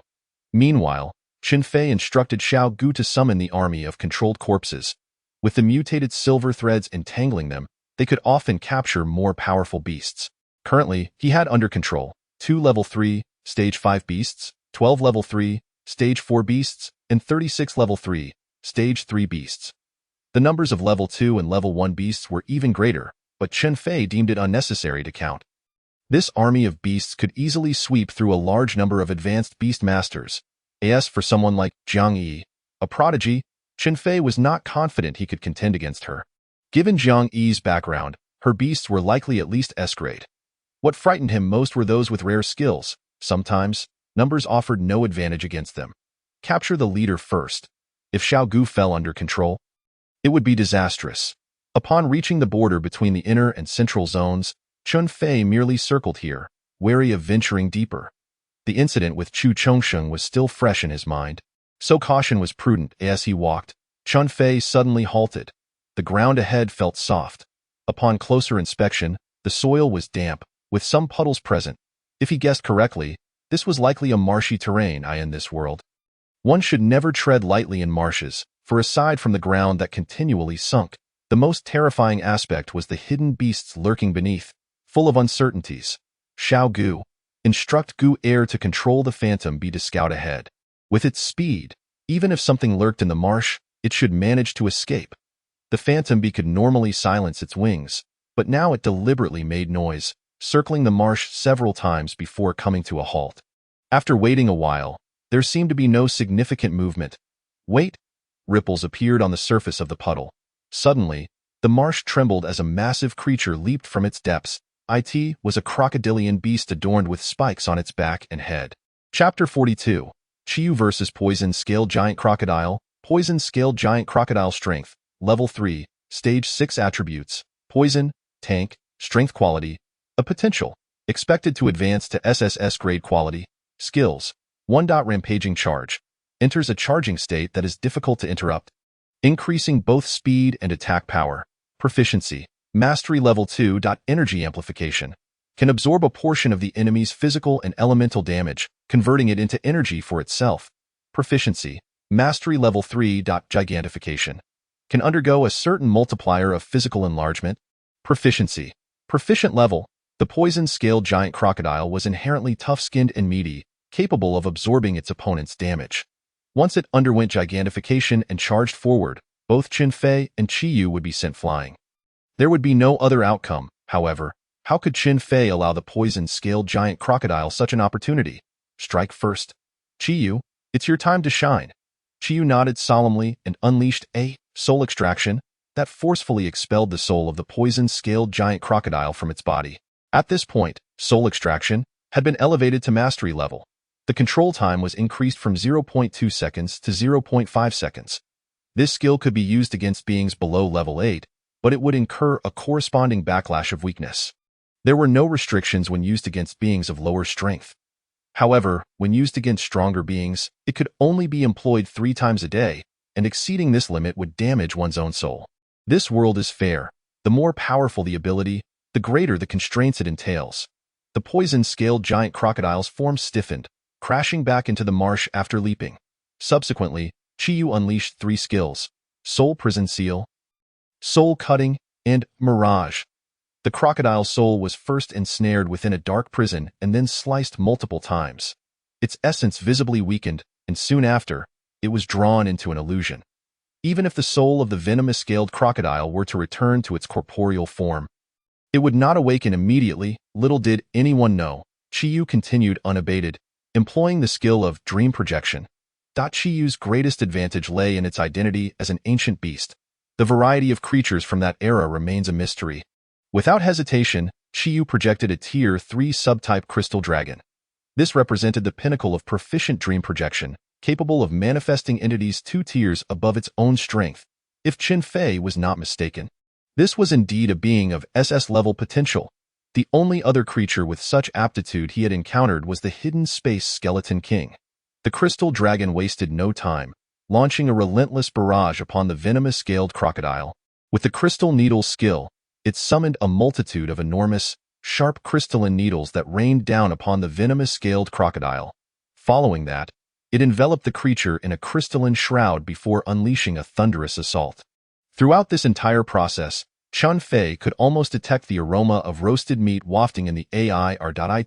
Also employed a more terrifying skill, blood crystal sealing, which could crystallize the blood of the venomous-scaled crocodile, preventing circulation and leading to its demise. However, as the crystal dragon was merely a projection, it dissipated due to insufficient spiritual energy just as this skill was activated. Otherwise, the venomous-scaled crocodile might have truly met its end at the hands of the crystal dragon. Truly, as an SS-level entity, each of its skills exuded overwhelming dominance. Upon awakening, the first thought that crossed the venomous-scaled crocodile's mind was to flee. It was utterly terrifying. The formidable soul-based skills and the overpowering crystal dragon of the same rank left it nearly paralyzed with fear. Having traversed the swamps all its life, it never imagined encountering such a formidable creature. Little Gu would never allow it to escape. Even without Qin Fei's arrangements, it had already laid traps alongside Gu Yi and Gu Er, along with countless webs, ensuring the venomous-scaled crocodile would find itself in dire straits. Qin Fei's attention, however, was focused on Qi At that moment. It was nearly devoid of spiritual energy and was suffering from the backlash of soul severance. Lying in Qin Fei's embrace, utterly unwilling to move, Qin Fei gently tapped Chiyu's head and said sternly, "Now you understand the toll of fatigue, do you? I did not instruct you to exhaust all your trump cards. If you fail to subdue the enemy at the first opportunity, it will be your own life at stake next." Chiyu offered no rebuttal, for it could not, had it been Qin Fei and Little Gu absent. Once the venomous-scaled crocodile regained its wits, it would easily ravage the weakened Chiyu. A low, dejected whine escaped Chiyu, reflecting its feelings of inadequacy. Sensing Chiyu's mood, Qin Fei tenderly stroked its head, saying, "I refrained from offering any reminders earlier to observe your combat style and capabilities. It appears you are truly remarkable. You engaged in a battle beyond your tier, leaping an entire 5 tiers, managing to control the venomous-scaled crocodile for an extended period and instilling fear in it. That is indeed a noteworthy achievement. However, in future battles, you must be mindful of your strategies. Your trump cards are meant for decisive strikes. They should only be revealed at the opportune moment. This is the essence of our practical training, to refine your ability to wield your powers and understand the limits of each skill. For instance, with dream projection, you projected the crystal dragon this time. Will you be able to project it again next time? If you were to suddenly manifest a weaker creature, wouldn't that be a disservice to yourself?" Each of Chiyu's skills possessed proficient-level lethality, yet it lacked the operational prowess in combat. Thus, Qin Fei needed to focus on this aspect for intensive training. Besides familiarizing itself with the limits of each skill, Chiyu also needed to learn cooperation. Little Gu's skills, though not as overwhelming as Chiyu's, excelled in quantity. With 100 or so Tier 3 beasts at its disposal, why must it place itself in such a precarious position? Little Gu's silver thread binding skill could control beyond its tier, but it required just a moment's time to establish that control. Your soul-based and illusion-based skills can disrupt the venomous-scaled crocodile in the shortest time possible, thereby granting Little Gu a crucial window. Wouldn't it be splendid to engage in a coordinated assault at that moment? Under the influence of Qin Fei and Little Gu's cunning and unscrupulous combat style, Chiyu nodded thoughtfully, genuinely absorbing the lessons imparted. It would soon translate these insights into action. Thus, every time Chen Fei ventured into the Baiyue Mountains, he would linger for 2 days before returning to the city on the 3rd day. After a day's rest, he would continue to accompany Qiyu into the mountains. While training Qiyu, Chen Fei also contemplated how to enhance the synergy between the two beasts more effectively. The rapport between himself, Qiyu, and Little Gu was significantly improving, with their strengths rapidly escalating. Boom! As Chen Fei stepped into the outskirts of the Baiyue Mountains, he heard the unmistakable sound of trees crashing down, certainly more than one. It seemed a large beast was engaged in battle. He hastily donned his mask, concealing his presence, and stealthily approached. Notably, during these past few days, Chen Fei had allocated his accumulated 100,000 kill points toward enhancing the Yin Yuan technique. Chapter 43, First Encounter with the Earth-Splitting Demon Worm. Proficiency of Yin Yuan technique has advanced from proficient level to peak level. Benefits of the enhancement. 1. Conceals cultivation, aura, and murderous intent, significantly reducing presence. 2. When activated, a micro-barrier forms around the user, blending with the surrounding environment, allowing for a degree of invisibility when standing still. Note: beings below rank 5 cannot detect peak-level skill concealment. The current invisibility effect resembled that of a chameleon, utilizing the abundant pigment cells within its skin, which could contract and expand under neural control to alter its coloration. Naturally, Chen Fei lacked the capabilities of a chameleon, yet this micro-barrier achieved a similar effect. The condition was to remain motionless. Any movement would reveal a flaw. Presently, it was somewhat cumbersome, yet under specific circumstances, it could rival divine techniques. Following the direction of the battle, Chen Fei discovered they had traversed from the forest to an open area. 3, 2, 1. Now, the demon worm emerged. With Su Kuei's command, the previously loose soil suddenly hardened into stone. This was the earth-type beast employing the Mystic Stone Dungeon skill, temporarily petrifying the soil. Moreover, Wang Zhi's team utilized an ice-type beast to layer a sheet of frost upon the petrified ground, followed by a crystalline seal. Under such reinforcement, even the earth-splitting demon worm could not break free immediately. Perched in the trees, Chen Fei finally had the opportunity to observe the earth-splitting demon worm's appearance. Although it resembled a worm, its exterior boasted a layer of armor-like material, as solid as rock.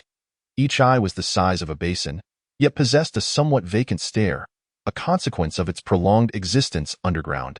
Its mouthparts could split into 4 segments, oozing a viscous, pale green liquid that appeared quite repugnant. Earth-splitting demon worm, 2nd generation, strength, tier 3, level 8 attributes, elemental, flesh tank, poison, life potential, S prospects, likely to ascend to SS level potential. Skills, 1. Rampaging charge. Enters a charging state that is difficult to interrupt, enhancing speed and attack power. Proficiency. Proficient level 2. Fragmented regeneration. Its formidable vitality grants the earth-splitting demon worm the ability to regenerate like an earthworm. Even if severed, both halves can become new life. Proficiency. Proficient level, higher proficiency results in faster recovery. Upon seeing the information regarding the earth-splitting demon worm, Chen Fei was equally astounded. This colossal creature before him was merely a 2nd-generation worm. And the 2nd-generation worm possessed SS-level potential while exhibiting 4 elemental attributes. What then of the 1st-generation worm? What manner of horror did it embody? It was no wonder that in his previous life, a fully matured earth-splitting demon worm could decimate an entire city. It possessed such formidable attributes: illusion-type beasts, stall for time. Everyone else attacked the frozen parts of the demon worm. Previously, the lack of preparation had caught Su Kuei and Wang Zhi off guard. This time, with ample preparation, they utilized explosive fire and lightning elements to create an opening. Subsequently, they employed the wood-type wither skill to significantly diminish the regeneration speed of the earth-splitting demon worm. Meanwhile, they immobilized its oozing blood with ice-type skills. Next, they unleashed the sharpest metal-type skills to continuously widen the wound. With proper preparation, even the most commonplace elemental skills could severely injure the earth-splitting demon worm. The portion of its body exposed above ground was cleaved in 2, green blood spilling onto the ground. Observing the motionless earth-splitting demon worm, everyone erupted in cheers. Hooray! We've finally slain it. See, Xiao Jin, we've avenged you. Yet, it must be noted, this creature was indeed formidable, requiring 2 teams to bring it down. Chun Fei, witnessing their coordinated efforts, nodded in appreciation. Qiyu, do you see? This is teamwork. Each beast only made 1 or 2 strikes. Yet the elemental synergy yielded exceptional results. Moreover, each beast expended only a modicum of spiritual energy, retaining enough to respond to unforeseen circumstances, thus avoiding peril. This was also why Chun Fei consciously avoided selecting beasts with overlapping attributes, aiming for more effective cooperation and enhanced combat strength. Just as Chun Fei intended to depart, he noticed 2 members from Su Kuei's team approaching the corpse of the earth-splitting demon worm. Seemingly intent on examining it up close to ascertain whether any crystals or other valuables could be harvested, Jiu Air, quickly take control of the ghostly Spectre B. The earth-rending demon worm possesses the extraordinary ability of severed body regeneration. The severed segment is merely a discarded portion of the worm, yet it does not imply that this fragment lacks any threat. It has not yet succumbed to death. The spectral phantom bee surged towards the 2 individuals with unparalleled speed, knocking them aside. Once Su Kuei, Wang Ji, and others regained their senses, they promptly entered a state of vigilance, commanding their beast companions to be ready to attack the spectral phantom bee at any moment. Before they could strike, they witnessed the spectral phantom bee unleashing multiple wind blades at the mouthparts of the earth-rending demon worm. The severed segment, realizing it could not endure the onslaught, hastily attempted to evade. Sensing the movement of the earth-rending demon worm, Chun Fei instructed the spectral phantom bee to return at once. Merely delivering a warning would suffice. With this, it was believed that Su Kuei and the others would soon grasp the capabilities of the earth-rending demon worm. Su Kuei and Wang Ji then realized that the spectral phantom bee was not there to attack them, but rather to save them. The demon worm was still alive. Everyone prepared for battle. If it could survive this, its life was indeed tenacious. Given this, they resolved to reduce it to a puddle of muck, for they could not believe it could still endure. Just as they poised for a second wave of assault, an unexpected turn of events unfolded. The ground began to tremble, and another earth-rending demon worm emerged, not attacking Su Kuei and the others, but instead dragging the severed segment underground. It then concealed itself. Ready to launch a surprise attack, Su Kuei and his companions had grown accustomed to the combat style of the earth-rending demon worm, so they did not become overly anxious. What sent shivers down their spines was the creature suspended in the sky. No, to call it a living being would be an understatement. It was an eerie amalgamation of life. Its body resembled that of a lion, yet it bore the heads of a lion, a leopard, and a monkey, along with a pair of fleshy wings on its back. Furthermore, it possessed 2 tails, one resembling a scorpion's, and the other a serpent's head. It appeared to be a grotesque patchwork of creatures. Utterly bizarre. Corrupted 3-headed beast, Sown Entity, Strength, Level 3, Tier 9 Attributes, Elemental, Wind, Flight, Poison, Sonic, Support Qualification.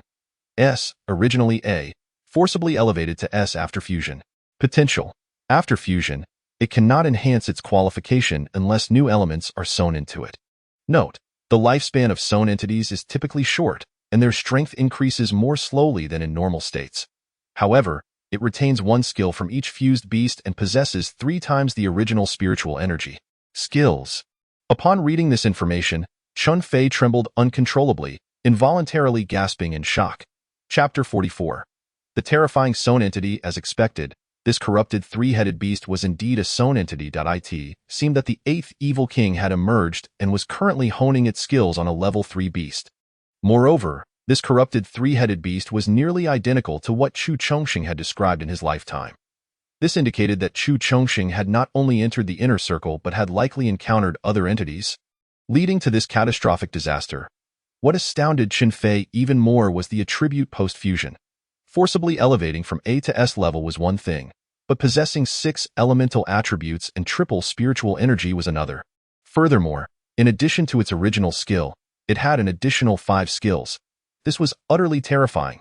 Chun Fei felt as if he had stumbled upon a boss monster while traversing a game map. And this was merely a level 3 beast.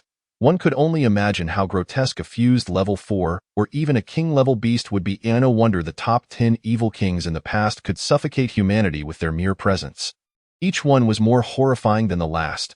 Roar. The sound of lion roars echoed from the heights.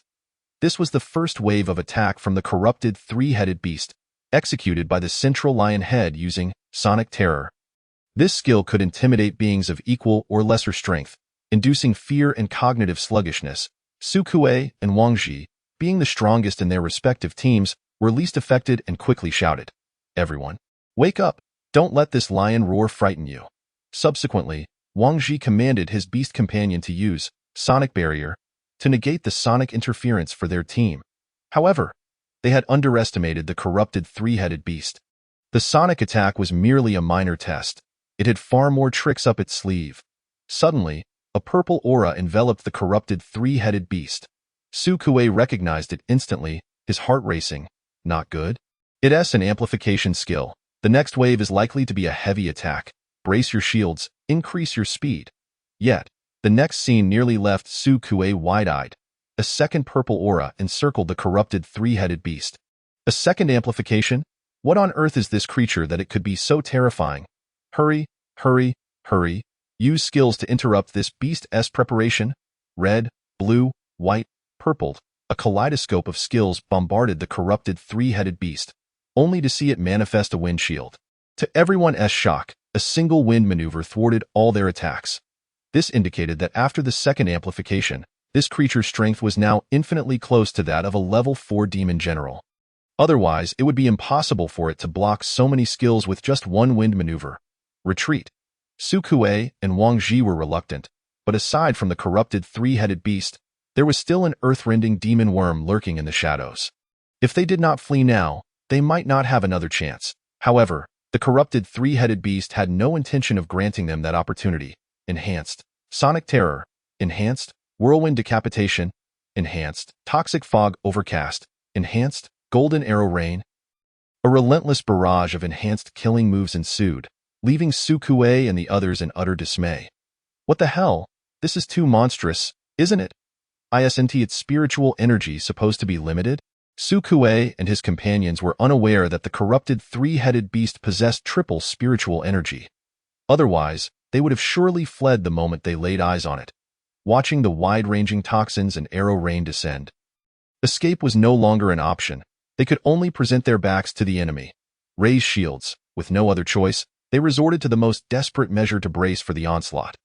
Chen Fei recognized that this was not the time to be a bystander and hurriedly instructed Qiyu and Xiaogu for assistance. He himself refrained from speaking further, wanting to observe the results of their training. Qiyu's vertical pupils cracked open a slit, and then she glared at the corrupted three-headed beast. First, a mirage was cast. Regardless of whether it could interrupt the beast's skill, at least it would divert its attention for a moment. Xiaogu commanded 1,000 little goo beasts to unleash the first wave of silver threads at the corrupted three-headed beast in the sky. As they approached, the spider web instantly quadrupled in size. Both skills indeed distracted the corrupted three-headed beast for a fleeting moment. However, regrettably, the beast's strength far surpassed Qiyu's, and Mirage managed to garner no more than 0.1 seconds of distraction. The spider web was violently torn apart by the wind barrier. Although it had been enlarged, the process of the web projecting upwards significantly weakened its attack power. Coupled with the fact that they were 8 tiers apart, the toughness of the web was insufficient to withstand the assault. Both attempts bore little effect, yet they did reveal some of the corrupted three-headed beast's capabilities. This scene did not escape Su Kuei and the others' notice. Whoever is a powerful being here, please lend us a hand and interrupt that creature's skill casting. We will be most grateful. Now is not the time for bravado. Controlling such a multitude of spider webs was no ordinary feat. Chen Fei purposefully responded in a hoarse voice. I can buy you at most 1 second. The rest is up to your capabilities. Su Kuei was elated. 1 second was enough to accomplish many things. Thank you. We are reconnaissance teams 21 and 25. We will seek you out later. Su Kuei left his information as a gesture of sincerity. Chen Fei ceased further conversation and turned to Qiyu and Xiaogu. 1 second. Can you manage it? Xiaogu hopped onto Qiyu's head, patting its chest. Absolutely. Qiyu shot a disdainful glance, thinking that if it weren't for the critical moment, it would have surely tossed Xiaogu off. After contemplating, Chen Fei spoke. By the way, Qiyu, share your vision with me. This was his first encounter with a Soul entity, and Chen Fei was quite curious about such an odd existence and the nature of its soul. Little ones, use as many illusion and soul-related skills as you can. Among the beasts Xiaogu commanded, there were naturally a few with these eerie skills. However, Their numbers were scarce, totaling only 7. This scarcity highlighted the rarity of these two types of beasts. Nonetheless, 7 would suffice. Their intent was merely to create a distraction for the corrupted three-headed beast. Even if each skill could only distract for less than 0.1 seconds, it would be effective. Following this, Qi Yu unleashed Soul Extraction.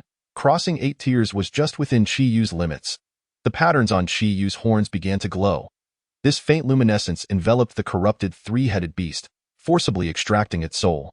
Unlike ordinary beasts, the corrupted three-headed beast possessed 6 souls, though each was relatively weak and less substantial than that of a normal beast. Chen Fei did not anticipate that by sheer chance, he would uncover the corrupted three-headed beast's weakness. Yet, it was not surprising. Fusing 6 different beasts together and forcibly enhancing their qualifications would undoubtedly result in some form of damage.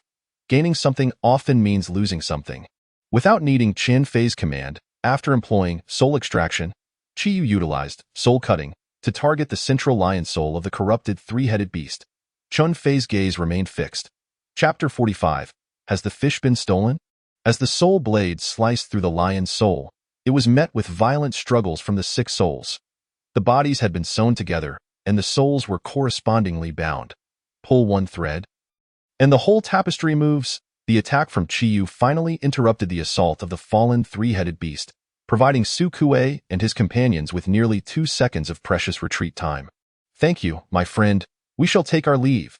As the voice echoed through the air, Su Kuei and his companions had already activated their acceleration skills, vanishing from sight. Chen Fei watched them depart, then summoned Qi Yu back to the Beastmaster space to rest. Retreating into the shadows himself at that moment, he was no match for the fallen three-headed beast, and lingering any longer would be unwise. Only the aimless fallen three-headed beast remained, roaring wildly in the air. In the cave, this place was originally the territory of a level 3 beast, but it had now been claimed by Chen Fei. After transforming it into a cozy little nest, he lit a fire and scattered some ashes from level 4 beasts at the entrance to deter most low-level monsters from intruding. Xiao Gu, share your vision. This time, the vision shared by Xiao Gu was rather unique, illuminated faintly in the darkness. Constantly moving IT was not due to the night, but rather because they were underground. The moment the earth-splitting demon worm had fled in pieces, Chen Fei had instructed Xiao Gu to send the night scent mice to track it. Although the night scent mice were not combat-oriented, they excelled in scent tracking and possessed night vision capabilities, allowing them to navigate effortlessly underground. Following the night scent mice, they eventually discovered the fragmented body of the earth-splitting demon worm, which lay coiled up quietly, recovering from its injuries. Chen Fei picked up the map of the Baiyue mountain range, which was divided into 60 regions, each patrolled by 2 reconnaissance teams in shifts.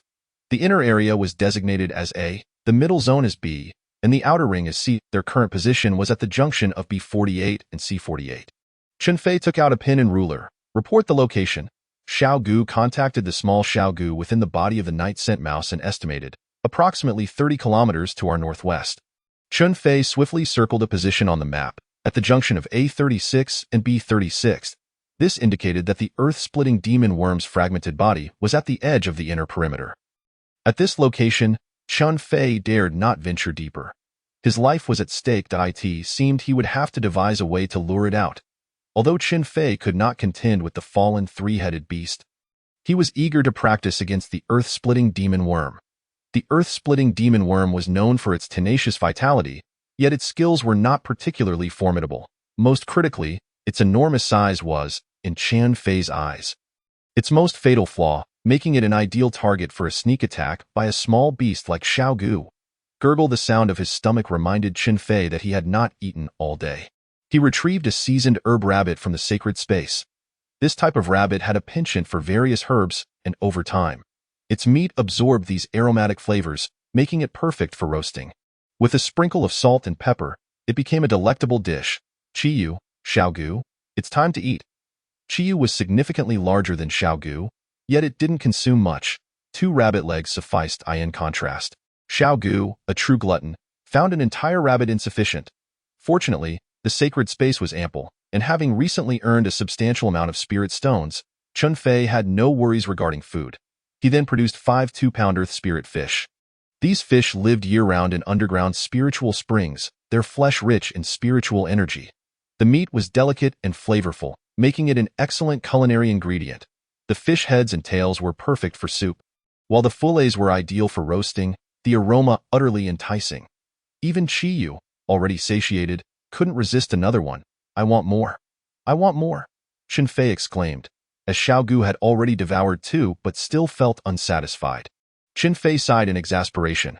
Xiaogu, with its devouring ability, was quite the challenge, and oh more. The remaining two are mine. If Xiaogu's devouring skill advanced to the point of consumption, it would surely eat them out of house and home. Chen Fei refused, prompting Xiaogu to appeal to Chiyu. "Chiyu, look, you can't possibly eat more. Why not give me half of this one?" Without even lifting its head, Chiyu swatted the drooling Xiaogu aside. "Get away, you're disturbing my meal." Xiaogu, on the verge of tears, lamented, "Do you think I want this? I'm simply still hungry." The smallest body, yet the largest appetite. Who could it turn to for understanding? After drinking a bowl of soup, Chen Fei was already 8/10 full. "Fine. The last earth spirit fish is yours, Xiaogu." Just as he reached for it. "Huh, where's the fish?"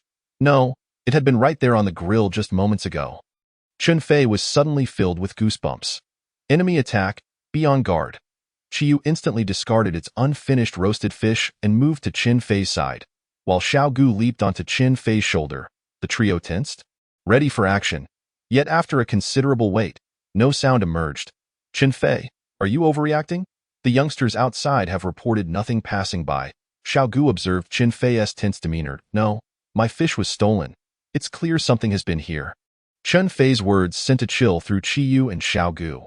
They were merely a meter away from the last roasted fish, and yet they had noticed nothing. How terrifying was that?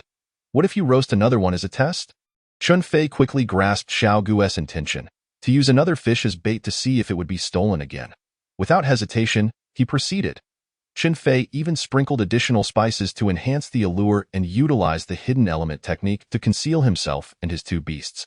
Suddenly, the flames flickered, and the trio steadied themselves, sensing something approaching. Chen Fei commanded, "Chiyu, be ready to strike at any moment. Use soul separation immediately.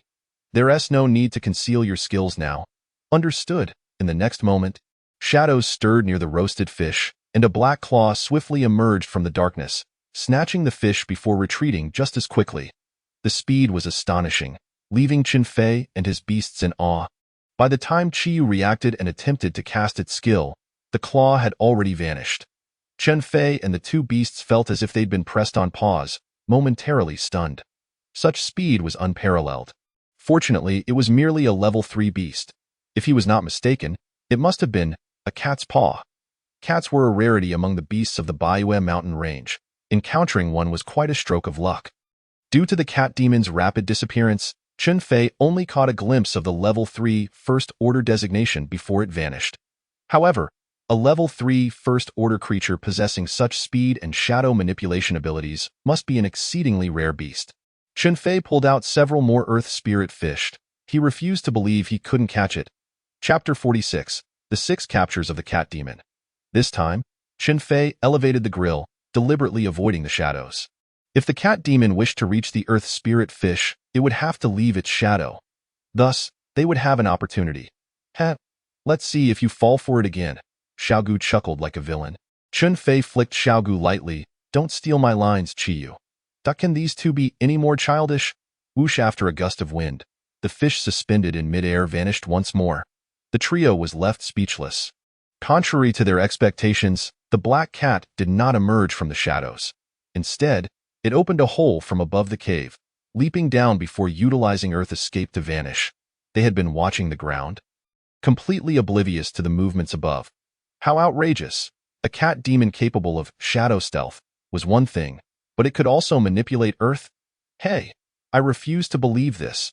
Chen Fei retrieved another earth spirit fish, and while roasting it, he instructed Xiaogu to seal the opening above the cave and the surrounding walls with spider silk, cutting off the cat demon's earth manipulation ability. Then, he fixed his gaze on the shadows, determined not to let it slip away again. The cat demon did not disappoint. The shadows stirred, and the trio perked up. In the next instant, a strand of spider silk shot from the shadows, wrapping around the fish and swiftly pulling it back into the darkness. Chen Fei, Xiaogu, Chiyu. The trio stood in a whirlwind of confusion. This was too difficult to assess, collectively exasperated. What in the world is going on? Shadow, assassin, elemental. The attributes were already exceedingly complex, and now this cat could release spider webs? This was absurd. I am on the verge of losing my temper. What should I do? Across the cave entrance, a black cat perched in a tree, happily munching on the earth spirit fish while observing the comical antics of the trio within the cave. He thought to itself, could these three possibly have some sort of issue? They seemed so cheerful despite having their fish stolen. After finishing its meal, the black cat groomed its fur, for even the most delectable food must be enjoyed with elegance. Chunfei was determined to catch this black cat. He would not sleep until he succeeded. Continuing to roast fish, he persisted in luring it on the fourth attempt.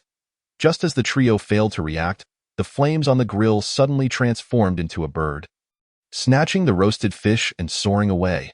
The trio. Fire manipulation? 2 elemental attributes have appeared. This is remarkable. Chunfei found it increasingly difficult to imagine what kind of beast possessed such outrageous attributes. On the 5th attempt, Chunfei instructed Xiao Gu to seal the cave entrance with spider silk again. He was curious to see what other tricks the cat demon had up its sleeve. As expected, an unexpected surprise was in store. The remaining soup transformed into a small snake, which seized the roasted fish and burrowed underground. 3 elemental attributes had now emerged. The more the cat demon revealed, the more astonished Chunfei became, and his curiosity deepened. On the 6th attempt, Chunfei collected the soup. He wondered what the cat demon would do next. This time, the black cat appeared in a manner more unexpected than before. Emerging from the shadows were not just 1, but 6 black cats, leaving Chunfei and his 2 beasts unable to discern the genuine from the counterfeit. Taking advantage of the ensuing confusion, the black cat once again made off with the roasted fish. However, this time, Chunfei finally caught a clear glimpse of its appearance. Its fur was pitch black, hardly distinguishable from an ordinary feline.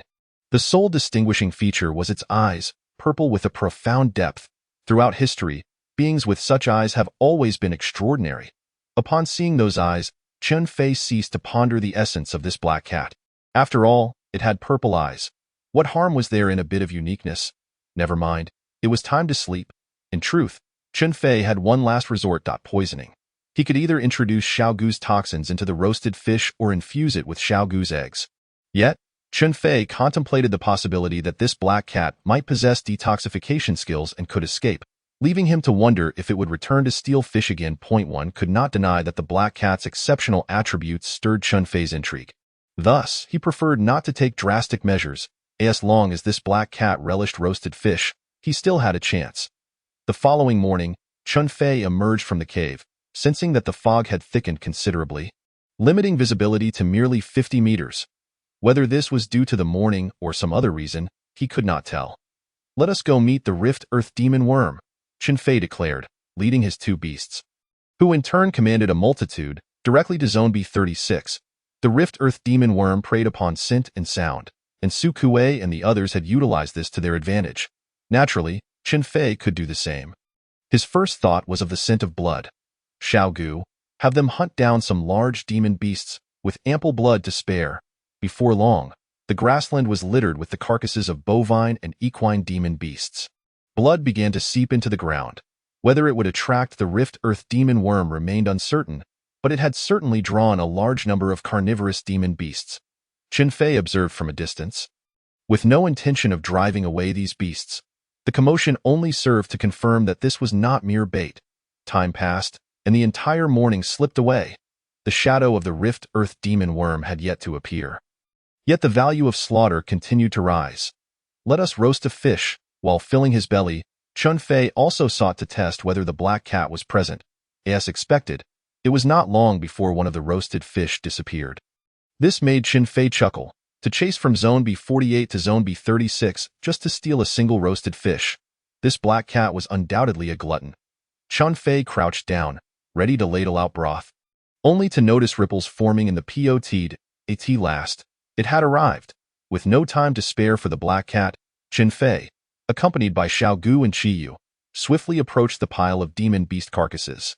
The beasts that had been feasting on the remains had mostly fled, leaving only a few birds pecking at the flesh. Bang!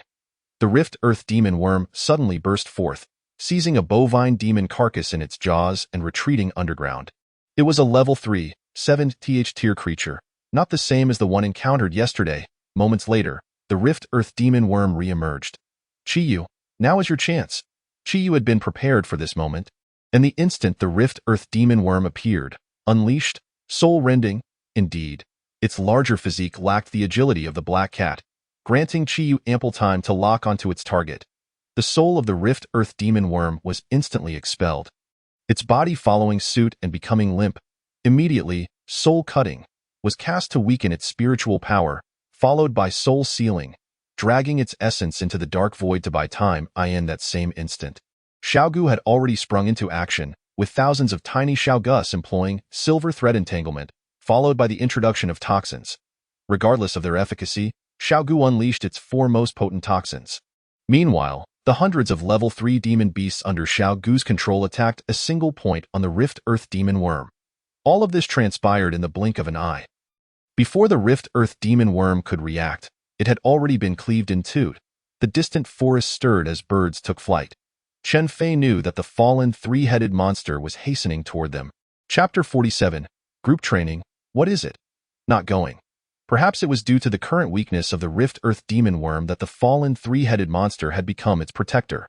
Whenever the Rift Earth Demon Worm encountered trouble, it would arrive immediately. Chen Fei's intention to obliterate the Rift Earth Demon Worm had come too late. However, the mission had been accomplished. His initial plan was merely to assess the combat capabilities of Chiyu and Xiaogu, to see if they could handle a Rift Earth Demon Worm that had yet to fully develop. Now it seemed feasible. Within the same tier, the Rift Earth Demon Worm posed no significant threat to his 2 beasts. This gave Chen Fei a clearer understanding of their strength, as well as that of the malevolent beasts lurking in the mist. Retreat. Without a shred of hesitation, Chen Fei swiftly departed the scene with his 2 beasts. However, before leaving, he bestowed a grand gift upon the Rift Earth Demon Worm. Over 1,000 tiny Xiaogus burrowed into the severed body of the Rift Earth Demon Worm. Chen Fei was confident that among so many Xiaogus, a few would surely succeed in parasitizing. Once parasitized, they would continually employ corpse control, eventually providing the opportunity to dominate the Rift Earth Demon Worm. If that failed, he would simply enhance his proficiency in corpse control.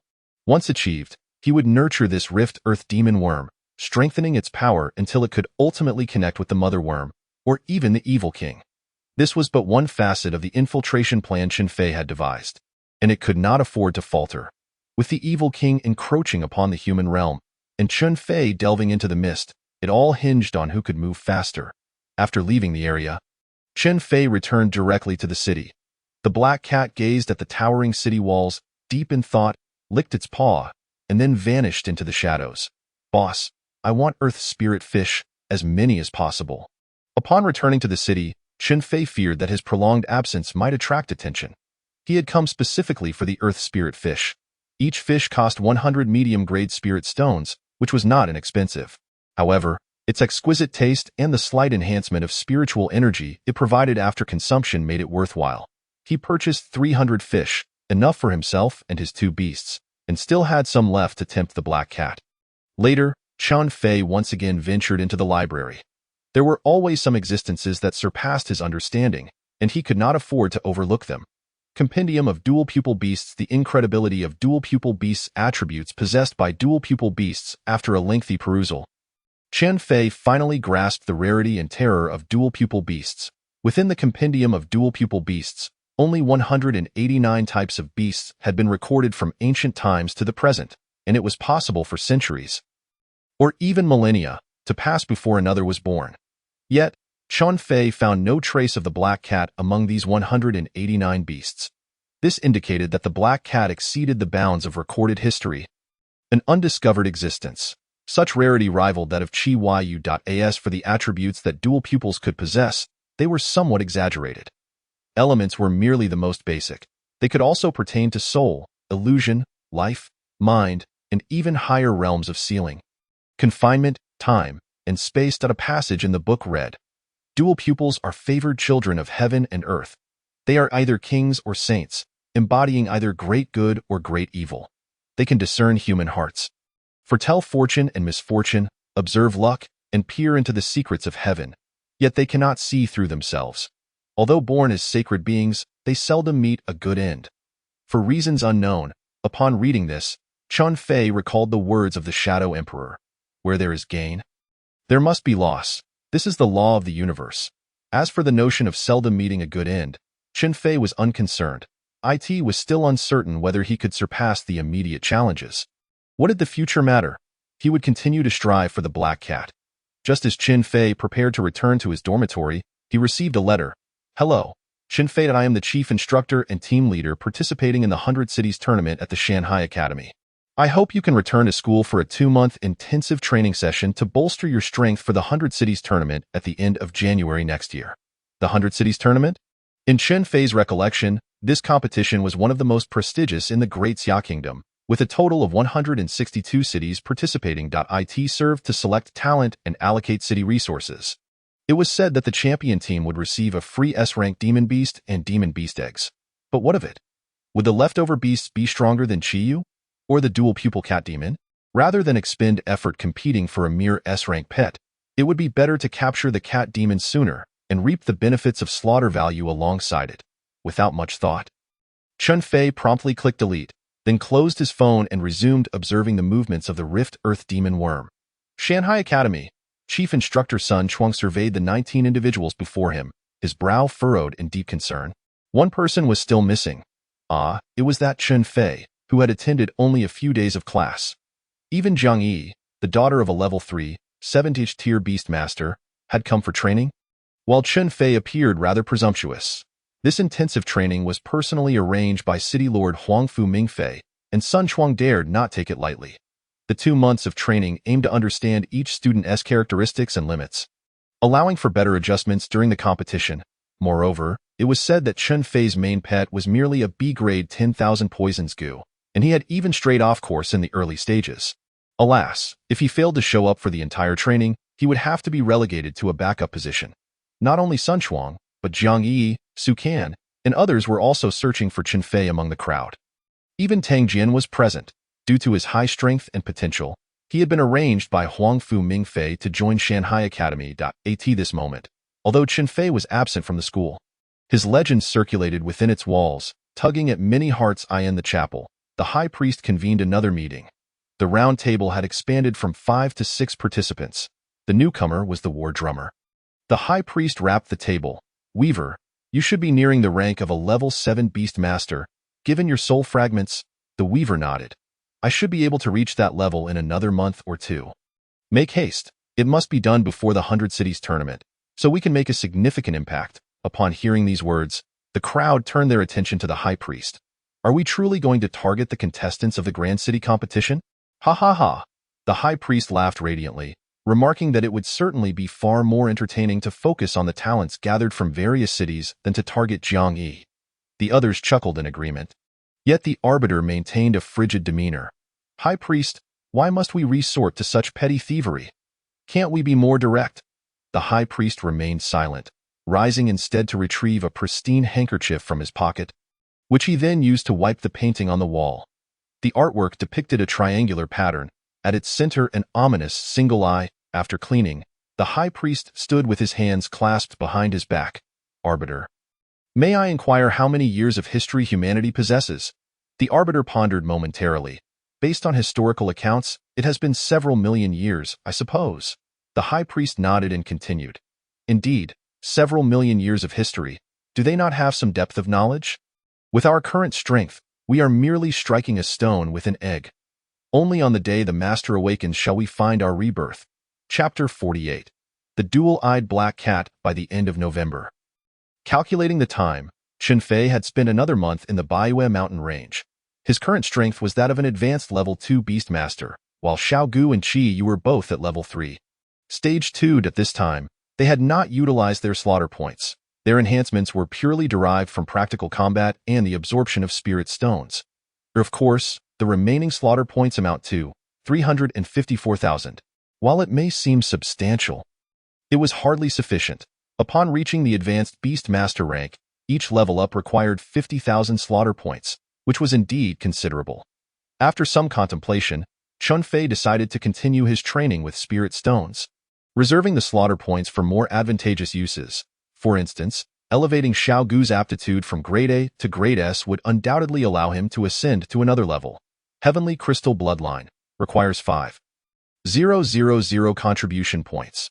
Chen Fei still possessed 3,200 contribution points, and with a little help from Chen Xingyun, he should manage. If not, he could always purchase with Spirit Stones.as for the slaughter points. Accumulating them over a few days was a trivial matter.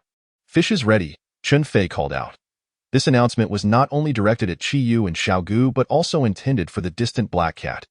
After more than a month of temptation, both parties had grown accustomed to each other's presence. Whenever Chen Fei entered the Baiyue mountain range, the Black Cat would follow closely behind. After roasting the fish, he would toss a couple to the side. Over time, the Black Cat stopped hiding and would instead lounge on a nearby tree, gnawing on the roasted fish. Dual-Eyed Black Cat, Variant, Strength, Level 3, Stage 1 Attributes, Replication, Assassin Aptitude, S Potential, likely to ascend to SSS Level Aptitude. Unique Skill, Mirror of Replication.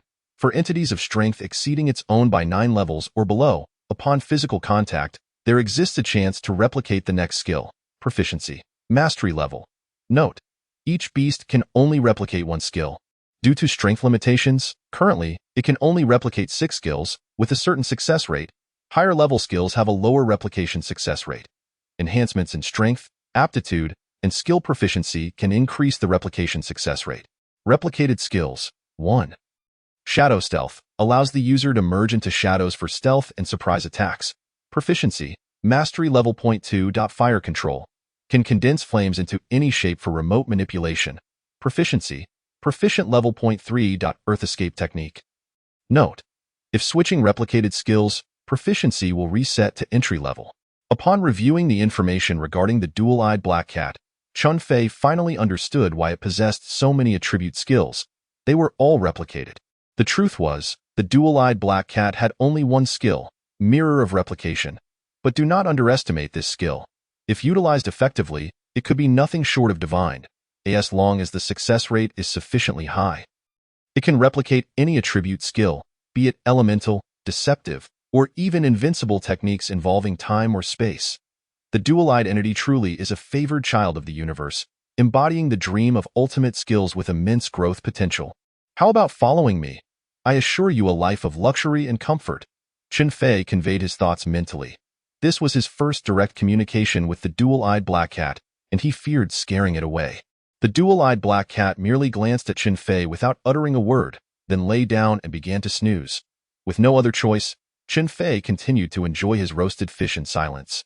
But he was not anxious. As long as the dual-eyed Black Cat continued to accompany him, he would still have a chance. Chen Fei! Xiao Gu suddenly called out to him. Chen Fei turned to see what was the matter. Guqi has successfully controlled that ground-cracking demon bug. Wow, that's impressive. Xiao Gu's words made Chen Fei toss aside the fish. Nothing seemed appetizing at that moment. Quick, share your vision. As the vision was shared, it revealed a vast basin. This was the inner area of the Baiyue mountain range. Due to its low elevation, even without the invasion of the Eyrie, it remained shrouded in mist. The area was relatively humid, with sunlight struggling to penetrate, home to many level 4 and level 5 beasts adapted to such conditions. The ground-cracking demon bug had not ventured into the center of the inner area, but lingered at the edge. Likely in Zone 16, before it stood a multitude of eerie entities. Among them were the fallen three-headed monster, a humanoid creature resembling a long red lantern, a goat-headed humanoid wielding a massive scythe, and a six-headed leopard. Among these, the fallen three-headed monster was surprisingly the weakest, while the others possessed the strength of level 4 beast generals. The most terrifying aspect was that they likely shared the same unfathomable skills and attributes as the fallen three-headed monster. If they were to launch a simultaneous attack, relying solely on Xing Xiaoshan and a few others would be utterly insufficient. Without hesitation, Chen Fei dialed Chen Xingyun's number. Dad, I have an urgent matter. Quickly gather Minister Cheng Jingjing, Minister Xie, and others. This situation is even more serious than the Chu rebirth incident. More serious than the Chu rebirth incident? Chen Xingyun dared not delay, promptly summoning all the ministers. Chen Fei, everyone is here. You may speak.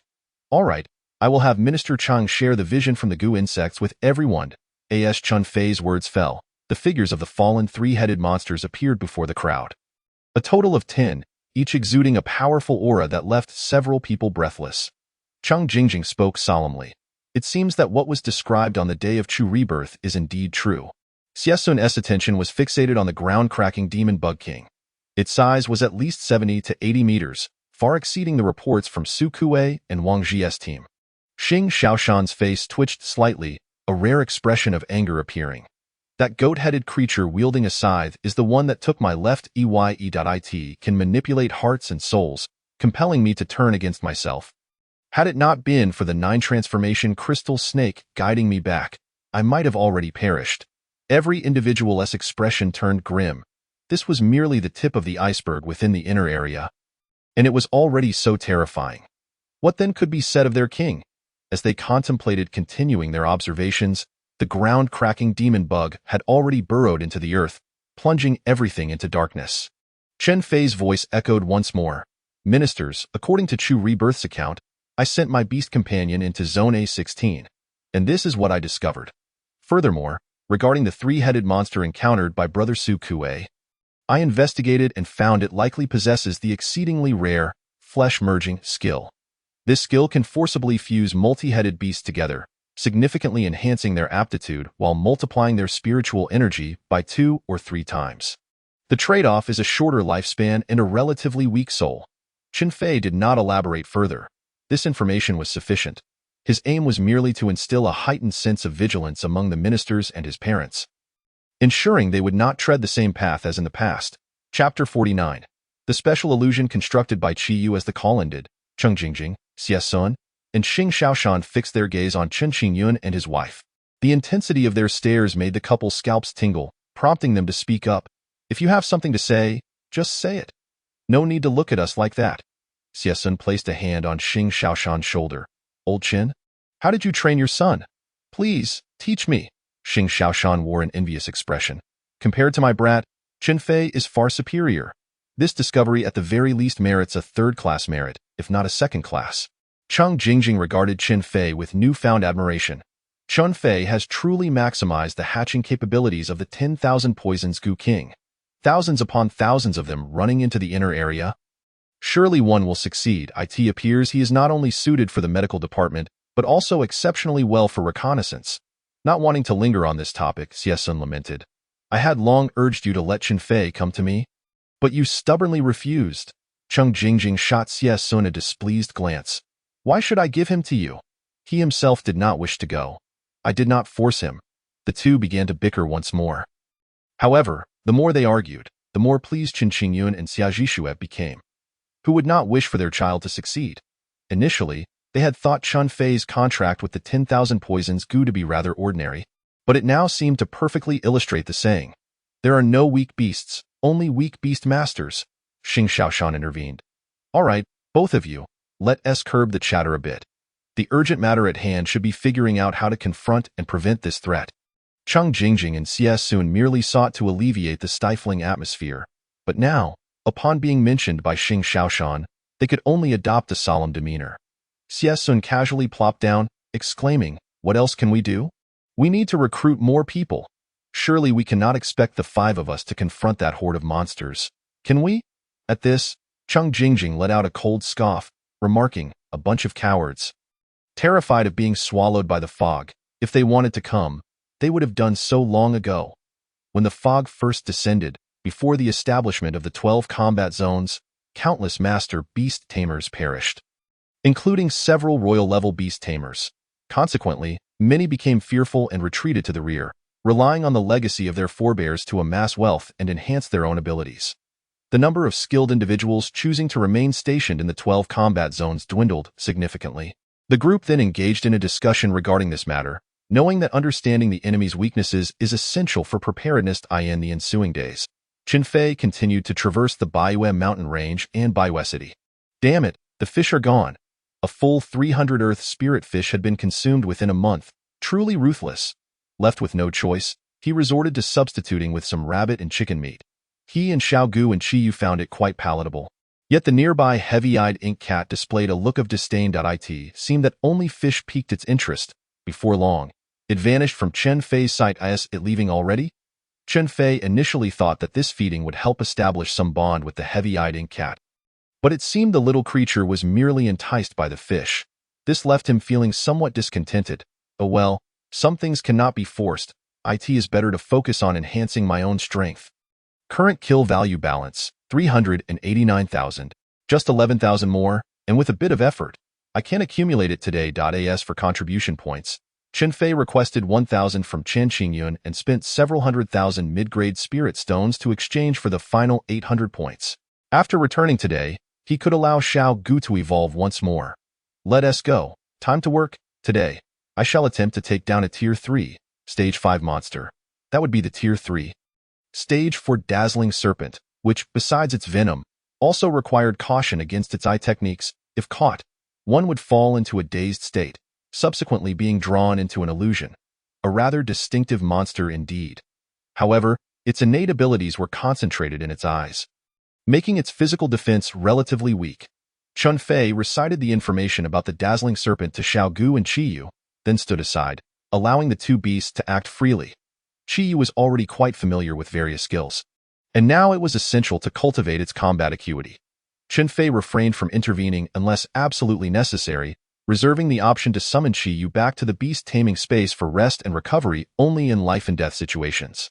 This approach simulated a more authentic wilderness combat environment, fostering not only courage but also a certain battle instinct. Unlike before, Qiyu did not immediately employ soul separation. While this skill was indeed powerful, it also consumed a significant amount of energy. Each use drained 1/5 of Qiyu's spirit energy. Its greatest drawback was its lack of sustainability. Thus, Qiyu altered its combat strategy, opting for Mirage Da. Qiyu possessed another advantage: its ancient heritage.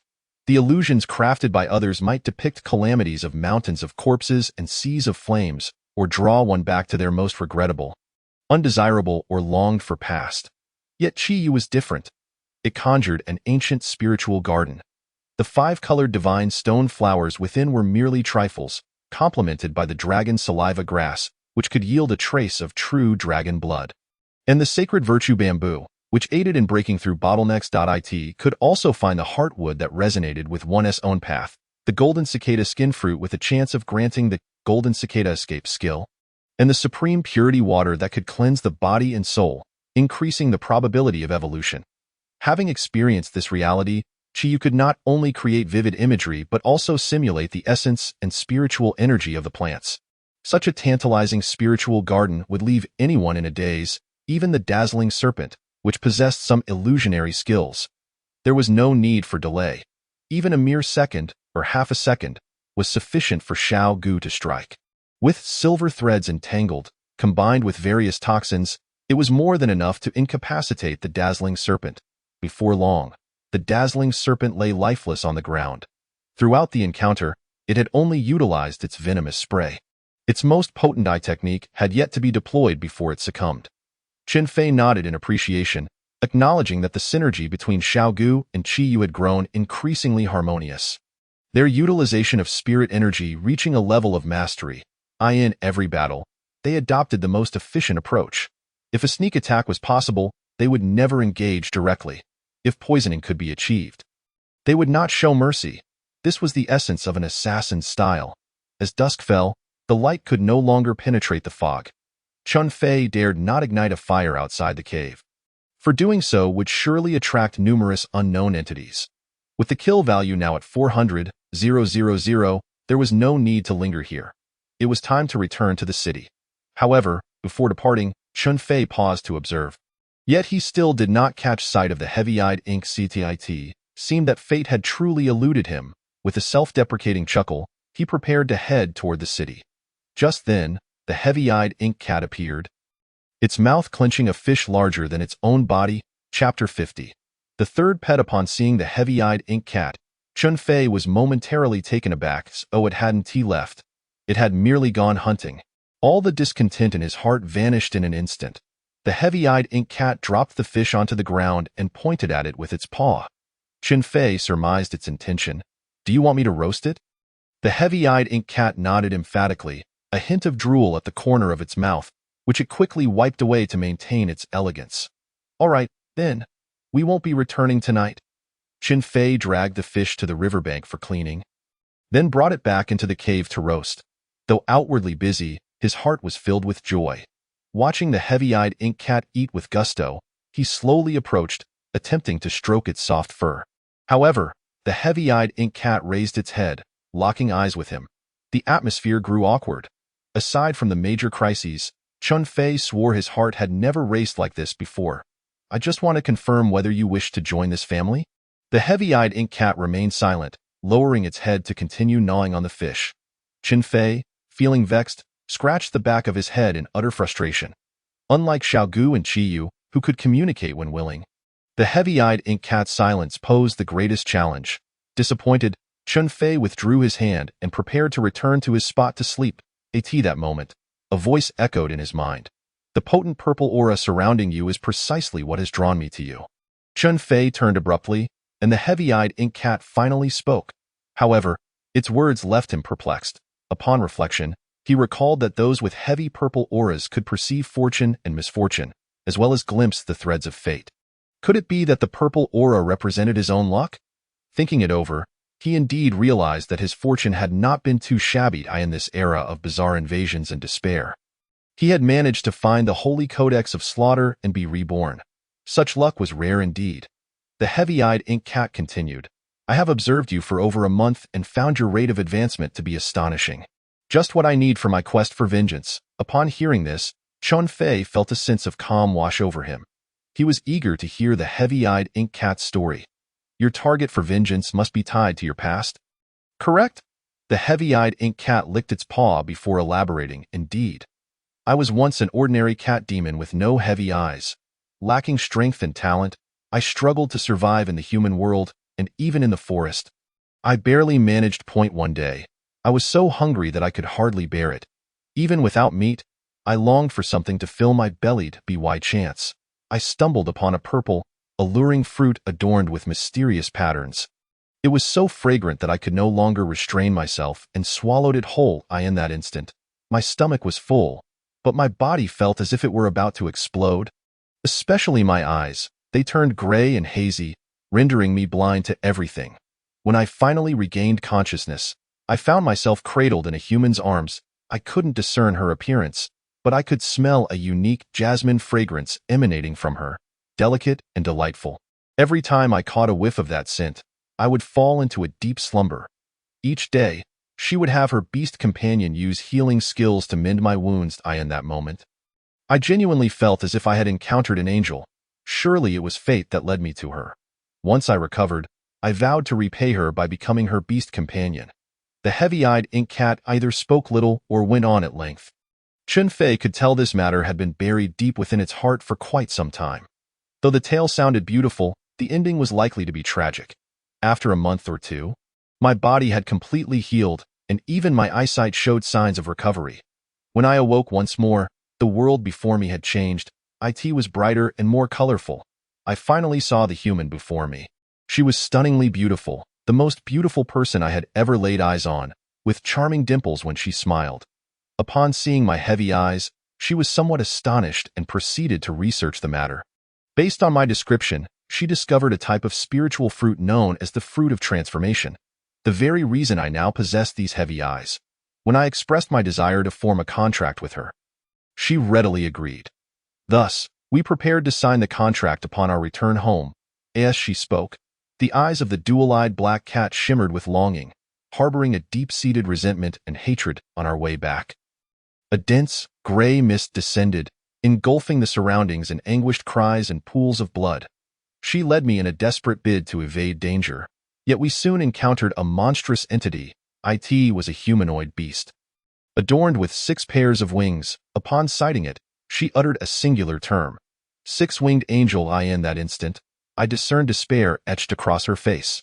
The very next moment, the 6-winged angel swung a sword in our direction. She collapsed into a pool of blood, her eyes slowly closing. No matter how I called out to her, I could not rouse her from the depths of unconsciousness. After the bitterness and fury subsided, only an abyss of sorrow remained. Qin Fei, at a loss for how to offer solace, could only stroke her fur in a gesture of comfort. Drawing a deep breath, he inquired, "Isn't the 6-winged angel headless?" The dual-eyed black cat jerked her head up, astonished. How do you know? Have you also escaped from the mist? Chen Fei managed a bitter smile. I know more than that. It owes me a life. Indeed, the entity that had targeted Chen Fei in the treacherous realm of Jiuyo was none other than the Headless Angel, the sixth evil king. Since we shared a common vendetta, we ought to join forces. Chen Fei promptly inscribed an oath array. As long as the dual-eyed black cat formed a pact with me, I would exert every effort to help her slay the Headless Angel. Is the oath made? Can you trust me? After uttering these words, Chen Fei inscribed the contract array, awaiting the dual-eyed black cat's agreement. The cat's pupils flickered repeatedly. She could perceive fortune and discern human hearts. She sensed Chen Fei's sincerity, pure and unblemished. Indeed, sincerity is the most potent weapon. The dual-eyed black cat chose to enter into the contract. Contract successful.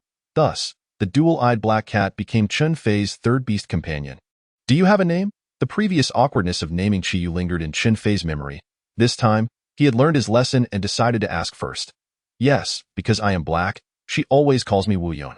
Wu Yun, well, that's not bad. Hello, Wu Yun. Allow me to introduce myself. I am Chen Fei. I am Qiyu. I am Xiao Gu. Remember to call me Big Brother. Wu Yun gave Xiao Gu a disdainful glance, reminiscent of Qiyu's earlier reaction. Xiao Gu immediately bristled. Fine, fine, fine. You all underestimate me, don't you? It's time to show you my army of the 10,000 Poison Gu King. With a single command, hundreds of third-level beasts surged forth. Moreover, tens of thousands of hidden second-generation Gu worms revealed themselves, encircling Chen Fei and the others in layers upon layers. Even within the sacred space, countless worm eggs awaited hatching. Even with the dual-eyed cat at her side, Wu Yun felt her skin crawl, utterly astonished. At that moment, she comprehended the true worth of Xiao Gu as a big brother. One worm could rival an army of thousands. Chapter 51. Xiao Gu's further evolution upon returning to Baiwei City. Chen Fei hastened to the contribution point exchange area to redeem the Heavenly Crystal Bloodline. The Heavenly Crystal Bloodline is considered one of the most elite bloodlines within the stone category. Whether it be Xing Xiaoshan's 9-transformation Crystal Serpent or Qi Yu's projection of the Heavenly Crystal Dragon, both exhibited remarkable characteristics and abilities. Now, as Xiao Gu devoured this bloodline, Chen Fei was filled with anticipation for the changes it would evoke.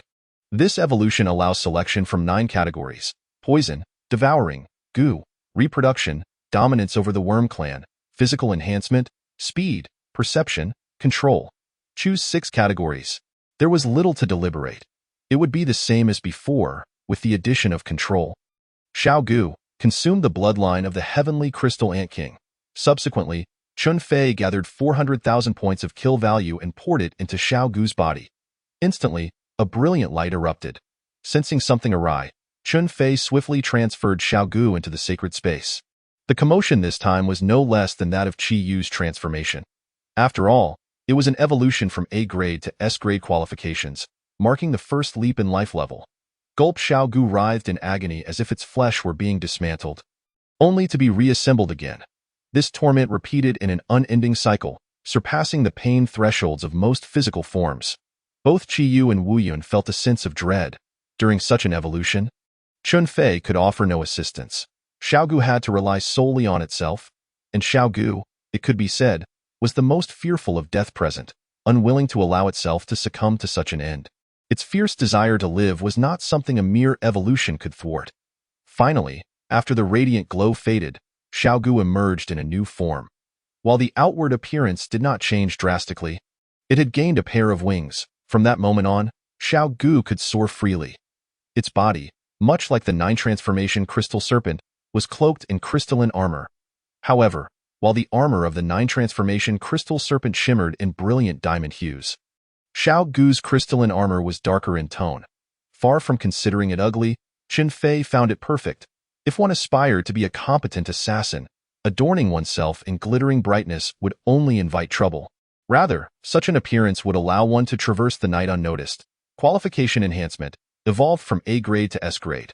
The 10,000 Poison Gu King evolves into the Underworld Crystal Gu King. Comparative advantages. 1. All skill effects significantly enhanced.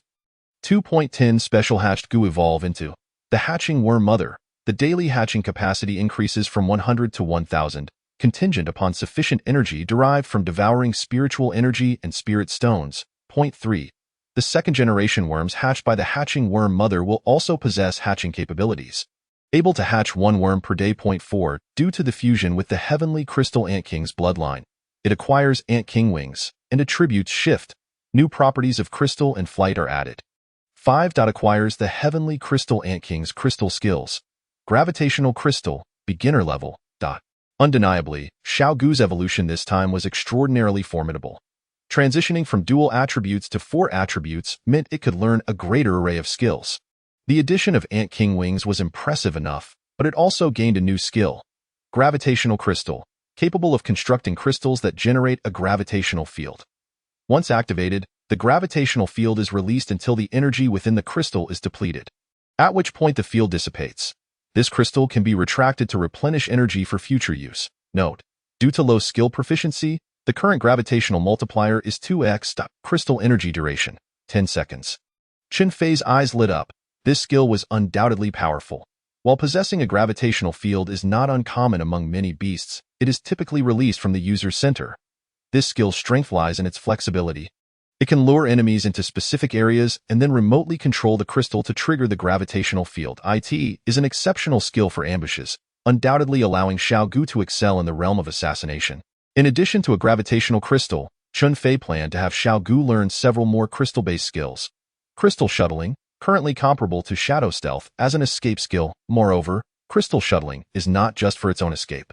It can also facilitate the escape of its beastmaster. It is essential to learn.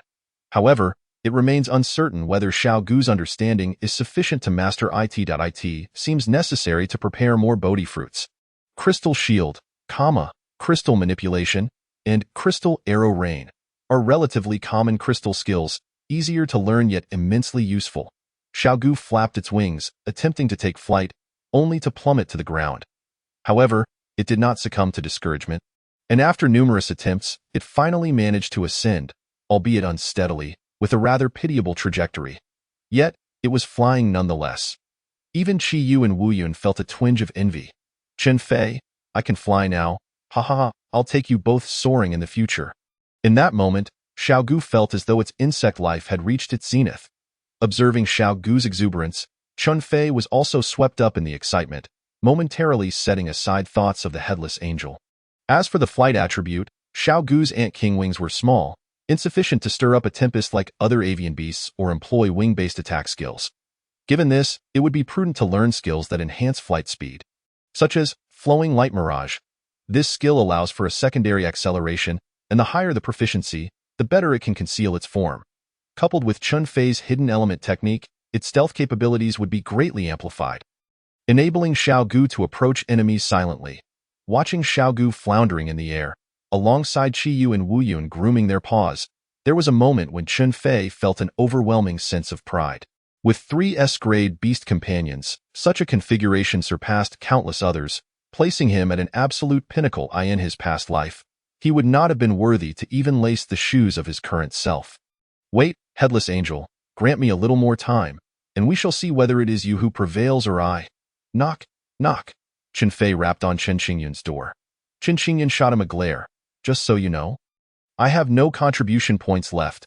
Chen Fei chuckled, completely unbothered by the notion of embarrassment. Am I that kind of person? I came to see the 6-eared sound bat. Dad's beast companion is simply stunning. Flattered by his son's praise, Chen Xingyun couldn't help but feel a sense of pride. What father wouldn't want their son to admire them? He summoned the 6-eared sound bat. Dad, which skills are the most formidable and useful for sound wave type abilities? Chen Xingyun had indeed researched this area. Sonic Boom Shockwave, Soundblade Storm, Sonic Barrier. These are all relatively common sound wave skills, which normal sound wave beasts can learn. However, certain sonic abilities are rather extraordinary, such as the Withering Sound Wave, which carries the essence of death within its resonance, capable of diminishing an opponent's vitality. This skill is indeed rather peculiar. As for the more potent abilities, take Ultrasound, for instance. When mastered to a sufficient degree, it emits sound waves imperceptible to humans and even to mythical beasts, rendering it effectively silent and thus formidable. While Chen Xingyun spoke eloquently, Chen Fei seized the opportunity to discreetly summon Wu Yun. allowing it to make contact with the six-eared clear sound bat, subsequently beginning to replicate its skills. This was, after all, the true purpose of Chun Fei's expedition. Chapter 52. Wu Yun's skills. Given the remarkable prowess of the Mirror of Recapitulation, it would be a waste not to utilize it. Wu Yun's fire manipulation and earth escape techniques are merely basic elemental skills. They are of little use in larger scenarios beyond mere survival. For instance, without an inherent fire element, where would the flames come from? They can only be drawn from the surrounding environment, in a volcanic or magma-laden battlefield. This might suffice, but in rivers, lakes, and seas, it would be futile. The limitations are far too great. It could easily be replaced with a more formidable skill or to compensate for the deficiencies of Xiaogu and Qiyu. After much contemplation, it became clear that sound-based abilities were the most lacking in the current Beast Companion team. Replication successful. Acquired Soundwave Shatter, beginner level. Soundwave Shatter compresses and amalgamates sound waves, accumulating sufficient energy before releasing it to assault the enemy's eardrum. The mild effect leads to temporary deafness, while the severe can result in permanent damage. Note: currently at only beginner proficiency, it can only target beings of lesser strength.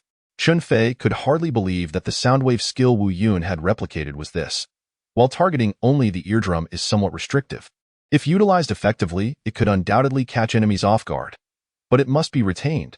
As only one skill can be replicated at a time, Chun Fei set his sights on the Beast Companion of Xiaji Xue. Indeed, it was a healing skill. Generally, assassin-type mythical beasts have no connection to healing abilities. Wu Yun's emergence compensated for this deficiency.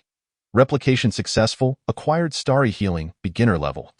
Starry Healing draws energy from the stars to heal the wounded.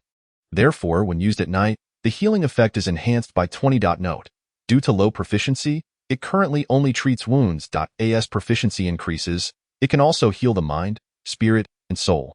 This skill fell within Chun Fei's expectations. Yet the ability to enhance healing effects at night was a delightful surprise. For an assassin, the best time for stealth is, of course, the night. Thus, following the established method, Wu Yun underwent a complete overhaul of skills. Aside from retaining Shadow Stealth, all others were replaced. It gained Shadowbind and Soundwave Barrier. The latter skill is quite unique, falling under the supportive category. While Qiyu and Xiaogu's skills are formidable, they ultimately lack the capacity for a decisive blow. Chun Fei recalled that the fallen three-headed beast could bestow 2 buffs upon itself. Why not learn a similar tactic? Amplification Seal can condense multiple seals, embedding them into the target for amplification, to be activated when needed. It can enhance the power of the next skill by 10. Note: the amplification effect increases with proficiency. Thus, the skills of the 3 beasts were fully formed. All that remained was to apply and enhance their proficiency. By the end of December, as the year drew to a close, the streets were adorned with festive decorations, and the number of stalls steadily increased. Children donned new garments, racing about amidst joyous laughter. In such a jubilant atmosphere, people momentarily cast aside the haunting concerns of the mist, savoring the present. Yet, unbeknownst to them, beneath this veneer of joy, tumultuous tides were already surging. In the church, at the round table, 6 glasses of red wine were rarely set out. Tonight, they raised their glasses in a toast, celebrating the Weaver's successful ascent to the rank of Royal Beastmaster. A few sipped lightly. The high priest then continued. There is more good news. Our Lord has shown signs of revival. Soon, the first wave of tests will be conducted upon humanity. The others were struck with astonishment. Praise the Lord. At last, the day has come. We have waited long enough. Will my great vengeance finally be fulfilled? Humanity, the day of reckoning is nigh. The high priest gestured for calm, signaling them to temper their excitement. It was merely a minor test. As for us, the infiltrators, we must also take action. The high priest began issuing commands. Drum Master, remember to relay the information to every exile. Those under their control are uniformly referred to as exiles. Overseers, continue monitoring all Royal Beastmaster families. The more comprehensive the information, the better. Arbiter, after this meeting, you may proceed to the Imperial City. Someone will await your arrival there. Weaver, eliminate those on this list using energy. And Sower, add this substance to the spirit-gathering elixir. The high priest's hand was an irregular object of gray-brown hue. This was the plague crystal, to be ground and mixed into the spirit-gathering elixir. Be careful not to ingest it. Otherwise, you shall become a vessel for the plague. The sower cautiously accepted it, retrieving a box from the spatial ring to contain it before placing it back into the ring. Thus, I await everyone's good news. After the meeting concluded, the five quietly withdrew, leaving only the high priest within the church. He bowed his head before the mural inside. Lord, all preparations are complete, awaiting your array. The mural trembled and several tendrils emerged, each grasping a premium spirit stone. The stones bore countless intricate patterns, each flowing gracefully, forming a design unknown to the high priest. Exquisite, breathtaking. A whisper reached the high priest's ear. The array is divided into 3 categories. I hope you can utilize them well. Also, this sinister beast has been bestowed upon you. It will be of great assistance. Before the high priest appeared a strange beast with a human upper body and a spider-s lower half. This was the puppeteer Spider Lady, S-grade qualification, embodying the attributes of devouring, puppetry, poison, and assassin. It could continuously devour humans or beasts to enhance its strength. Most importantly, its puppetry skills could help control disobedient creatures. The high priest's eyes sparkled. He had never heard of such an existence as the puppeteer Spider Lady. Yet, judging by the descriptions, it was undoubtedly formidable. Especially with such a rare puppetry attribute, it could resolve many of his troubles. Thank you, Lord, for your generous gift. I shall not fail your trust. The tendrils slowly retracted into the mural, as if they had never appeared. Chapter 53. Annihilation of the fallen 3-headed beast. The Baiyue mountain range. Chen Fei crouched atop a tree, observing the pile of corpses below. His cultivation resonated at the advanced 4th tier of Beastmaster. The 3-headed mythical beasts were all at the 3rd tier, first stage. Before long, Chen Fei felt the entire tree vibrating. They were coming. As soon as Chen Fei finished speaking, the 3 beast companions beside him lifted their heads. Shortly thereafter, the earth-cleaving demon worm erupted from the ground. This beast was already at the 3rd tier, 9th stage, its aura significantly stronger than the previous encounters. Then, a surge of dark energy enveloped Xiao Gu's form, illuminating 6 gravity crystals buried in the vicinity. With proficiency now at the expert level, the crystals emitted a 6-fold gravitational force. Caught off guard, the earth-cleaving demon worm was slammed to the ground. The 6-fold gravity considerably slowed its movements, yet it was still not immobilized. But let's not forget, it was not just Xiao Gu and Qiyu anymore. Wu Yun had joined the fray. Wu Yun unleashed 2 skills. The first was the Soundwave skill, Soundwave Shatter. The earth-cleaving demon worm's vision was impaired. Attacks aimed at its eyes were ineffective, however, assaulting its hearing proved exceedingly useful. The expert level, Soundwave Shatter, was sufficient to render it instantly deaf. This brief moment lasted only 3 seconds. The second skill was a supportive one, Amplification Seal. Even before the battle commenced, Wu Yun had embedded seals into Qiyu, Xiao Gu, and himself. When needed, these amplification seals could be activated at any moment. This time, the amplification effect was bestowed upon Xiao Gu. Since proficiency had reached the expert level, it allowed Xiao Gu's next strike to be enhanced by 50. Xiao Gu commanded the crystal elements within its body, subsequently condensing them into a rain of crystal arrows. Each arrow, shaped like a double pyramidal structure, stood an impressive 2 meters tall. Once the ability utilized by the Heavenly Crystal Dragon was available to Xiao Gu, it was merely that Xiao Gu's condensed crystals were not as massive or daunting as those of the Heavenly Crystal Dragon. With a swish of Xiao Gu's hand, an unending barrage of crystals rained down upon the earth-cleaving demon worm below. Let us not forget that the earth-cleaving demon worm was currently within a 6-fold gravitational field.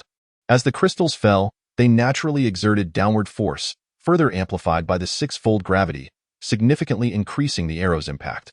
Previously, they could only threaten the lives of 3rd tier, 6th stage mythical beasts, but after 2 amplifications, they now posed a lethal threat to 3rd tier, 9th stage beasts. The earth-cleaving demon worm sensed the impending danger and prepared to employ a defensive skill. At this moment, Qiyu intervened, executing Soul Rend to forcibly interrupt the skill's activation by the earth-cleaving demon worm. Qiyu's timing was impeccable. The training over the past 2 months had yielded excellent results. Boom, boom, boom. The crystal arrows relentlessly pummeled the earth-cleaving demon worm and the surrounding terrain. With each crystal that fell, a great pit emerged. Even the rugged and robust ground-splitting demon worm could not withstand the sheer might of such a torrential downpour of arrows. The ground-splitting demon worm, sensing peril from another segment buried in the soil, was compelled to abandon its exposed portion above ground and flee for its life. By the time the last crystal had descended, the once expansive grassland had transformed into a small pond with a diameter of over 20 meters. The creature's flesh lay in tatters, and despite possessing a regeneration skill, it was utterly beyond salvation. This crystalline combination technique had evidently become the most formidable skill among the three beasts, seeing the ground-splitting demon worm utterly lifeless. Chen Fei could not help but exhale in relief. At last, he had truly vanquished this half of the creature, relying solely on the three beasts, without the assistance of any other third-tier beasts. If the minions of the ninth Evil King were so difficult to deal with, how formidable must the Evil King himself be? It was beyond imagination. Chen Fei understood that his path of growth was still long and arduous. Roars of beasts echoed from a distance. If he was not mistaken, it was likely the fallen three-headed monster approaching. Just a few days prior, Chen Fei had noticed the unstable aura surrounding that creature, suggesting it was on the verge of breaking through to a fourth-tier beast. If a third-tier beast was this challenging, a fourth tier would undoubtedly be on an entirely different level. Glancing at the three beasts, he thought that with the addition of the dark clouds, perhaps they could hold their ground. Xiaogu, let your progeny take to the skies. With Xiaogu's evolution, its offspring received an equivalent enhancement. Flapping their wings in a display of grandeur, the fallen three-headed monster, upon witnessing the lifeless half of the ground-splitting demon worm, erupted into a frenzy. Its roars, reminiscent of a lion's, signified its wrath. Simultaneously, it utilized the echoes of its roars to discern the living beings in its vicinity. Although the hidden elemental technique could conceal one's aura and murderous intent, Chen Fei's existence was undeniable, and he was soon discovered by the fallen three-headed monster. Consequently, enhanced skills such as Sonic Terror, Whirlwind Strangulation, Poisonous Fog, and Rain of Golden Arrows rained down upon Chen Fei's position, a clear determination to eliminate him. In the past, Chen Fei would have had no choice but to flee. However, the situation had changed. Xiaogu possessed Crystal Shift, allowing for instantaneous relocation when the skills were unleashed. In the moment of transition, Chen Fei commanded, Xiaogu, release the gravitational field. The airborne Xiaogus, undeterred by death, fortified themselves with a thick shield of crystal and flew towards the fallen three-headed monster. Clutching the gravity crystal, midway through their charge, the dark clouds bestowed upon them Sonic Barrier, significantly mitigating the damage from the sonic assaults. Despite their wobbling, they managed to reach the vicinity of the fallen three-headed monster, allowing Xiaogu to activate the gravitational field. Under the crushing weight of six-fold gravity, the fallen three-headed monster found itself unable to ascend, plummeting helplessly. The most challenging aspect of dealing with flying adversaries was precisely their ability to take to the skies.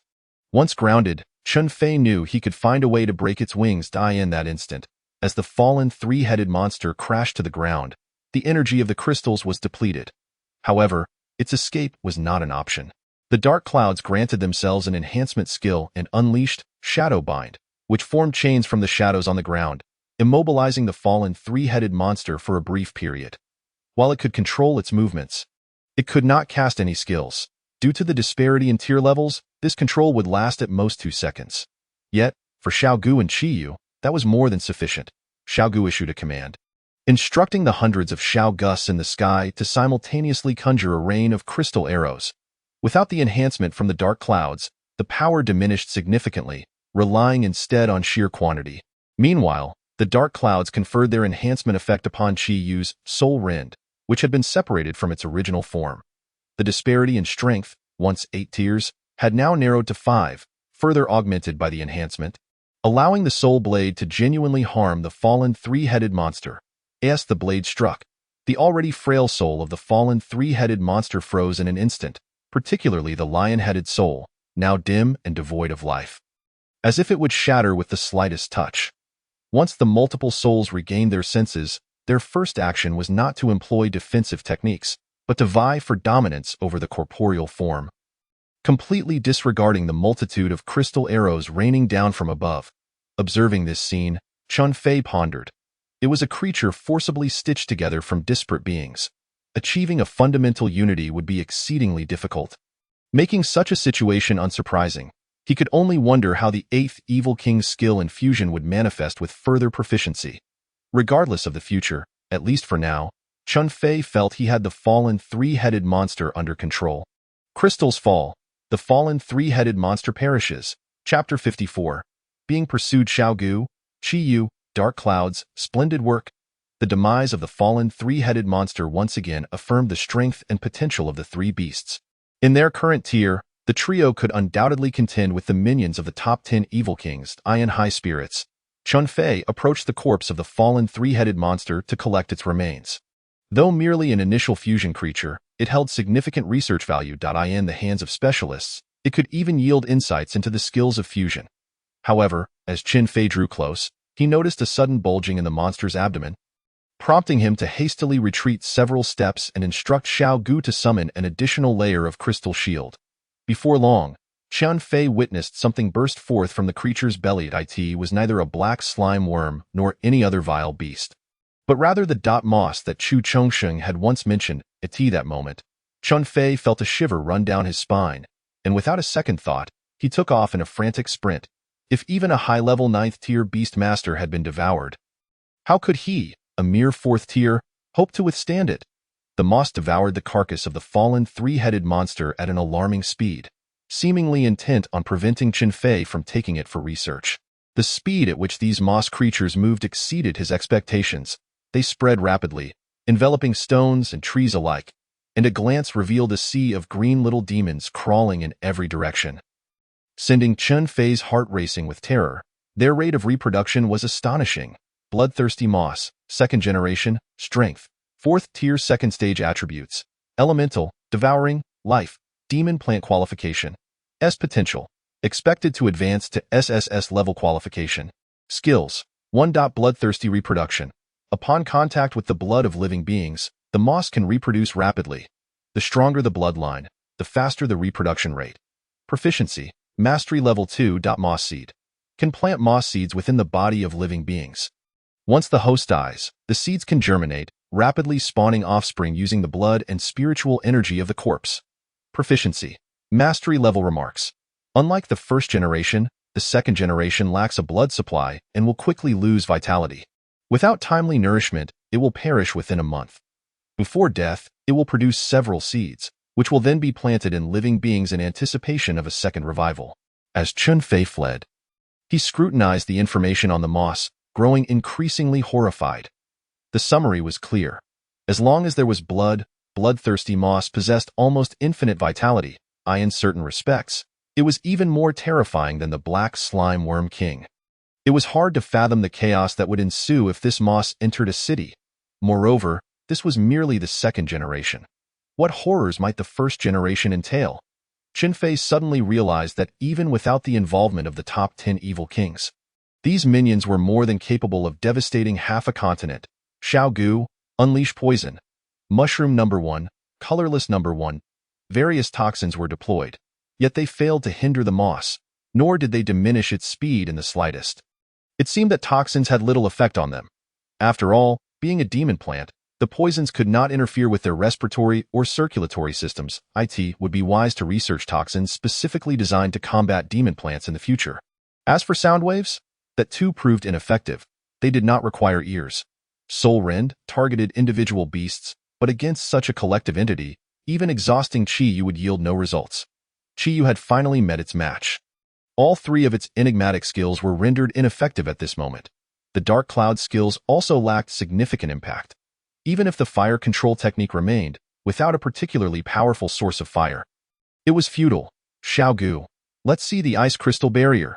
Xiao Gu swiftly conjured a crystal box and tossed it backwards.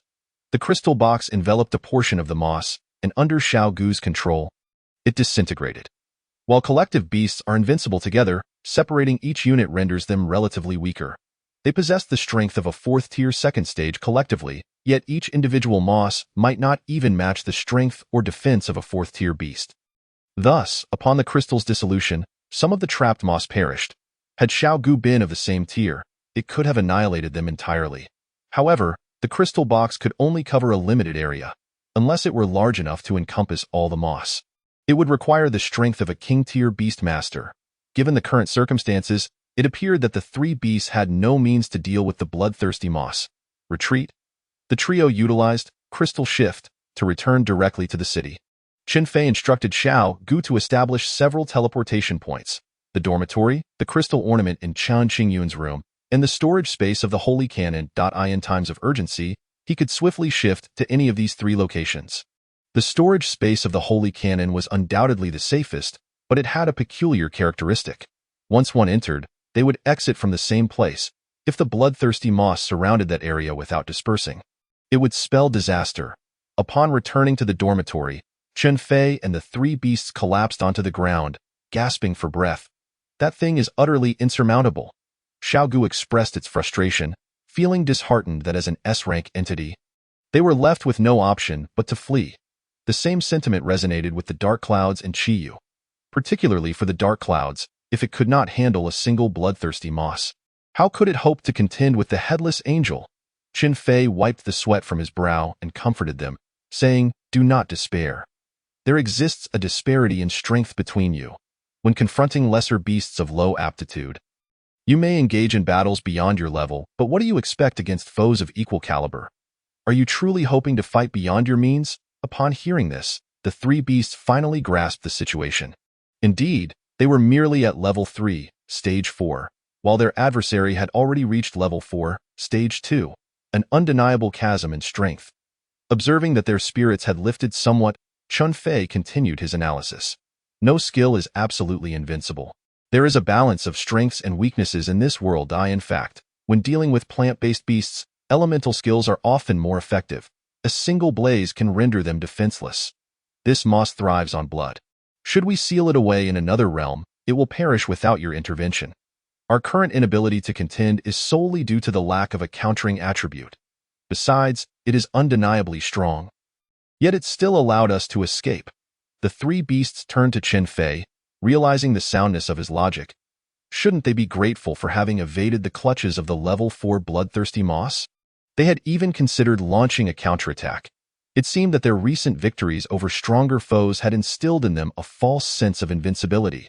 This encounter with the bloodthirsty moss was not a misfortune, but rather a wake-up call, allowing the three beasts to better understand their strengths and weaknesses, as well as the concept that there are always those stronger than oneself, fostering a path of humility for their future growth.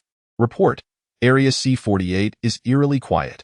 No sign of large beasts. Report: Team 102 has encountered a level 4 beast in Area B56. Report: A multitude of avian beasts has taken flight in Area C2.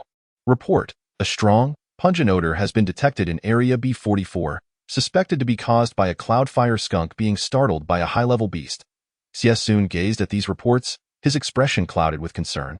Chapter 55. Alarm sounded. Based on these reports, it is highly probable that a beast tide is imminent. Sound the alarm. Before long, a rapid, piercing, repetitive alarm blared. Just as Qin Fei had returned to the city, he abruptly lifted his head to gaze at the towering city walls. 3 minutes later, the alarm rang out again. 2 Alarms signal the onset of a beast tide. Qin Fei's expression grew increasingly grave as he calculated the time. It seemed that the half-year mark for the beast tide was approaching. Clearly, preparations needed to be intensified. Shortly thereafter, Qin Fei received a summons to gather and hurried to the treatment room. Zhou Yin stood at the doorway with his hands clasped behind him. Is everyone here? All present. Good. I shall be brief. 2 Alarms, as you all know, indicate a serious situation. I will now read the directives. First, no one is permitted to leave the city. Second, the medical team is to be divided into 2 groups. One will remain on the city walls on standby, while the other will produce healing and auxiliary potions as reserves. Third, Qin Fei, you lack other healing means. Head directly to the front lines. Understood. Wu Yan possesses the skill, Starry Healing. Yet Qin Fei refrained from mentioning it. He longed to remain on the front lines. In his previous life, he had been confined to Qian Qingyun's chamber, listening to the cacophony of explosions outside. Feeling utterly powerless to assist, that sense of anxious waiting had been profoundly disheartening. This time, he would not let the opportunity slip away. Naturally, he would also seize the chance to accumulate slaughter points. As he traversed the streets, the number of people increased. Everyone moved with purpose, each individual having their designated role and tasks to fulfill on the city walls. Soldiers who had originally been stationed every 50 meters were now positioned every 5 meters, with additional soldiers in the rest area on standby. Earth manipulation masters, heed my command. Ground collapse. It was Xing Xiaoshan orchestrating the deployment in the battle zone beyond the walls, utilizing Earth-type beasts. He excavated a deep trench, subsequently setting up various traps before covering it with a thin layer of soil. This constituted the second line of defense. The first line had already been established along the edges of the Baiyue Mountains with poison circles. Further lines of defense would follow. The more prepared they were in the early stages, the better their chances in the later stages. Chen Fei too did not dare to remain idle. Xiaogu, instruct your offspring to refrain from targeting higher-level beasts. From now on, focus on exterminating beasts below level 3, stage 4. Once they reach S-grade quality, the outer and central regions of the Baiyue Mountains would lack formidable foes of the same tier. Beasts with slightly higher levels could also be eliminated, but it would be a waste of time. What Chen Fei sought was to amass slaughter points with utmost efficiency. Furthermore, the third-generation insects from the Holy Codex should be deployed across various regions, not confined to areas C48 and C49. Hatching 1,000 second-generation insects daily, over the past month, he had produced 30,000. A previous batch had already been released, leaving him with another 10,000. This remaining batch would be utilized to hatch third-generation insects. 1 second-generation insect could yield 1 third-generation insect. Thus, a daily output of 10,000 third-generation insects was feasible. After 10 days of consistent hatching, he had amassed 100,000 third-generation insects. Even if their power were slightly inferior to the second generation, being only level 3, stage 1, they still represented a formidable force of 100,000 S-grade beasts. This number was sufficient to cleanse half of the outer perimeter and even push into the central area. Now, Chen Fei would deploy all 100,000 third-generation insects, retaining only the 10,000 second-generation insects for continued hatching. Kill a level 2, stage 5 red crystal spirit, slaughter points 30. Kill a level 2, stage 9 burrowing turtle, slaughter points 50. Kill a level 3, stage 1 ghost fire insect, slaughter points 100. Regardless of whether they were level 1, 2, or 3 beasts, wherever the army of insects went, they left behind a plethora of crystals. Since the bloodthirsty moss thrived on blood, Chen Fei instructed Xiaogu to leave no corpses behind. That day alone, he accumulated over 40,000 slaughter points. Yet it was not enough. Chen Fei felt it fell far short of his expectations. He required more, much more. Even if he could not enhance his strength, he needed to improve his skill proficiency. However, since several months ago, when the insect army had entered the Baiyue Mountains, their slaughter had not ceased. Chen Fei's rate of growth had been alarmingly swift. Even with the accumulation of resources, Tang Jian and Su Can had barely reached the advanced stage of level 1 Beast Master, and their power remained rather unstable. This was solely in terms of strength. Many of their beast companion skills still lingered at the proficient level, whereas Chen Fei had mastered dozens of skills, each at the proficient level. Even if Tang Jian and Su Can were given an additional 3 months, they would still not catch up to Chen Fei's current pace. Moreover, in a few days, Chen Fei planned to further enhance the proficiency of his beast companion skills. When facing the beast tide, the most valuable skills would be area of effect attacks. The sole skills of the Jade Ruler were primarily single-target attacks, which could be disregarded. Dream and illusion skills were not particularly useful in this context, serving only as auxiliary aids, thus they would be set aside. Wu Yun's skills leaned towards support, so he would also be excluded. The only viable option remained Xiaogu. Crystal and poison skills were both area of effect abilities, capable of delivering greater impact. Proficiency of Crystal Arrow Rain has increased from proficient to pinnacle. Advantages of the enhancement. 1. The size of the crystals has increased from a height of 2 meters to 4 meters. 2. The number of crystals has risen from 100 to 500, with each crystal surrounded by 10 smaller crystals. 3.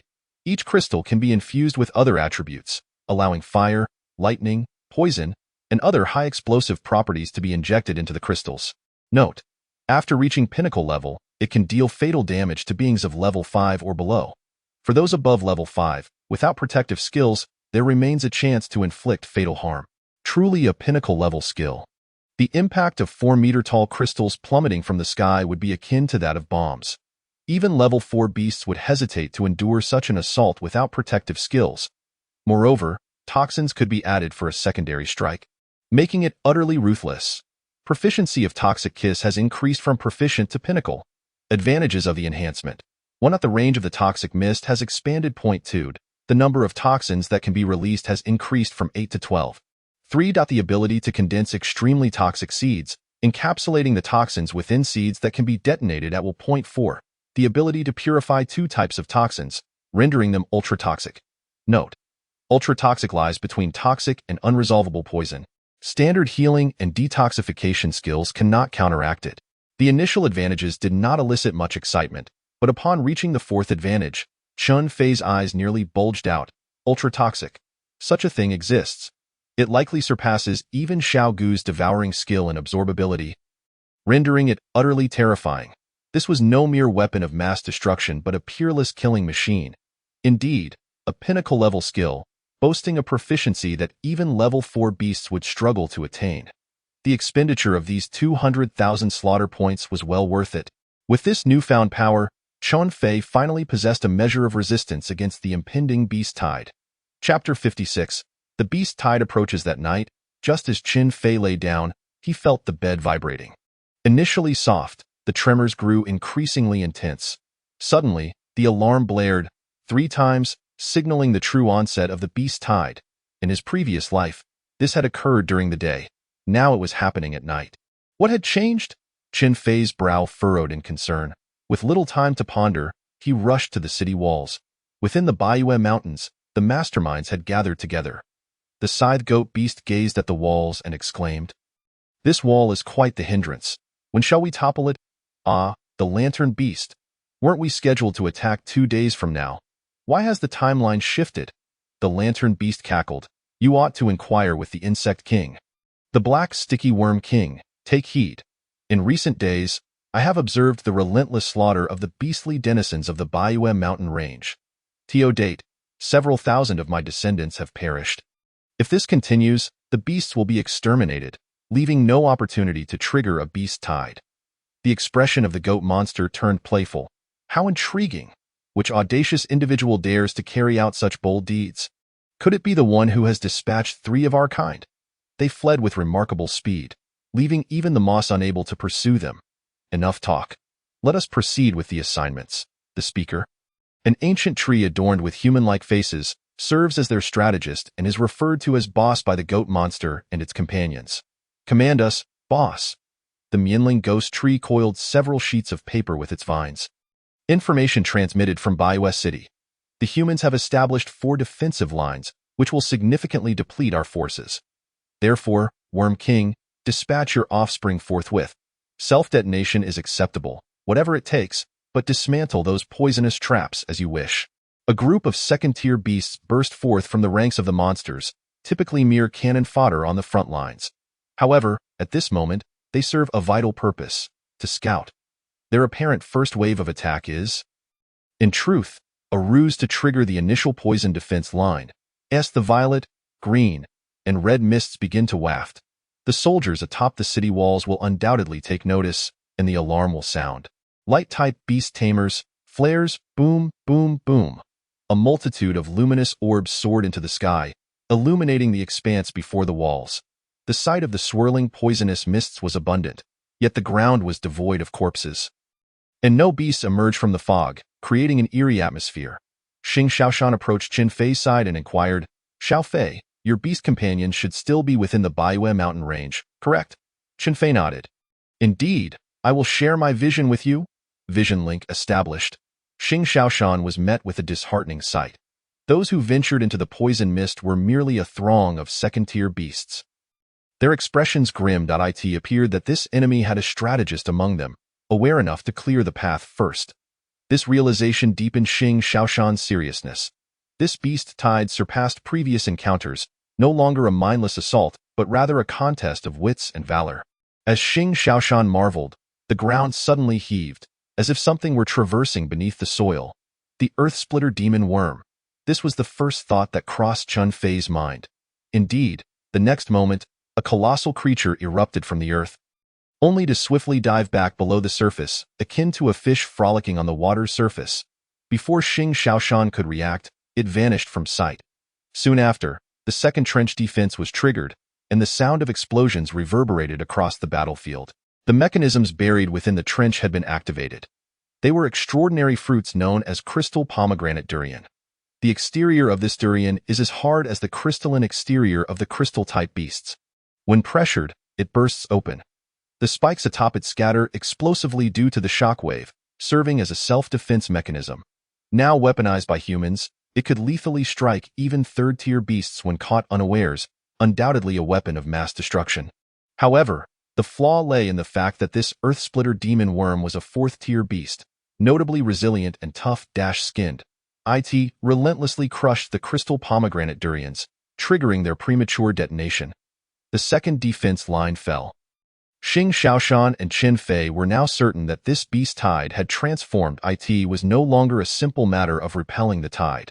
It resembled a clash between two armies. This state implied an impending rise in casualties. The Mianling ghost tree, observing the fallen second defense line, let out a hearty laugh. The true war has begun. You few, go forth and select your adversaries. With the Mianling ghost tree's command, the genuine beast tide commenced. A horde of second and third-tier beasts surged towards the city walls, an endless wave, a tumultuous black torrent threatening to engulf all in its path. Dust erupted from the ground, paired with the frantic, chaotic drumbeat of countless feet, akin to facing a tsunami at the seaside. More terrifying still were the densely packed poisonous insects in the sky, casting a shadow over the city, creating an illusion of an unstoppable force. The expressions of Xing Xiaoshan and Xie Sun were grave. The guards atop the walls clenched their fists, truly trembling at the sight. It was a scene too horrifying to endure. If given the choice, they would flee without hesitation. Yet behind them lay Baiyue City, home to countless residents. If they were to escape, who would stand against the tide? Chen Fei, is this what you refer to as a minor beast tide? Xiao Gu gazed at the unfolding scene, feeling an urge to retreat. He had believed his army of 100,000 to be invincible. Little did he know, this sight utterly astounded him. This was far beyond a mere 100,000. Surely, there were not merely a few 100 million. And this was merely what Chen Fei termed a minor beast tide? Chen Fei could only shrug in resignation. It is truly just a minor beast tide. Did you not notice that the main force of the monsters consists of third-tier beasts? In a grand beast tide, third-tier beasts merely serve as fodder. One can expect a greater number of fourth-tier beasts and even fifth-tier beast kings to emerge. In his previous life, Chen Fei had grown accustomed to these events 5 years hence. At that time, humanity had descended into a dark period. Beast tides had become a rarity. The monsters shrouded in mist had nearly annihilated the human forces. Only the master-level beast tamers and king-level beast tamers remained to contend. A sight too grim to behold. Thus, this beast tide marked Chen Fei's first genuine confrontation. Xiao Gu, prepare the colorless number 1 poison. The first defense line had fallen, yet the army of 10,000 Gu worms could serve as another line of defense. The hidden army of myriad poisons now revealed themselves, releasing odorless and colorless toxins. Some ascended to the sky, targeting the airborne poisonous insects. As the beasts stepped forth from Baiyue mountain range, many collapsed, frothing at the mouth, succumbing to death on the spot. The poisonous insects above also began to fall, lifeless upon impact. The Mianling ghost tree observed this scene, its many faces frowning in unison. Did we not already trigger the first poison mist defense? What transpired? Chapter 57. Is this not the true terror of a first-generation body? Not only the Mianling ghost tree, but even Xing Xiaoshan and his companions wore perplexed expressions. They awaited the beasts to draw nearer, to enter the attack range. Yet before they could approach, they perished. The Mianling ghost tree suspected that humanity had a hidden trump card, while Xing Xiaoshan feared they were playing tricks. Both sides regarded each other with caution. Only Chen Fei understood that the colorless number 1 poison had taken effect. For now, this poison had transcended the third-tier toxicity, becoming an ultra-toxic agent. Second-tier beasts were instantly slain, and even some third-tier beasts with lower toxin resistance could not endure.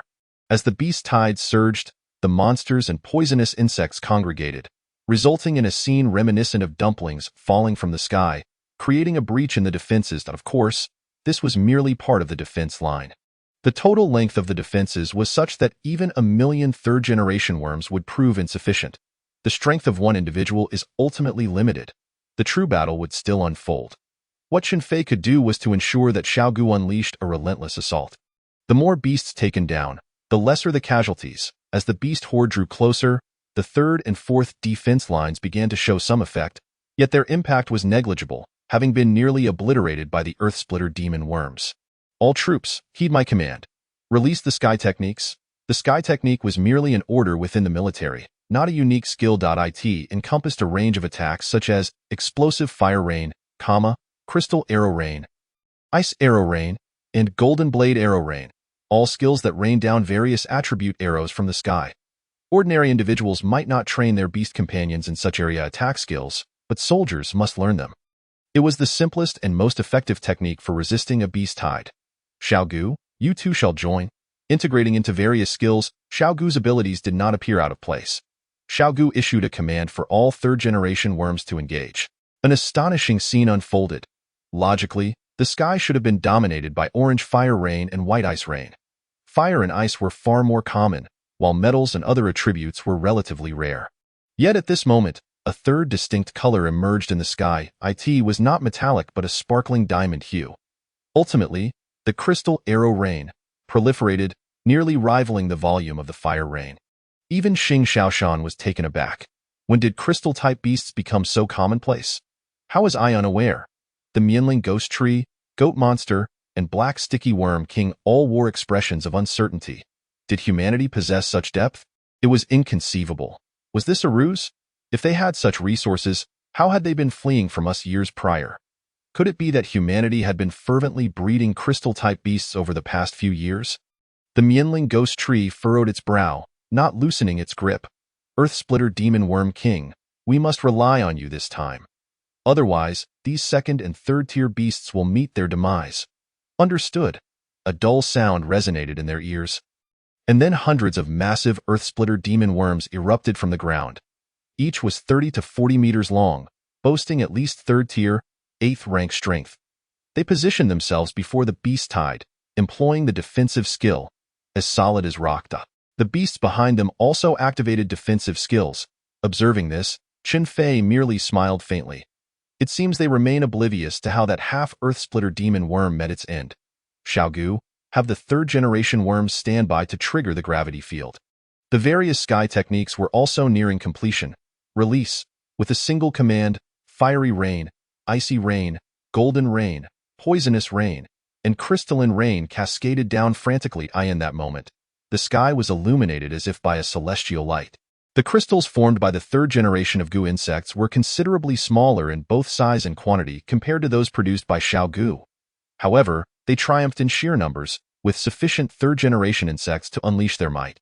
Moreover, the current Crystal Arrow Rain possessed the devastating power of peak-level skills.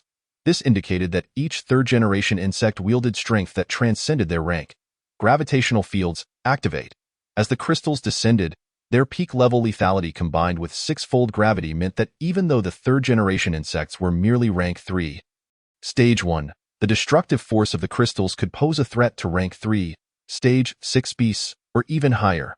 The sounds of crashing crystals, shattering ice arrows, exploding fireballs, and the anguished cries of beasts all melded into a cacophony. At that moment, Chen Fei felt as if the entire world had descended into a maddening clamor, louder than ever before. Apart from the incessant bombardment, he could hear nothing else, as countless crystals fell. Even the group of earth-splitting magic insects struggled to maintain their footing. For the beasts positioned behind them, failure to shield themselves would result in utter annihilation, with no room for escape. A glance revealed blood slowly staining the ground. Yet, this was merely the beginning. Let us not forget that toxins could be infused into the crystals of the third-generation insects. This time, the toxin was poisonous insect number 1, the second type elevated to supertoxic levels. As the crystals shattered, the toxins erupted forth, revealing their terrifying potency. Under the onslaught of the poisonous mists, countless beasts perished. In the area enveloped by the third-generation insects, a gaping breach had opened, necessitating reinforcements from other regions. The Spirit Wind Ghost Tree could never remain idle. Earth-splitting magic insect king, it's your turn to bear the burden. Excellent. In the next moment, the ground before Chen Fei began to churn violently, the earth buckling as a colossal creature emerged. It was longer than the second-generation Earth-splitting magic insect, reaching an impressive 70 meters, and more imposing still. Its body was not only encased in thick armor but also adorned with vicious barbs. Earth-splitting magic insect king, first generation, level, rank 4, stage 6 attributes, elemental, tank, poison, life, magnetic qualification, SS potential, likely to advance to SSS level qualification, skills, 1. Magnetic shield, alters the magnetic field surrounding the insect king, forming a shield that grants immunity to ordinary elemental and physical attacks. Proficiency, mastery level 2. Life resurrection. As long as the core of the insect king remains intact, it can gradually recover even if only a fragment of its flesh remains. Proficiency, mastery level, the higher the proficiency, the faster the recovery rate. Unsurprisingly, the first-generation body indeed possessed SS level qualifications. If the information about the second-generation Earth-splitting magic insect had already astonished Chen Fei, the attributes and capabilities of the first-generation insect plunged him into despair. The magnetic attribute was exceedingly rare. To think it could negate ordinary elemental and physical damage, who would dare to believe such a thing? And then there was life resurrection. As long as the core remained undamaged, it could resurrect infinitely. This was utterly absurd, utterly outrageous. Was this the true terror of the first-generation body? It was simply powerful to the point of madness. Chen Fei was now wholly convinced that the earth-splitting magic insect king had the potential to obliterate an entire city. With the emergence of the earth-splitting magic insect king, it signaled the onset of a conflict involving master-level beast tamers and rank 4 beasts. Chapter 58. Reinforcements arrive. Although the sky techniques were formidable, they were not enduring, and such large-scale area of effect skills required considerable spiritual energy and attribute powers. To conjure another wave of sky techniques. At least 2 to 3 minutes would be necessary. During this interval, the onslaught of the beast tide had truly begun. The first to approach were the poisonous insects in the sky. While humans could utilize sky techniques, the swarm of poisonous insects could do so as well, unleashing clouds of toxic mist and venom. A deluge of colors engulfed the city walls. Xiaogu, consume. This scenario was unavoidable, and Chen Fei could only permit Xiaogu and the third-generation insects to absorb as much as they could. Unfortunately, casualties were inevitable on the human side. Not all high-tier beast tamers possessed Chen Fei's extraordinary combat prowess and resistance to toxins, let alone the even weaker mid-tier beast tamers. Quickly, get him to the treatment room. Where are Chen Fei's goo insects? They need to detoxify immediately. Do not discard the severed limb. I have a method to heal it. At that moment, the healing team sprang into action. Suddenly, a roar resonated through the heavens. Luanfeng, disperse this fog with a mighty wind. Cheng Jingjing commanded her 9-star wind Luan to flap its wings, gathering the power of the wind, and then employed wind dispersion to blow the poisonous mist toward the beast horde. In this critical moment, it was essential for a master-level beast tamer to intervene. Otherwise, the human side would likely face losses far beyond mere fatalities. Kekekek. Had the master-level beast tamer finally made their move? All those on the spirit wind ghost tree mocked. If memory served correctly, this was the head of the human healing department. Mistwind Poison Owl, go meet her. Poison attributes against healing. How intriguing. A bird-like beast soared into the air. Swiftly approaching on the currents of wind, a voice resonated in Cheng Jingjing's mind. Human, follow me aside. I trust you do not wish to engage in battle here, do you? Cheng Jingjing indeed did not want to. Engaging in battle here, even the residual effects of skills could harm her own. Let us go. Cheng Jingjing followed the 9-star Wind Luan, accompanying the Mistwind Poison Owl to another battlefield. After their disappearance, a scythe-wielding goat creature coldly crossed its arms in mid-air. It was aware that someone would come to thwart it. Xing Shaoshan sighed deeply. Let me handle this. We are old adversaries, like Cheng Jingjing. They too ventured to another battlefield. Roar. A dragon's roar resounded, diminishing the morale of the beast companions atop the city walls by a third. The roar came from the sub-dragon type, the Blazing Abyss Sound Dragon. Renowned for its mastery of soundwave skills. Six-eared clear soundbat, soundwave barrier. It granted the guards a soundwave barrier, and Chen Qingyun knew it was time for him to fight. As he watched Chen Qingyun vanish alongside the Blazing Abyss Sound Dragon, Chen Fei felt an unbidden wave of concern. Fortunately, Chen Qingyun was not among those who would face peril in this beast tide. Otherwise, Chun Fei would have been thoroughly prepared. With Chen Qingyun's departure, a peculiar being adorned with a red lantern appeared, its lower half resembling a human. Heart of Calamity Lantern monster level. Rank 4. Stage 5 attributes. Ghost, Curse, Summoning qualification. S potential. Likely to advance to SSS level qualification. Skills. 1. Ghost General Summon. Can summon spirits from the underworld to serve its bidding. The higher the proficiency, the more powerful the summoned entities. Proficiency. Mastery level 2. Eternal Night Curse. Those cursed will be trapped in a dark prison, unable to hear any sounds or see anything. Proficiency. Mastery level. Current curse duration lasts for 1 second. Longer durations with higher proficiency. Upon reviewing this, Chun Fei's first impression was one of strangeness. Too strange. He had heard of curse and summoning attributes, but this ghost attribute was entirely foreign to him. This creature surely did not belong to this continent. With Cheng Jingjing, Chen Qingyun, and Xing Xiaoshan all dispatched, and Xia Zhishua being primarily support-oriented, there were only a few remaining individuals visible, namely, Xie Sun. Chun Fei quickly transmitted a message to Xie Sun. Minister Xie. Be cautious of this creature. It likely possesses ghost and curse attributes. Upon hearing this, Xie Sun paused momentarily, then cast a deep glance at Chun Fei. Thank you. With your warning, I know how to proceed. Xie Sun and the Heart of Calamity Lantern monster sought another battlefield. It seems the city is devoid of any masters now. Huh. The Spirit Wind Ghost Tree gazed at the towering city walls. Feeling no apprehension about breaching them. Go forth. 6 headless demon leopards, Xian Tiger Skeleton, and Green Shadow Zombie.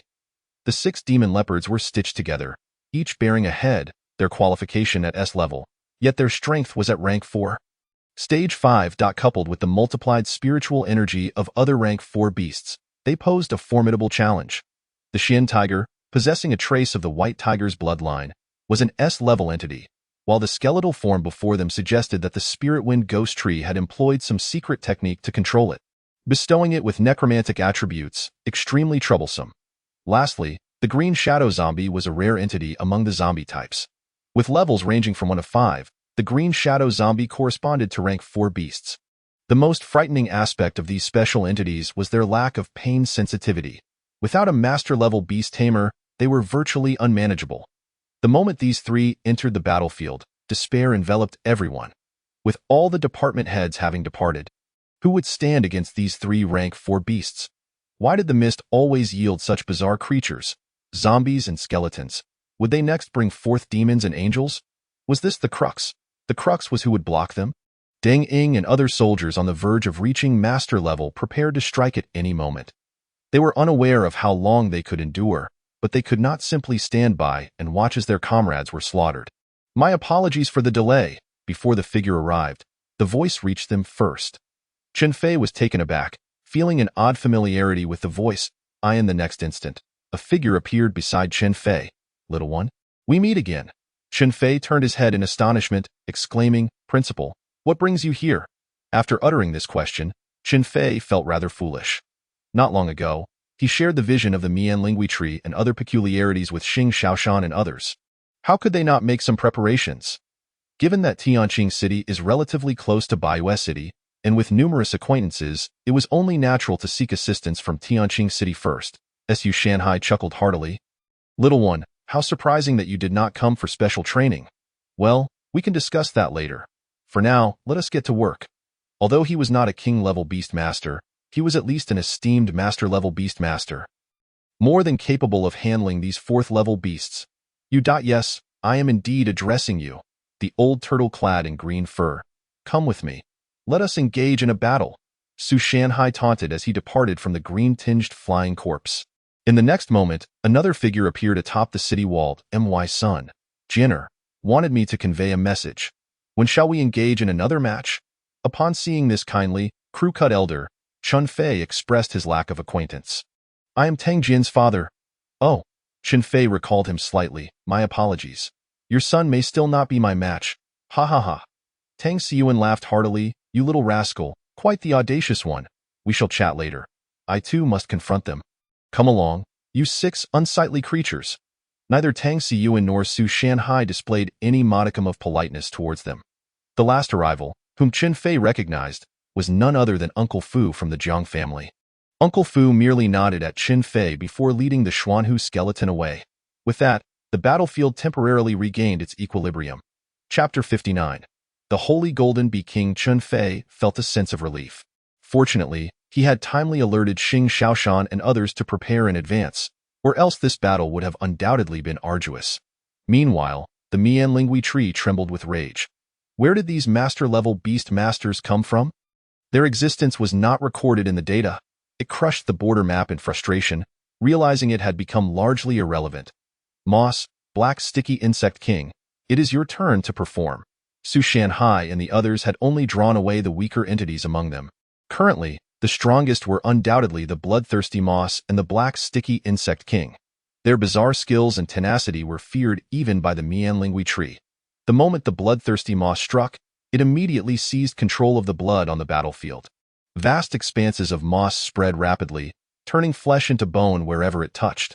For the bloodthirsty Moss, every battle was a significant nourishment. Chen Fei observed the swiftly spreading moss with both trepidation and helplessness. While he may stand out among his peers, catching up to the older generation was a feat impossible to achieve in the short term. He realized he had to prevent the bloodthirsty Moss from feeding, lest it grow into a monster rivaling the 10 great evil kings. Yet, his own strength did not permit such intervention, leaving him to watch helplessly as the bloodthirsty Moss grew increasingly formidable. In addition to the Moss, a swarm of flying insects descended from the sky. Deng Ying quickly commanded the troops to shoot them down. As the flying insects fell, small black specks were carried by the wind onto the city wall. These were the spores of the Black Sticky Insect King. Taking advantage of the chaotic battlefield and the flickering light, these spores quietly infiltrated. On my stomach. Get out, quickly, leave my body. Chaos erupted among the crowd. And even many beasts leaped about. The spores of the Black Sticky Insect King had begun to take effect. People realized that the true terror emerging from the mist was not the individually formidable monsters, but rather these silent, swiftly reproducing organisms that invaded the human body. They were the true biological weapons. Xiaogu, have the third-generation insects use their crystallization skill to seal the spores of the Black Sticky Insect. What filled Chen Fei with despair was that these spores effortlessly penetrated the crystal box. At this moment, he realized that these spores were not from the second-generation Black Sticky Insect King, but from the first generation. Black Sticky Insect King, first generation, strength, 4th level, 7th tier attributes, poison, life, assassin, devour qualifications, SS potential, likely to advance to immortal beast, skills, 1. Spore diffusion. The body can split into countless spores. As long as one spore survives, it will never truly die. Proficiency. Mastery level. Currently, the dispersed spores possess at least the strength of a 4th level, 3 RD tier. 2. Life devour. Can consume the life force and spiritual energy of the beings it parasitizes, subsequently feeding back to the mother body to enhance its strength. Proficiency. Mastery level. Upon seeing the information about the first-generation insect, Chen Fei truly grasped its formidable nature. Each minuscule spore possessed the strength of a 4th-level beast. No wonder Xiaogu's third-generation insect's crystal box could not contain these spores. Understanding Xiaogu's devouring skill made Chen Fei particularly wary of this life devour ability. It meant that as long as the first-generation Black Sticky Insect King did not perish prematurely, it was destined to become a 5th-level beast king. Furthermore, devour was akin to an evolved version of devouring. Even without the aid of the slaughter value from the slaughter sacred text, the enhancement speed of the first-generation Black Sticky Insect King remained astonishingly rapid. It was hard to imagine how much the bloodthirsty Moss and the Black Sticky Insect King would grow following this beast tide. What concerned Chen Fei was that the opportunity to obtain the spore crystallization powder had finally arrived. Just as the situation grew dire, a buzzing sound emerged. The noise grew closer and more intense. Following that, thousands upon thousands of bee-like beast entities appeared. They swiftly approached the spores of the Black Sticky Insect King. And at the moment of contact, these spores transformed into gold. Then, with a flick of the bee demon's appendage, the gold instantly shimmered, and along with the spores, vanished into the ether. Holy Golden Bee King, 2nd generation, strength, 5th level. 2nd tier attributes, elemental, wind, gold, light elements coexisting, flight, Assassin Qualifications. SS Potential. First generation has the potential to advance to Immortal Beast. Skills. 1. Touch of Gold. Any being touched has a certain chance of turning to gold. Proficiency. Pinnacle level. Currently poses a threat to beings of 5th level, 5th tier and below. 2. Wind Healing. A gentle breeze heals the body, restoring injuries and spiritual energy. Proficiency. Mastery level. No wonder it could effortlessly neutralize Spore Diffusion. It turned out a 5th level Beast King had appeared. Just as Qin Fei finished reviewing the information on the Holy Golden Bee King, he felt a gentle breeze wash over him, invigorating his spirit. Looking around, he noticed that the injuries caused by the spores of the Black Sticky Insect King had largely ceased, and recovery had begun. At that moment, a figure hovered in midair, and Qin Fei turned to gaze. It was none other than Jiang Nan. Naturally, if Uncle Fu had arrived, Jiang Nan would also be aware of the situation in the 8th district. It was no surprise that the Holy Golden Bee King had suddenly emerged. Holy Gold is a particularly unique existence among gold types. Just as poison has its classifications, so too does gold. First level ordinary gold, platinum, etc. Second level gold includes more ductile varieties such as Xinjian or more rigid types like purple crystal gold. Third level gold has special attributes that can be extracted from other materials, such as dragon scale gold, 5 elements gold, or starlit meteor gold. Fourth level is for exotic gold, with each type being a unique existence in the world. Unable to be extracted, only fused. For example, there is time-flowing gold, which can influence the surrounding time, or by Luo Qingjin, which is as fluid as water yet can rapidly heal injuries. Holy gold, indeed, is 4th level gold. Among metals, it naturally possesses the attribute of holy light, making it a nemesis to all evil spirits. Hence, the Holy Golden Bee King possesses SS level qualifications. Jiang Nan and the Holy Golden Bee King stood suspended in midair, pressuring all beings beneath them to the point of breathlessness. To hover in the air is a privilege reserved for King-level Beast Masters. Excellent. With a King-level Beast Master present, we finally have a backbone. Let us see how these malevolent entities can continue to be arrogant. Chapter 60. The retreat of the beast tide. Upon sighting Jiang Nan soaring above, the Mianlingui tree's multiple faces turned a shade of green with rage. Damn it. As if the unexpected arrival of a few master-level beast masters was not enough, a king-level beast master has come as well? This is outrageous. Glancing back, the Mianlingui tree contemplated whether to awaken those beast kings. Never mind, let us retreat. The Mianlingui tree issued a series of commands, and the goat-like creatures, the Black Sticky Insect King, and others retreated back into the mist one by one. The bloodthirsty moss, still lingering at the front lines, quickly consumed all the blood before attaching itself to the earth-splitting demon worm king, burrowing underground and vanishing from sight. At that moment, the beast horde finally regained its senses, realizing the hovering Jiang Nan, and began to flee in all directions. Thus, the beast tide receded due to Jiang Nan's appearance. Subsequently, the master-level beast masters returned to the city one by one. Old Xing, are you all right? Cheng Jingjing noticed that Xing Shaoshan's left arm was bleeding, and his complexion appeared pale. She hastily summoned the Qingmu spirit monkey to heal him. Xing Shaoshan shook his head. It's been a year since we last met. I didn't expect that beast's soul path to have advanced again. I nearly fell for it. Cheng Jingjing looked towards the others. What about you? Is anyone else injured?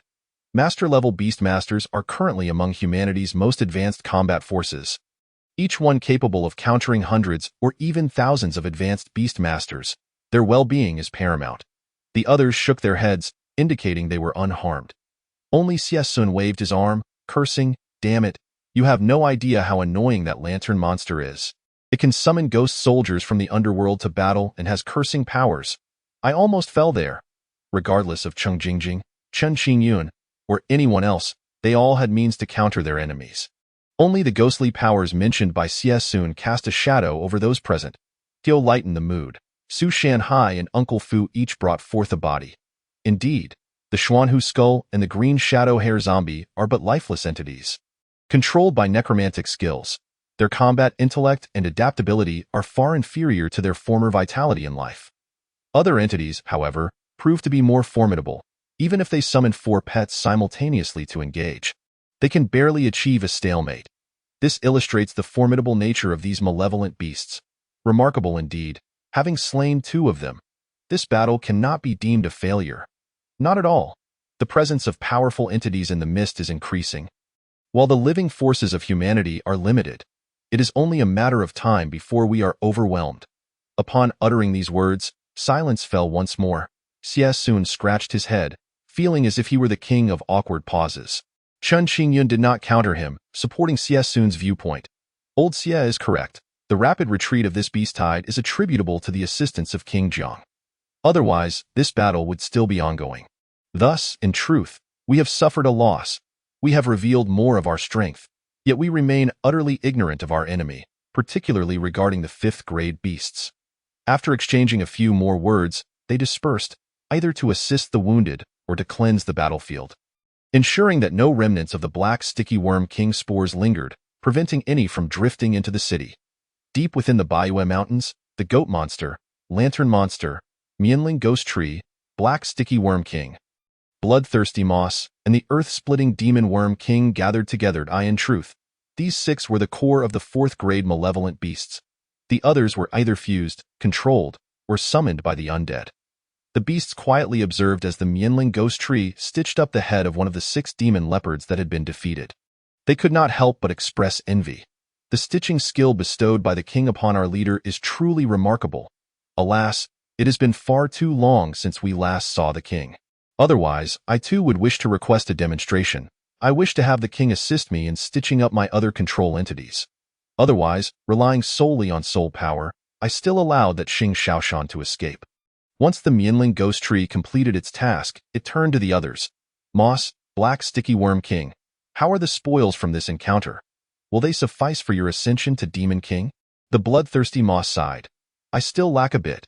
The blood of lower-grade demon beasts is sufficient, but what I truly require is high-grade essence. If I could absorb the blood of Xing Shaoshan, Chen Qingyun, and their beast companions, I would be nearly there. The Black Sticky Worm King mirrored this sentiment. I too only need a bit more vitality, something with a stronger essence. The Mianling ghost tree pondered for a moment before responding. That royal-grade beast master should not have departed so soon. It is improbable that another beast tide will be summoned. Therefore, you should venture to the adjacent battle zone to seize some opportunities. Ascend to Demon King and return afterward. It became clear. This beast tide was not truly an assault on Baiyue City, but rather a preparation of sustenance for the bloodthirsty Moss and the Black Sticky Worm King. Be it demon beasts or humans, both could serve as their nourishment. The truth is as cruel as it is merciless.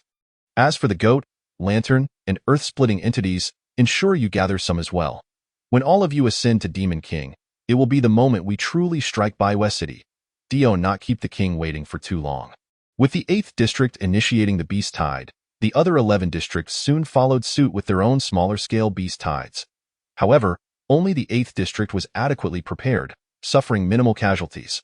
The 2nd district bore the brunt, with over half of its soldiers perishing, including 3 master-level beast masters. The entire city fell into paralysis, requiring reinforcements to recover. Yet, with such a grave incident at hand, how many master-level beast masters would dare risk death to defend the city? I can go, but my daughter is only 6. At the very least, let me accompany her through her childhood. If I do not go, the heavens will collapse, but let the royal-grade beast masters guard the city. Is that not more effective? I shall go. After all, I am alone and have no attachments. In the eyes of most, defending the city meant dancing on the edge of a blade, risking one's life at any moment. This moment was a clash between selfishness and courage. Adding fuel to the fire, the force hidden behind humanity made its move. Tang Jian, Su Can, and Jiang Yi were once again targeted for assassination. Jiang Yi managed to retreat unscathed, but the other 2 fared far worse, sustaining severe injuries once more. Tang Xiyuan and Su Shanhai were seething with rage. Su Shanhai slammed his hand on the table. We are on the front lines, protecting the lives of the masses, and yet they stab us in the back. They are assassinating our descendants. Is this what those of our own kind do? They are even lower than beasts. Tang Xiyuan could not maintain his composure. This is a threat, a blatant threat. As long as we dare to provide support, they will target our families, a bunch of deranged individuals. One day, I shall incinerate them to ashes. Even the typically composed Jiang Nin appeared grim. Despite knowing the blatant and treacherous nature of this conspiracy, He could not contain the fury brewing within him. They could sacrifice themselves for humanity, but would never permit anyone to stab them in the back. Mobilize all connections, all forces, and investigate thoroughly. Chapter 61. 1 million slaughter points on that day. The strong on the front lines united to issue a declaration. Humanity's rear requires an explanation from us on the front lines.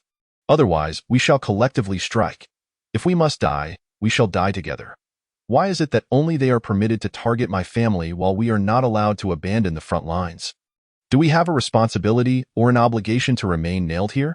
The stance was unequivocal. In the past, you could remain inactive, avoid trouble, and turn a blind eye. But this time, the strong on the front lines demand a resolution. If the handling is unsatisfactory, we shall part ways. At worst, we shall each go our separate ways.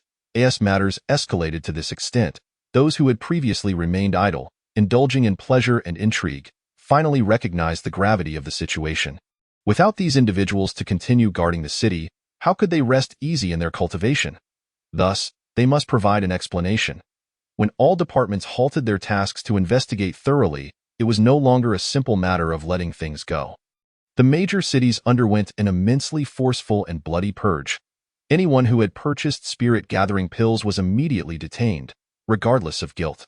Anyone who had any contact with the Sours was arrested, irrespective of their affiliations. Better to make mistakes in apprehension than to let anyone slip through. In Tianqing City, the most severely infiltrated areas were schools, elite clubs, and beastmaster associations. A.T. Shanghai Academy alone. 21 teachers were taken into custody. This sent a chill down the spines of many parents. Schools are meant to cultivate human elites, yet even such institutions could not withstand infiltration. What other places could possibly be safe? Even more terrifying was that among those apprehended, several had transformed into human puppets. Some had been consumed by insects, while others had their hearts burst from dark energy. This rendered the process of gathering evidence exceedingly difficult. It was at this moment that people began to comprehend the terrifying nature of their environment. An era of universal paranoia had truly begun. Within the church, only 4 individuals remained at the round table. The arbiter and the weaver had proceeded to the imperial city. Observer, report the situation. The high priest's face, bound in tape, revealed no discernible emotions. The observer organized his thoughts. The military detected and captured 80 of our operatives, while the remaining 20 are elites among humans, suitable for manipulation. Indeed, those dispatched to assassinate Jiang Yi and others were among the weaker individuals controlled within humanity. Before being discarded, they served as a smokescreen to lull the officials into complacency. The high priest clapped his hands. Excellent. To have 20 remaining is more than I anticipated. This thorough investigation has kept the officials on high alert. When they believe they have apprehended everyone, that will be their moment of vulnerability. At that time, it will undoubtedly be the best opportunity for us to strike. The high priest executed a clever ruse. He intended to utilize this strategy and then split into smaller groups, infiltrating the necessary locations. By the way, the Sours seem to take quite an interest in you. Find a substitute to throw out. This is simple. Today's Sower had disguised themselves as a little girl, capable of altering not only their face but also their height. With such abilities, it is no wonder they could easily elude layers of scrutiny. Very well, let us wish for the success of our grand scheme. After the beast tide receded, Chen Fei finally had the opportunity to check his slaughter points. Current slaughter points balance, 976,000. Chen Fei's eyes widened in disbelief, a glimmer of astonishment flashing within. This was undoubtedly the first time he had encountered such a staggering amount of slaughter points, approaching 1 million, and this was merely from a small-scale beast tide. However, upon reflection, it made sense. After the colorless poison one became super toxic, the countless poisonous insects, snakes, and ants he had eradicated numbered in the tens of thousands, at the very least. Considering the slaying of around 10,000 second-grade beasts, that would account for 200,000 to 300,000 slaughter points.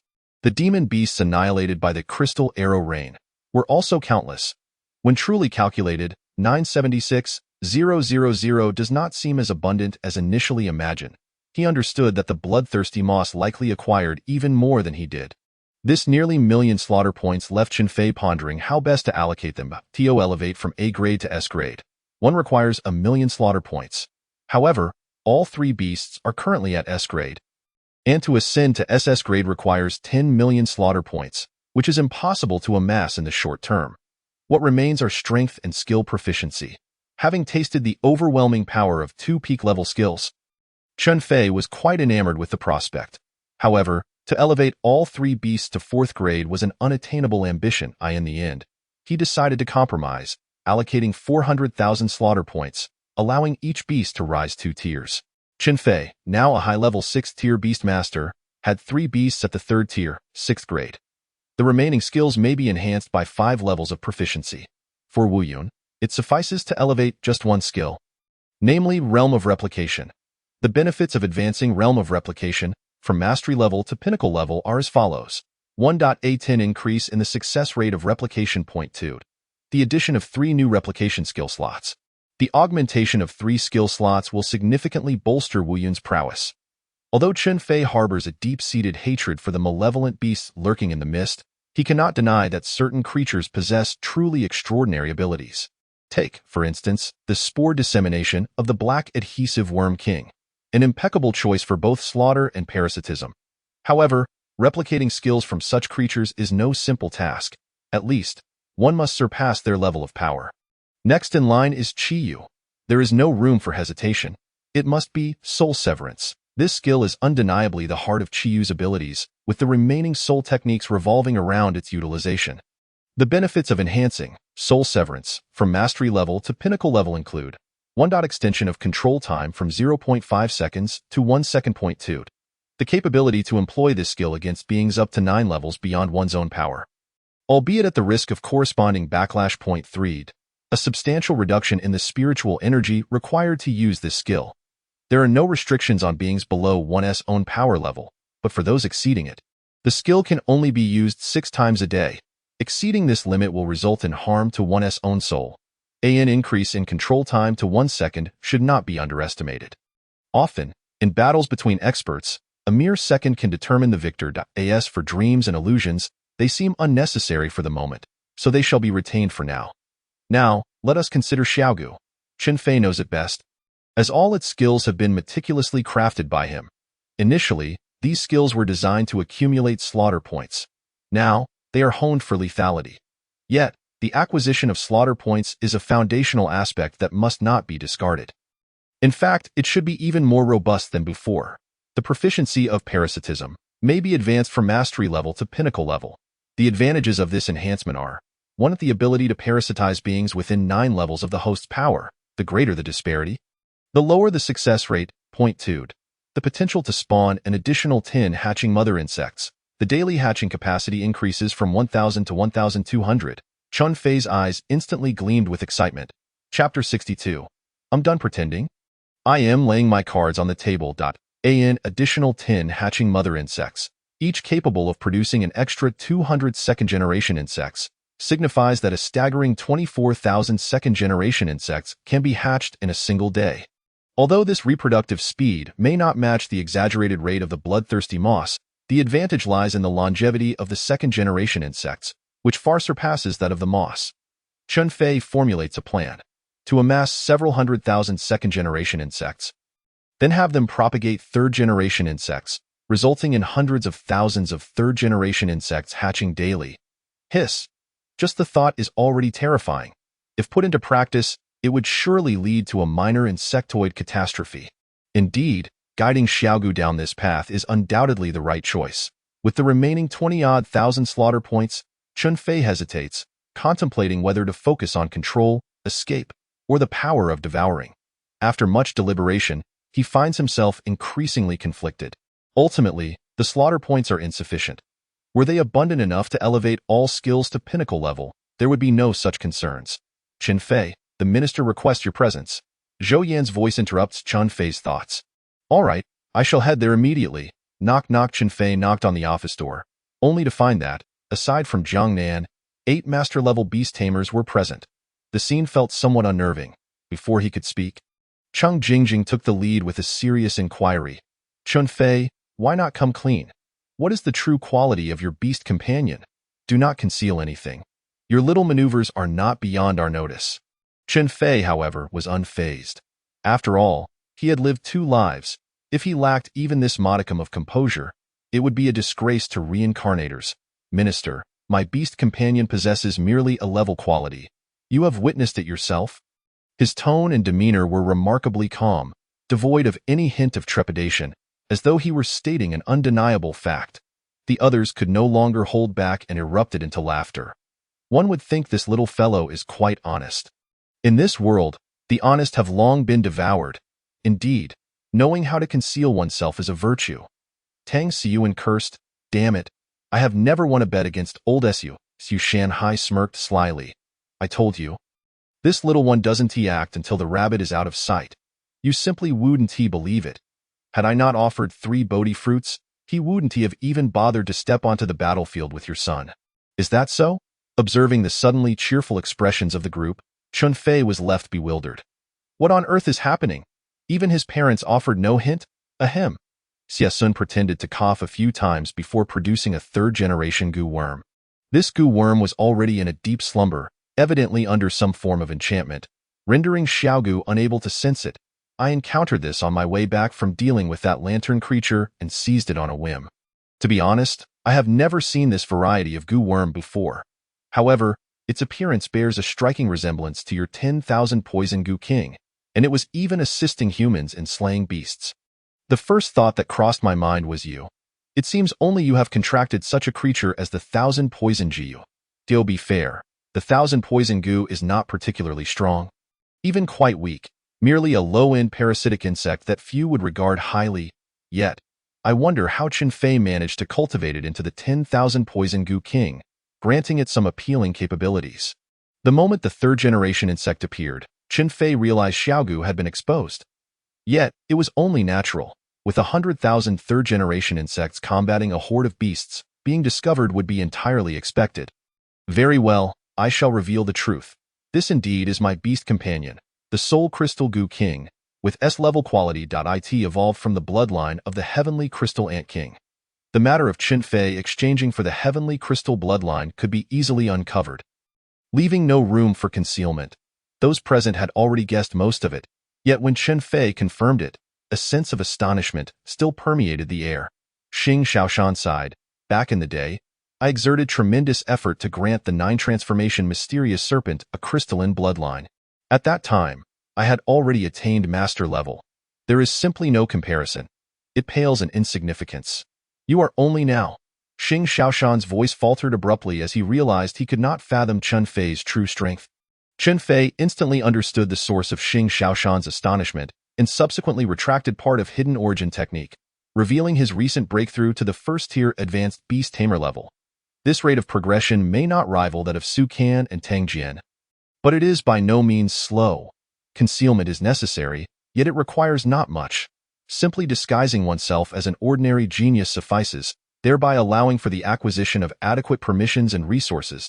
As for showcasing oneself as an unparalleled prodigy, that is quite unnecessary.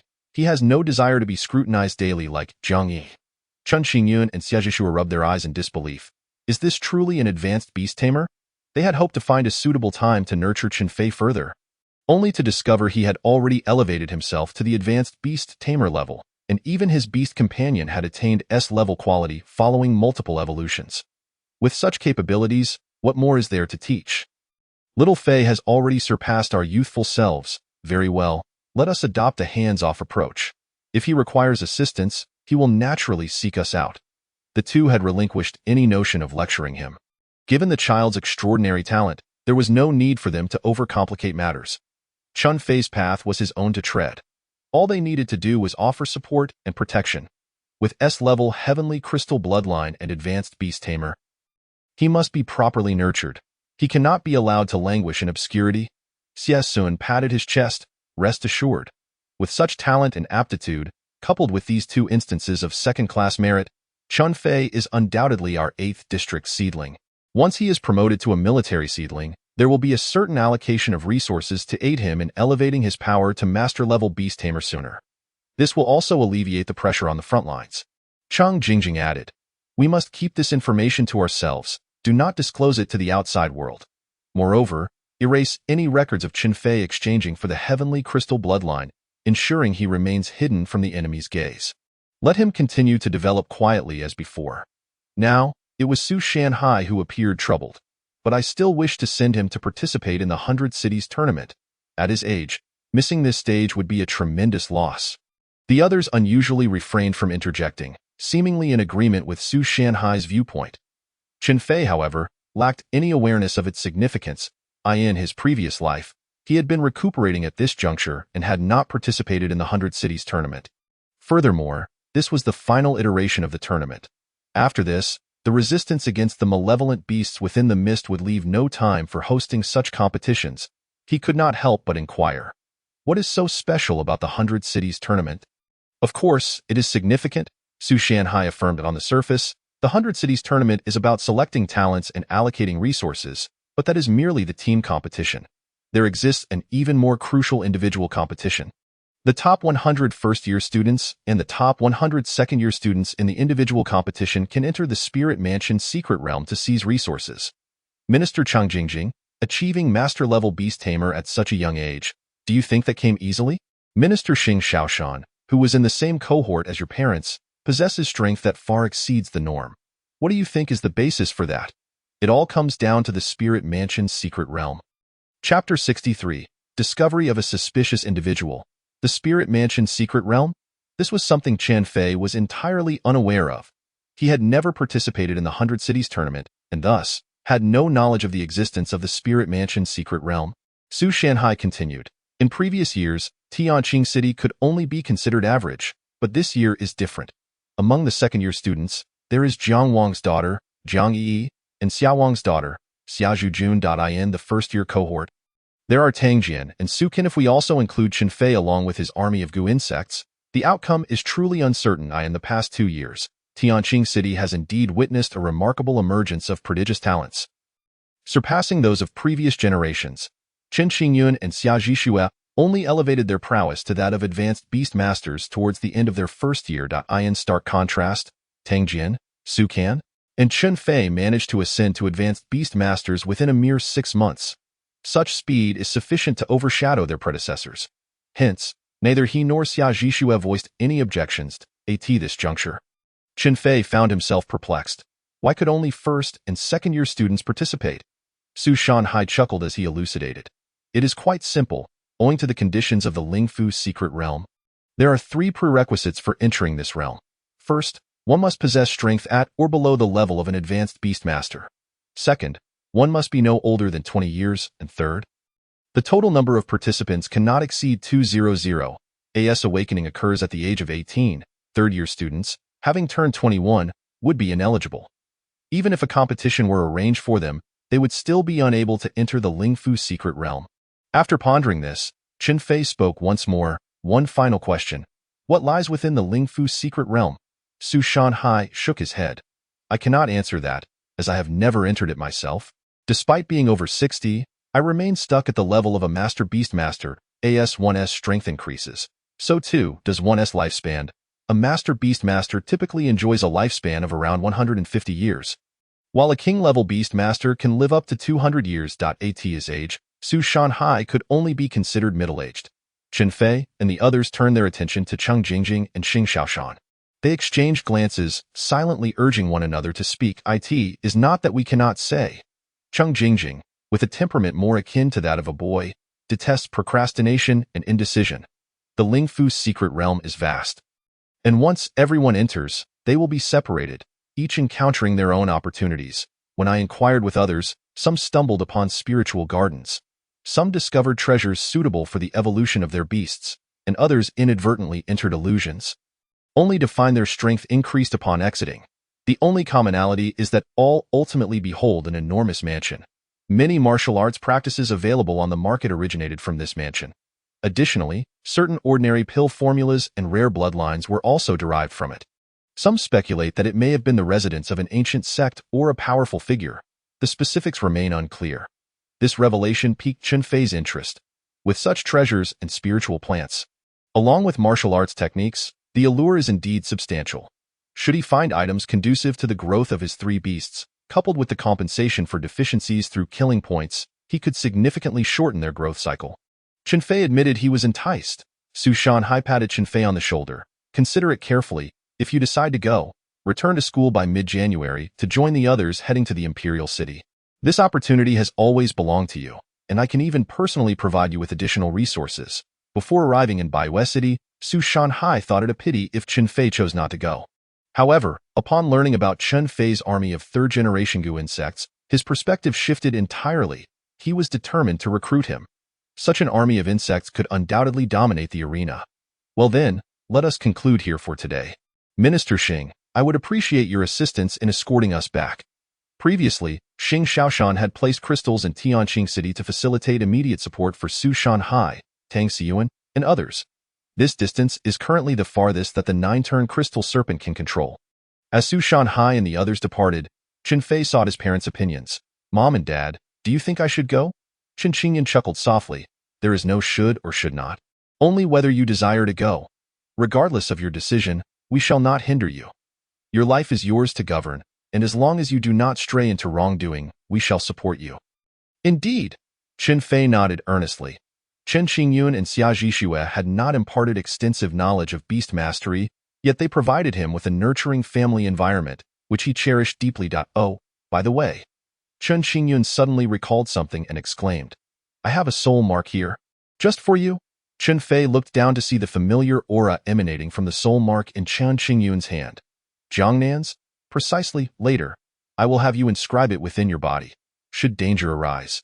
King Jiangnan will be able to sense it immediately. Furthermore, this mark can protect you from one attack from a king-level beast master, and of course, it will be ineffective against those whose strength surpasses that of King Jiang himself. Chen Fei was somewhat taken aback. This item was exceedingly precious, far superior to those disposable crystal shields. He had not anticipated receiving such a gift from Jiangnan. Thank you, Dad. Indeed, it is the merits of having a father like you. Chen Qingyun nodded slightly. No need for thanks. It is your strength and the innate talent of your beasts that caught King Jiang's attention, inspiring him to extend his protection towards you. Therefore, should the opportunity arise, do not forget his kindness. I will not. Without needing to be told, Chen Fei was already aware of what to do. Moreover, he understood that his parents must have incurred some cost, though they had not mentioned it. Since they chose not to speak of it, Chen Fei saw no need to pry further. What he could do was to safeguard them in the future, ensuring they escaped the clutches of the 9th evil king. Following the beast tide, the Baiwei Mountains returned to their accustomed tranquility. However, this calm was akin to a monstrous beast lying in wait with its gaping maw, eager for prey to wander into its grasp before swallowing it whole. Even Chen Fei dared not easily venture into the central region, preferring to navigate the periphery. He could not enter, but his army of 100,000 third-generation insects could certainly infiltrate. Chen Fei had detected a suspicious individual. Xiao Gu's voice interrupted his thoughts. What suspicious individual? Chapter 64. The Eye of Enslavement. Xiao Gu promptly shared the visual feed with Chen Fei. Due to the substantial number of third-generation insects, I have stationed them across all 60 districts. Currently, there are 36 squads patrolling the periphery, but one individual stealthily released their beast. That beast has been making its way towards the central area, even venturing into the inner perimeter. Strangely, it encountered no other beasts along the way, as they all avoided it. Therefore, I instructed the third-generation insects to follow it, within the shared vision from Xiao Gu. Chen Fei observed a speed-type beast, the swift-wind lizard. This lizard-like creature was relatively small, about the size of a palm, yet it exhibited remarkable speed and exceptional stealth. More astonishingly, its abdomen functioned like a spatial ring, capable of storing a limited amount of items. It was once one of the best information relay beasts before the advent of mobile phones. Its disadvantage was that, while it possessed speed, it sacrificed offensive and defensive capabilities. As mobile phones became popular, the swift-wind lizard gradually lost its market. It was a surprise to encounter such a creature today. Xiao Gu intercepted it and swiftly rendered it unconscious to prevent it from relaying information to its beast master. Having been in Baiwei City for a while, Chen Fei had been attempting to uncover the traitors here but had no leads on where to begin. Now that an opportunity presented itself, he could not let it slip away. Furthermore, this swift-wind lizard was merely of A-grade quality, a level 2 creature, making it no challenge for Xiao Gu, or even the third-generation insects. After capturing the swift-wind lizard, he utilized the crystal transmission skill to swiftly bring it to his side. Xiao Gu, let a second-generation insect parasitize it as a precaution. At this moment, the parasitism skill was at peak proficiency. It could successfully attach even to a level 2 creature, even one that was unconscious. Chun Fei then commanded, Wu Yun, activate the Eye of Enslavement. After Wu Yun acquired 3 additional skill slots, Chun Fei instructed the third-generation insects to search for suitable beasts to replicate skills within the Baiwei Mountains. It indeed found one, a creature named the Heart of Calamity Eye Beast. The Heart of Calamity Eye Beast was certainly one of the most unwelcome encounters for reconnaissance teams. They are neither foxes nor cats but resemble raccoon-like creatures, possessing 6 tails yet only 1 eye. The most terrifying aspect is their skills, which are either psychic or eye-based techniques. Since eye techniques are imperceptible to the naked eye, one often remains unaware of when they have been struck, rendering them extremely dangerous. The skill replicated by Wu Yun was Eye of Enslavement. Use this to manipulate the consciousness and actions of another, turning them into your slave. Note: only those with unique eyes can master this skill. Wu Yun, possessing dual pupils, could easily learn this skill. Coupled with the utilization of killing points, it was elevated to a proficient level. The Eye of Enslavement does not consume the target's spiritual energy like Xiaogu, nor does it directly control the target's body like corpse manipulation. The swift-winged lizard itself would not sustain any harm, nor would its thoughts be controlled. Even when returned to its master, it would not perceive anything amiss. The only difference is that, from now on, under Wu Yun's dual pupils, it would harbor no inclination to resist and would be incapable of revealing any information regarding Chun Fei. Wu Yun, inquire what this creature is hiding in its belly. Upon Wu Yun's inquiry, the swift-winged lizard's belly began to squirm, and then it opened its mouth wide to extract its contents. Perhaps fearing contact with the creature's saliva, the items were enclosed in a redwood box. However, this extraction yielded multiple boxes. Chun Fei opened the box closest to him, revealing several blueprints. The contents depicted the 4 lines of defense established in anticipation of the impending beast tide. However, these blueprints were still incomplete and lacked specific details regarding each line of defense. They appeared to be earlier drafts. In an instant, Chun Fei's mind raced with thoughts. No wonder this beast tide was so peculiar. With second-tier monsters taking the lead. It seemed they had long been aware of the toxic fog defense line. The second box contained information about Chu Chongsheng and his team. Chu Chongsheng was marked with a particular note. This individual was rather greedy, having previously used his team members as bait solely to acquire rare materials and treasures for personal gain. The more Chun Fei read, the colder his heart felt, and the more his anger swelled. He had long suspected that someone had deliberately leaked information about the Wushanshi flower, and now it seemed this person was undoubtedly Chu Chongsheng. The third box did not contain paper or information, but rather a rare material known as Dijon Nianxia. The metal properties ranged from levels 1 to 4, and so did the sand. Dijon Nianxia fell between levels 3 and 4. The terrifying aspect of this sand was its ability to ensnare living beings like a swamp. Combined with its inherent gravity properties, the fusion of intensified gravity and the stickiness of the swamp created a nightmare for enemies. If merged with a sand-type monster and provided sufficient spiritual energy, it could unleash Dijon Nianxia indefinitely. Although Chun Fei could not ascertain the origin of this material, its provenance was undoubtedly extraordinary. It was inconceivable that a high-ranking beast master could possess such a thing. The most plausible explanation was that it was a gift from the mist, which could entice him and lead him to betrayal. After some contemplation, Chun Fei decided to take a small portion, as it might prove useful in the future. The final box bore a label reading, Latest News. Inside was yet another blueprint, detailing the border defense layout of Baiwei City. In an instant, Chun Fei was drenched in cold sweat. Selling the 4 lines of defense was one thing, but now they were even selling the border defense plans. This person must have gone mad. No wonder Baiwei City had once crumbled like paper in the face of the enemy's slightest touch. It turned out it had been hollowed out long before by internal rot. The thought sent chills down his spine. Chun Fei took several photographs, stored the blueprint away, and returned all 4 boxes to their original places. This would create the illusion that the Jifeng Xinxia had already encountered those monsters. Taking a deep breath, Chun Fei stroked the fluffy head of Wu Yun. Wu Yun, please ask once more, who is its master? Miao. Wu Yun responded, basking in the affection. Miao, its master is called Chao Gan. Upon hearing this, Chun Fei's hand froze, disbelief etched across his face. Slowly, he turned his head mechanically, asking, who did you say? Just Chao Gan. as he confirmed this once more. It felt as though a missile had struck his brain, leaving his eyes glazed over, nearly forgetting to breathe. Chao Gan. Such a familiar name, such a familiar figure. In Chun Fei's mind appeared the image of a one-armed king-level beastmaster. With high cheekbones, a pale golden complexion, and hawk-like eyes. This person was none other than Chun Fei's direct superior after his rise in his previous life. Chun Fei could no longer remain seated. Chapter 65. Journey to the Imperial City. Xiaogu. Share the image of the Jifeng Xinxia's master with me. In his vision, Chun Fei saw a man in his 30s, clad in a black combat uniform. His arms were intact, which did not align with Chun Fei's memory of the one-armed man. However, when Chun Fei clearly saw his facial expression, he fell silent. This slightly younger face overlapped with the one in his memories. In that moment, Chun Fei finally understood.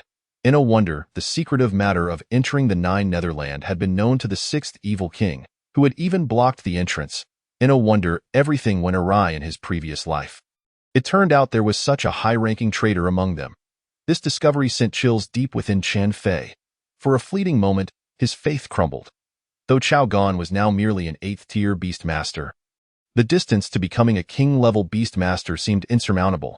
However, with the gifts from the mist, he could become a king-level beastmaster in just a few years. Truly terrifying. Yet, Chun Fei did not perceive any connection between Chao Gan and the Jiang Yi incident.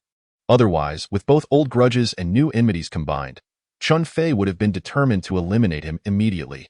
Taking a deep breath, Chun Fei returned the Jifeng Xinxia to its crystal and transported it back to the Baiyue Mountains. Xiaogu, in about half an hour, release this Jifeng Xinxia. This timing should align perfectly. Chun Fei suppressed the impulse to slaughter his opponent. Now that he had locked onto Chao Gan, there was no need to rush. Soon after, several ministers gathered once more. Had Chun Fei discovered something new? Old Chun, your son is incredible. He is truly adept at underground operations. Every time you call us over, it's for something significant, and I'm beginning to feel apprehensive. The others regarded Chun Fei with increasing esteem. Here they come. What is it this time? Upon seeing Chun Fei enter, they noticed his face was terrifyingly somber, a stark contrast to his usual smiling demeanor. Chun Fei offered no superfluous greetings and projected the photographs he had taken. The previously jovial atmosphere fell into a deathly silence. Their expressions mirrored Chun Fei's. The most loathsome foes were not the godlike opponents, but those who betrayed their faith. Xie Sun gritted his teeth. Where did these photos come from? Given that they were his own soldiers, Xie Sun could hardly feel at ease. Chun Fei once again shared his vision, pinpointing the moment the Jifeng Xinxia was retrieved by Chao Gan. The Jifeng Xinxia. I presume you are all familiar with it. I captured it alive and extracted the items from its stomach. Though they were reluctant to admit it, Chun Fei had no reason to lie. Chun Fei continued. I acted without the Jifeng Xinxia's knowledge, ensuring that Chao Gan remained unaware of his exposure. This means we know about him while he is oblivious to the fact that he has been revealed. We can monitor him at all times, and, when necessary, convey false information to him. Eliminating the infiltrator would only lead to more spies being sent. However, making good use of this infiltrator might yield remarkable results. Chun Fei was not inclined to kill him outright, as he also wished to bait additional infiltrators. In the vast Baiyue city, it was unlikely that Chao Gan was the only traitor. The parasitic insects lurking within the Jifeng Xinxia's body had become a crucial component. Xing Xiaoshan agreed. This idea is excellent and worth considering. Xie Sun's expression remained grim as he forced the words out. Humph. Let us spare him for now and see what further mischief Chao Gan can conjure. By the way, there's this. Chun Fei presented Gu Yi, cradling it in his palm. This is Gu Yi. I left it here when I went to participate in the Bai Cheng competition. You can have it share its vision at any time. The parasitic insects hidden in the Baiyue Mountains will obey its command. Chun Fei had never intended to take the 100,000 third-generation insects with him, especially since the Holy Scripture space had recently acquired a significant influx of fresh blood. Have you made your decision? Chen Xingyun inquired solemnly. Chun Fei nodded earnestly. I have decided. Not long ago, he had still been hesitant, however. After the incident with Chao Gan, he had come to a realization. In the future, humanity would inevitably be infiltrated like a sieve. There was no way to stop it, nor any strength to hinder it. Furthermore, these individuals would, like Chao Gan, be endowed with gifts from the mist, gaining various rare materials and treasures at an alarming pace. If Chun Fei did not strive to secure more resources, It would indeed be challenging to surpass them in the future. What he could do now was seize every opportunity to strengthen himself and then crush those who allied with the mist and benefited from its gifts beneath his heel. Chen Qingyun gently patted his shoulder. All right, if you've made up your mind, then go ahead and act. I'll find you some additional protective resources later, and have that old fellow Su Shanhai keep an eye on you. A little adventure wouldn't hurt. At this moment, Chen Fei exuded an air of stability that seemed almost too mature for his age, lacking the impulsiveness typical of youth. It was perplexing how he appeared more composed than himself. Xie Sun took Gu Yi and placed it in the reconnaissance department, finding it the most suitable. Out of curiosity, he asked, how many parasitic insects are currently in the Baiyue Mountains? Chen Fei did not conceal the truth. 100,000. Scattered throughout the outskirts and central areas of the Baiyue Mountains, Xie Sun, Chen Qingyun and his wife. Others. 100,000 parasitic insects. Such hatching capability is rather formidable. No wonder many matters were first discovered by Chen Fei. With so many eyes on the lookout, it was hardly surprising that in mid-January, at Shanhai Academy, 4 massive Jiaying eagles landed at the school entrance. Each one spanned over 10 meters, making humans standing beneath them appear minuscule. These 4 Jiaying eagles were the flying beasts used for the upcoming Baicheng competition, their speed several times faster than a trained 0.9 first-year students and 10 second-year students had gathered. The team leader was their instructor, Sun Chuang, a first-tier king-level beastmaster. Alongside him were 3 master-level instructors, one of whom was My Feng, whose strength had evidently reached the 4th tier of master level, showcasing an impressive rate of advancement. Sun Chuang clapped his hands. All right, everyone, board the backs of the Jiaying eagles. Each teacher will take 5 students with them. Zhang Yi, Tang Jian, Su Kan, Xia Zhujun, you 4 will come with me.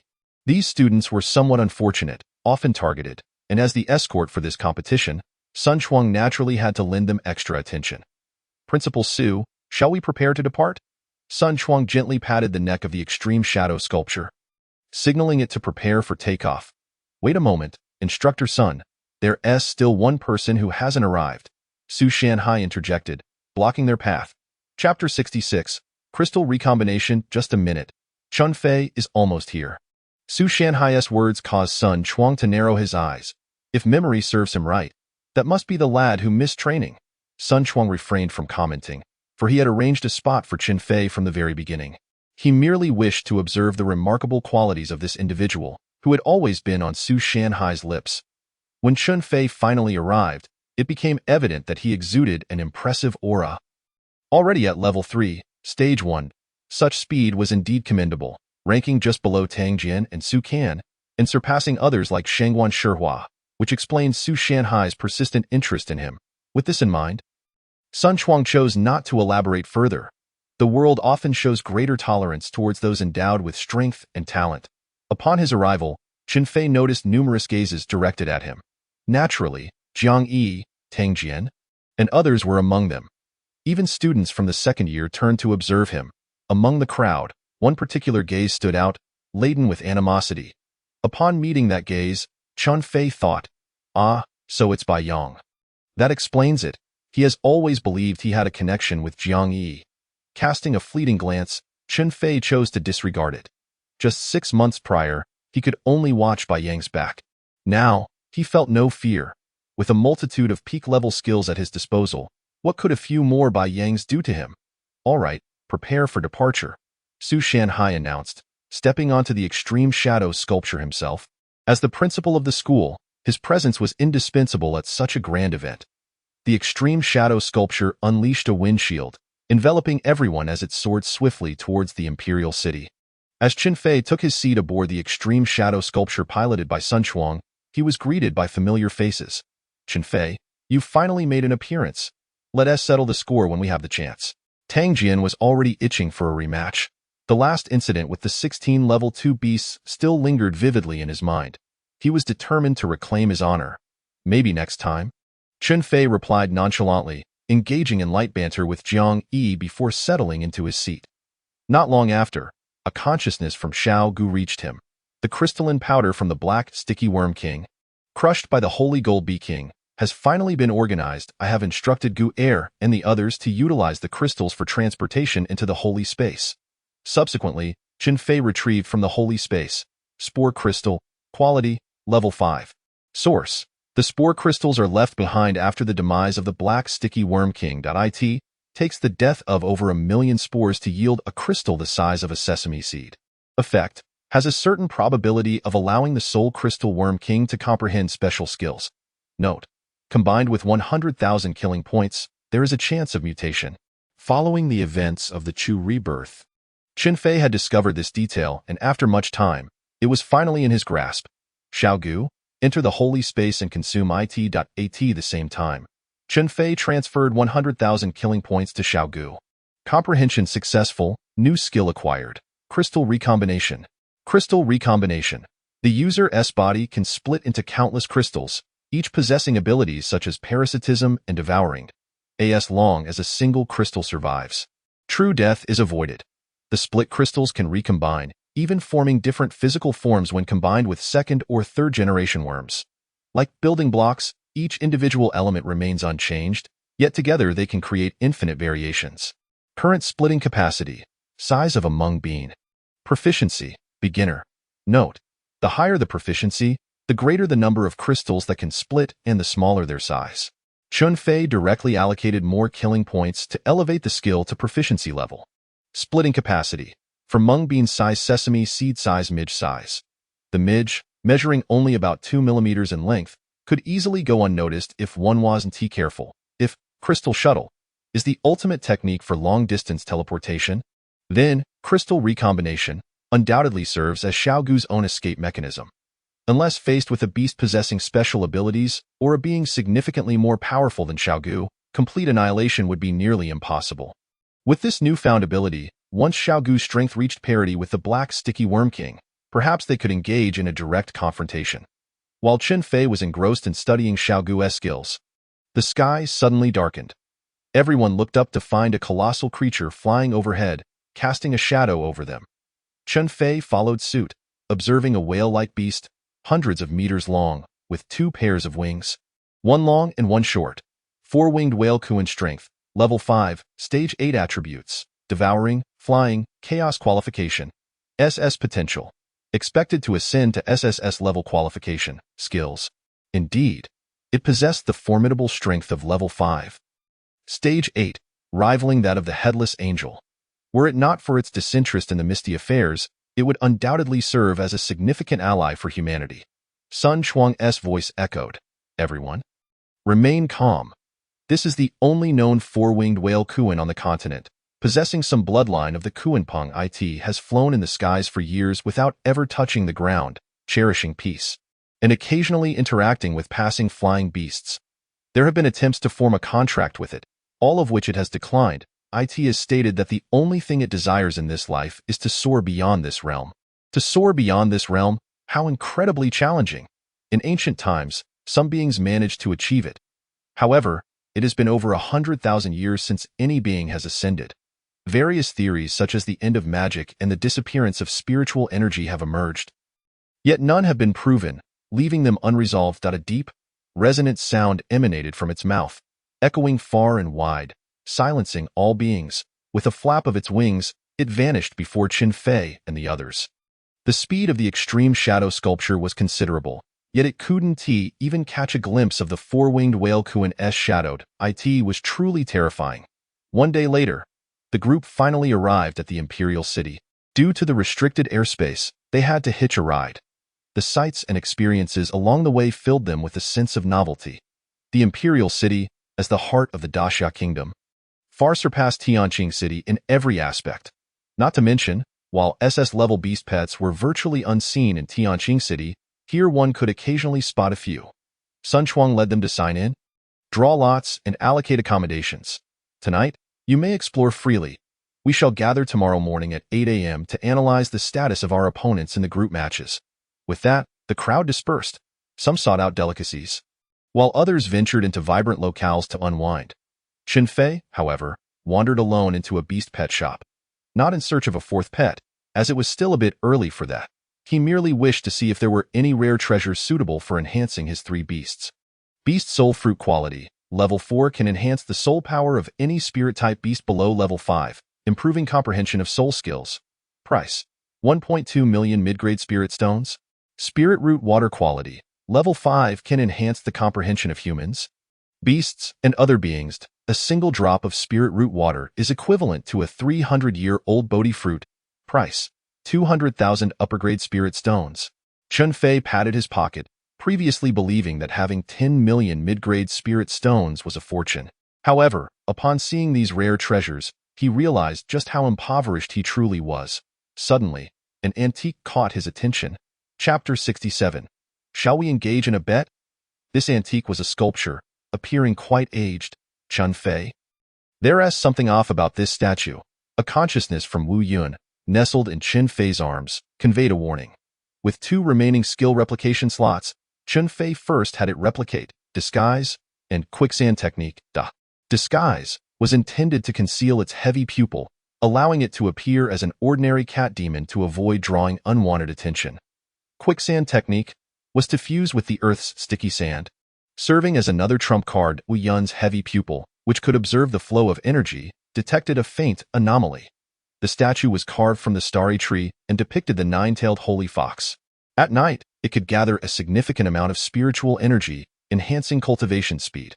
Price: 1.5 million mid-grade spirit stones. To Wu Yun, the starry tree should emanate a deep blue aura. However, this aura was laced with purple. The most plausible explanation was that something was concealed within the statue. The starry tree itself was quite rare, valued at the equivalent of a 200-year-old Bodhi fruit. What kind of object warranted such a precious covering? After examining it from all angles, Chun Fei hesitated for a moment but ultimately decided to purchase it. Crystals can be earned back, but some opportunities, once missed, can last a lifetime. Boss, please wrap this up for me.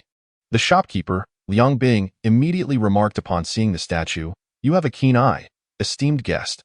This is a fine piece that just arrived today. If you'd like, I can offer you a discount if you wish to browse for more items.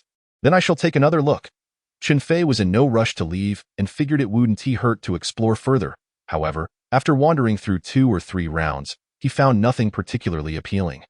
Most of his and his 3 beasts enhancements relied on killing points, rendering many treasures unnecessary. The more scarce items still remained the materials required for evolution. After all, the transition from level S to SS required tens of millions of killing points. And he had no idea when he would amass such a sum. As Chun Fei approached the front desk to settle his bill, he noticed a group surrounding the shopkeeper. Boss, please sell us that item. We can offer an additional 200,000 mid-grade spirit stones. My brother S Beast urgently needs the starry tree to break through in preparation for the upcoming 100 Cities tournament. Regardless of the fact that the other party has yet to make payment. Wouldn't it be advantageous for you to earn a bit more? Liang Bing appeared troubled, for engaging in such actions would tarnish her own reputation. There is a natural order to matters.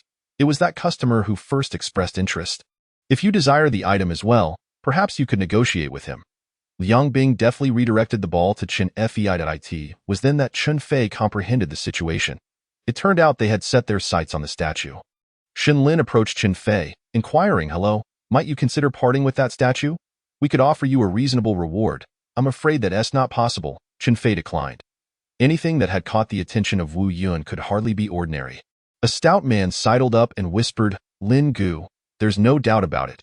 The treasure-seeking mouse has detected the aura of treasure emanating from that statue." While a treasure-seeking mouse is deemed a low-level creature, its ability to locate treasures should never be underestimated. Owing to its unique talent, it has nearly been hunted to extinction. The fact that Shen Lin possesses a treasure-seeking mouse signifies his considerable fortune. He frequently exploits its abilities to uncover hidden treasures, profiting from the price differences to amass resources and enhance his own strength. Thus, despite being a first-year student, Shen Lin has already achieved the prowess of a high-level Tier 3 Beastmaster. Surpassing Tang Jian and Su Qin, surely we can negotiate. Or perhaps we could offer you another spiritual treasure in exchange. Chun Fei shook his head once more. The more desperate they appeared to acquire the statue, the more it hinted at its extraordinary nature. "Boss, payment please." "Certainly, I can offer you a 9.8 discount, totaling 1.47 million mid-grade spirit stones." Chun Fei hoisted the statue and maneuvered through the crowd, intent on departing. Yet several individuals pursued him. Shen Lin's first utterance upon catching up was, "How about a wager?" Chun Fei blinked in confusion. Shen Lin elaborated, "The Imperial City prohibits the private use of beast battles. Violators will be expelled from the city. Nevertheless, conflicts between individuals do arise, thus the concept of wagers was born. We can engage in combat at the officially designated betting platform, or even partake in a life-and-death battle. Let us be candid. We have our eyes set on that statue. Chen Fei chuckled. He had no aversion to those who spoke plainly. What he found most irksome were those who resorted to surreptitious tactics. While the imperial city does permit wagers, there is no stipulation that one must accept every challenge, is there? Moreover, you are a high-level Tier 3 Beast Master, while I am merely a high-level Tier 1. Do you take me for a fool? To ensure Chen Fei's agreement, Shen Lin knew he could not act himself. This is my classmate Qing Yunhe, who, like you, is a high-level Tier 1 Beast Master. He will duel with you, and we shall stake the Sanluo grass. The Sanluo grass, when used independently, is a potent poison. A single drop could slay a Tier 3 beast, and even Tier 4 beasts with lower resistance would struggle against it. However, when combined with other spiritual items, it possesses remarkable healing properties, surpassing even advanced healing skills. Its myriad effects, aside from what may lie within the star tree, render the Sanluo grass of considerable value. Shen Lin leaned in, whispering, "You must be aware that the star tree harbors untold secrets. What you know, we know as well. You surely wouldn't wish to be perpetually under scrutiny, would you? If you agree to the wager, we can swear an oath that regardless of the outcome, we will never mention this matter to anyone else, nor will we trouble you again." Shen Lin spoke a truth that resonated with Chen Fei. He indeed did not wish to be constantly monitored. Furthermore, one of the details provided by the Holy Canon regarding the Sanluo grass read, Sanluo grass can be combined with colorless poison No. 1, requiring an additional 50,000 kill points for fusion enhancement, resulting in indisputable poison. Note: this indisputable poison is effective only against Tier 4 demon beasts, significantly reduced against Tier 5 demon kings. The already formidable colorless poison No. 1 has proven immensely effective amidst beast tides. Should it be enhanced to indisputable poison, its terrifying potential need not be elaborated upon. Very well, I accept. Chapter 68. I bet on my victory. The group arrived at the betting arena. There are a total of 10 battle platforms, each teeming with spectators. Not only is there excitement to behold, but one can also place bets. Let us find a notary. Shen Lin led the way. Locating a 6th-tier master notary named Huaming, Shen Lin has arrived. Huaming teased. In that moment, Chen Fei realized that Shen Lin was a regular here. Hua, I kindly ask you to act as our notary. This is the Sanluo grass, and I wish to wager it for the star tree statue. Huaming did not decline, agreed. The usual terms apply. A fee of 10,000 mid-grade spirit stones for notarization. This fee essentially serves as a safeguard. Should any peril arise during the battle, Huaming will be the first to intervene and rescue the parties involved. Chen Fei readily paid the notarization fee. Very well. Once the battle at Platform 10 concludes, you shall take your turn. Huaming had scarcely finished speaking when someone called out. The betting is open. The Fox Squad's Chang Yunhe versus the Cat Hugger. Odds: Chang Yunhe 0.1, Cat Hugger 8. The crowd erupted into laughter. Ha ha ha. Is Chang Yunhe really only 0.1 odds? That's hardly worth anything. The Fox Squad has established itself as a formidable presence here. And Chang Yunhe is the second in command of the team. With a record of 21 battles and 21 victories, he is considered invincible at his level. Is Chang Yunhe truly that strong? Of course, just watch and see. Chen Fei remained silent, listening intently. After grasping the situation, he quietly retrieved a pouch containing 2 million mid-grade spirit stones from the Holy Canon space. This pouch possesses certain spatial properties, though it does not compare to a spatial ring. It is quite versatile. Without it, 2 million spirit stones would create a small mountain, complicating transactions. I bet on my victory. A small wager can be a source of enjoyment. With such high odds, it would be a pity not to participate. The bookmaker hesitated momentarily before looking up and asking again, "Are you certain?" "Absolutely certain." The onlookers exchanged glances, some bewildered. It seemed he was indeed a prime target for exploitation. He perhaps one of those foolishly wealthy types. Betting without understanding Chang Yunhe's strength. Perhaps he possesses the ability? A cacophony of chatter ensued, but none held high hopes for Chen Fei, primarily due to Chang Yunhe's reputation and prowess. The platform 10 is now vacant. You two may proceed, Huaming announced, and Chen Fei along with Chang Yunhe stepped into the designated safety zones on opposite ends of the arena. Huaming added, This is merely a betting arena, not a life and death arena, so please do not stray from the safety zones to avoid being affected by beast skills.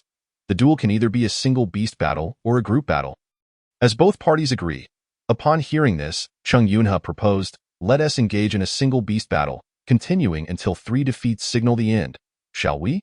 His beasts lacked substantial control skills, making group battles less favorable. That works. Chun Fei did not object. Chung Yunha wasted no time, summoning his beast. Mist Phantom, Strength, Tier 3, Level 1, Attributes, Poison, Assassin, Mist, Qualification, A, Potential. Expected to advance to SS level qualification, Skills. Chun Fei observed the Mist Phantom closely. It was indeed an incorporeal beast, its form composed entirely of gray mist, devoid of internal organs or blood, capable of shape-shifting at will. An exceptionally rare entity in the demon realm. The audience below erupted in cheers. Here it comes. The Mist Phantom, Chung Yunha's most frequently summoned beast. Its combat style was unique. It enveloped the opponent's beasts in a cloud of mist, unleashing toxins and misty arrows all at once. Due to its intangible nature, many beasts fell prey to its poison before even inflicting harm. Curiosity piqued. What beast would this fellow summon to counter? What is he doing? Rather than immediately summoning his beast, Chun Fei retrieved a chair from the holy cannon space and poured himself a cup of milk tea made from Guza tea and Tushan cow milk. This milk tea alleviates fatigue and provides a slight boost of spiritual energy, making it a travel essential. Chun Fei's demeanor did not resemble that of a combatant. Rather, he appeared as an audience member at a show. Regardless of his strength, he certainly exuded an air of sophistication. One might mistake him for a prominent figure attending the duel. If he were to lose, it would be amusing to see how he would maintain his composure. With a snap of his fingers, a Ghost King Duck emerged from the Holy Cannon space, also at Tier 3, Level 1. Not taking advantage of its rank, the Ghost King Duck promptly employed the skill, Toxin Absorption. While others were attempting to avoid being enveloped by the mist, the Ghost King Duck charged straight into it. The crowd below was left speechless. Did he just directly charge in? I've seen reckless behavior. But never this level of audacity. It seems the outcome of the first round is already decided. However, the anticipated swift victory did not materialize. Instead, the Mist Phantom's mist began to dissipate, revealing the Ghost King Duck within. Burp! At that moment, the duck released a loud belch. Being incorporeal does not equate to being without weaknesses. With its extraordinary poison resistance, the Ghost King Duck could withstand even the potent ancient toxins. Except for the upgraded indisputable poison, the Mist Phantom's poison was merely a tickle to it. The duck proceeded to gulp down the mist, demonstrating an astonishingly brazen demeanor. Faced with this, Chung Yunha had no choice but to recall the Mist Phantom into his beast space. Prolonging the battle would only lead to disaster. Defeated, the once unstoppable Mist Phantom had unexpectedly lost. What left the betting audience in utter disbelief was the ease and thoroughness with which Wu Chui was defeated. Even Shen Lin felt a moment of confusion. When did Wu Chui become so weak? It must be a case of attribute restraint. In that instant, Chung Yunha was compelled to reassess Chun Fei, who he initially thought was merely a small and plump lamb that now appeared that he was a voracious wolf that devours without leaving a trace. This was the first time in 21 battles that he had lost so swiftly in the first round.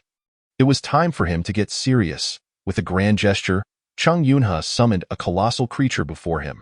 An elephantine beast measuring 9 meters in length, adorned with peculiar lightning patterns across its forehead, ears, and trunk, while arcs of electricity danced upon its body.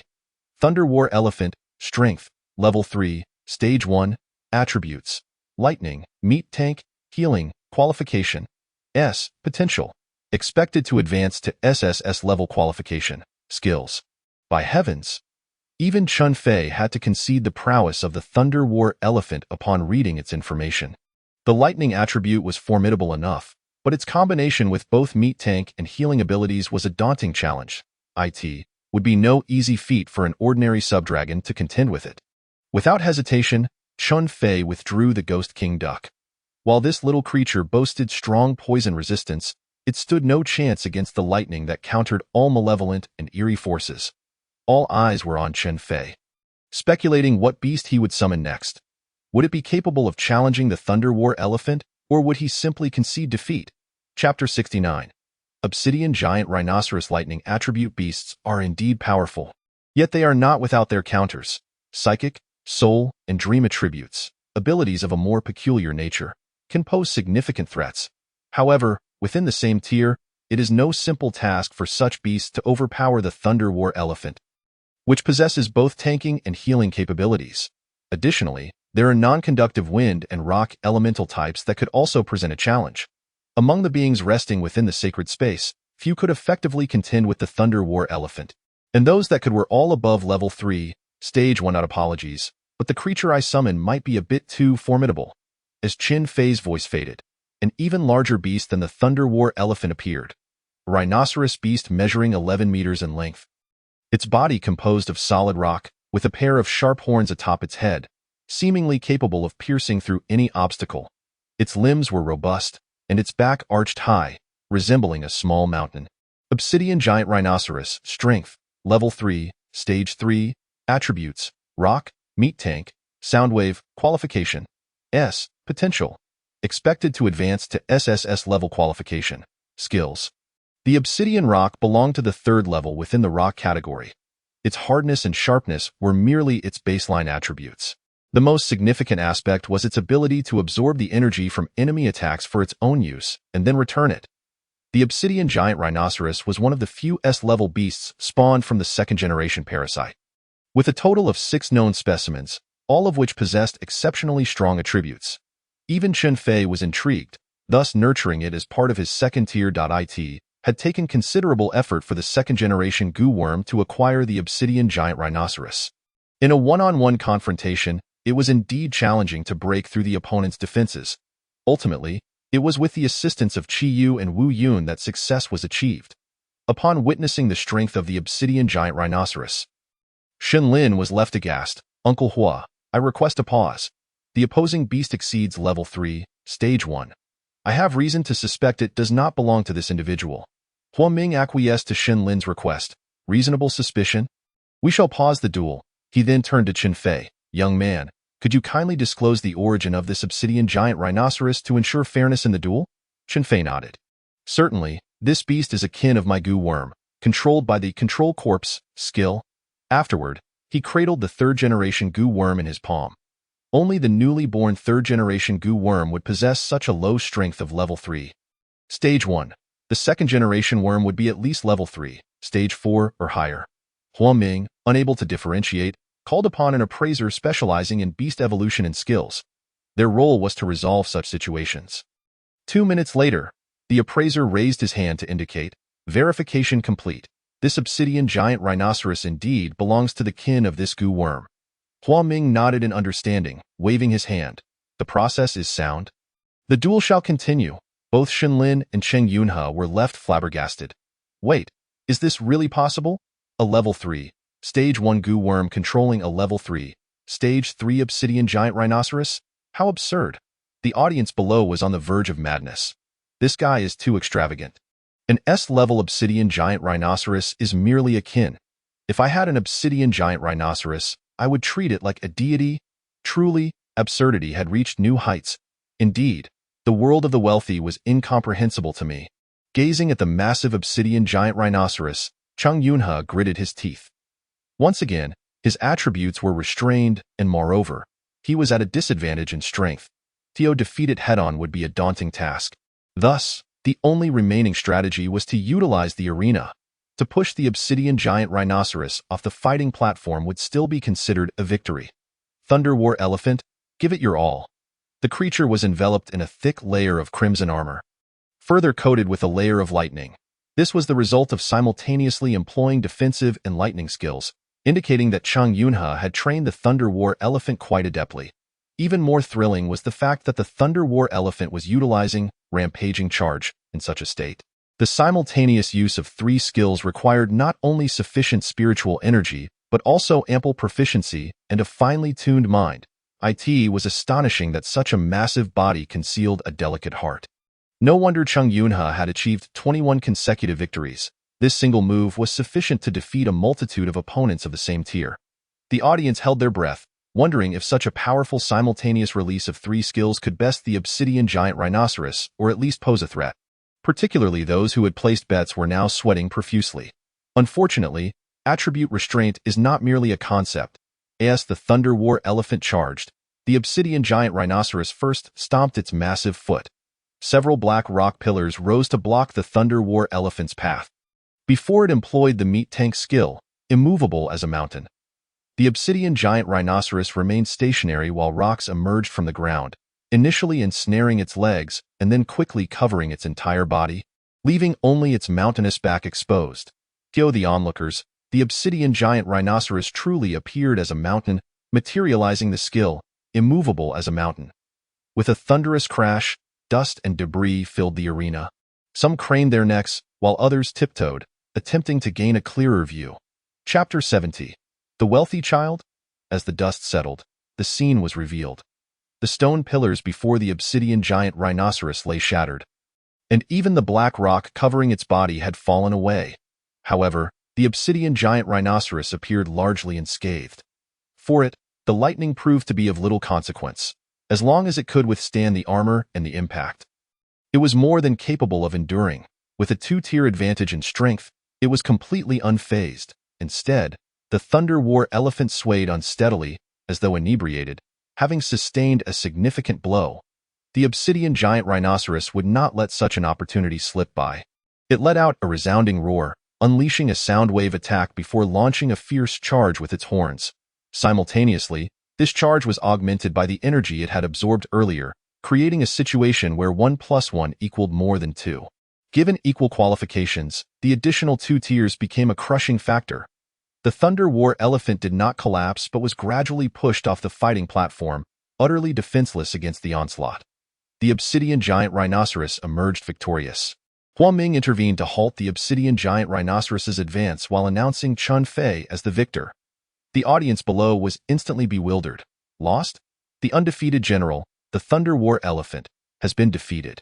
Oh my, this obsidian giant rhinoceros is far too strong. What other beasts in this tier could possibly compete?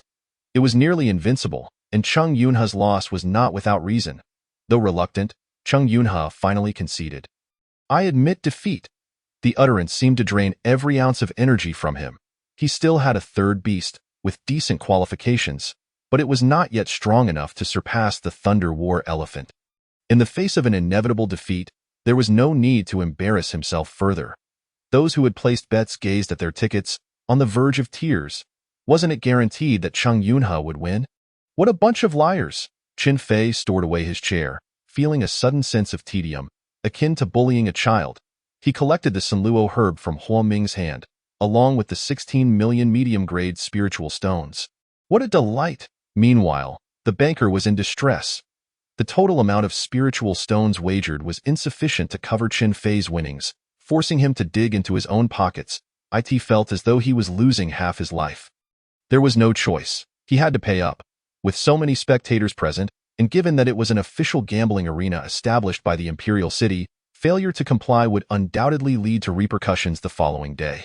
After giving the Sunluo herb to Xiaogu, Chun Fei prepared to leave the premises. However, Shun Lin, like an adhesive plaster, clung back onto him. Wait a moment, I wish to challenge you to another duel. Hearing this, those nearby turned to look. Hee, another spectacle to behold. Since you possess the strength of level 3, stage 3, do you dare to duel with me? Cheng Yunha had lost to Chun Fei due to the Control Corps skill. But when had Shun Lin ever been at a disadvantage? If he did not reclaim his honor, he would not be able to sleep tonight. Chun Fei, disinterested, found it utterly tedious. Yet, Shun Lin produced his stakes. I have long since noticed that you are in search of soul-type treasures. In my possession lies a piece of soul-suppressing iron, its value rivaling that of the Sunluo grass, so, what do you say? Shall we wager? Soul-suppressing iron quality. Level 4 possesses an innate suppressive effect on souls, making it suitable for the refinement of treasures that subdue spirits. Note: with a sacrifice of 100,000 kill points, the soul-suppressing effect can enhance the skills of the soul prison seal. Oh, such a remarkable item exists? Chun Fei cast several glances at Shun Lin, not to mention his other treasures. This one's truly exceptional. It would be remiss not to acquire such a fine item. Since he has chosen to be a harbinger of fortune, let him be. After feigning hesitation, he finally spoke. I cannot refuse, so I accept. However, I have one stipulation. It must be a group beast battle. Chen Fei merely wished to save time with this limitation, yet to Shen Lin, it appeared as though the other party lacked confidence, hence the avoidance of a one-on-one battle. This thought bolstered Shen Lin's assurance. Very well, as you wish, Uncle Hua. I request your presence as a witness. Hua Ming took the spirit stones with a beaming smile. Certainly. How could he decline such a fortuitous opportunity? Let the betting commence. With odds set at 1. Having learned from the previous experience, the house was cautious, wary of offering inflated odds. Who knows if Chen Fei has further trump cards? If he were to summon an even more outrageous beast, he might find himself in a predicament. I bet on Shen Lin's victory. This fellow has no reason to lose. Indeed, 2 S-class beasts, the first-year champion of the Imperial City Lingchuan Academy, how could he possibly lose? Is Lingchuan Academy truly formidable? Not quite. It ranks merely 3rd in the Imperial City, yet it surpasses the majority of other academies. With a strength of level 3, tier 3, it is indeed impressive. Once all bets were placed, Chen Fei approached with a smile. I have made some profits earlier, and now I shall wager all of it, for losing would not be a loss. A total of 10 bags, amounting to 20 million mid-grade spirit stones. Betting on my own victory. This 20 million mid-grade spirit stones represented his entire fortune. The dealer felt a wave of anxiety wash over him. Again, he had an unsettling premonition, but he steeled himself to proceed. When others placed bets, he had no reason to refuse. Otherwise, his reputation would be tarnished. Hua Ming's voice chimed in. The 8th arena has opened up, gentlemen. Take the stage. The rules remain unchanged. I shall not reiterate. Since it is a group beast battle, Shen Lin did not hold back, summoning 3 beasts. First, an A-class qualified fragrant fox beast. This creature possesses a rare odor-based ability, capable of controlling scents in the air to induce discomfort in the internal organs of beasts, even causing hormonal imbalances. Were it not for its inherent fragility and supportive nature, it could have potentially surged to S-class qualification. The second beast, the Yang Flame Dragon. Chapter 71. The Spendthrift, the second beast. The Yang Flame Dragon. Yang Flame Dragon strength, level 3, tier 3 attributes, elemental, flying, soundwave qualification, S potential. Expected to advance to SSS class qualification, skills. The dragon possesses a trace of true dragon blood, transforming into a true dragon only after crossing the dragon gate. Even the most ordinary true dragon begins at S-class. Its current qualification is comparable to that of a sub-dragon, yet its potential slightly surpasses that of a sub-dragon. The third beast, the Cursed Crow. Cursed Crow strength, level 3, tier 3 attributes, curse, flying, assassin qualification, S potential. Expected to advance to SSS class qualification, skills. A rare cursed beast, known for its peculiar abilities. It can immobilize adversaries without their notice or disrupt their consciousness, inducing feelings of despair, fear, and suffering. It can even bring misfortune and nightmares to its foes. This cursed crow is unique, possessing a skill called Curse of Silence. With a mastery level of proficiency, it can prevent the opponent from unleashing any skill within 1 second. Similar to the soul extraction of Chiyu, it belongs to single target attacks, yet is overwhelmingly powerful. An absolute assassin's technique. Were it not for the cursed crow already being bound to a master, Chen Fei might have genuinely contemplated making it his 4th P. It is your turn. Confidence stems from strength. Shen Lin believed that with such top-tier beast companions, he had surpassed the majority. Chen Fei's obsidian giant rhinoceros appeared woefully inadequate in comparison. Should he possess no other beasts, he would be destined to be trampled. An A-class and a double S-class, truly befitting of the first-year champion of Lingchuan Academy. Surely, victory was assured this time. If he were to lose now, he would willingly drink chilly water while standing on his head. Chen Fei sipped his milk tea, too lazy to pull out a chair, confident that the conclusion would come swiftly. With a gentle wave, dozens of Tier 3 beasts materialized before him. Tier 3, Tier 2 fire beasts. Tier 3, Tier 2 cloud elephants. Tier 3, Tier 3 cold moon beasts. Tier 3, Tier 3 thorn rose tigers. Tier 3, Tier 4 phantom birds. Tier 3, Tier 4 hell scorpions. A sudden silence enveloped the scene, so palpable one could hear a pin drop. Even the neighboring gambling arena was affected, halting their matches, eyes wide in disbelief. Gazing at the multitude of beasts crowding the betting platform, even Huo Ming, who was accustomed to grand spectacles, found himself at a loss for words. This is simply absurd. Whose beast companion commands a legion of B and a class tier 3 beasts? There are even S-class beasts present. Is such extravagance truly necessary? The onlookers finally regained their composure. Good grief. A total of 49 tier 3 beasts. Does he own a beast shop? I initially thought the obsidian giant rhinoceros was already outrageous, but I was sorely mistaken. I always believed this individual was merely posturing. Yet he possesses the genuine means to do so. Ha ha ha, this betting opportunity has just gone to waste. Chang Yunhe stood frozen, having always considered himself exceptional, believing no peer could match him save for Shenlin. However, today, his worldview was utterly shattered. He suddenly felt as though he had been looking at the sky from the bottom of a well, thinking that the world's talents could only be like Shenlin. Yet now, a mere level 1 beast master had dismantled his perception, only to then weave it together again, completely obliterating it from now on. If anyone dares to call him a genius, he would not hesitate to turn against them. As for Shenlin, at this moment, he remained speechless. His so-called group beast battle involved his 3 beast companions battling, not a horde of dozens, although it could be argued that this also reflected personal strength. However, this is infuriating. 3 against 49. Some of those beasts are already tier 3, tier 5. How absurd. Before the battle even began, they were overwhelmed by sheer numbers. I acknowledge your strength, and I can concede defeat. But I still refuse to accept this. Can we not engage in a fair match, truly testing ourselves? As the first-year champion of Lingchuan Academy, when has Shenlin ever felt so cornered? He could accept defeat, but not one so humiliating. Chun Fei fell silent for a moment before recalling those 49 beasts. As you wish, buzzing Shenlin only heard the sound of flapping wings. Subsequently, one after another, third-generation goo worms flew out from the sacred space. More and more, densely packed, they filled the entire arena above. A glance revealed a mass of creatures, obscuring vision completely. If the previous 49 tier 3 beasts had left Shenlin and the crowd gasping in astonishment, what transpired now was utterly mind-boggling. They felt as though their entire worldview had been upended. Insect races are known for their rapid reproduction, and insect cultivators have always been formidable. Yet, the energy and resources required to sustain such numbers are beyond what most can provide. Now, witnessing the emergence of thousands of tier 3, level 1 goo worms, they bore witness to Chen Fei's true might. I understand that insect cultivation is powerful, but never to this absurd extent.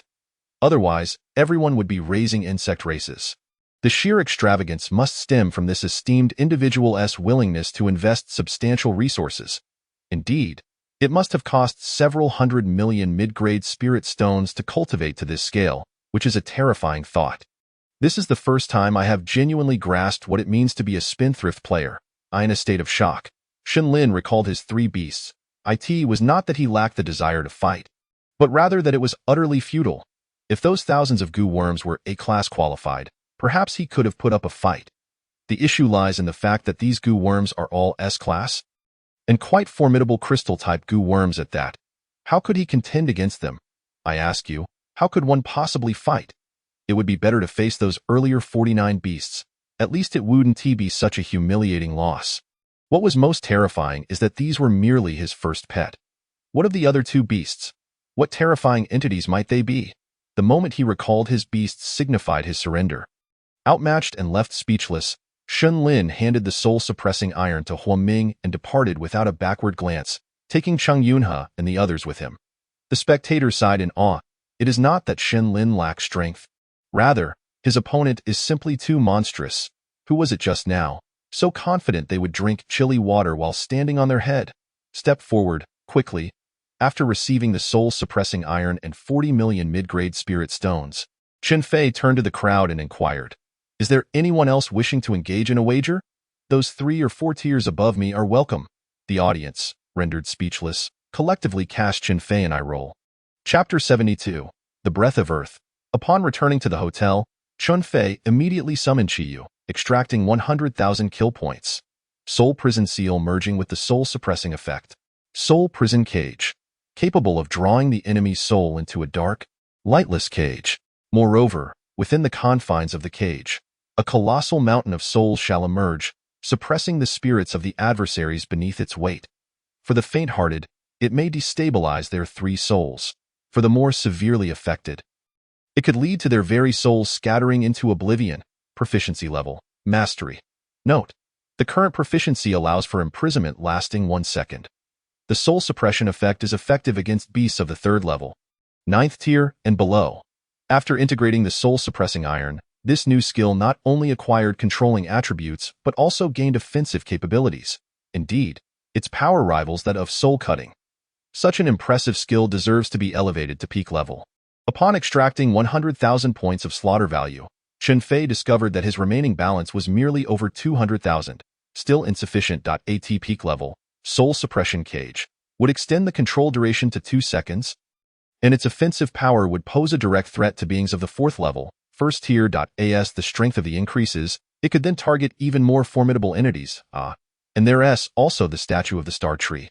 Entangled by Shenlin, Chen Fei almost forgot the most crucial matter. Exercising caution, he brought the statue into the sacred space. Xiao Gu, condense the crystal blade and gently slice it open. Be careful not to damage the contents within. Xiao Gu first cut a thin layer and discovered nothing particularly remarkable. Continuing the incision, after half a day's effort, he found merely a small object the size of a marble, adorned with wondrous patterns. Resembling a fossil that seals the, could it be another sealing artifact? Utilizing the sacred text for identification. Shi Rang, sealed state, quality. Level 6, a type of spiritual soil between heaven and earth that can grow infinitely as long as it absorbs sufficient spiritual energy. Spiritual plants cultivated in Shi Rang grow at an accelerated rate. When Shi Rang expands to a certain extent, it will nourish the spiritual energy, enhancing its density. Note: requires 100,000 points of slaughter value to unseal. A level 6 artifact, truly a sight to behold. Spiritual soil that can grow infinitely by absorbing spiritual energy is indeed intriguing. However, it appears to have limited utility. Aside from earth-type beasts, other types cannot assimilate it. Rubbing his chin, Chen Fei fell into contemplation. Suddenly, his attention was drawn to the 3rd-generation Gu worms in the sacred space and the 3rd-level beasts captured from the Baiyue Mountains. Chen Fei intended to use his slaughter value solely on himself and the 3 beasts. What about these creatures? Allowing them to improve on their own could take an eternity. Would enhancing the spiritual energy density in the sacred space expedite their growth? Resolving to experiment, Chen Fei planned to first unseal the artifact. Then confine a cubic kilometer of space within the sacred space, placing the Shi Rang in the center. Next, he would purchase several dozen pots of Yuanling grass and arrange them around it. Yuanling grass serves a singular purpose, continuously absorbing and releasing spiritual energy, albeit at a modest rate. Yet it is reasonably priced. He would also acquire some Tuliang dragon carps and cultivation tanks, which serve a purpose akin to the Yuanling grass. Finally, he would sprinkle wood shavings from the star tree around to gather the spiritual energy emitted by both the Yuanling grass and Tuliang dragon carps. With everything prepared, the outcome would require time for verification. The endeavors of the previous night were extraordinarily rewarding. Exhausted from his efforts, Chen Fei cradled the 3 beasts and drifted into slumber, unaware that outside, the tale of a youth commanding dozens of 3rd-level beasts was beginning to unfold. The following day, a gathering convened in the conference room. Have you heard? Shenlin, the first-year champion from Lingchuan, was defeated by an unknown young man, and it was an upward challenge. Tang Jian recounted vividly, as if he were present at the scene. Sukin interjected. Controlling dozens of 3rd-level beasts, this technique seems somewhat familiar. Upon hearing this, Tang Jian paused. This was not merely familiarity, it was an indelible memory. Everyone turned their gaze towards Chen Fei, only to find him drowsy in a wonder. He had exerted himself until late the previous night. Tang Jian squinted. It couldn't possibly be him, could it? He has only recently broken through to become a high-level beastmaster. Does he possess the ability to capture 3rd-level beasts? Moreover, it is said that S-level Black Obsidian Giant Rhino is merely a subordinate. Do you think Chen Fei would be willing to let the Black Obsidian Giant Rhino be his subordinate? Sukin nodded in agreement. In that case, it shouldn't be Chen Fei. S-level beasts are quite rare in Tianqing City. Few would squander such a valuable asset. Even with Su Shanhai's resources, he only possessed 2 S-level beasts. For others, it would be even more challenging. Just as they were about to say more, Sun Chuang entered with a stack of documents.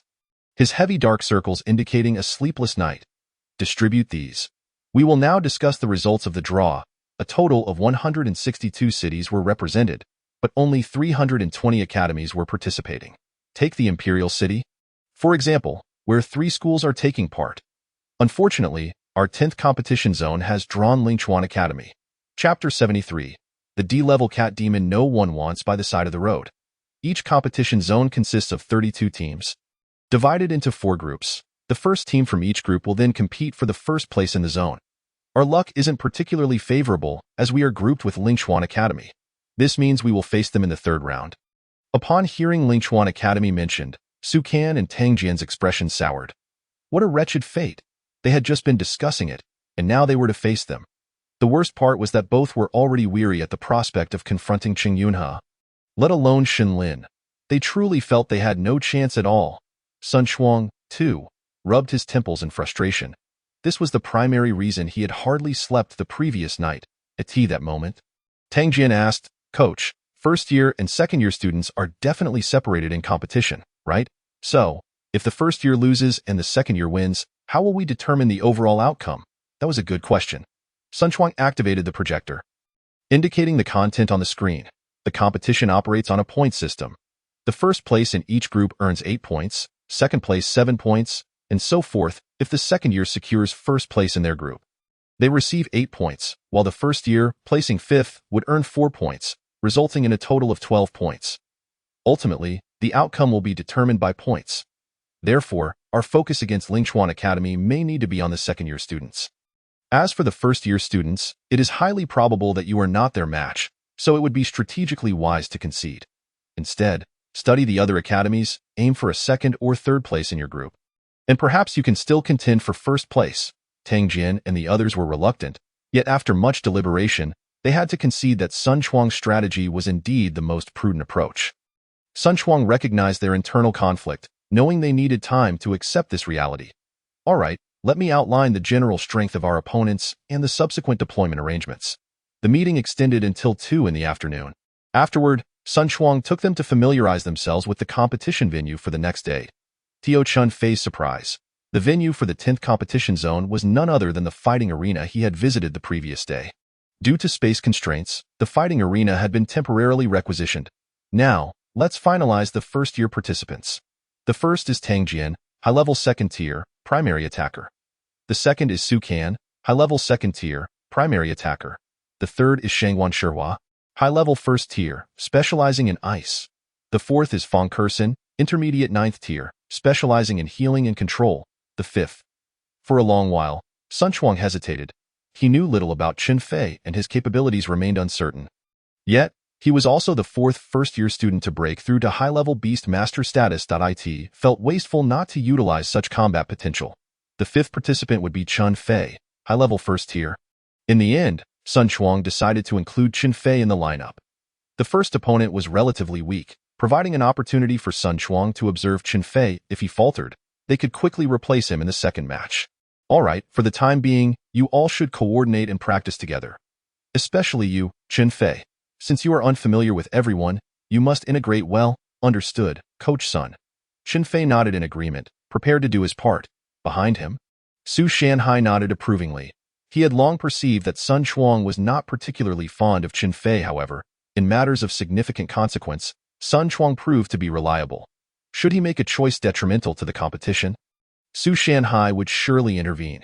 The current arrangement was quite reasonable. Now, it remained to be seen what surprises this group of young individuals could deliver. Qin Fei, I have yet to see your other beast companions. Why not introduce them?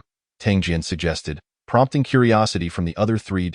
Qin Fei lifted the cloud-like creature in his arms, stating, "This is one of them." The 4 scrutinized it closely but could discern no identifiable beast type, resembling a D-level cat demon that was unwanted by the roadside. Tang Jian scratched his head. You might as well introduce it yourself. Internally chuckling, Qin Fei thought, it would be surprising if they could identify it. The dual combination of Wu Yun's camouflage technique and the hidden element technique makes it challenging even for a king-level beast master to recognize. This is Wu Yun. It possesses shadow, sand, and sound wave attributes, which should complement the team's capabilities. The others nodded vigorously. They lacked shadow and sand attributes, making it perfect, and the other one. The other is, however, I do not intend to have it participate. Though is an ancient mythical beast, its appearance is too recognizable. Anyone with a modicum of knowledge about ancient beasts would easily identify it. Therefore, he released one of the 6S-level beasts controlled by the second-generation insect, a monkey-like creature with blue-violet fur. Especially its long, flowing hair atop its head. It was covered in a layer of thunder armor, adorned with lightning patterns, and its blue-violet eyes made it look exceptionally striking. The Thunder-Eyed Monkey King, Strength, Level 3. Stage 6, Attributes, Elemental including Thunder and Fire, Healing, Transformation, Qualification. Potential. Expected to advance to SSS level, Skills. The transformation system, like the soul system, is also a relatively rare category. It encompasses the ability to enlarge or shrink one's physical form and temporarily morph into the appearance of other beasts. It is indeed a peculiar attribute. However, due to the brief duration of transformation, it cannot maintain its form for as long as techniques like disguise. Otherwise, Chen Fei would have had Wu Yun replicate it. As for the Thunder-Eyed Monkey King's strength, it has consistently remained at level 3, stage 6, but has been concealed by Chen Fei using the hidden element technique. To outsiders, it appears to be only level 3. Stage 1. Impressive, Chen Fei. Your Thunder-Eyed Monkey King possesses remarkable qualifications. Chapter 74. Are you teasing me? They were unaware of Wu Yun's formidable capabilities, yet the Thunder-Eyed Monkey King was well aware. With dual attributes of thunder and fire, alongside a degree of healing ability and the capability to amplify its physical form, it is indeed a dream companion for a beast master. Tang Jian had always refrained from underestimating Chen Fei.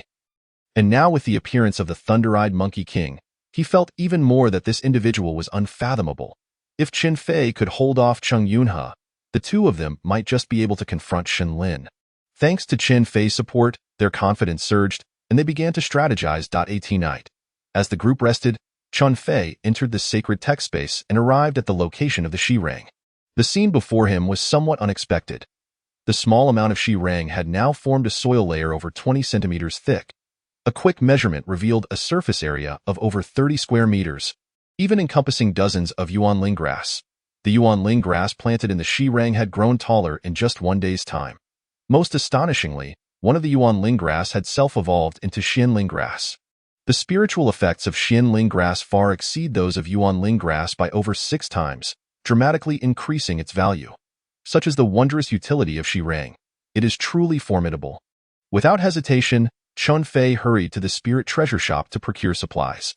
Anything related to spiritual exhalation and gathering was purchased without restraint. Chen Fei aimed to cover this 1 square kilometer space with Shirang as swiftly as possible. Then, he would see what kind of spiritual energy or other resources it would yield in return. This endeavor kept him busy until the late hours of the night. The next day, he still appeared groggy and was forcibly dragged to the competition venue in the 10th district by Tang Jian. By 8 a.m., the place was already packed to capacity. Were it not for the prohibition on flying, some might even ride their beast companions to view the event from above. In Baiyue City, Chen Qingyun, Xia Zhixue, Xing Xiaoshan, and others were gathered around a large screen, munching on sunflower seeds. The screen displayed the live broadcast of the 10th district. Hello everyone, I am Zhang Ziliang, the host of the 10th district. Now, let us welcome the 32 teams participating in the competition.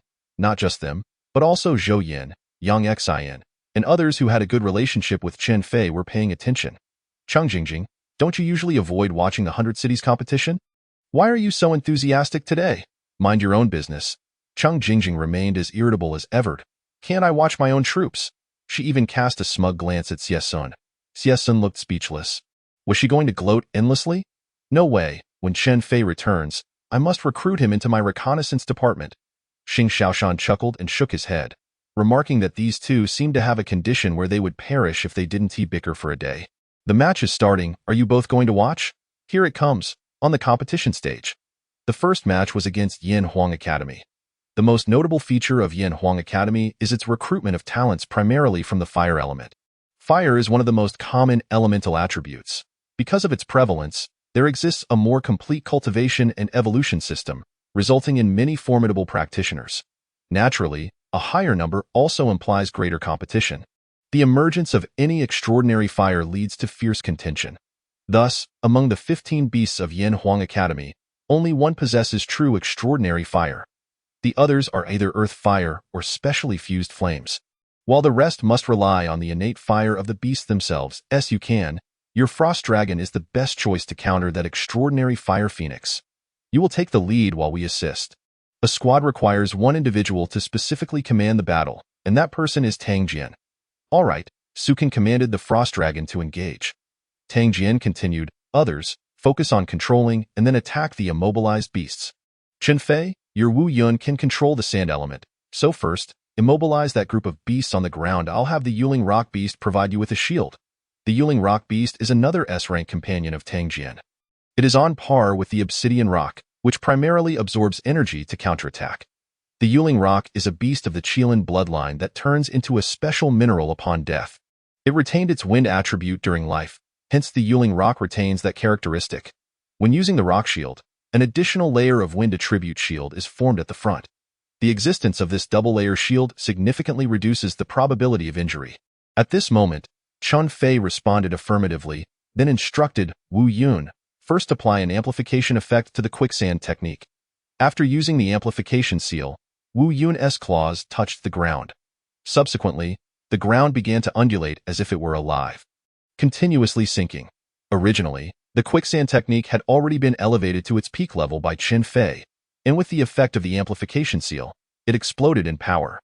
The quicksand not only occupied a small area, but transformed the entire combat platform into sand, affecting even their own beasts. Tang Jian, Sun Chuang, audience. Tang Jian went into a frenzy. I told you to use the quicksand technique, not to attack our own.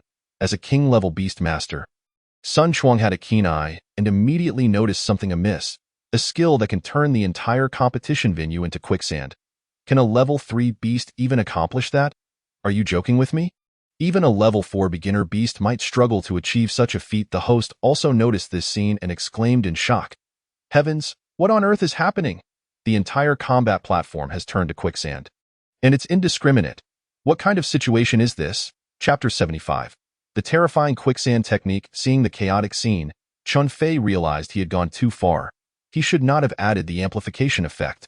He hurriedly instructed Wu Yun to tone it down, ensuring that at least their own beasts remained unaffected. Sun Chuang, the host, and the audience were captivated and began to observe the quicksand.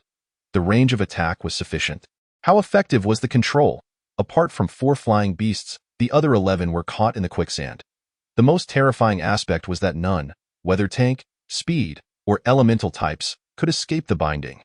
The peak-level quicksand not only had the capacity to continuously sink, but also possessed stickiness akin to the silver thread's entanglement and 8-fold gravity. Clearly, this was not a force that a level 3 beginner beast could resist. Even a level 3 stage 7 or 8 beast would struggle to break free. Thus, a terrifying scene unfolded. An ordinary quicksand technique swept through, directly engulfing 11 enemy beasts, disrupting their formations and rhythm entirely. The host quickly shouted, "It's extraordinary sand, gravity-adhesive sand.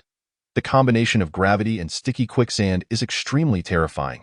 It is difficult to break free at the same level." The host's extensive experience led both sides into a brief silence. Particularly, the students of Yan Huang Academy wore expressions of despair. Is there even a need to continue? What a joke. One move annihilated 11 beasts. Another move would likely wipe us all out. Just take down that Frost Dragon and concede. Their morale had been shattered by more than half. After all, facing 4 against 14, it was hard to see a path to victory. Tang Jian, Su Kan, and the others gazed at Chen Fei with burning intensity.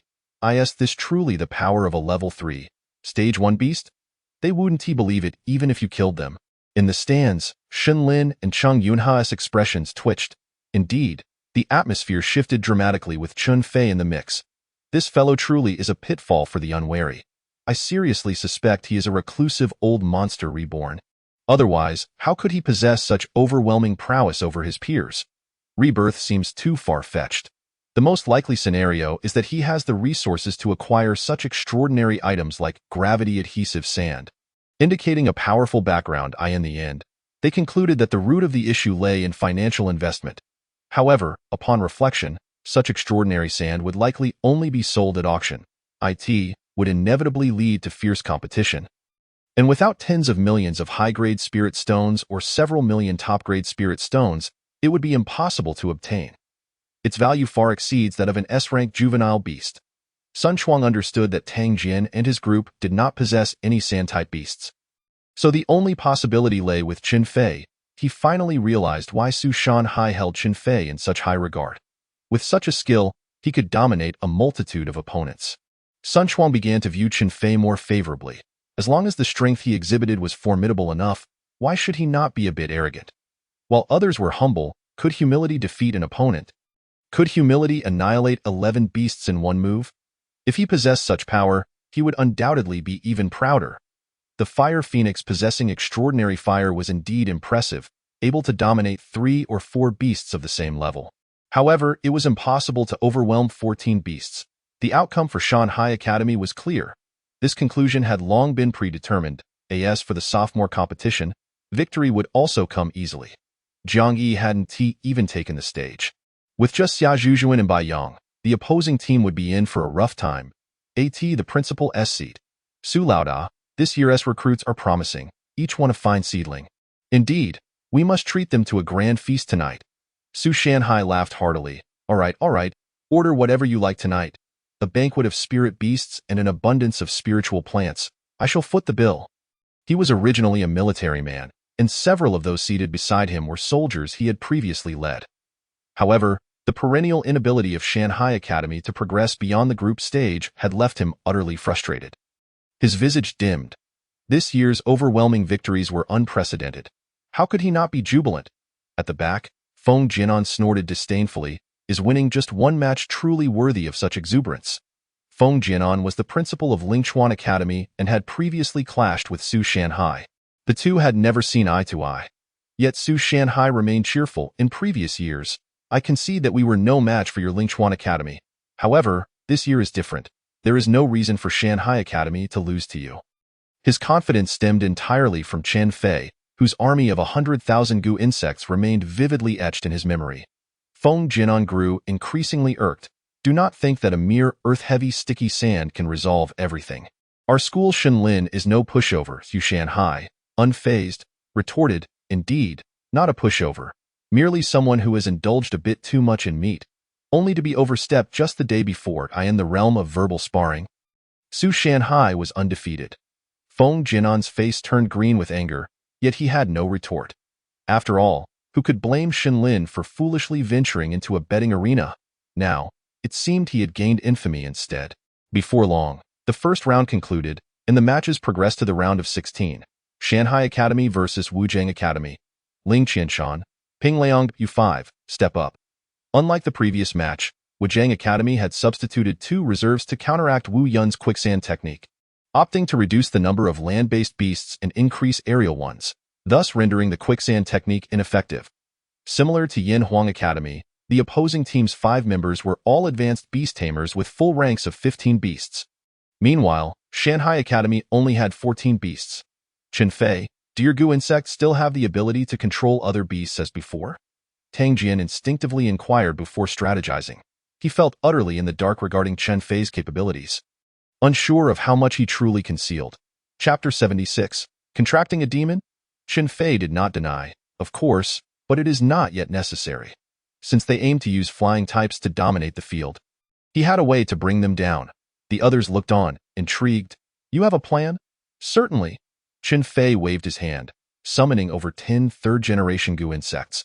Just then, the referee announced, the match officially begins. Go, little ones. Under the cover of the Yin Yuan Ju, the third-generation goo insects swiftly approached the opposing flying beasts. During their approach, a few were indeed spotted by the enemy's aerial creatures. However, Tang Jian's Yulin Yen beast had already shielded them, and with its crystal barrier, it could withstand 1 or 2 strikes. This time gap was sufficient for the third-generation goo insects to accomplish much. The first order of business was to rapidly release super toxins. Chen Fei refrained from unleashing the undiscriminating poison directly, for that would surely spell doom for the enemy beasts without a second chance. After releasing the toxins, the third-generation goo insects simultaneously produced the gravity crystals they had prepared. Triggering a gravity field, A peak-level gravity field could reach 8 times the normal weight. If one had not trained specifically in such an environment, the only outcome would be akin to the fallen three-headed beast, plummeting to the ground. Once the flying beasts hit the ground, they would lose their inherent advantage, and coupled with the interference of the toxins, Tang Jian and his team could simply pummel the grounded foes. The result was evident. Shanghai Academy emerged victorious. In the audience, many began to take notice of this team. What is Shanghai Academy? Their skills are astonishing. They yanked down all the flying beasts in one fell swoop. It was ruthlessly impressive. I didn't even see how it happened before the match was over. It was a complete domination. Wow. Shen Lin and Cheng Yunhe couldn't help but gasp. If a mere dozen goo insects possessed such lethality, what terror must the tens of thousands they had seen before have unleashed? Had they not witnessed it firsthand? Who could fathom that such a formidable breed of goo insects existed in abundance? Tang Jian and his companions stood in stunned silence, numbly gazing at Qin Fei. You didn't merely bring them down. You ground them into the earth. I feel you alone could win this match. One remarked. Also, your goo insects must be S-grade now, right? Qin Fei neither confirmed nor denied it, but Tang Jian and the others had already pieced it together. In other words, did this mean he currently commanded 3 S-grade beasts? Ugh, Tang Jian groaned, patting his head. I initially thought to challenge you, but it seems I've vastly overestimated my abilities. He realized that Qin Fei's most terrifying tactics had yet to be revealed. Once employed, they would surely inspire dread. Suddenly, Tang Jian's eyes widened. Could the individual who defeated Shen Lin truly be Qin Fei? Initially, he had dismissed this possibility, but as more of Qin Fei's capabilities came to light, he increasingly believed it to be true. In the Shanghai Academy resting area, Sun Chuang regarded Qin Fei with newfound respect. He had thought that Tang Jian and Su Ken were the strongest contenders this year. Now it seemed the true powerhouse was this Qin Fei. His handling of the goo insects was exquisite, something even he could not have managed in his youth. The moment the third-generation goo insects appeared, Zhang Yi's gaze remained fixed on Qin Fei. She had only bestowed upon him one goo king's heart, yet he had managed to elevate the insect's potential to S-grade. It was worth noting that when she first beheld them, they were merely B-grade beasts, and now they had ascended to S-grade. This remarkable ability left even her feeling inadequate. Bai Yang's eyes shifted from hostility to wariness as he regarded Qin Fei. Had Qin Fei remained at the beast tamer level he had demonstrated during the previous tri-school exchange competition, Bai Yang would not have thought twice about him. But now, it was different. The higher Qin Fei's talent soared, the more he wished to keep him away from Zhang Yi. To ensure victory, Zhang Yi finally took the stage in this match. Qin Fei turned his attention to her, curious to see how the daughter of the Goo King would perform. To his surprise, she summoned only 2 beast companions, both of S-grade potential. Notably, both beasts were at the 3rd level, 9th stage. The first beast she summoned was a patterned soul beast, akin to the Goo King himself. With the Goo King present, Zhang Yi could avoid many detours. If the Goo King's patterned soul beast was also at the 3rd level, 9th stage, it certainly posed a formidable challenge to the one before her. As its soul chain skill had reached peak level, and of course, that was the only skill at peak level. The rest remained at mastery level. In terms of proficiency, Qin Fei was invincible. The second beast was equally rare. Resembling a humanoid demon, entirely crimson, it possessed devilish horns, a long tail ending in a scythe, and a pair of fleshy wings sprouting from its back. Its facial features were reminiscent of a human female, inherently exuding an aura of enchantment. Crimson demon, strength, 3rd level, 9th stage attributes, elemental, demon, summoning potential. Expected to advance to SSS grade. Skills, 1. Demon summoning. Can summon powerful entities from the demon realm through sacrifice. Proficiency, peak level. Note: sacrifices can include spiritual energy, lifespan, life force, rare materials, etc. The more valuable the sacrifice, the more formidable the summoned entity. Due to current strength and proficiency, the maximum summoning capability is a 4th level. 5th stage demon, and the duration is extremely short. 2. Dark incursion. Conjures the demon attributes within to form a dark domain, stripping away the 5 senses or even life itself. Proficiency, mastery level. Note: this ability can deprive vision, hearing, and smell, lasting 3 seconds per use. Chapter 77. We surrender. Demons have never been benevolent beings. Generally, only the most vicious individuals can wield them. The very notion that Jiang Yi, a person imbued with righteous aura, would contract a demon was perplexing. What was she thinking? The world seemed turned on its head. The stark contrast was overwhelming. The Crimson Demon sacrificed half of its spiritual energy, subsequently summoning a fourth level, second stage skeletal demon of the necromancy, devouring, and elemental types. The skeletal demon, resembling a bull-headed man, towered over 4 meters, wielding a massive skeletal axe and it stood silently, enveloped in black flames that seemed to threaten to incinerate everything around it. This was not a wave of heat, but an endless chill. Known as the evil spirit cold fire, it was a type of with the ability to freeze vast expanses. However, those ensnared by its icy grip were not merely frozen to death. They were burned alive. Such an ability, combining ice and fire, rendered it nearly impossible to defend against. Coupled with its formidable fourth level, second stage strength, the skeletal demon was currently in an invincible state. The peak level soul chain provided auxiliary support, tightly controlling the opponent's beasts, turning all within its path into ice sculptures. If the previous match was a first year's massacre, this one had devolved into a second year's despair. Encountering a freak of nature like Chun Fei was one thing. Now facing Jiang Yi was another. The students of Wujiang Academy were left with faces akin to bitter gourds. It was not that they were weak. Their adversaries were simply too absurd. With a commanding victory secured, they prepared for the quarterfinals, where they would face Lingchuan Academy. Feng Jinan smugly crossed his legs. Su Shanhai, it seems your team can go no further.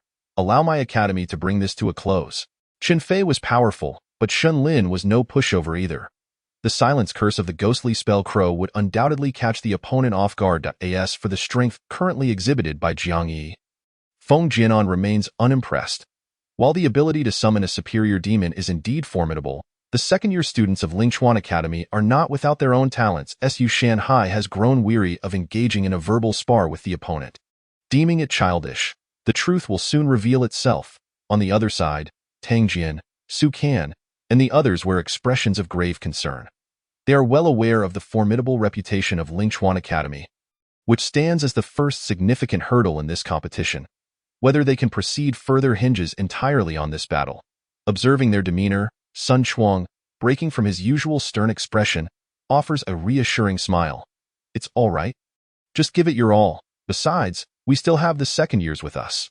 The purpose of participating in this competition is not solely to secure resources. More importantly, it is to engage with peers of the same age. Only by confronting others can one evaluate oneself and identify areas for improvement, thereby striving for personal growth. The group contemplates this, realizing that now is certainly not the time to retreat. Regardless of the outcome, they must fight to truly understand their capabilities. With their spirits gathered, Tang Jian and his companions step onto the competition stage with heavy yet determined strides. They are resolved to give their utmost. At this moment, their fighting spirit reaches its zenith. However, what greets them is a single statement from Shun Lin. We concede. Tang Jian, Sun Chuang, audience. What is happening? Did I mishear? Lingchuan Academy has voluntarily conceded? Is there some hidden agenda at play? I suspect so. While Shanghai Academy possesses a few capable individuals, it hardly warrants a direct concession from Lingchuan Academy. To concede without a fight is rather anticlimactic. The fighting spirit that Tang Jian, Su Kan, and the others had painstakingly built up now dissipates like water down a drain at Shen Lin's words. Even now, they remain utterly bewildered as to what has transpired. Suddenly, Tang Jian notices Chen Fei's nonchalant expression. Wait a moment, could this guy have known in advance? If he were indeed the one who defeated Shen Lin, then everything falls into place. But is that truly possible? Shen Lin's concession catches everyone off guard. The most furious and incensed individual is undoubtedly Feng Jianan. He slams his chair down, initially intent on berating Shen Lin, but the throng around him compels him to suppress his temper. Shen Lin, do you comprehend the gravity of your actions? To falter before battle is uncharacteristic of you. I demand an explanation. Shen Lin, Cheng Yunhe, and the others wear expressions of bitterness. They too long for a fierce battle, yet they possess no strength to resist. Shun Lin gestures respectfully towards Chen Fei. Big shot, please reveal your true strength to our principal, lest we endure scorn. All eyes turn towards the direction Shen Lin indicated. Landing upon the boy cradling a cat, with a gentle and refined appearance, His eyes are as dark as an abyss, if memory serves. He is the student who annihilated 11 beast masters with a single quicksand technique. Indeed, it is he. Chen Fei, taken aback, realizes that the Shun Lin constantly mentioned by Sun Chuang and Tang Jian is actually that harbinger of fortune. He had been excessively fatigued in recent days, resulting in his inattentiveness. Chen Fei is somewhat tempted by Shen Lin's possessions, but with so many witnesses, extortion would be ill-advised. Thus, he opts for a different approach. Last time you left in such haste that I didn't get a good look at your ghostly crow.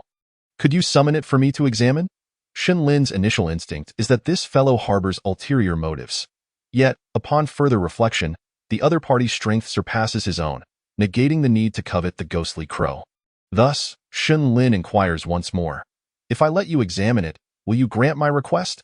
Chen Fei nods vigorously. Absolutely. The bystanders are thoroughly perplexed by their exchange. They detest such enigmatic individuals. It is only when 49 third-tier beasts suddenly materialize in the competition arena that they begin to grasp the situation. Chapter 78. Is Chen Fei unwell? Third tier, level 3, Abyssal Sea Spider. Fourth tier, level 4, Ice Edge Demon Deer. Fifth tier, level 5, Thunder People Worm. A total of 49 beasts. Heavens, could this be the individual who defeated Shen Lin a few days prior? It must be him. Who else could summon such a multitude of third-tier beasts in one go? No wonder Shen Lin conceded. That makes perfect sense. Tang Jian, Su Kan, and the others stare blankly at the figure before them. I in the audience, Jiang Yi, Bai Yang, and others are equally stunned. The memories of a past encounter resurface at this moment. Once, someone had compelled Tang Jian to concede using 16 second-tier beasts. This time, he wields 49 third-tier beasts, shocking the entire venue. Students from Shanghai Academy, watching from the live stream, erupt in excitement. Here it comes. Chen Fei's Beast Wave strategy. It's so nostalgic to see it again. This individual is even more terrifying than before. Not only is the quantity staggering, but the strength is equally formidable. What other outcome could there be but Shen Lin's concession? Feng Jinan finally comprehends why Shen Lin has behaved so unusually. It turns out he has long been defeated by Shanghai Academy. How foolish of him to believe Shen Lin could triumph over them. Reflecting on his earlier bravado nearly causes him to spit blood. At this moment, Su Shanhai delivers a cutting remark. Apologies, Principal Feng, but it seems that Shanghai Academy has the upper hand. The surrounding principals burst into laughter, leaving Feng Jinan's face as dark as charcoal. It soon shifts from black to pale. Oh no. The principal is enraged. Quick, take him to the treatment room. Even Sun Chuang cannot help but gasp in shock. Chen Fei has concealed such a trump card. 49 third-tier beasts could wreak havoc in the first-year competition. Indeed, one must not judge solely by appearances. In his mind, Chen Fei's status now stands only below Jiang Yi. As for Chen Fei, he is rather shamelessly cradling the ghostly crow, caressing it while muttering incessantly. This sight causes Shen Lin a wave of unease. He cannot shake the feeling that Chen Fei has some peculiar intentions for his beast. What odd quirks does this person possess? How does the ghostly crow function? Meow, curse of despair. Plunging individuals into hopelessness, thereby diminishing their combat effectiveness. Let us switch that. A curse-affecting mood is indeed not weak. It can be utilized in numerous scenarios, especially when interrogating foes. Since Qiyu already possesses soul interrogation, there is no need to acquire this one. Meow, what about illusory vision curse? Illusory vision curse causes the target to perceive terrifying illusions, leading them to madness and fear. Its principle is akin to that of illusion-type beasts. Let us exchange it. Meow, this one is silence curse. Chen Fei's eyes light up suddenly, followed by a sly grin. This is it. This is the one. Copy it over, then replace shadow binding. Shadow binding belongs to an enigmatic control ability, yet it carries significant limitations. A light-averse skill renders the shadow useless, regardless of proficiency. Moreover, it merely restricts the opponent's physical form, allowing them to still deploy their skills. Furthermore, quicksand technique also serves as a control skill. With the addition of heavy sticky sand, its potency far exceeds that of shadow binding. The silence curse, however, is different. It directly silences the opponent's skills, making it far more domineering and straightforward. After completing his task, Chen Fei departs, leaving behind the ghostly crow, now surrounded by scattered feathers, in a daze. Master, I am no longer pure. I've been thoroughly touched by the cat. Upon hearing the ghostly crow's complaint, Shun Lin is left with goosebumps. This guy, Chun Fei, definitely has peculiar inclinations. It seems that all geniuses carry a touch of madness. After Chun Fei's turn, it is the second-year students' match. The second-year students of Lingchuan Academy are indeed no pushovers, pushing by Yang and Xiaozhu Jun to go all out. Yet, they still fail to bring forth Jiang Yi's third beast companion. In this round, Jiang Yi sacrifices some mid-grade spirit stones and all the energy of her Scarlet Demon, summoning a level 4, Tier 4 Blood-Eye Demon Sovereign. The Blood-Eye Demon Sovereign possesses 36 blood-red eyes and a single eye on its face, adorned with an eerie spiral pattern. Its appearance is unsettling, yet its strength surpasses that of the skeletal demon. When all 36 eyes rotate simultaneously, they activate an illusionary domain. Due to its overwhelming power, it envelopes the opponent's beasts entirely, instilling terror. The downfall of Lingchuan Academy begins with this maneuver. Tang Jian and Su Qin cannot help but express their envy. What a formidable Scarlet Demon. It can summon a Tier 4 Demon Sovereign. Jiang Yi, the second-year top student, is indeed extraordinary. It is likely that even ordinary first- or second-tier beast masters would struggle against her. Chun Fei nods in agreement, recognizing the invincibility of this Scarlet Demon's summoning abilities. No wonder even demons have been contracted by Jiang Yi. At this moment, Su Qin lowers his voice.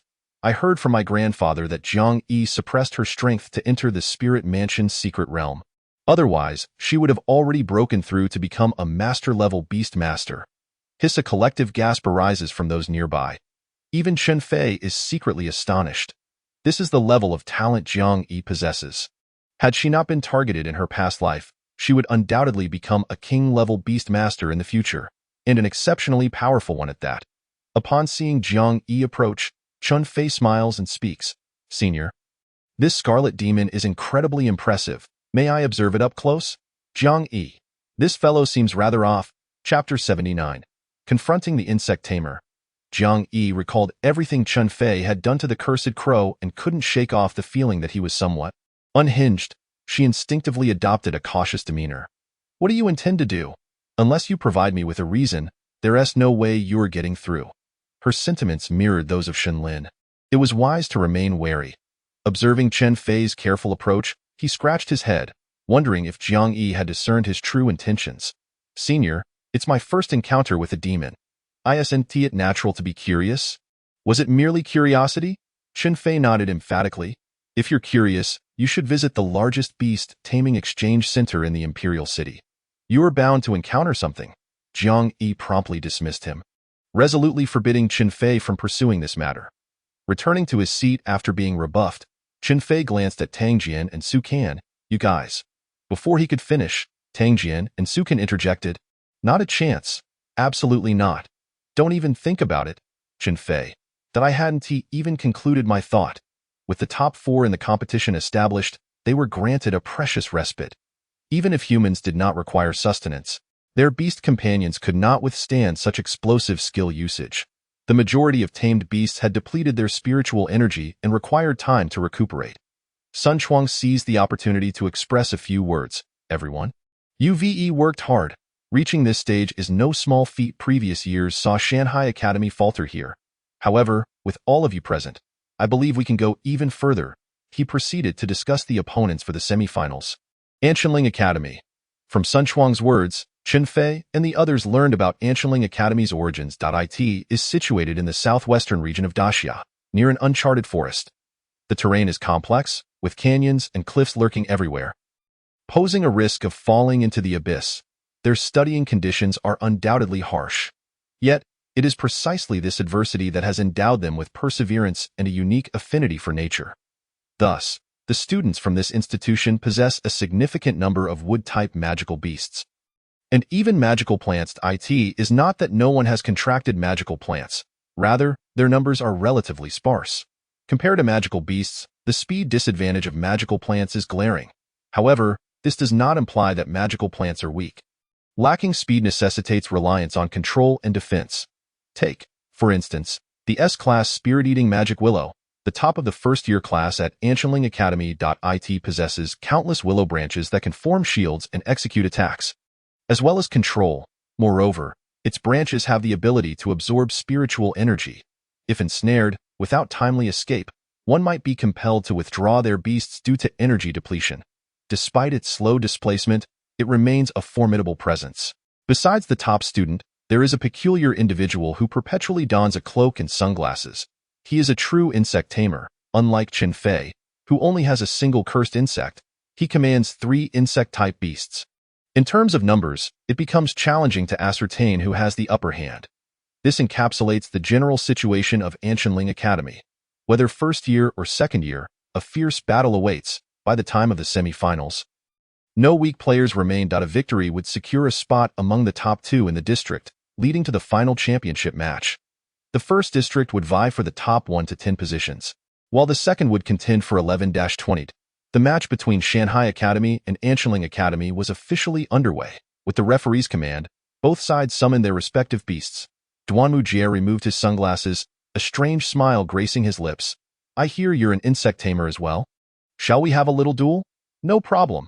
Chen Fei readily accepted. It was a rare opportunity to encounter a genuine insect tamer, and he was eager to gauge the other's strength. However, before that, he summoned 49 Tier 3 beasts to assist Tang Jian in dealing with the spirit-eating magic willow. Duanmu Jie laughed. Brother, you truly underestimate me. Your beast can parasitize and control, but mine can do the same. He summoned a batch of Tier 3 beasts, totaling 60, surpassing Chen Fei's in number but slightly inferior in strength. Most were Tier 3 rank 3 to Tier 3 rank 4, unlike Chen Fei, who had several Tier 3 rank 5 beasts. One side boasted quality while the other quantity. In a true battle, the difference would be negligible. Consequently, both sides withdrew their Tier 3 beasts, realizing that the fight was relatively even and did not warrant wasting energy. The atmosphere on-site surged as the crowd marveled. Wow, an insect tamer who can actually grow stronger feels like cheating. Yet, how many can truly rise to such heights? Unless one is a wealthy benefactor. This line of work is not for the faint of heart. It is a rarity to witness a duel between insect tamers. Today is indeed an opportunity for enlightenment. Since the Tier 3 beast swarm of corpse control was no longer effective, it had to be an insect-on-insect battle. 2 types of small insects emerged from Duanmu Jie. One was a black-crawling insect, the A-grade black frost spider. The swarm strength was Tier 3 rank 1, which implied that the mother insect was at least Tier 3 rank 3. They primarily utilized webs for control and support. The other was a brown flying insect, resembling dead leaves, adept at camouflage within the forest.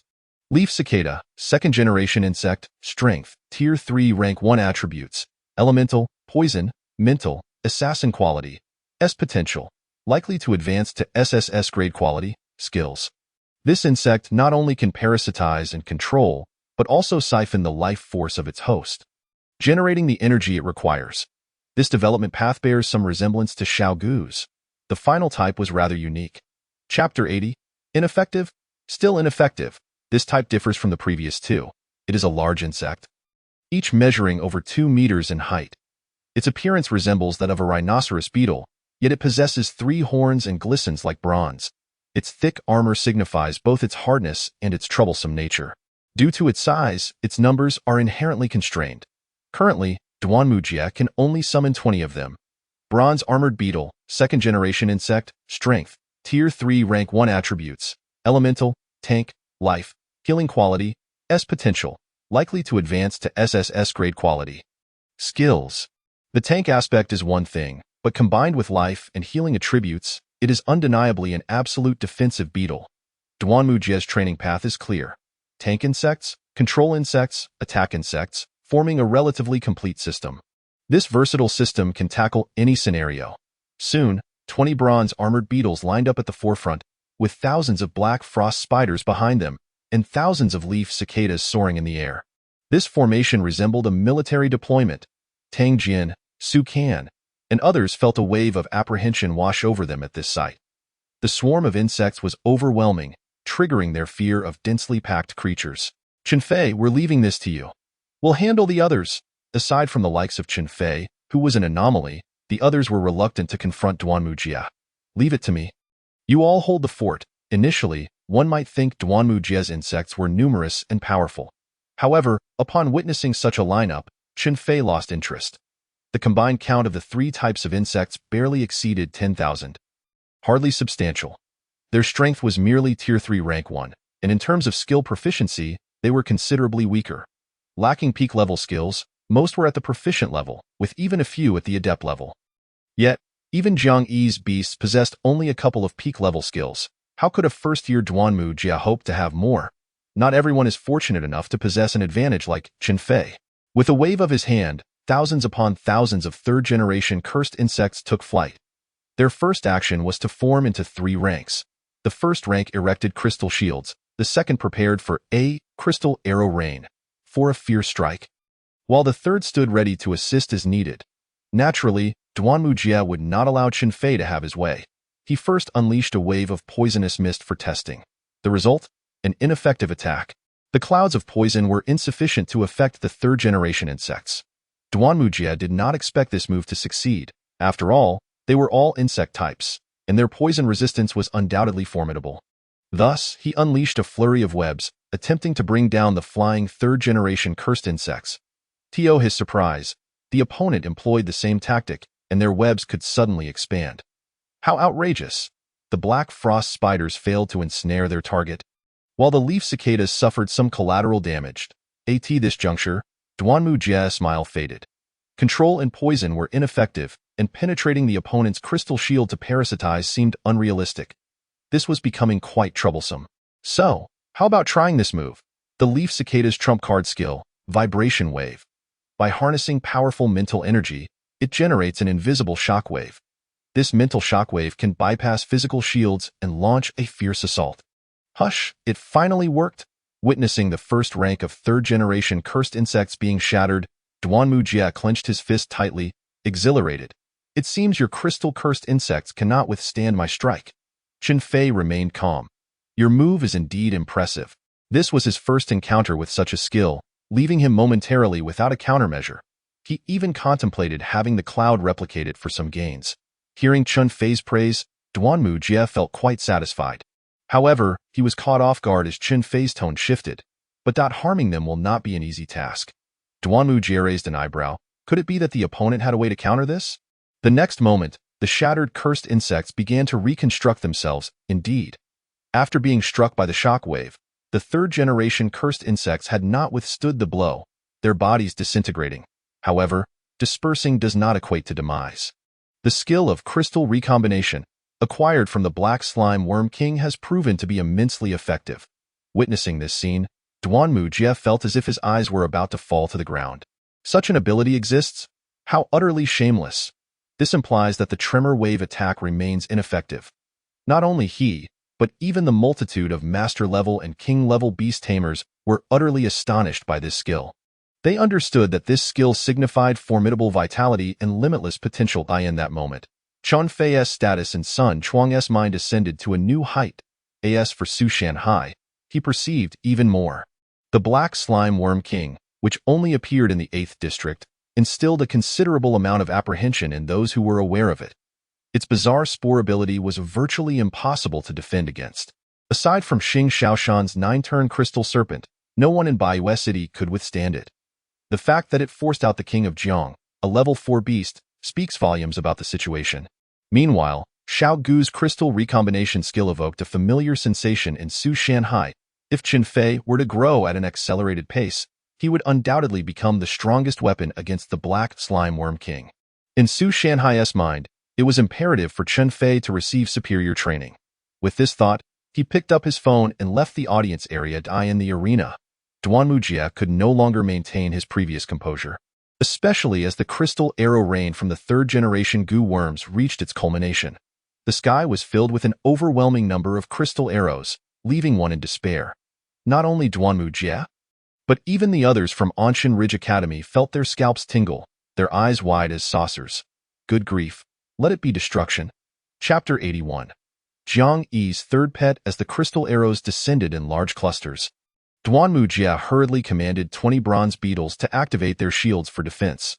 Simultaneously, various healing skills were frantically cast upon himself. The spirit-devouring demon Willow followed suit, neglecting Tang Jian and the others' beasts, focusing instead on shielding its companions within its protective barrier. Even so, It could not withstand the peak-level crystal arrows. Boom, boom, boom. After a series of impacts, dust enveloped the arena, only dispersing after a considerable time. When the situation within became visible, everyone was taken aback. Duanmujia had recalled 8 of the 20 bronze beetles, leaving only a pile of shattered remains. Duanmujia nearly wept. Damn it, cultivating a bronze beetle costs nearly 1 million mid-grade spirit stones. This wave directly obliterated tens of millions of mid-grade spirit stones for Duanmujia, making even breathing a painful endeavor. As for the branches of the spirit-devouring demon willow, scarcely any remained. All shattered at it was undeniably gravely injured, unable to continue fighting. Although the beasts under the protection of the spirit-devouring demon willow were largely unharmed, they exhibited a trembling demeanor. This was due to the fact that half of the crystal arrows still hovered ominously in the sky. It was merely a competition. Chen Fei did not intend to be overly ruthless, only executing a partial display of his prowess. Tang Jian, Su Can, and the others could see the astonishment in each other's eyes. Another decisive move from Chen Fei. What on earth had he experienced in the past 6 months? Could the front lines truly facilitate such rapid growth? Not really. My cousin who returned from the front lines isn't significantly stronger than I am. Ultimately, it still depends on the individual. For others, the front lines can provide excellent training. However, for Chen Fei, it represented a veritable treasure trove of resources. Shanghai Academy, victory. After the storm of crystal arrows, Anshan Ridge Academy conceded defeat. Their main force had been decimated, leaving no reason to continue fighting.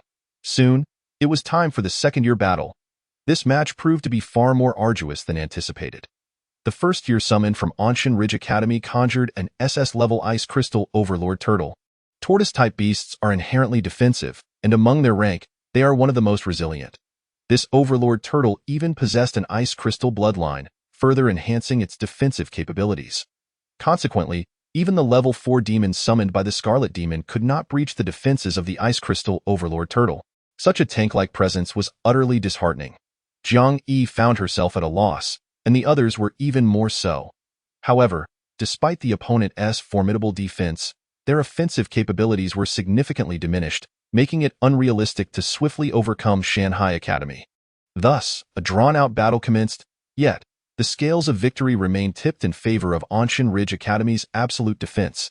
Jiang Yi sought victory, but dragging the battle out was counterproductive. Come forth, Celestial Crane. She finally summoned her third pet. Its appearance was reminiscent of ordinary crane-type beasts, yet its plumage was far more exquisite, particularly the wings, which were adorned with a spectrum of colors. The long, flowing red feathers atop its head exuded an ethereal aura. Celestial Crane Strength, Level 3, Stage 9 Attributes, Elemental, Binding, Soundwave, Flight Qualification, SS Potential, likely to ascend to a Celestial Beast.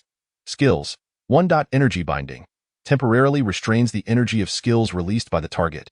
Unreleased skills are sealed and cannot be executed. Proficiency, Pinnacle Level. Note: proficiency applies only to elemental, soundwave, and mental skills. Cannot bind soul, spatial, temporal, or reincarnation skills. Currently, the highest proficiency can only bind skills of level 4 and below for a duration of up to 2 seconds. 2. Perception Binding. Blocks the target's ability to perceive surrounding entities, severing the consciousness exchange between beasts and their tamers. Proficiency, Mastery Level. Note: current proficiency can only bind for 3 seconds. 3. Celestial Crane's Clear Sound. The special call of the Celestial Crane carries healing powers, capable of soothing emotions and alleviating pain. Proficiency, Mastery Level. Note: this is a group healing technique, generally effective for physical healing, but significantly more effective for mental healing. What an exquisite binding ability! The moment Chen Fei laid eyes on it, he was captivated by these words. Beneath the sealing category lies the binding category. Sealing encompasses the realms of heaven and earth, time and space reincarnation. Belonging to the first tier alongside spatial abilities, binding, while slightly weaker, can still restrain certain aspects of time and space, but with greater limitations, it belongs to the second tier. Even so, binding remains one of the attributes unattainable by ordinary individuals. Jiang Yi's ability to contract this celestial crane must be attributed to her lineage as the daughter of the Jiang King. Slurp Tangjian seemed to hear the sound of someone swallowing, glancing in that direction to find Chen Fei continuously gulping. His gaze was fixated on the celestial crane. Considering Qin Fei's peculiarities, Tang Jian felt a chill run down his spine. This guy must have set his sights on Senior Zhang's celestial crane, right? Indeed. Qin Fei was indeed drawn to the binding skills. Any of them would prove invaluable. Energy binding not only restricts the energy of skills but can also seal their usage. How incredibly domineering. Perception binding is undoubtedly the best choice against the earth-splitting demon worm. It can even sever the consciousness exchange between beasts and their tamers, making it an exceptional ability for assassinating beast tamers. If Wu Yun could replicate one of these skills, it would elevate him significantly. At that point, Wu Yun, though merely possessing S-level qualifications, would wield SS-level skill attributes. Lost in thought, Qin Fei was drawn back to the battle, which had now reached a fevered pitch. Chapter 82. The terrifying Dragon Academy. Jiang Yi awaited the perfect moment, anticipating the instant her opponent's lineup displayed a flaw, at which point she would command the celestial crane to utilize energy binding. The target, naturally, was the Ice Crystal Overlord Turtle. The sudden binding rendered the Overlord Turtle unable to channel its spiritual energy, causing its crystal shield and tank skills to disappear. In that instant, it stood immobilized. This moment afforded Shanghai Academy a golden opportunity. If the Overlord Turtle could not be overcome, they would target the other beasts. Without the Overlord Turtle's protection, they could push through unimpeded. Ultimately, Shanghai Academy retained 5 beasts, while Anshan Ridge Academy was left with only the Ice Crystal Overlord Turtle. A 5-2-1 scenario would gradually wear it down to nothing. Shanghai Academy, victory, advancing to the top 2, well done, Su Shanghai roared. Releasing years of pent-up frustration, entering the top 2 meant securing a spot among the top 20 in the Grand City competition, a fact that thrilled Su Shanghai beyond measure. Brothers, tonight let us indulge in some monkey wine. We won't return until we're thoroughly intoxicated. The other's eyes sparkled. Excellent, excellent. I haven't tasted monkey wine in years. It's a rare delicacy, worth 1,000,000 high-grade spirit stones for a mere pound. Only someone like Su Laoda can afford it. I can hardly contain my drool. Monkey wine is brewed by the infernal Flame Monkey clan, often trading it with humans for rare materials. Only they, unafraid of volcanic temperatures, dare to delve deep to harvest the core ingredient, the Heart Fire Lotus fruit. This fruit inherently possesses a burning sensation, rendering the resulting monkey wine incredibly potent and strong. Consuming this wine not only enhances the spirit energy within the body but also boosts fire resistance, making it a truly exceptional rarity. After boasting a bit, Su Shanghai returned to the Shanghai Academy's resting area. You all did splendidly. Tonight, let us feast together. The first match of the competition is tomorrow afternoon. Don't feel too pressured. Just give it your all. After all, we have already secured our place in the top 20. Su Shanghai genuinely felt satisfied. For a small city like Tianqing City to reach this stage was no small feat, however. Advancing further would prove to be quite challenging. Jiang Yi, being the daughter of the Jiang King, was indeed formidable, yet even the Jiang King was merely a king-level beast tamer of the second tier. Such competitions are rife with king-level beast tamers. Some individuals come from families with parents who are also king-level beast tamers, starting life already ahead of the curve. The resources they receive can easily surpass those provided by the Jiang King. Moreover, the most terrifying of all are the aristocratic families. Jiang Wang's solitary accumulation could indeed rival the collective efforts of several generations. Though such a feat is far from easy, thus, in the fierce competition of the second district, Shanghai Academy faced off against the formidable top 10 team from the previous year, Dragon Academy. The sole condition for admission to this prestigious institution is the possession of a dragon-type beast, be it a Jiaolong, a Yalong, or a Zhenlong. As the first battle for supremacy in the district commenced, there was no need for concealment. Dragon Academy revealed all its trump cards. Before Qin Fei stood 2 exceptionally powerful dragons. Point 1 was an SS-grade chaotic purple dragon, a Tier 3, Level 4 Yalong species, boasting the rare chaotic attribute, which allowed it to master skills across the 10 elemental domains: metal, wood, water, fire, earth, wind, thunder, light, darkness, and ice. The vast array of skills derived from these 10 elements left Tang Jian, Su Kan, and others in despair. The other was a Tier 3. Level 4 Zhenlong, the flying heavy dragon, clad in silver-gray scales, with its horns gleaming with metallic luster and exuding an air of nobility. it commanded immense authority. This dragon possessed few attributes aside from wind, rain, and metal, with its most remarkable being the gravity attribute. From birth, it was favored by the laws of gravity, effortlessly manipulating the gravitational forces affecting any object or being within its domain. Encountering the flying heavy dragon proved troublesome even for Chen Fei. The sandstorm technique of Wu Yun and the gravity crystal of Xiao Gu were rendered utterly ineffective. Even the crystal arrows descending from the sky became harmless, while the airborne 3th-generation Gu insects found themselves ensnared. Unable to fly.as for the use of poison, it was largely ineffective, especially with the presence of the chaotic purple dragon, which could disperse toxic mists and purify toxins with ease. Xiao Gu's usual abilities were completely countered. It was indeed a predicament, quite a formidable one. The only potential counter was Qiyu, but Chen Fei chose not to reveal this trump card and opted for surrender instead. Having already secured a spot in the top 20, losing would draw no criticism. Rather, it would be deemed entirely reasonable. Should Chen Fei triumph over Dragon Academy, it would raise eyebrows, making it difficult to remain inconspicuous. As for the second-year competition, Shanghai Academy also fell short. While Jiang Yi was undoubtedly strong, Xia Zhujun and Bai Yang lagged significantly behind, and the other two team members fared even worse. In contrast, Dragon Academy exhibited remarkably balanced strength, with each member at least on par with Xia Zhujun, and too capable of challenging Jiang Yi. Given such prowess, even Jiang Yi found herself powerless. Ultimately, Dragon Academy secured first place in the group, while Shanghai Academy claimed second, advancing to tomorrow's championship battle. For Shanghai Academy, the outcome of tomorrow's effort mattered little. Regardless of victory or defeat, they would at least finish in the top 20. For Chen Fei, he merely sought to broaden his horizons and gauge the level of other exceptional talents. For his true concern lay solely with the secret realm of Lingfu. Cheers, cheers. How could one miss the celebratory banquet hosted by Su Shanhai? Halfway through the feast, Chen Fei was unexpectedly called outside by Su Shanhai. In Chapter 83, The War God of Humanity, Su Shanhai handed Chen Fei a spatial ring, reiterating a promise made earlier. As long as you participate in the competition, I will personally provide you with a batch of resources. You only offered this because Shanghai Academy achieved results, right? Chen Fei teased lightly, Su Shanhai huffed in indignation. How could that be? Is that the kind of person I am? However, he continued, by the way.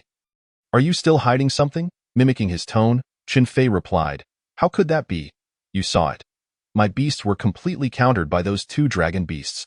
The thought of those two SS Grey dragons left Su Shanhai feeling helpless as well. Other elite academies might not even prevail against them, let alone his team. Forget it for now. Let me introduce you to someone. Suddenly, a figure appeared before Chen Fei. With long silver hair and donned in a flowing azure robe, he exuded an air of elegance, his sharp yet benevolent gaze embodying a sense of returning to simplicity. Allow me to introduce my superior, Tuoba Ziyuan.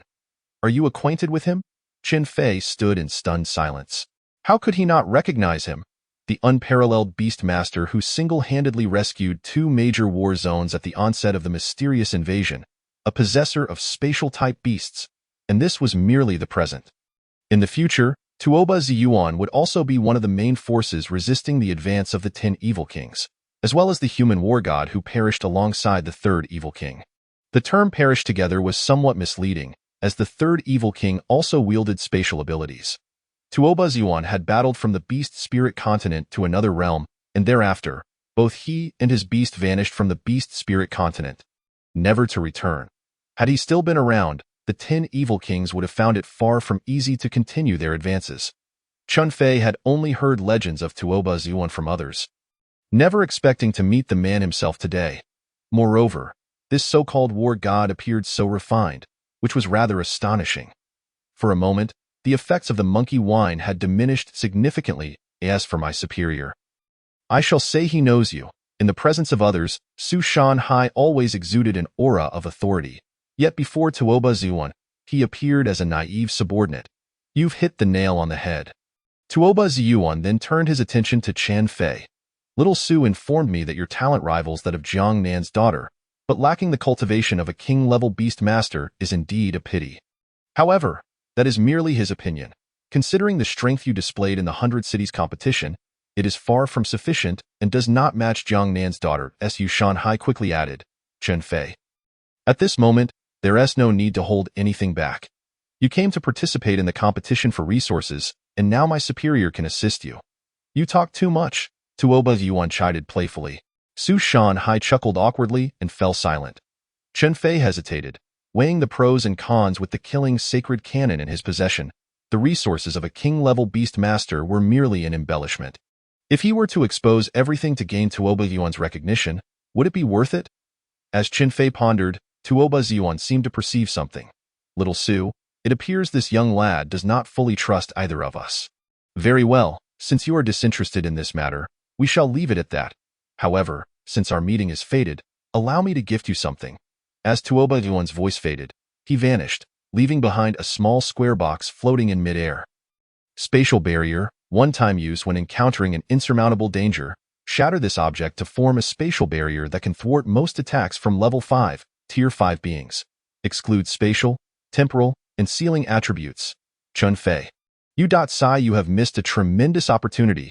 In truth, my superior had long recognized that the Thunder Eye Ape King was merely a pawn controlled by the goo insects. Moreover, your cat demon is no ordinary creature. It possesses the rare dual-eyed feature. He was simply eager to see your third beast to gauge your true potential. Yet you remained silent, offering nothing, which naturally rendered the encounter uninteresting. Su Shanhai was incensed. Feeling frustrated at the lost opportunity, Tuoba Yuan had always been a solitary figure, without offspring or disciples. If Chen Fei had caught his attention, it would have been a remarkable fortune. Alas, it seemed that chance had slipped away. Chen Fei offered no response, only silence remained. Was it a pity? Perhaps, but not excessively so. If it were not for the killing sacred cannon, he would have endeavored to seize the opportunity. Well then, let it be. Let us drink. Su Shanhai, feeling quite dejected, knew he could not find comfort without downing several gulps of monkey wine. Thank you, Principal. Although this endeavor did not succeed, I appreciate your goodwill, Chen Fei acknowledged. It was at this moment that Chen Fei understood why Su Shanhai, despite being merely a master-level beast master, could safeguard immense wealth. It turned out he had such a powerful ally backing him. Who would dare to stir trouble? In the ensuing 100 cities competition, all eyes were fixed on the championship battle. Various SS-grade beasts made frequent appearances, showcasing an array of captivating abilities: confinement, beast possession, skill fusion, mirror reflection, and puppet control. The dazzling display of diverse powers rendered spectators spellbound.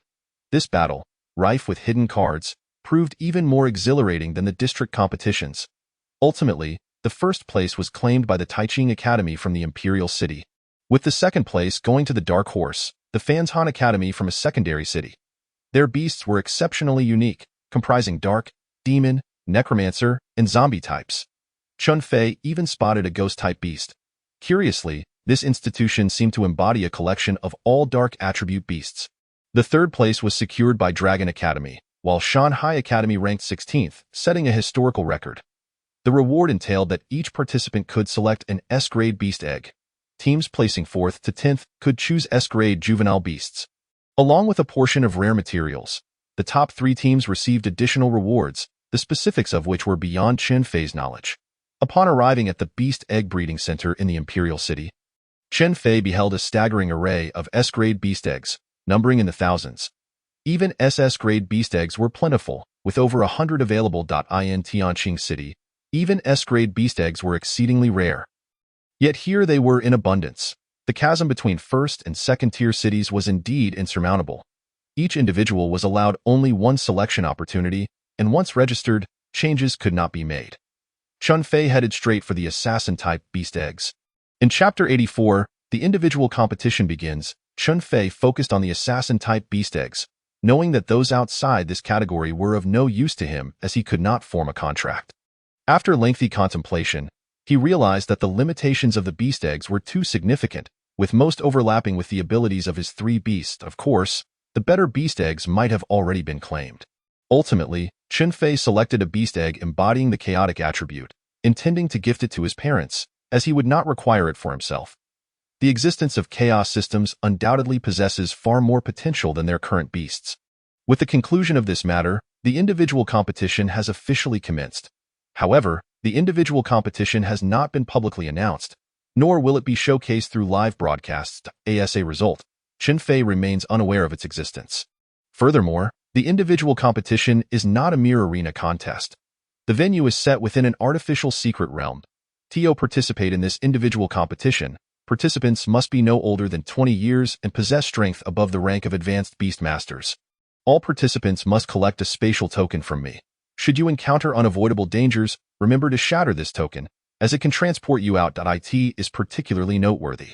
While you may seize resources from one another, maliciously killing an opponent is strictly prohibited. The influential figures behind these talented youths do not wish to see them slaughter each other over trivial gains. Their future lies in confronting the mists, not perishing at the hands of their own. The rules of the competition are quite simple. Regardless of whom you encounter, you must either flee or expel them from the secret realm. It's as straightforward as that. When the number of individuals in the secret realm dwindles to 100, those 100 will be declared victors. Indeed, it is a simple and brutal simulation of a wild survival environment. The only difference is that killing is not permitted. Now, first-year and second-year students will each enter a secret realm. The second-year students are significantly stronger, and the likelihood of survival for first-year students is slim, necessitating their separation. You three, prioritize your safety. Opportunities are not worth your lives. Withdraw at the first sign of trouble. Only Chen Fei, Tang Jian, and Su Kan from the first year of Shanghai Academy are participating. The others lack the requisite strength, rendering their efforts futile. Su Shanhai reiterated, Chen Fei, should you encounter those two, be sure to lend them some support. Understood, Principal. Chen Fei affirmed. As all participants entered the secret realm, the large screen outside displayed the numbers. First year, 966. Second year, 2680. Additionally, numerous fifth-level bees equipped with cameras flew into the realm, tracking each individual and providing real-time feedback on the scenes and circumstances. Upon entering, Chen Fei's first action was to summon Xiao Gu and Wu Yun. Then survey the surrounding environment. He found himself amidst a dense forest, accompanied by the howls of demonic beasts. The absence of other individuals suggested they had been dispersed. With a gentle wave of his hand, over 10,000 third-generation Gu insects took flight. In this environment, the third-generation Gu insects could serve as Xiao Gu's eyes, scouting the vicinity. Some ascended into the air, while others spread outwards. However, just as they ascended, Chen Fei heard a flurry of wing beats, followed by the appearance of a flock of blood featherbirds, attacking the third-generation Gu insects. Blood featherbirds have a particular affinity for insect species, and the considerable presence of third-generation Gu insects attracted them. To Chen Fei's surprise, the first group of demonic beasts encountered here was already at the level of third tier, fourth stage, which many might find challenging to handle. It is no wonder they mentioned the inherent dangers within the secret realm. While killing is prohibited among participants, there are no restrictions against slaying demonic beasts. Xiao Gu, clear the area. The flock of blood featherbirds, believing they would feast, soon realized they were up against formidable foes and were swiftly annihilated. Over 100 of them fell. Subsequently, Chen Fei advanced forward, sparing neither demonic beasts, spirit plants, nor humans. Chen Fei, there is one individual 2 kilometers to the northeast. Then let us proceed. Having been inside for half an hour, he finally encountered someone. Employing the Yin Yuan Ju, Chen Fei stealthily approached. He discovered the other party engaged in combat with a third tier, 5th stage iron armor bear, which was guarding a plant, tortoise-shell peony. This succulent spirit plant holds significant value for tank-type and defensive demonic beasts. Taking advantage of their battle, Chen Fei commanded Wu Yun to use shadow stealth to quietly slip beside the tortoise-shell peony, plucking it and then swiftly departing. For Wu Yun, stealing was second nature. After acquiring the tortoise-shell peony, Chen Fei tossed it into the Shirang space, allowing the second-generation Gu insects and Qiyu to assist in its cultivation. Currently, he was under surveillance, making it unwise to leave the secret realm. In a mere moment, the iron armor bear noticed the absence of the tortoise-shell peony, its eyes turning red with fury. It slammed its paw onto the ground, causing several large fissures to crack open, a testament to its immense strength. Originally, it would have been challenging for Qian Feng's 3 beasts to subdue the iron armor bear. But now facing its wrath, their confidence waned. Damn it, which wretched little thief stole my precious plant? Chen Fei sat atop a tree, snacking on seeds while observing the spectacle, planning to strike once the battle reached its peak. 5 minutes later, Qianfeng finally managed to severely injure the iron armor bear. With the tortoise-shell peony gone, he aimed to claim the bear's heart and other valuable parts as compensation. He then made a hasty retreat, unwilling to linger, fearing that the thief who absconded with the tortoise-shell peony might be lurking nearby. It could be said that Qianfeng was reluctant to forego this opportunity. Otherwise, he would have simply escaped from the iron armor bear rather than attempting to claim its spoils. Indeed, even without Chun Fei's intervention, others soon approached. Without a word, they launched a surprise attack. Qianfeng's beasts, already weary from battle, could not withstand Mu Xiang's ambush from behind. In their desperation, they had no choice but to shatter their token and leave, while Mu Xiang seized the chance to harvest the iron armor bear. Robbery! You are surrounded. Hand over the prized possessions you've acquired in the secret realm. Mu Xiang quickly turned around to behold an unforgettable sight. Behind one person stood over 100 third-tier beasts and an endless swarm of goo insects. Chapter 85. Deployment of Evil Beasts Outside. A crowd gasped upon witnessing the formidable lineup behind Chun Fei. Goodness, I always thought 49 beasts was his limit. Who knew he had more tricks up his sleeve? My word, anyone facing this horde of over 100 third-tier beasts would surely weep. This is absurd. Has he become addicted to spending? Upon seeing these third-tier beasts, Su Shanhai wore an expression of vindication. This little rascal is remarkably adept at hiding his capabilities. No one can truly force out his trump cards. Perhaps these 100 third-tier beasts aren't even his final cards. Indeed, Su Shanhai's speculation proved correct. 49 third-tier beasts. That was when Xiaogu had just reached the third tier, first stage. Presently, Xiaogu stands at the third tier, seventh stage. Controlling over 100 third tier, fifth stage, or lower demonic beasts is an effortless task. Within the Holy Classic space, there even exists a batch of third tier, eighth and ninth stage demonic beasts, merely waiting to be unleashed. Should Chun Fei desire, he could even venture into the second-year competition. Within the secret realm, Mu Xiang stood frozen at this scene. Damn. This wretched luck, stumbling upon a wealthy player right out of the gate. Chun Fei's reputation as a big spender had already spread among first-year students. With a bitter smile, Mu Xiang implored, "Great master, shall we negotiate? I will turn over all my spoils to you, and in return, will you spare me?" Chun Fei crossed his arms and smiled. "Well, that depends on the quality of your spoils." He prepared to play the bandit. Opening his spatial ring, Mu Xiang produced a box containing a piece of purple frost jade. Purple frost jade is quite common, imbued with a hint of frost power, but not in substantial amounts. Unless this jade ages further, transforming into purple frost jadeite, it would fetch at least 100,000 medium-grade spirit stones. You've been in here for half an hour. And this is all you managed to acquire? After hearing this, Mu Xiang felt even more disheartened. Great master, not everyone possesses your spending power. Chun Fei instantly lost interest. Fine, keep it to yourself then. Now, will you leave with my assistance or on your own? Mu Xiang raised his hands in surrender. I'll leave on my own. No need to trouble the great master.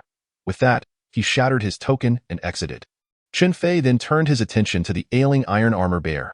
Let us tame it. After all, it is a third-tier, fifth-stage beast, worth capturing.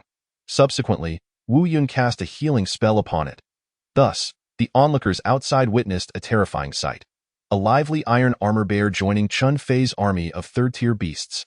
What the heck? Is it really that easy for him to control a demonic beast?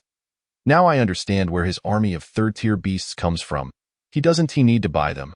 He can simply pick them up. In other words, the secret realm has become his paradise? Not quite a paradise, but it certainly allows Chun Fei to accumulate killing value. As he swept through the realm, the number of participants dwindled rapidly, 921, 845, 633. When only 600 remained, the Lord of the Imperial City commanded the artificial secret realm to shrink, facilitating encounters. Furthermore, deploy the evil beasts. This batch of evil beasts has been captured from various battle zones, subjected to research and repurposed. Not everyone has the fortitude to face the front lines shortly after school starts like Chun Fei. The vast majority of first-year students are still sheltered flowers. It's time for them to witness bloodshed. Among the first-year students, aside from Chun Fei, the strongest only rank at the third tier, fourth stage. The deployed evil beasts have been meticulously selected, with strengths ranging from third tier, fifth stage to third tier, seventh stage. This compels them to engage in earnest combat. Underestimating their foes could cost them not only their spots in the spirit mansion, but even their lives. From a distance, Hua Feng of Nanchong Academy spotted a fruit radiating red light. Undoubtedly a spirit fruit. Cautiously instructing his beast pet to remain vigilant, he began to harvest. However, the moment he touched the red fruit, he was instantly transported outside the secret realm. Hua Feng stood in bewilderment. Had it ended so swiftly? Had the first 100 already emerged? The surrounding individuals shook their heads and clarified, "Not at all. There are still 569 people left. We merely sensed that you were in danger and helped shatter your token to transport you out." "How could there be any danger? I was just about to harvest the spirit fruit. What danger could possibly arise?" Hua Feng's face was a mask of disbelief, feeling as if he had missed out on a fortune. Understanding his skepticism, someone had captured the scene in the footage. As Hua Feng was teleported away, a multitude of hard tentacles surged up from the ground. Much like the mechanism of a bear trap, they would snap shut instantly upon contacting a critical point. Had Hua Feng not been transported, he would have been reduced to a mere pile of flesh at that very moment. Subsequently, a colossal creature resembling a sea star ascended from the depths. Those tentacles were indeed the appendages of the sea star.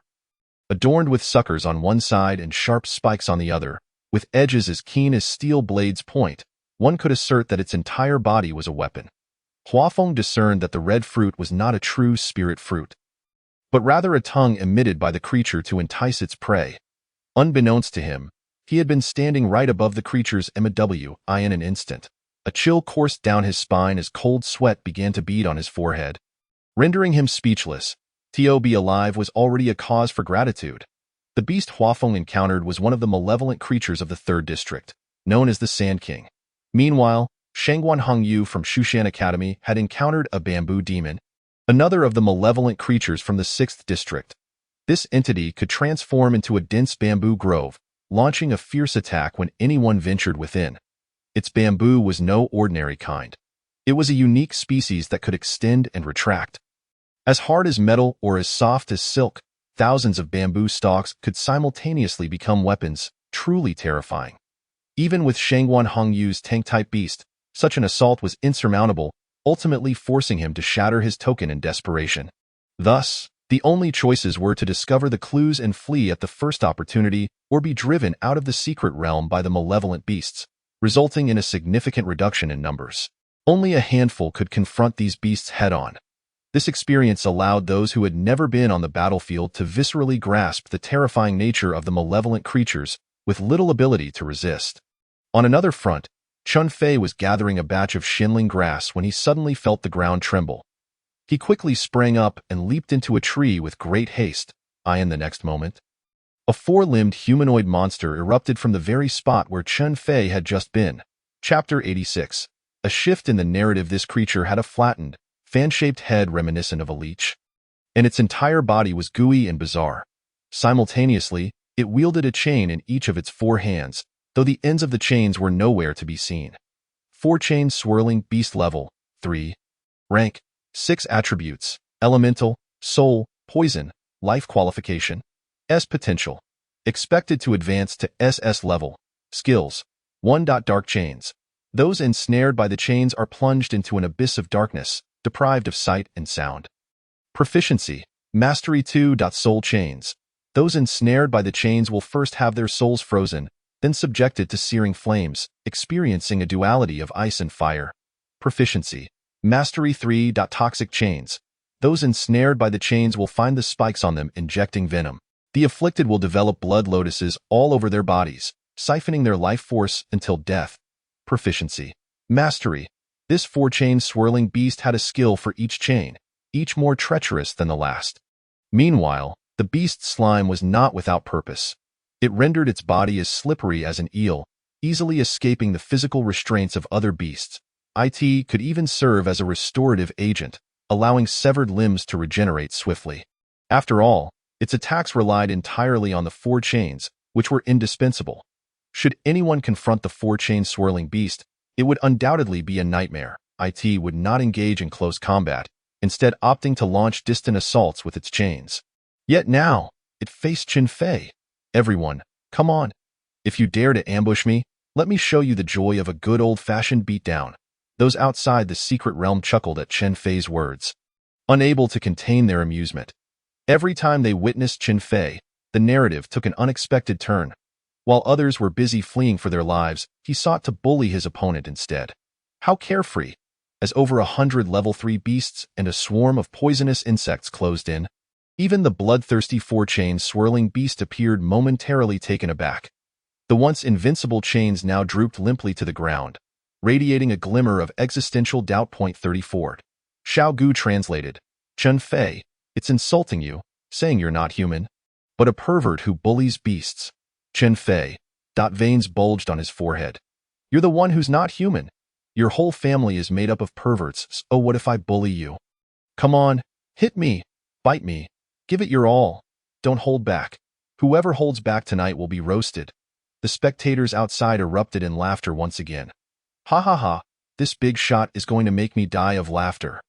Those who had just been teleported out had briefly led them to believe that the malevolent beasts were invincible. It wasn't until the chains of the four-chain swirling beast drooped that they realized these creatures could indeed feel fear. I finally understand. All fear stems from insufficient firepower and strength. Look at Chen Fei. He simply steamrolls through everything. Even the military leaders outside found themselves in a mix of amusement and exasperation. They had intended to impart a lesson to these newcomers. Yet, it seemed that Chen Fei had successfully altered the narrative.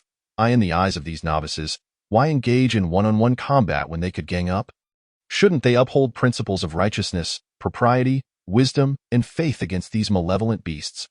After thoroughly thrashing the four-chain swirling beast, Chen Fei had the second generation of insects parasitize it.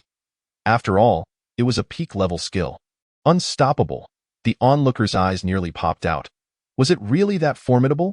A level 3, rank 6 malevolent beast could be parasitized? Bowing down to the big shot. The big shot was truly becoming increasingly invincible. With such a lineup, whoever crossed paths with him would surely weep. Indeed, Shen Lin was already crying. No matter who he faced, even if he couldn't win, at least he could run. But encountering a freak like Chen Fei meant there was truly nowhere to flee. Oh, what a coincidence, Shen classmate. Very coincidental.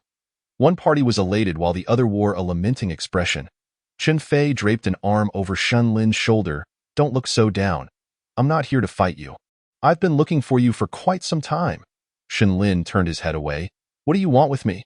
For some reason, he felt an unsettling premonition. Don't you have a treasure-finding mouse? How about we collaborate? You handle the searching. I'll clear the path. In terms of combat, Chen Fei had never feared anyone among the first-year students. But when it came to treasure hunting, he was no match for the treasure-finding mouse. Since they had already entered the secret realm, they might as well dig up some good stuff. It seemed. Not a bad idea at all. Shen Lin perked up a bit. He had previously had no issues searching for treasure alone. But now, with the presence of malevolent beasts, who knew what might ambush them along the way? However, with Chen Fei providing escort, even if malevolent beasts approached, they would have to tread carefully. How do we split it? Shen Lin inquired. Chen Fei gestured, look, you just focus on treasure hunting. I'll handle the fighting. I'll take on the biggest portion, so it's only fair if it's 1 for you and 9 for me. Shen Lin. What the hell? You're the one who fights. It's clearly those 100+ level 3 beasts charging into battle. Of course, these were merely Shen Lin's internal monologues. Without the ability to seek treasure, high combat prowess was of little use. So a 50-50 split it was. Shen Lin didn't want to take advantage, but also didn't want to lose out. Chen Fei shook his head. No, that's not how it works. You see, your fate still lies in my hands. Right? Once we leave the secret realm, your treasure-finding mouse will be useless, won't it? Shen Lin's face darkened. That was too much, an outright threat. He had no choice but to concede. How about I take 4 and you take 6? That should be acceptable. 2/8. Shen Lin stiffened his neck. Chen Fei. There's no such thing as a deal like that. Of course, business requires negotiation. Shen Lin was utterly defeated, ultimately settling on a 30-70 split. With the treasure-finding mouse on board, their scavenging ability had indeed increased significantly, and they had cleared an entire hillside, completely forgetting their original objective. The Lord of the Imperial City glared. What are these two doing? I sent you here for a competition. Not to fleece the sheep. Well, it seems they've become addicted to fleece. Haven't they? Bring me a level 3, rank 8 malevolent beast. I want to see what these two are really capable of. Chapter 87. The four-winged celestial moth beast. The treasure-finding mouse in the lead suddenly became agitated. Chen Fei inquired, "What's gotten into it?" Shenlin explained, "Every time it gets this excited, it indicates the presence of a rare treasure. The last time it behaved like this was due to the statue of the star tree in your possession. Oh, the last time it was a level 6 essence soil. Could there be something equally extraordinary this time?" With this thought, Chen Fei's interest was piqued. "Let us go, let us check out what it is." The two quickly approached, soon arriving at the entrance of a hidden cave, well concealed and nearly impossible to detect without close examination. Upon seeing this, the staff promptly reported, "Lord of the city, this is one of the facilities providing spiritual energy for the secret realm. And these two little ones have found it." The Lord's face darkened. "What are you waiting for? Release the malevolent beasts." "Yes." As Chen Fei and his companion were about to venture into the dense thicket for investigation, they suddenly detected a rustling sound nearby, as if something was swiftly darting towards them. "Retreat!" Chen Fei shouted, promptly dispersing. In the next moment, a peculiar creature materialized before them. This humanoid aberration possessed deep, icy eyes, two antennae protruding from its head, and two pairs of wings resembling those of moths. Its body was covered in a yellow, pollen-like substance, accompanied by several festering sores, evoking a sense of unease. Four-winged moth beast strength, level 3. Tier 8 attributes, elemental, support, poison, flight qualification. S potential, likely to advance to SSS level, skills. Upon witnessing the four-winged moth beast, Chen Fei felt an uncanny familiarity.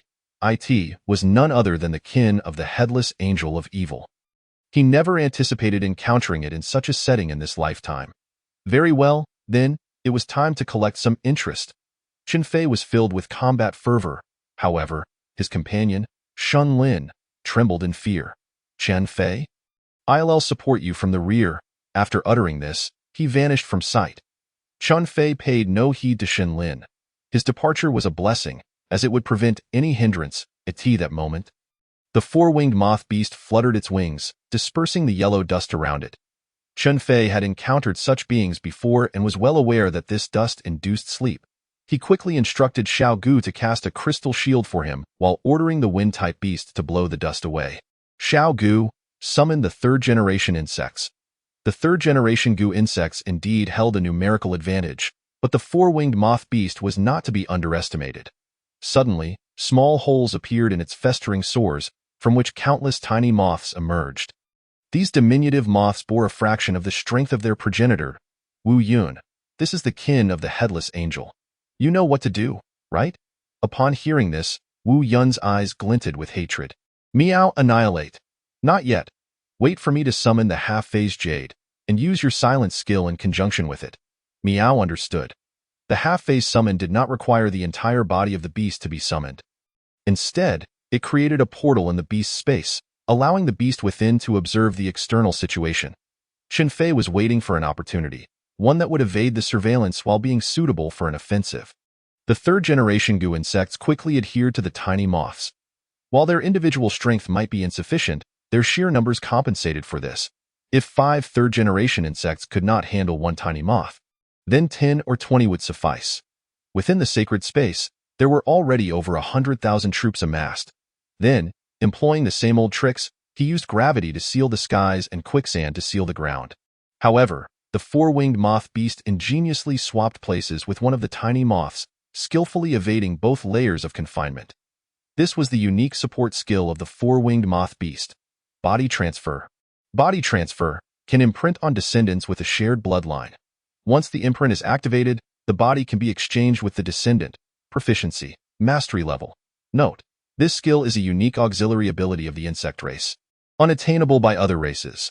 The maximum transfer distance at current proficiency is 1 kilometer, and after use, the imprint must be reapplied. This skill was indeed a life-saving treasure. It was not classified as a divine skill due to its numerous restrictions. One required descendants of the insect race, and the transfer distance was too short. If the transfer distance were 10 or 20 kilometers, capturing the four-winged moth beast would be nearly impossible. Nevertheless, it remained exceptionally troublesome. In the wake of such a sudden transfer, Even the half-phased Jade could not perceive the four-winged moth beast, let alone launch an attack. Chun Fei needed to create an opportunity. Observers outside gasped in astonishment at the four-winged moth beast's abilities. Good heavens! This ability is utterly monstrous. The ability to directly exchange bodies. Who could withstand that? Look, it's not just the esteemed Chun Fei facing this creature.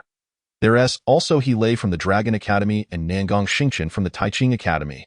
He Lei was indeed the Beastmaster of the Flying Heavy Dragon, while Nangong Xingchen was the first-year valedictorian of the Taiching Academy, currently acknowledged as the top first-year student. Unlike He Lei and Jiang Yi, who each had one SS-level beast and two S-level beasts, Nangong Xingchen possessed two SS-level beasts, vastly surpassing everyone in qualifications. He Lei faced a level 3, Tier 6 four-winged moth beast, while Nangong Xingchen confronted a level 3, Tier 7 beast. Chun Fei, on the other hand, was up against a level 3, Tier 8 beast. Others, viewing from afar, found it difficult to discern the strength of these four-winged moth beasts, but the Lord of the Imperial City was well aware. With arms crossed, he watched the unfolding spectacle, curious to see who would emerge victorious against their respective adversaries. Another chapter will follow soon. Chapter 88. The Plight of Nangong Xingchen. The three battles erupted swiftly. He Lei's Flying Heavy Dragon, an SS-level beast, utilized gravity alteration, which not only targeted the physical form but also imposed a gravitational imprint on the soul, regardless of how the four-winged moth beast shifted its body. As long as the soul imprint remained, the Flying Heavy Dragon could manipulate the gravitational forces acting upon it, thereby restricting its flight. In this aspect, it proved more sophisticated than quicksand technique and gravity crystal. The prowess of the SS-level beast was undeniably evident. However, this did not imply that He Lei could easily dominate the four-winged moth beast. Although it could not fly, it still had the capacity for body transfer and countless offspring. Even with He Lei supported by two other beasts, securing a decisive victory was not a straightforward task. As for Nangong Xingchen, the battle was even more intense. His two SS-level beasts were the Scarlet Spirit Divine Crow and the Thunder Purple Qilin. The Scarlet Spirit Divine Crow, possessing the bloodline of the Golden Crow, commanded the burning heaven's scarlet flame, which, while not yet rivaling the divine fire of the Golden Crow, ranked 18th among the otherworldly flames. Though it could not incinerate all things, it had few natural enemies. The Thunder Purple Qilin, endowed with the bloodline of the Qilin, could traverse the clouds. It wielded the nine heavens' purple thunder, which surpassed ordinary lightning. And if it advanced further, it would manifest as the nine heavens' divine thunder, a variant of the heavenly punishment thunder. Thus, the formidable nature of the nine heavens' purple thunder became evident. Both the burning heavens' scarlet flame and the nine heavens' purple thunder were particularly effective against malevolent entities, imposing significant pressure on the four-winged moth beast. The toxic pollen attacks of the four-winged moth beast were incinerated by the burning heavens' scarlet flame, turning those tiny moths to ash upon mere proximity. The nine heavens' purple thunder relentlessly pursued the four-winged moth beast, forcing it to execute body transfer multiple times. Observers outside marveled. As expected of Nangong Xingchen, two SS-level beasts are incredibly formidable. While He Lei was engaged in a balanced exchange, Nangong Xingchen relentlessly pursued his opponent, truly impressive. However, it seemed that the Scarlet Spirit Divine Crow and the Thunder Purple Qilin would not be able to subdue this creature swiftly. The primary challenge remained the elusive body transfer. Just as the crowd believed Nangong Xingchen could easily dominate the situation, the scene took an unexpected turn. With a piercing shriek, the four-winged moth beast unleashed its horde of tiny moths towards Nangong Xingchen. Capture the king before capturing the thief. The four-winged moth beast exhibited cunning intelligence, evading the lightning while commanding the tiny moths to assault the Beastmaster. Should the Beastmaster perish, the attacks of the two beasts would naturally be nullified. Anticipating this, Nangong Xingchen had fortified his defenses. In addition to the flame shield from the Scarlet Spirit Divine Crow, he had an S-level 9 Li Demon Turtle. This turtle, like the half-phased Jade, possessed an ancient bloodline. However, the bloodline of the half-phased Jade was purer, while that of the 9 Li Demon Turtle had become diluted over generations. Even so, like the half-phased Jade, it had awakened a racial secret technique, 9 Li Shield. When activated, this shield manifested a visible gray silhouette of the demon turtle, capable of withstanding most elemental, physical, and mental attacks. Its defensive capabilities surpassed even the immovable as a mountain of the obsidian giant rhino. It was precisely this confidence that allowed Nangong Xingchen to permit the Scarlet Spirit Divine Crow and the Thunder Purple Qilin to stray away from his side. Yet, this very confidence led to his downfall. The tiny moths were not attacking aimlessly. They drew near to Nangong Xingchen, waiting until they were just out of the flame's reach to self-destruct. A handful of self-destructing moths would not breach the Ninely shield. But 1,000 moths detonating simultaneously would generate an unfathomably terrifying explosion. Boom! The enormous blast caused the hearts of the onlookers to race in unison. Surely the first-year champion could not perish so hastily. Oh my goodness, that was ruthless. A simultaneous self-detonation. This must be the most fearsome technique of the insect race, indeed. When compared to self-detonation, all other tactics, crystals, toxic mists, parasitism, pale in comparison. The fact that Nangong Xingchen had not been teleported away suggested he was not in immediate danger. As the smoke began to clear, the crowd finally glimpsed the scene within. The Ninely demon turtle was visibly weakened, with cracks adorning its shell. Yet, Nangong Xingchen was nowhere to be seen. It was only when the Ninely demon turtle shifted that they discovered him crouched in a pit, gasping for breath. His garments were tattered, blood flowing from his arm, and traces of blood remained uncleaned at the corner of his mouth. Had he not had the presence of mind to instruct the Ninely demon turtle to swiftly dig a hole at the last moment, he surely would have perished. After this encounter with the four-winged moth beast, Nangong Xingchen became more cautious, unwilling to let his other two beasts stray too far. He had previously slain beasts of higher tiers than level 3. But he had never anticipated that this four-winged moth beast would be so formidable. For the time being, he found himself at an impasse. The four-winged moth beast, now aware of Nangong Xingchen's precautions, found it challenging to approach him, leading to a fierce stalemate. If a powerhouse like Nangong Xingchen found himself in such disarray, just how formidable was this creature? If I were to step in, I wouldn't even know how I would perish. I am simply curious, with such a terrifying evil beast, if neither He Lei nor Nangong Xingchen can handle it, who else could? And what about the esteemed Qin Fei? Most people's gazes turned towards the battle footage of Qin Fei, eager to see if he could manage the four-winged moth beast, which even He Lei and Nangong Xingchen could not conquer. Chapter 89. Using their own methods against them once the quicksand technique and gravity crystal proved ineffective against the four-winged moth beast, Qin Fei unleashed over 100 level 3 beasts to pursue it, while he tactically fought and retreated. This resulted in Qin Fei being left without any guardian beasts. The onlookers once again felt their hearts race as they witnessed the four-winged moth beast adopting a similar combat strategy. Thousands of small moths surged forward, and as they neared Qin Fei, they detonated themselves. Another explosion. Such creatures are exceedingly ruthless. One can't help but wonder about Qin Fei's well-being. It must be ruthless, as this is a life-and-death struggle, not a mere competition. When facing an evil beast, it's either you die or I live. A merciful heart will only lead to your demise. Qin Fei hasn't been teleported away. Does that imply he is unharmed? Just as they awaited the dissipating smoke, a second explosion echoed through the footage. Everyone was momentarily confused. What caused this second explosion? They widened their eyes, striving to discern the situation within. Once the smoke cleared, all that remained was a four-winged moth beast kneeling on the ground, its two antennae severed, one wing obliterated, and its body in tatters, teetering on the brink of death. What on earth happened? What did I miss? Did anyone see how Qin Fei accomplished this? This is incredible. Look here. Another camera captured it. Turns out that Qin Fei had deliberately sent out the level 3 beasts, feigning a vulnerability by remaining without a guardian beast. At the moment before the small moth self-destructed, Qin Fei utilized crystal shuttling to relocate to another spot, which conveniently placed him behind the four-winged moth beast. Seeing Qin Fei explode, the beast slowed its pace. Curious about the aftermath, this provided an opportunity for Wu Yun and Qi Yu. Simultaneously, using the crystal transfer, the time it took for the camera to once again capture Qin Fei was sufficient for Qi Yu to strike. Everything had been meticulously calculated, waiting for the four-winged moth beast to take the bait. Wu Yun's silence curse was a preemptive measure to prevent the beast from using body transfer. Following this, the quicksand technique secured its form. Then came Qi Yu's soul severance, forcefully expelling the beast's soul. The soul prison was then unleashed. After these two moves, Chi-Yu withdrew, just as the camera caught Chen Fei again. The four-winged moth beast was held in place by Chi-Yu for several seconds, providing Chen Fei the opportunity to act. He dispatched several level 3, 6th, and 7th stage parasitic beasts to encircle the four-winged moth beast. All were Class B, so their self-destruction would not be too costly. Feeling insufficient, Chen Fei also released 1,000 third-generation goo worms.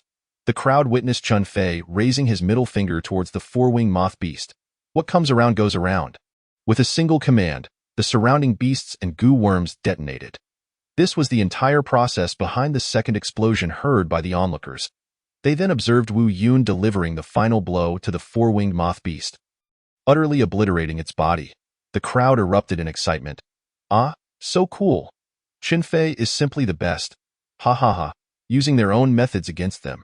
If you moths can self-destruct, so can Chen Fei's goo worms. Only a species like the insect tribe, known for their numerous offspring, would dare to self-destruct like this?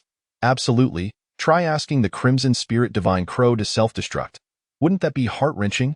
Thus, for those with the ability to invest, raising insects is the way to go. No need to say more.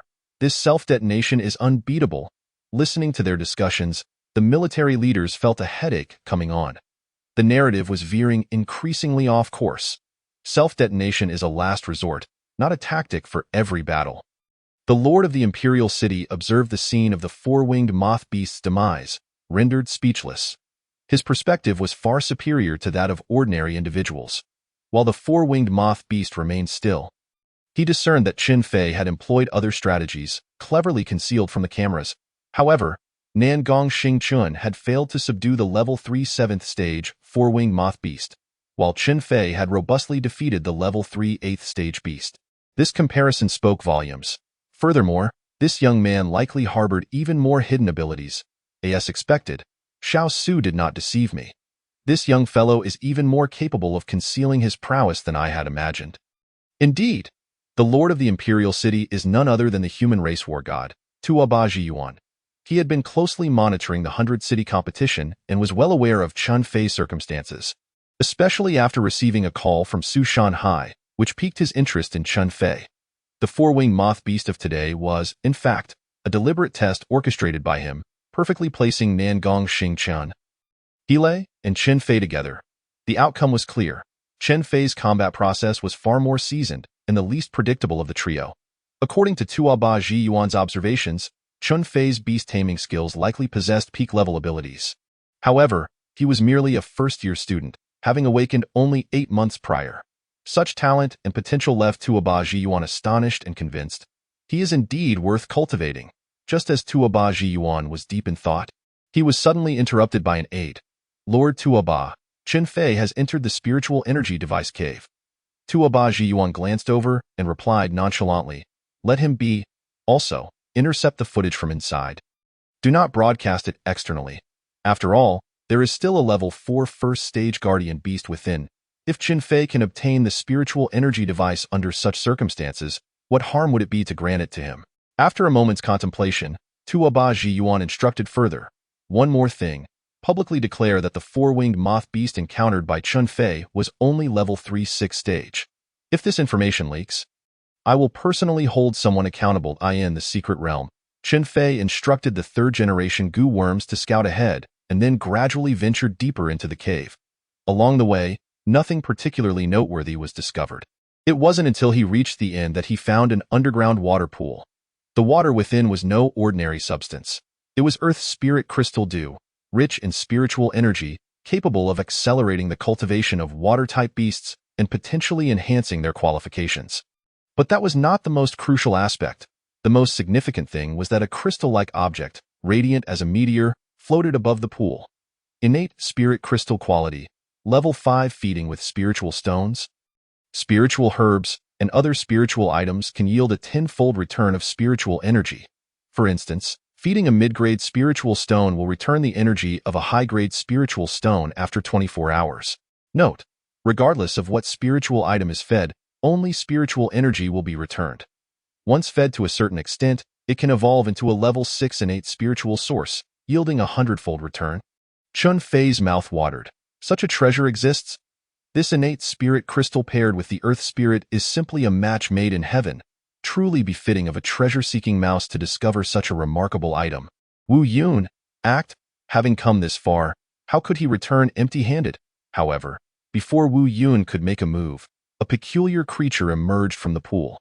Its bodily outline resembled that of an elegant woman, yet not entirely so. Atop its head was similar to a monk's hat jellyfish, with a transparent gas sac filled with a pale blue liquid. The sac was adorned with delicate patterns and blue-white stripes, exuding an air of grandeur. Its main body resembled that of a mermaid but lacked scales. Alongside its body were several tentacles akin to those of a jellyfish, with slender tendrils covered in purple spines. Spine-covered water spirit strength. Level 4 first stage attributes. Elemental. Poison. Nature. Auxiliary qualification. S potential. Promising to advance to SSS level. Skills. Chapter 90. Learning from Xiao Su. Skills. 1. Vacuum extraction can remove air within a specified range, creating a vacuum state. Proficiency. Mastery note. Cannot be learned by non-nature types. Current proficiency allows for extraction of a space measuring 10 m.2. Anti-gravity can reverse gravity within a certain range, rendering enemies unable to adapt to the altered state before launching an attack. Proficiency. Mastery note. Cannot be learned by non-nature types. Current proficiency can change the gravity of a space measuring 10 m.3. Upon observing the abilities of the spine-covered water spirit, Chun Fei felt a jolt of fear. A mere chance encounter with a beast of such terrifying strength, possessing a natural attribute, is astonishing. Those with this attribute are the favored ones of heaven and earth, capable of manipulating common elements such as water, earth, wood, stone, air, and gravity. Skills like vacuum extraction and anti-gravity are variants of natural skills, yet such variations are exceedingly formidable. Imagine, while you are engaged in battle, suddenly the surrounding air is sucked away, leaving you unable to breathe. How despairing that would be. Realizing this, Chun Fei quickly took several steps back, instructing Xiao Gu, be ready to use crystal shuttling at any moment. He certainly did not wish to die unjustly in such a place. That would be too unfair. At the same time, Chun Fei noticed that since he entered this cave, the queen bees had not followed him. It was likely that there were things here that could not be filmed. However, this also provided Chun Fei with an opportunity. At least in this place, he did not need to conceal his strength. He summoned Qiyu as well. Meanwhile, Tuoba Ziyuan, unable to see Chun Fei's predicament, was not overly concerned. After all, Chun Fei was protected by a spatial barrier he had provided. Even if he were to be overwhelmed by the prickling water spirit, his safety was assured. If he truly employed the spatial barrier, Tuoba could rush over to assist him and see if the prickling water spirit could expose all of Chun Fei's hidden cards. While Tuoba Ziyuan was calculating his next move, the prickling water spirit had already launched an attack on Chun Fei. Its tentacles floated up, and suddenly, Chun Fei and the three beasts lost their sense of gravity, uncontrollably turning upside down in midair. The sense of security that came from the earth vanished in an instant. Anti-gravity was indeed extraordinarily abnormal. Following that was vacuum extraction, which drained the air from the vicinity completely, enveloping them in an overwhelming sensation of suffocation and powerlessness. Fortunately, Chun Fei and the three beasts utilized crystals to traverse out in the next moment. Otherwise, the experience would have been unbearable. Having experienced it once, Chun Fei wished not to endure it a second time. It was far too terrifying. Qiyu, soul separation, at maximum power. To a certain extent, the prickling water spirit was indeed invincible. However, this invincibility did not encompass the soul, which could be considered the Achilles heel of most life forms. The pinnacle level of soul separation could be used beyond its usual limits. Even if it weakened Qiyu for a time, Chun Fei was determined to secure the innate spiritual crystal, as it held great significance for the subsequent development of Shirong. Just as the soul of the prickling water spirit was expelled, a voice echoed throughout the artificial secret realm. The first 100 spots have been confirmed and will be teleported out in 5 seconds. 5.4.3. Chun Fei inwardly exclaimed that it was not good. There wasn't enough time. No, this was his last gamble. In the next moment, all 100 individuals were teleported to the plaza. Chun Fei immediately checked the sacred text space. And then he could finally breathe a sigh of relief, patting his chest. Thank goodness, The innate spiritual crystal was secured. The organizer's voice followed. The personal competition has concluded. The top 100 contestants from the first and second years will gather here in 2 days. Upon returning to the Shanghai Academy team, Su Shanhai and Sun Chuang began to count heads. Only 2 first-year students made the cut. Chun Fei and Tang Jian. Yukon fell just short. Had he been able to hold on for another 2 minutes, he would have had hope. The second-year qualifiers included Jiang Yi and Bai Yang. Xia Zhujun, like Su Kan, lacked not in strength but merely in a stroke of luck. Regarding this, Su Shanhai was quite pleased. Not bad, not bad. Having 4 individuals from Shanghai Academy qualify is already quite commendable. In previous years, there had only been 1 or 2, or even none. Sun Chuang then remarked, "All right. You 4 should rest well over the next 2 days. Tomorrow I will brief you on the precautions for entering the Spirit Mansion's secret realm. As for the others, pack your things and prepare to return to Tianqing City." The 100 Cities tournament had officially come to a close, leaving some in joy and others in sorrow. As for Chun Fei, he had no mind to concern himself with others. Upon entering his room, he opened the sacred text space in the artificial secret realm. As everyone was teleported out, the staff quickly noticed that the concentration of spiritual energy was lower than usual. The most likely reason was that the innate spiritual crystal had been taken. Upon receiving reports from his subordinates, Tuoba Ziyuan merely nodded, and in the next moment, he vanished from his location. The staff had grown accustomed to this, knowing he utilized spatial traversal to directly enter the secret realm. When Tuoba Ziyuan arrived at the cave, the sight before him nearly caused his eyes to pop out. The innate spiritual crystal was undoubtedly missing. He had mentally prepared for that. However, what was truly absent extended beyond just the innate spiritual crystal. It was as if the place had been excavated. The Earth Spirit Crystal Pool had been entirely removed. Even the incredibly precious prickling water spirit had vanished without a trace. After a long moment, Tuoba Ziyuan let out a sigh. This habit of plucking feathers from a passing goose, did he learn it from Little Su? Chapter 91. The new skill of the dark cloud in the sacred text space. Chun Fei had imprisoned another section of space, which contained the innate spiritual crystal, Earth Spirit Crystal Pool, and the prickling water spirit. There was no time for hesitation. Chun Fei immediately used the sacred text to excavate a portion of space, taking as much as he could. Fortunately, he managed to gather everything he desired. He had not anticipated that even the prickling water spirit would be included.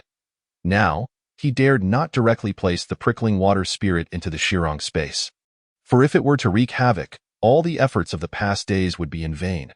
Observing the prickling water spirit baring its teeth at him from afar, Chun Fei felt a headache coming on. How should he handle this? After some contemplation, he summoned the 3 beasts, preparing for a battle at any moment. He then opened the space containing the prickling water spirit. Sure enough, the prickling water spirit immediately unleashed rain of water arrows against them. The water arrows from a level 4 beast were quite painful, capable of piercing even Xiao Gu's crystal shield. However, this was the sacred text space. Everything within it was under Chun Fei's command. He erected another spatial barrier between the prickling water spirit and them, rendering its attacks utterly ineffective against Chun Fei and the others. Conversely, the skills of the 3 beasts could inflict damage upon the prickling water spirit. Thus, it became a one-sided assault. The prickling water spirit, infuriated, let its tentacles flail wildly. Xiao Gu resumed his role as translator. Chun Fei, it says you could be even more shameless. Chun Fei chuckled. Of course. Shamelessness is one of my few virtues. Upon hearing Xiao Gu's reply, the prickling water spirit nearly fainted from anger. It simply collapsed on the ground, ready to be killed or tortured, whatever was deemed fit. Seeing the prickling water spirit in such a state, Chun Fei found it amusing, and then communicated with it through his consciousness. I will not harm you, nor will I imprison you if you wish to leave. I can send you back to the artificial secret realm, where there are crystals left by Xiao Gu, allowing you to traverse back at any time. However, the Earth Spirit Crystal Pool and the innate spiritual crystal cannot be returned to you. The prickling water spirit raised its head, its eyes revealing a hint of interest. Chun Fei continued. Of course, you could also choose to remain in this space. It essentially equates to living in a different place. Come with me, and I will show you the Shirong Pure Land, and you can decide later. Chun Fei could not influence the world outside, but he could freely shape the Shirong space. Whether it transformed into a blessed land or a pure land was entirely within his capabilities. After some consideration, the prickling water spirit thought, since I am at the mercy of others, I might as well see what this is all about. Upon stepping into the Shirong space, the sight before it left it astounded. The density of spiritual energy here was nearly comparable to that of the artificial secret realm. At this moment, the Shirong had expanded to the size of a soccer field, slowly beginning to nourish itself and alter the density of spiritual energy. The current density of spiritual energy was equivalent to 1.5 times that of the outside world. A portion of the Shirong was already utilized by Qin Fei for planting spiritual flora and flowers. Moreover, many spiritual plants had undergone evolution through the Shirong's nurturing. He had even excavated a pond specifically to raise the spirit dragon koi. What astonished the prickling water spirit were not merely the rare treasures of heaven and earth. Rather, it was the fact that different species of demon beasts could coexist peacefully in this space, something that could not even be achieved within the artificial secret realm. Then, Qin Fei proceeded to replace the water in the pond with Earth's spirit crystal pool liquid and placed the innate spiritual crystal above it. Even more astonishingly, Qin Fei directly took out 1,000,000 mid-grade spirit stones to feed the innate spiritual crystal. As a result, by this time tomorrow, it would emit the spiritual energy equivalent to 1,000,000 high-grade spirit stones. It was unimaginable what heights the Shirong could reach by then. The only certainty was that, due to the inclusion of the innate spiritual crystal, the Shirong was visibly growing at a remarkable rate. Even the prickling water spirit recognized the potential of this place. While it was merely in its infancy now, its future held boundless possibilities, its potential far surpassing that of the artificial secret realm. No wonder Qin Fei dared to refer to it as the Shirong Pure Land. Once everything was settled, Qin Fei turned to the prickling water spirit. So, if you wish to leave, I can send you back at any time. Yet, the prickling water spirit leaped directly into the Earth's spirit crystal pool, surfacing only after a few bubbles. You took away my refuge, yet you wish to drive me away? Not a chance. This Earth's spirit crystal pool belongs to me. Wherever it goes, I shall follow. Qin Fei chuckled heartily, not uttering a word. This was precisely the scene he was delighted to witness. The prickling water spirit, with its S-level attributes and rare natural affinity, would bring him joy even if he could not form a contract with it. Should it choose to contract with his mother in the future, it would only bolster their safety. However, they needed to reach the king-level Beastmaster before they could contract a fifth beast companion. There was still a long road ahead. The prickling water spirit officially took residence in the Shirong space, but how could it possibly stay for free? There had to be some interest collected. Dark Cloud, replicate skill. It replicated a total of 11 times, exhausting the spiritual energy of the Dark Cloud before successfully replicating the vacuum extraction skill. Subsequently, it replaced sound fragmentation. This skill targeted the enemy's sense of hearing, but its limitations were somewhat significant, lacking the dominance and terror of vacuum extraction. As for the kill points, the 100,000 third-generation insect army in the Baiyue Mountains was still diligently earning, extracting over 200,000 kill points for Dark Cloud. Both vacuum extraction and silence curse were elevated to their pinnacle levels. The duration of silence was extended to 3 seconds, while the range of vacuum extraction increased to 20 m, requiring only 2 seconds for extraction. Thus, these two pinnacle techniques will become the new trump cards of Wu Yun. However, the killing value has once again plummeted, making it exceedingly difficult. The familiar round table. The High Priest, the Sower, and others gathered once more. The Grand City Tournament has concluded, and now is the moment for these prodigies to enter the Spirit Mansion's secret realm. This also presents us with our finest opportunity to act. The following day, aside from Qin Fei and his 3 companions, Sun Shuang remained behind, while Su Shanhai and the others boarded the Shadowhawk back to Tianqing City. Before departing, Su Shanhai entrusted them with a storage ring containing some spirit stones and provisions sufficient for those staying behind. Sun Shuang began to share some insights with the 4. I have also had the fortune of entering the Spirit Mansion's secret realm once. The resources within are indeed quite abundant. However, you must understand that opportunities and dangers always coexist. It is a closed space free from outside interference, which means that spatial tokens will be rendered useless. You can only enter and exit through the entrance.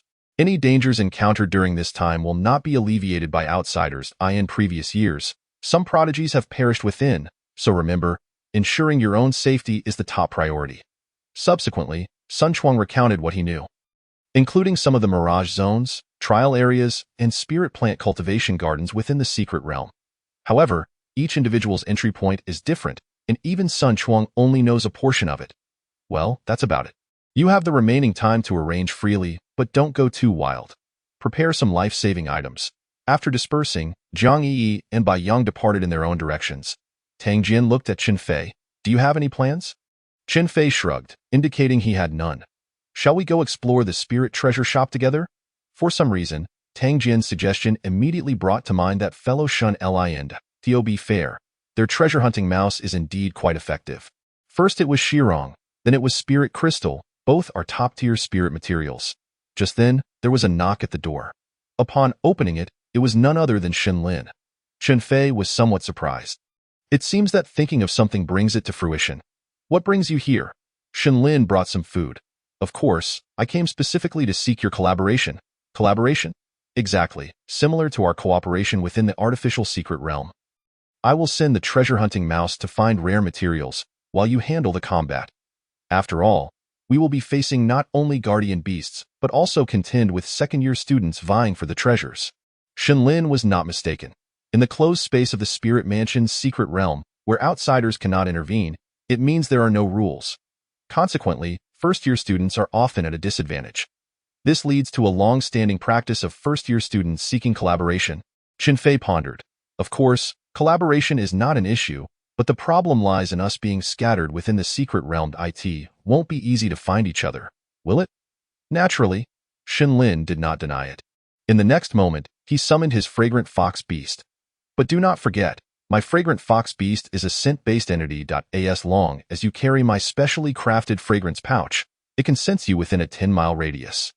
Qin Fei had indeed forgotten that Shen Lin possessed such an auxiliary creature, which now appeared to play a significant role. Qin Fei's thoughts began to flow. I almost overlooked the marvelous utility of the goo worm. He produced 2 goo worms, specifically the second generation hatched by Xiao Gu.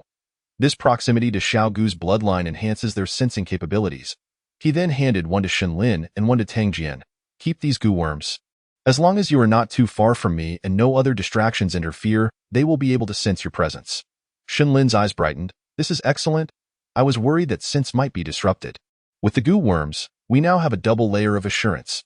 They continued to eat while discussing the details. By the way, Shen Lin, you are familiar with the Imperial City. Where can one quickly earn spirit stones?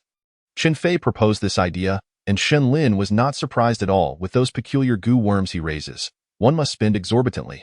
Qin Fei indeed lacked spirit stones, both for purchasing rare materials and for the Shirong space.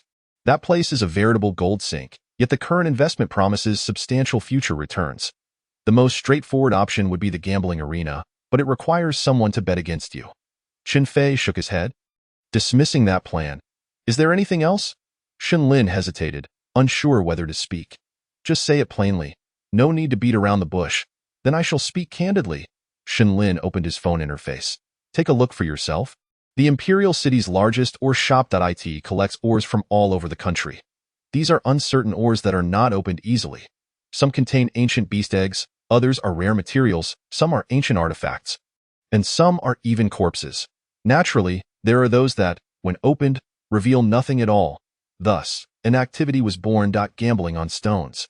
Invest a certain amount of spirit stones, and then obtain the mining qualification from the seller. Everything obtained belongs to the buyer. This shop is the most reputable gambling stone shop in the Imperial City. I haven't heard of any artificial ores here. Some unscrupulous shops will first extract the contents from the spirit ore, passing off inferior goods, and then use special means to restore the ore, which is referred to as artificial ore. Thus, the gambling stone business is quite murky. Qin Fei was somewhat puzzled. Aren't you supposed to have the treasure hunting mouse? Shouldn't you be able to find valuable items? The next chapter begins with Shen Lin offering a wry smile. I have tried that long ago, to no avail. Who doesn't know the fame of the treasure hunting mouse? Therefore, the owners of the gambling stone arena will employ people to place restrictions on each stone to prevent the treasure hunting mouse from probing. Had it not been for that, I would have long since taken advantage of it. Qin Fei pondered. If the treasure hunting mouse wouldn't work, perhaps Wu Yun could. Let us go take a look. It might yield some results. The trio, being proactive, made their way to the gambling stone arena. only to find that there was barely enough room to stand. It was packed with people every day, Xinlin sighed. Qin Fei and Tang Jian were not surprised. Gambling is indeed addictive. Once one has uncovered a valuable item, the anticipation for the next win grows, leading to deeper immersion. Qin Fei did not act immediately, but instead carried Wu Yun, walking around and observing. Manager Zhao Yu stood on the platform, calling out, "Ladies and gentlemen, we have 3,680 spirit ores arriving today. First come, first served. Also, these 10 store-stabilizing spirit ores are still untouched. I wonder if today we might have someone to enlighten us." Store-stabilizing spirit ores? Qin Fei looked at Xinlin, who pointed to the 2-meter-high spirit ores behind Zhao Yu. Explaining, "Those are the 10 large spirit ores, each radiating a strong wave of spiritual energy, priced at 10 million top-grade spirit stones. Their exorbitant price has deterred the vast majority of people. Furthermore, their stability is quite poor. In the past, someone even opened an SS-grade beast egg from one of them. 10 million top-grade spirit stones would definitely not buy an SS-grade beast, yielding a massive profit. Of course, others have only uncovered a few Xinling herbs, losing everything.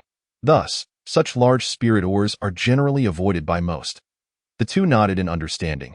After all, gambling on stones is all about that uncertainty.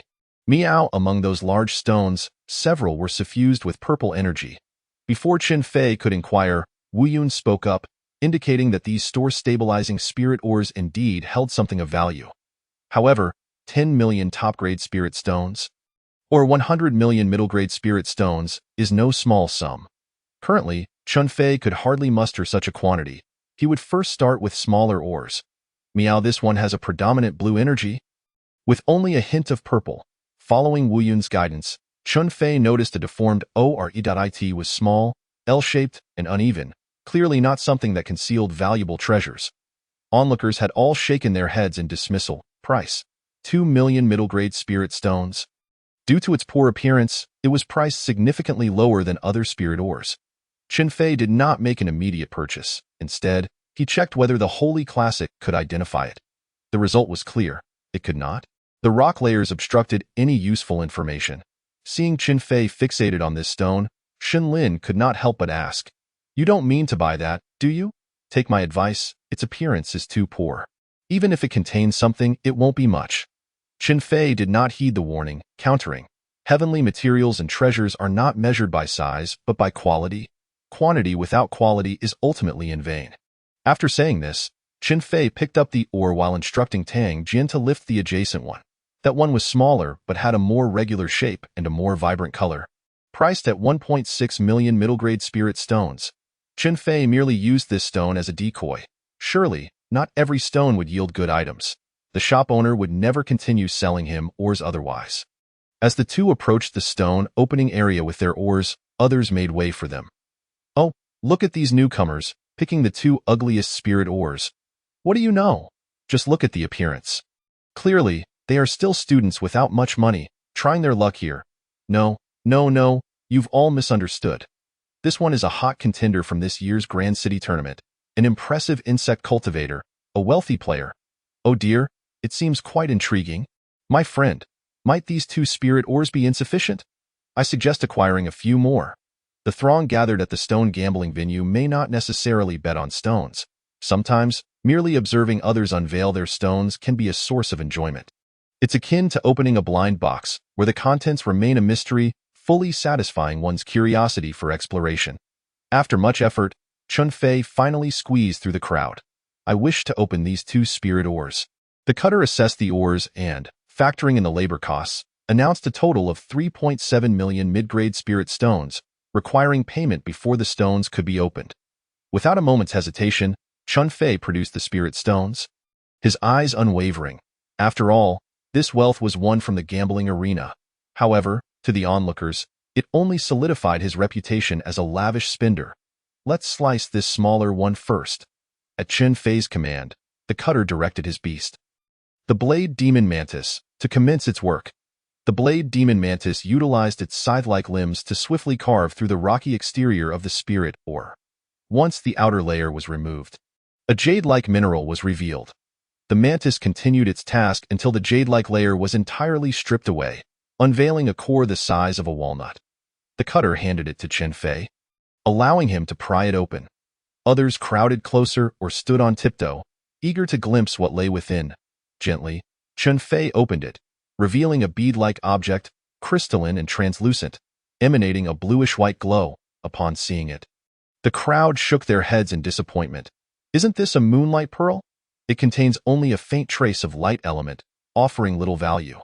This couldn't even fetch more than 100,000 mid-grade spirit stones. What a loss!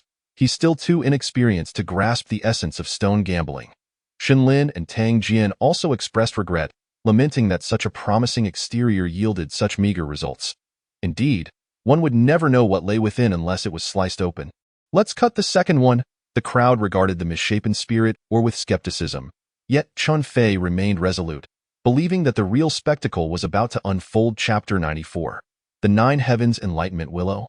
The blade demon mantis proceeded to peel away the outer layer, only to discover that part of it had turned jade-like while the other portion was mere rock. It swiftly severed the rocky layer and continued to carve the jade-like substance. This time, however, the atmosphere shifted entirely. As the jade-like material was sliced halfway through, the crowd felt the crackle of electricity. The presence of lightning attributes suggested that this time, the find might be extraordinary. This young man has struck luck. The second one appears promising. I had previously examined this spirit ore, suspecting it would yield nothing, yet I was clearly mistaken with the final cut.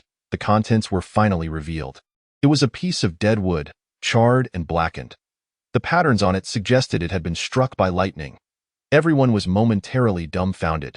They had anticipated a lightning attribute spirit treasure, only to discover it was merely a branch struck by lightning. I told you, such a deformed stone wouldn't yield anything. 2 losses in a row.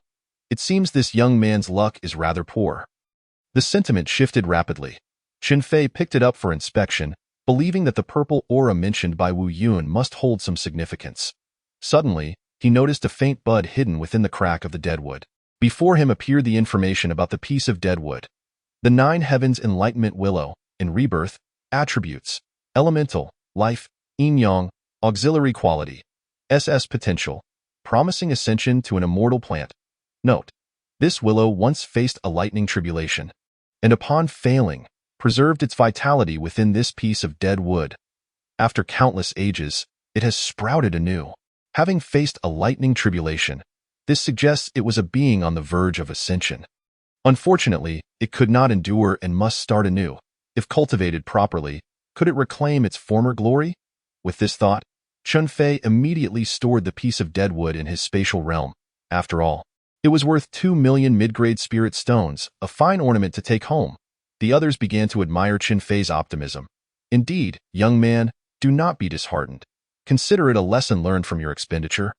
Will you continue, esteemed one? As the saying goes, after adversity comes prosperity. Perhaps your next attempt will yield something remarkable. Chen Fei chuckled. Of course, I shall continue. I won't leave until I unearth a valuable treasure today. The manager, Zhao Yu, noticed the lively atmosphere and chose not to disrupt it. Instead, he offered Chen Fei and his companions refreshments, encouraging them to indulge and continue their stone opening. He particularly favored such extravagant young patrons at the stone gambling venue. Little did they know, Chen Fei had already tasted a hint of success and was even more eager. Meow, this one has a faint orange-red glow. An orange-red glow? Wu Yun, just how many colors are present in the aura you perceive? And what do they signify? Wu Yun was also uncertain, as it could only rely on its own insights. Meow, the auras I can discern appear to be divided into gray, green, blue, orange-red, and purple. The gray aura is only seen on ordinary people, who possess no beast mastery talent. The purple represents those with the strongest potential. Currently, the only individuals able to perceive purple auras are you and Tuoba Ziyuan. Others like Jiang Yi and Nangong Xingchen merely exhibit orange-red. According to Wu Yun's classification, the first spirit or that had been sliced was green, and the moonlight pearl produced was quite ordinary. As for the deadwood, it possessed little potential, but it was indeed a level 5. 9th tier remnant, thus belonging to the blue aura category. The budding sprout represented the rebirth of the Nine Heavens Enlightenment Willow, brimming with limitless potential, warranting a purple aura.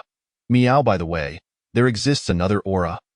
Black, which I have only observed on headless angels. I am unsure what it signifies. Wu Yun was unaware, and Qin Fei could only wait for future discoveries to unveil the mysteries. You mentioned this oval spirit or is orange-red. Let's secure it then. Subsequently, Qin Fei instructed Tang Jian and Xin Lin to each casually carry one, with him footing the bill. Such a strategy of alternating appearances would make it easier to divert attention. Tang Jian carried a green aura spirit ore, which yielded a purple dawn stone, capable of absorbing the vitality of heaven and earth before transforming it into spiritual liquid for cultivation. However, the conversion rate was exceedingly slow, rendering it less effective than directly using spirit stones for practice. Xin Lin's ore, imbued with blue aura, produced a mermaid's tear pearl, useful for healing and other applications, valued at around 3 million mid-grade spirit stones, yielding some profit. Yet, to the onlookers, the 4 ores thus far had still resulted in losses, drawing little attention. Please slice this one for me as well. The crowd watched as Qin Fei approached with an oval spirit or resembling an egg. Yet, typically, the more egg-like a spirit or appears, the less likely it is to yield anything of value. This one was priced at 3.2 million mid-grade spirit stones. This young man truly possessed great wealth. How could he not be wealthy, having opened 5 ores in one go? If this one yielded nothing of value, he would incur substantial losses.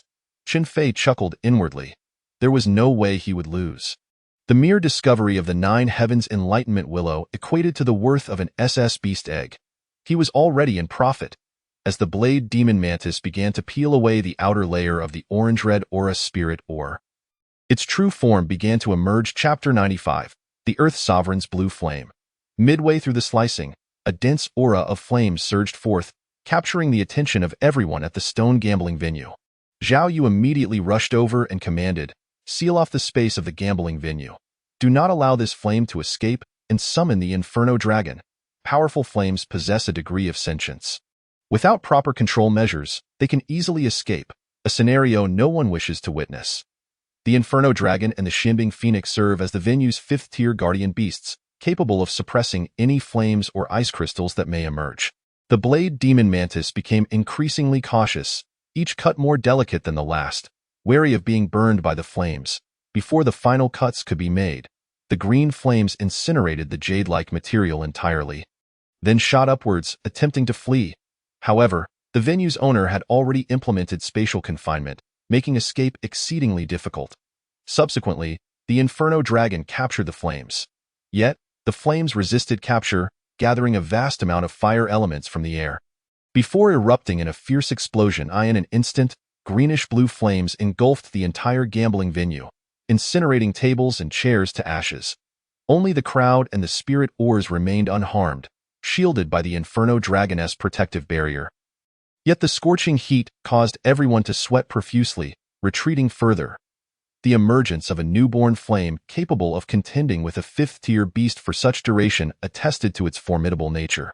Fortunately, it was still a nascent flame, not yet fully matured, or the consequences would have been dire. The massive flames gradually diminished until they transformed into a blue flame seed, captured within the claws of the Inferno Dragon. Zhao Yu's voice rang out.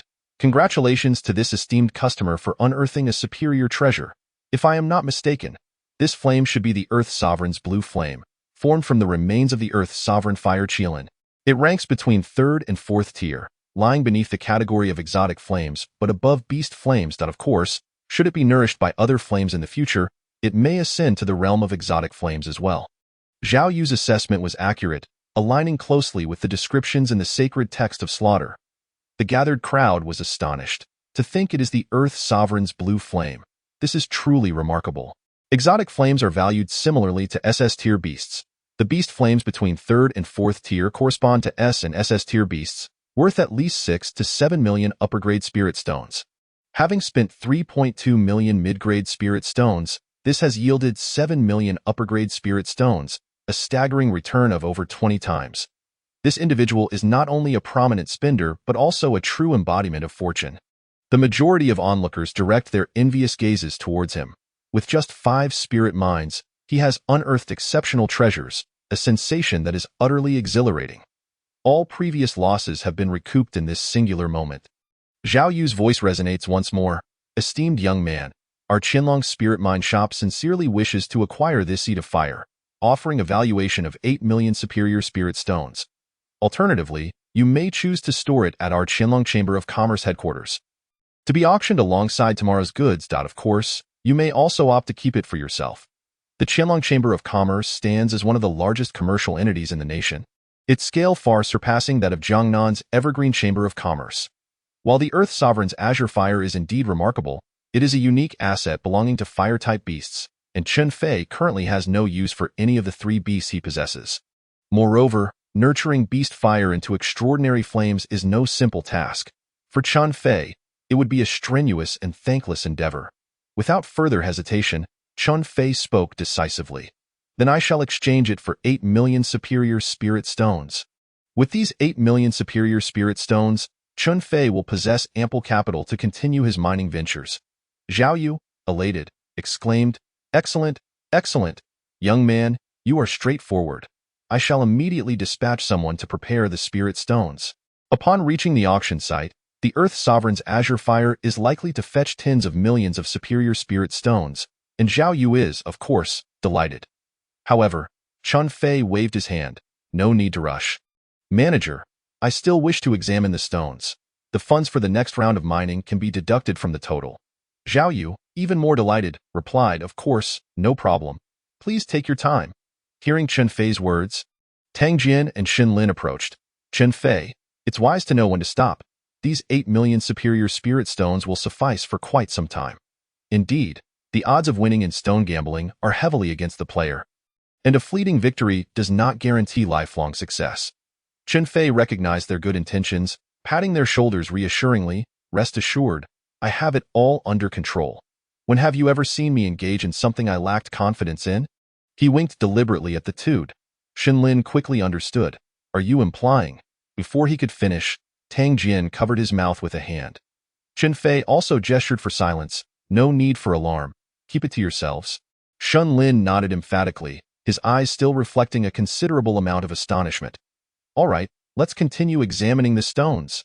This time, Chen Fei bypassed the small spirit mines, having nearly exhausted the good treasures. His gaze shifted to the medium-sized spirit mines, each exceeding a meter in height, priced between 1 million to 2 million superior spirit stones, far beyond the means of the average person.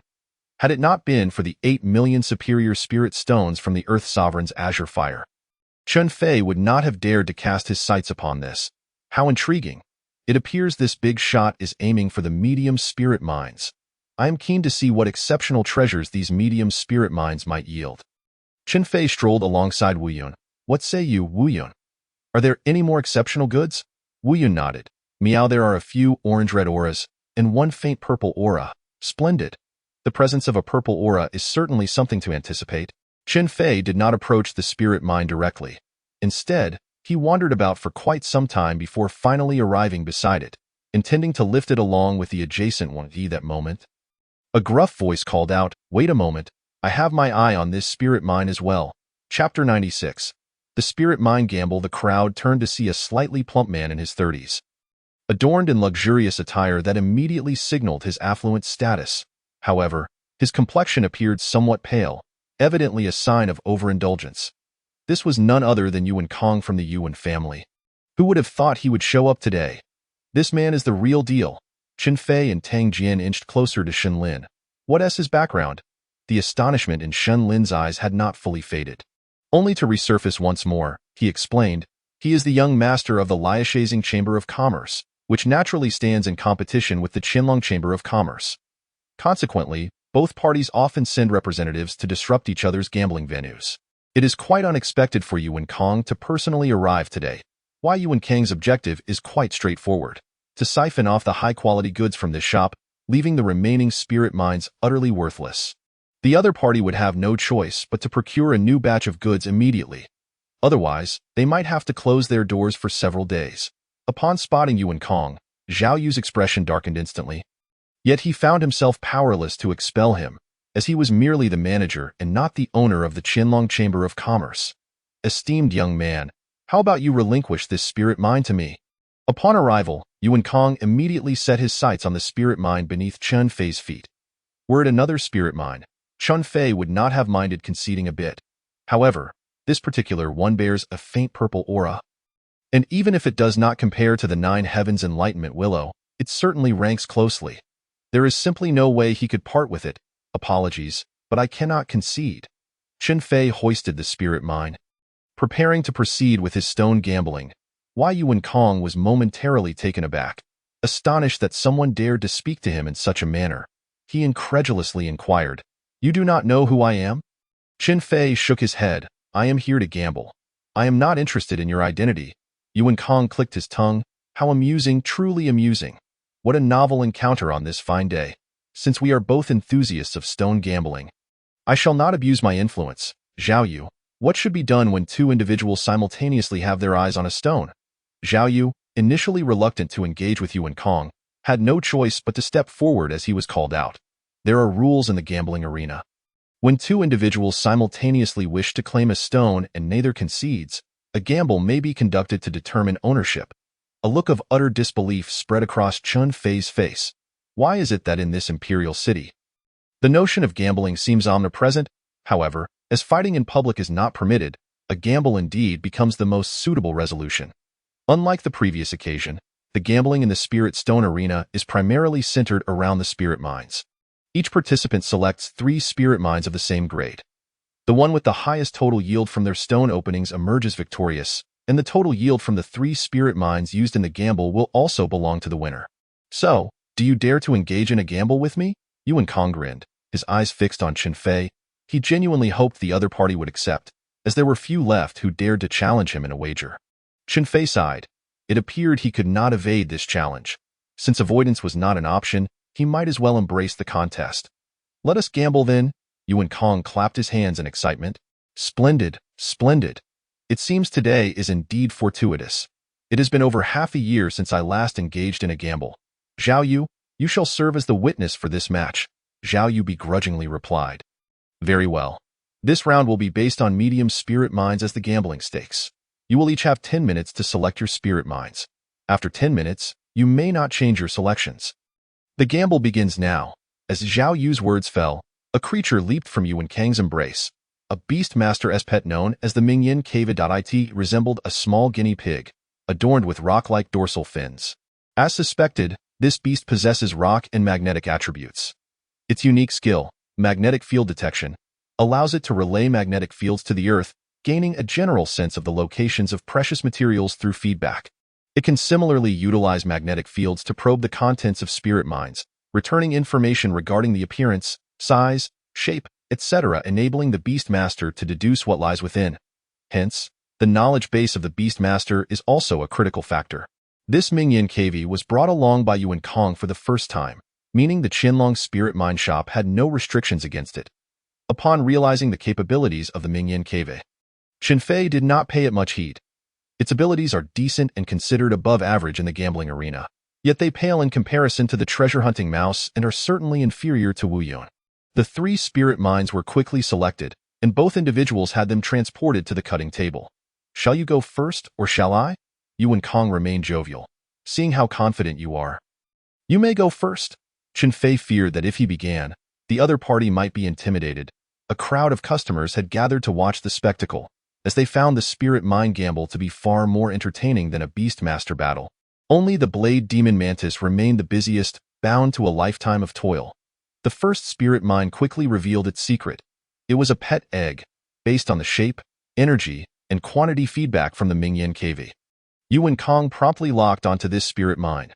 For it was not just one egg, but a clutch S-class star-eating rock-armored beast pet eggs, 5 in total, valued at 6 million superior spirit stones.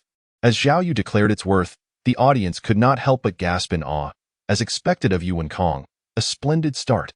If this trend continues, it is likely that each subsequent find will be even more formidable.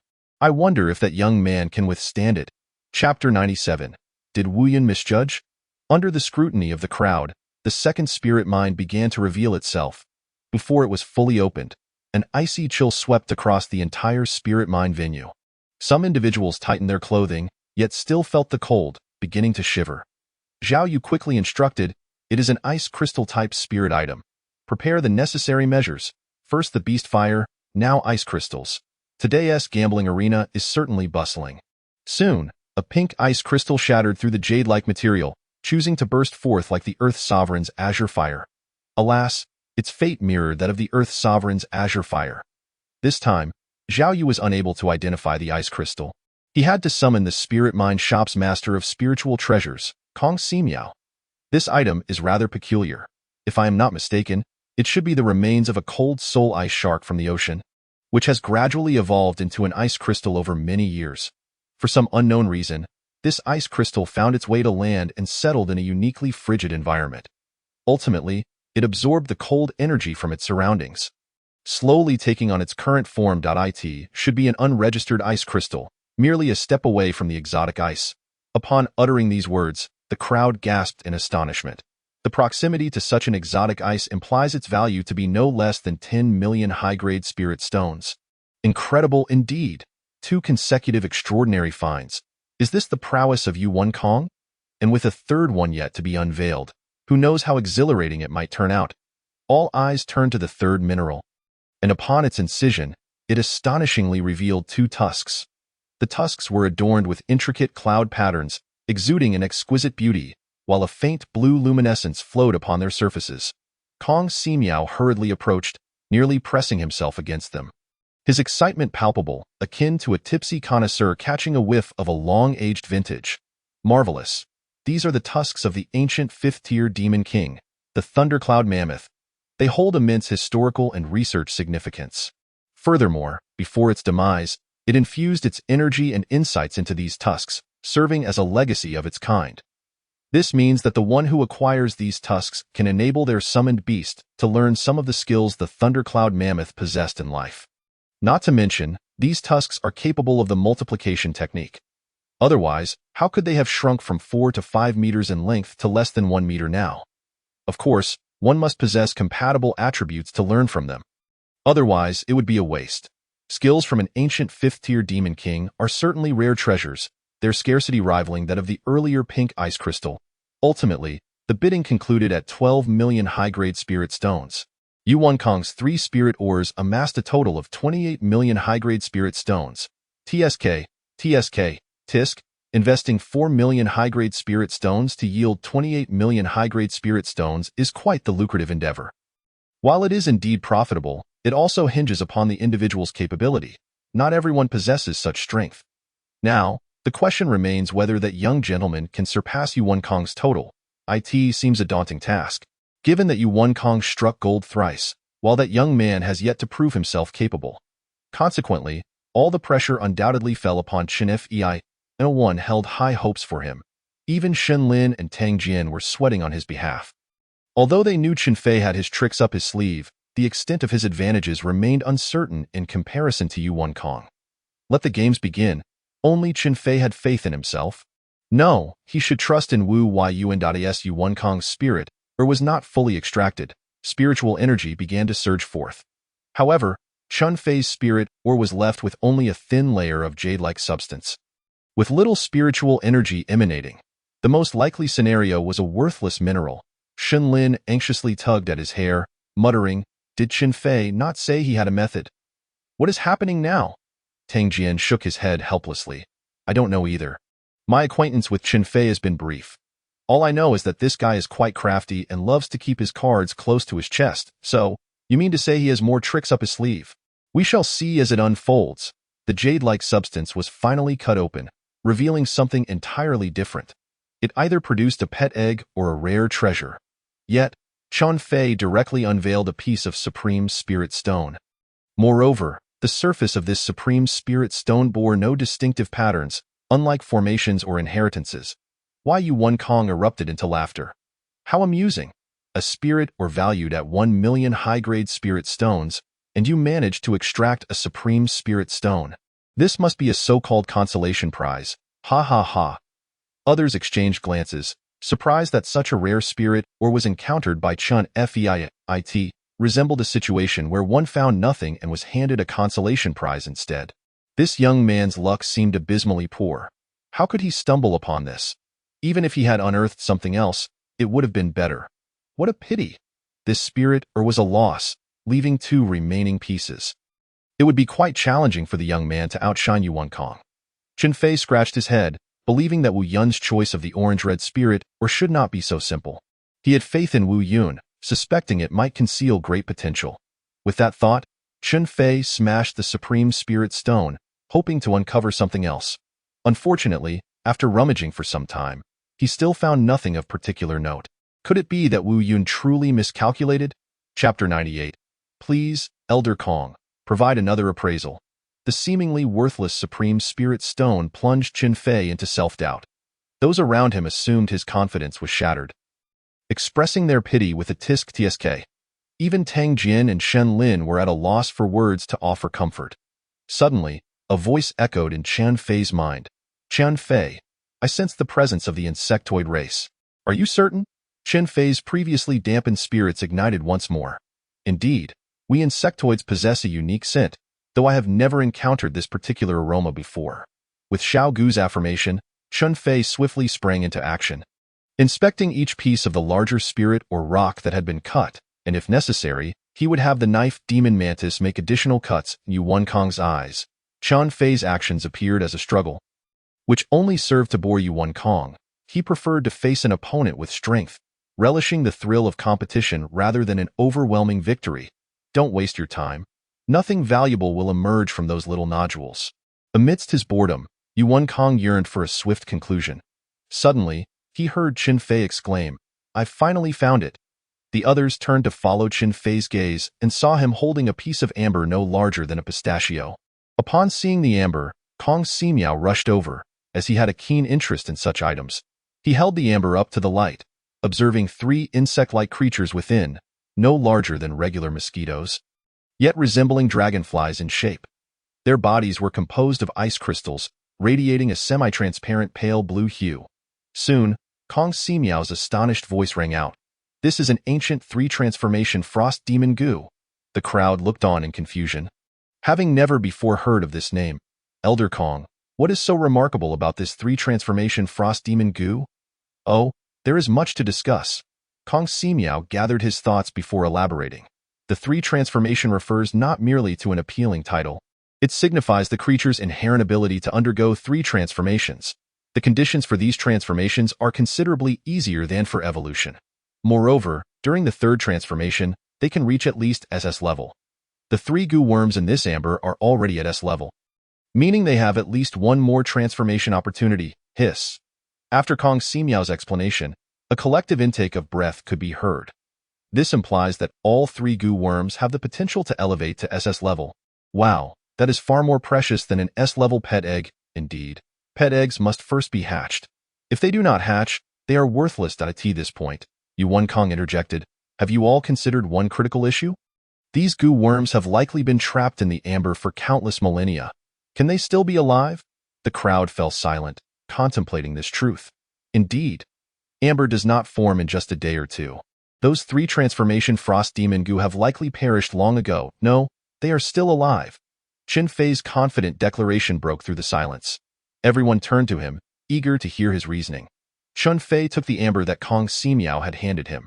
It is well known that amber is generally formed from the resin of coniferous plants, solidified over years of being buried underground. Typically, living organisms do not exist within amber. However, there are rare instances where certain beings are intentionally sealed within, or where a being crawls in and seals itself. Nevertheless, even in such cases, it is uncommon for any being to survive throughout such a long historical span. Creatures like Qi Yu are exceedingly rare. Chun Fei continued, in addition to the 3-transformation characteristic, the frost demon Gu possesses another trait. When faced with a natural enemy, they choose to self-seal, concealing their presence and life force. Thus, it is highly likely that these 3-transformation frost demon Gu crawled inside the amber on their own. If so, they still have a chance of survival. Kong Simiao, having studied for most of his life, found that the history surrounding the 3-transformation frost demon Gu was too distant, and much information had been lost to time. Therefore, he humbly inquired, given your assertion, how can we awaken them? Chun Fei chuckled lightly. Simple. He then turned to Yuan Kong. May I borrow that pink ice crystal? Yuan Kong waved his hand dismissively. Go ahead. He too was curious to see what Chun Fei could conjure. Chun Fei merely brought the amber close to the pink ice crystal and remained still. 1 minute passed. The Gu worms within the amber began to stir. Chun Fei took the opportunity to explain. The 3 transformation Frost Demon Goo thrives in icy environments, and those special attribute ice crystals are particularly appealing to them. After self-sealing, the only remaining method for them to awaken is through the allure of ice crystals. Therefore, I would appreciate Manager Zhao assisting in capturing them. Understood. Zhao Yu